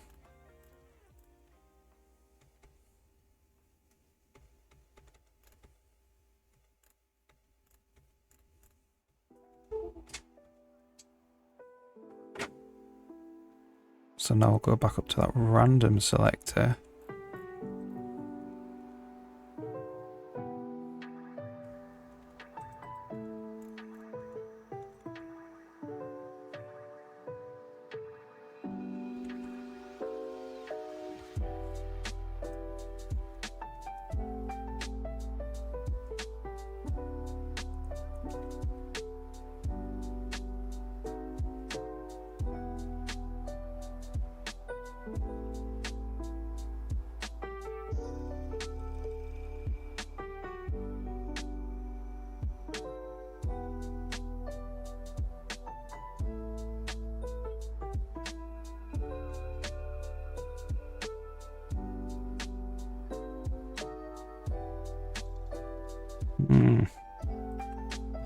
Don't know if that is actually logically sound anymore.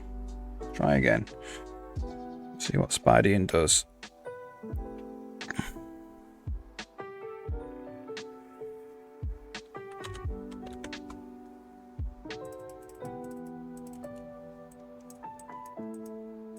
What is locked?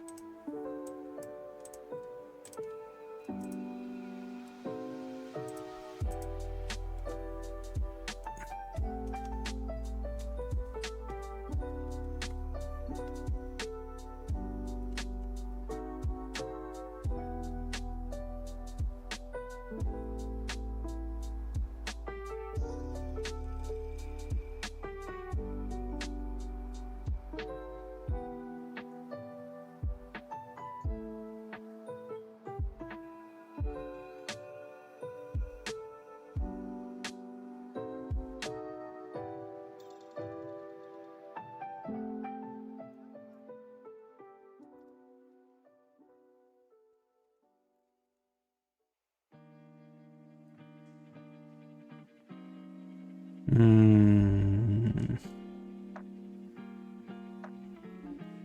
think this might need to be rewritten because this is too complicated, I think.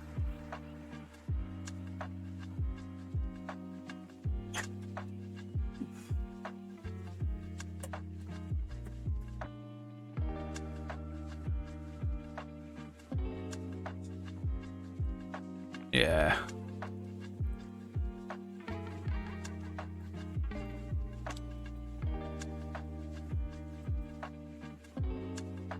So maybe this doesn't actually even have to work if it's a selector.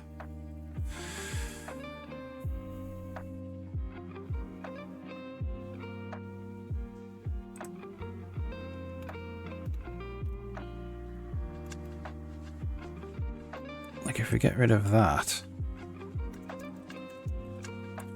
and then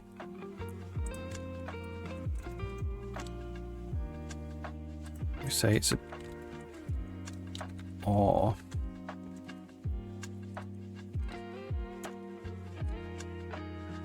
it'll be a sequence, and that can just be is now.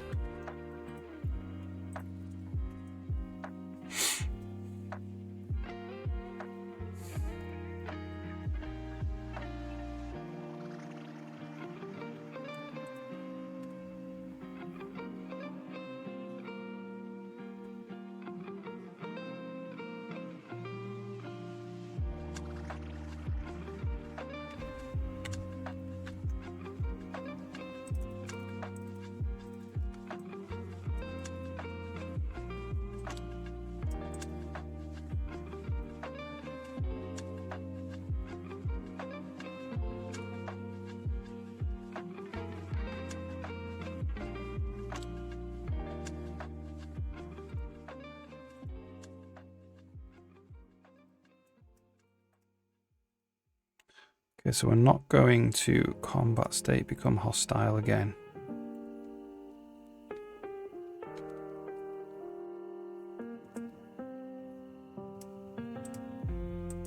So that always fails. Just coming down and selecting. So it's because that is failing. Is that right? Now that must succeed. This must succeed for that to happen.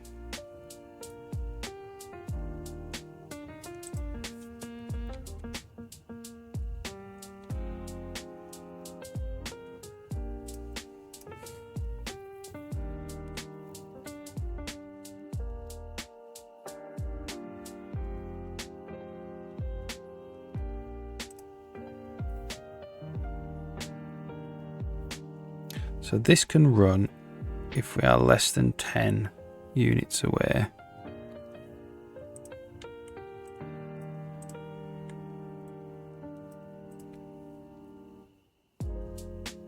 It succeeds without even setting they become hostile state.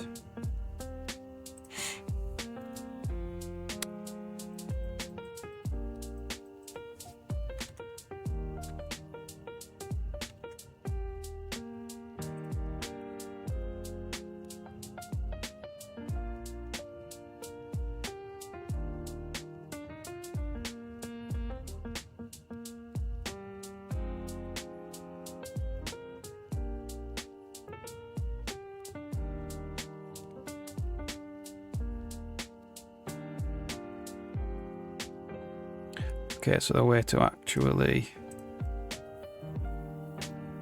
do this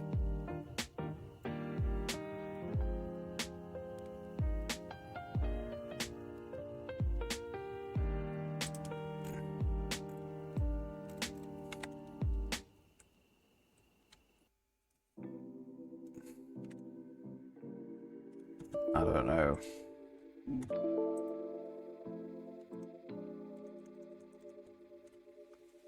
Getting a bit knackered now. So it's coming down, it's going to select it, and then that is succeeding, but it's not actually firing it.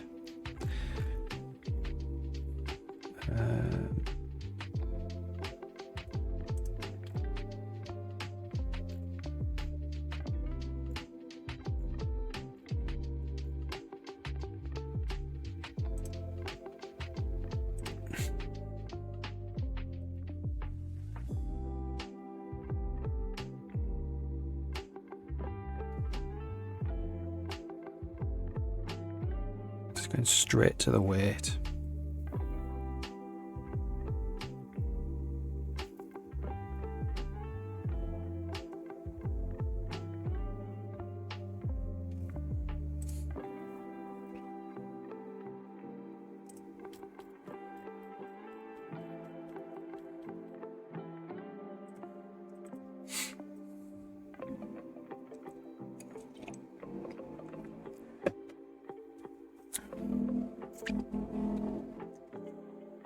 So we're in the root.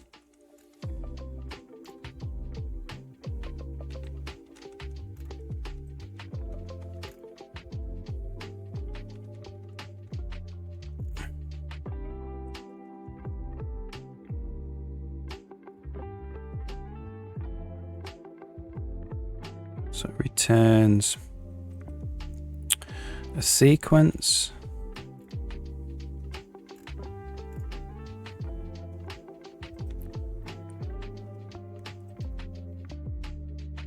And then it returns the selector.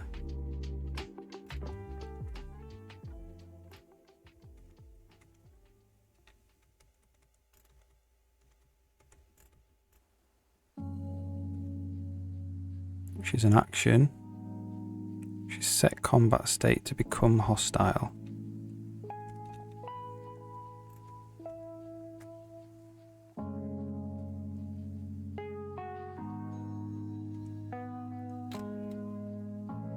Which the condition isn't correct.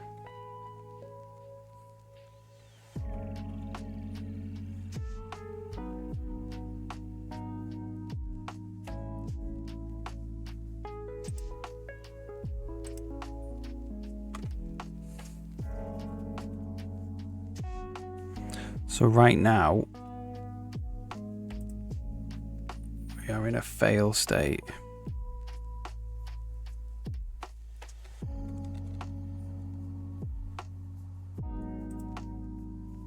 Still in a fail state.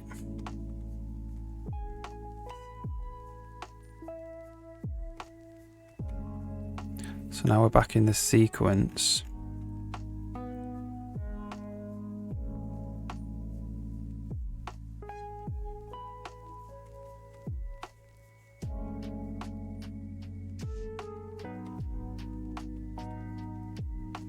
Oh yeah, only set it to be running.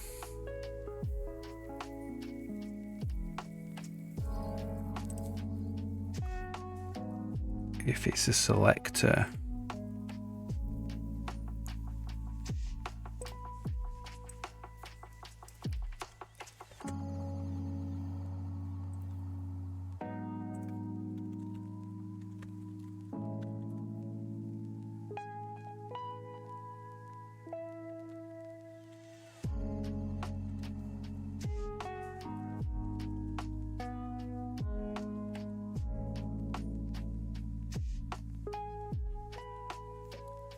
Behavior selector.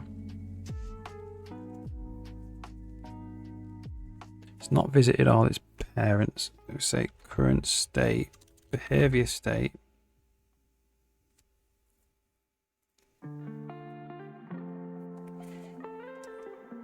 If it's not visited all of its children, if it's a selector,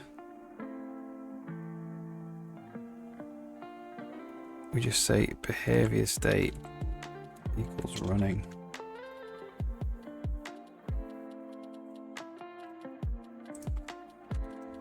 Set it back to be running again.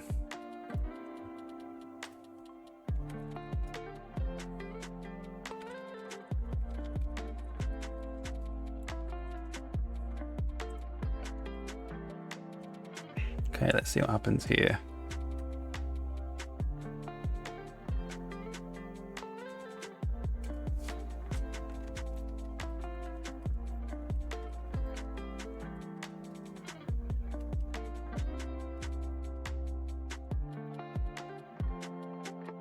Go into the selector.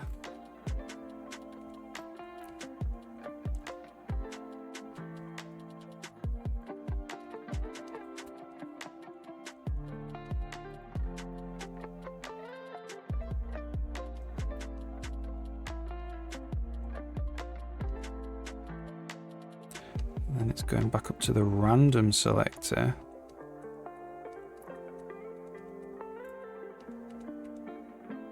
Then it's going back up to the root.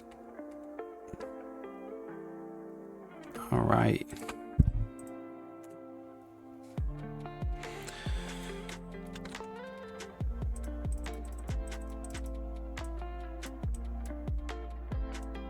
So let's have a quick look at this again.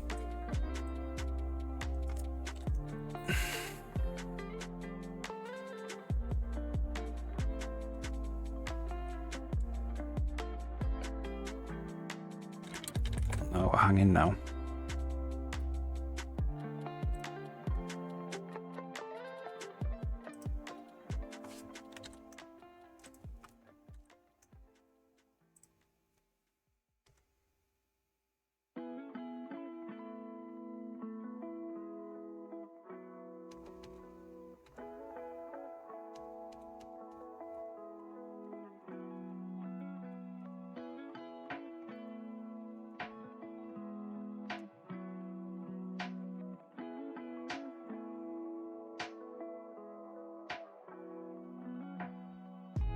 So it's a sequence with success.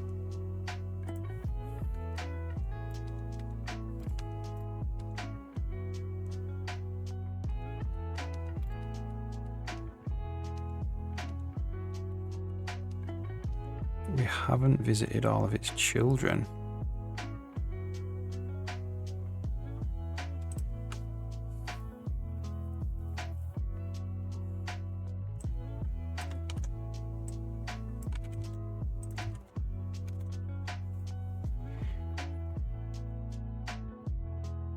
If it's running again.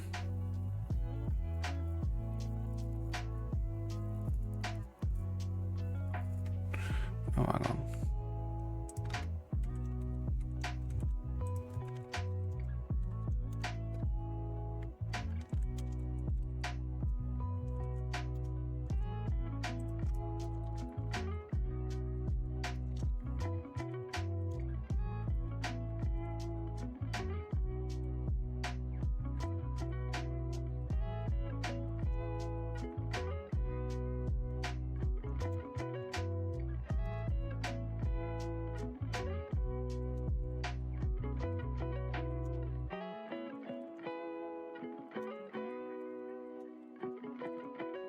Still feel this might need to be rewritten.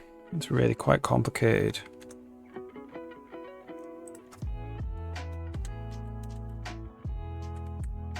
Grown and grown in complexity now. I might actually do that tomorrow. First thing. Just don't want it to get to a state where it works, but it's so fragile that if I change anything, it just stops working.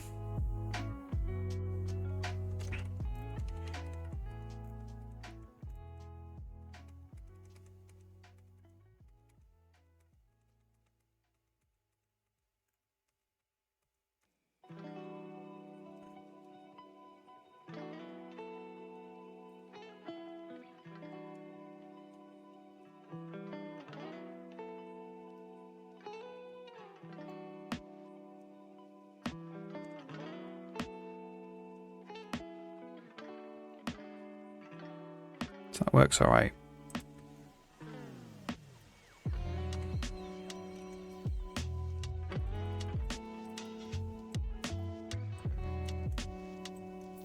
Okay, try this again then.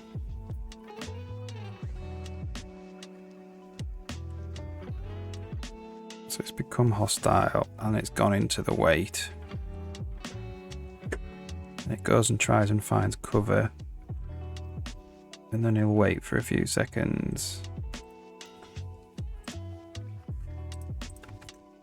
Okay.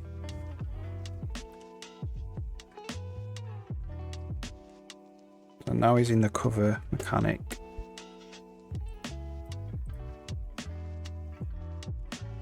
And he's going to go and try and find cover and he'll wait for a few seconds. If I go in, it'll become hostile and he'll stay hostile until I move away. Yeah, that didn't work. Alright. I think I'm going to rewrite this tomorrow. But yeah. Yeah, apart from that, I'm going to stop the stream now. Come back and have a go at this again tomorrow. See you.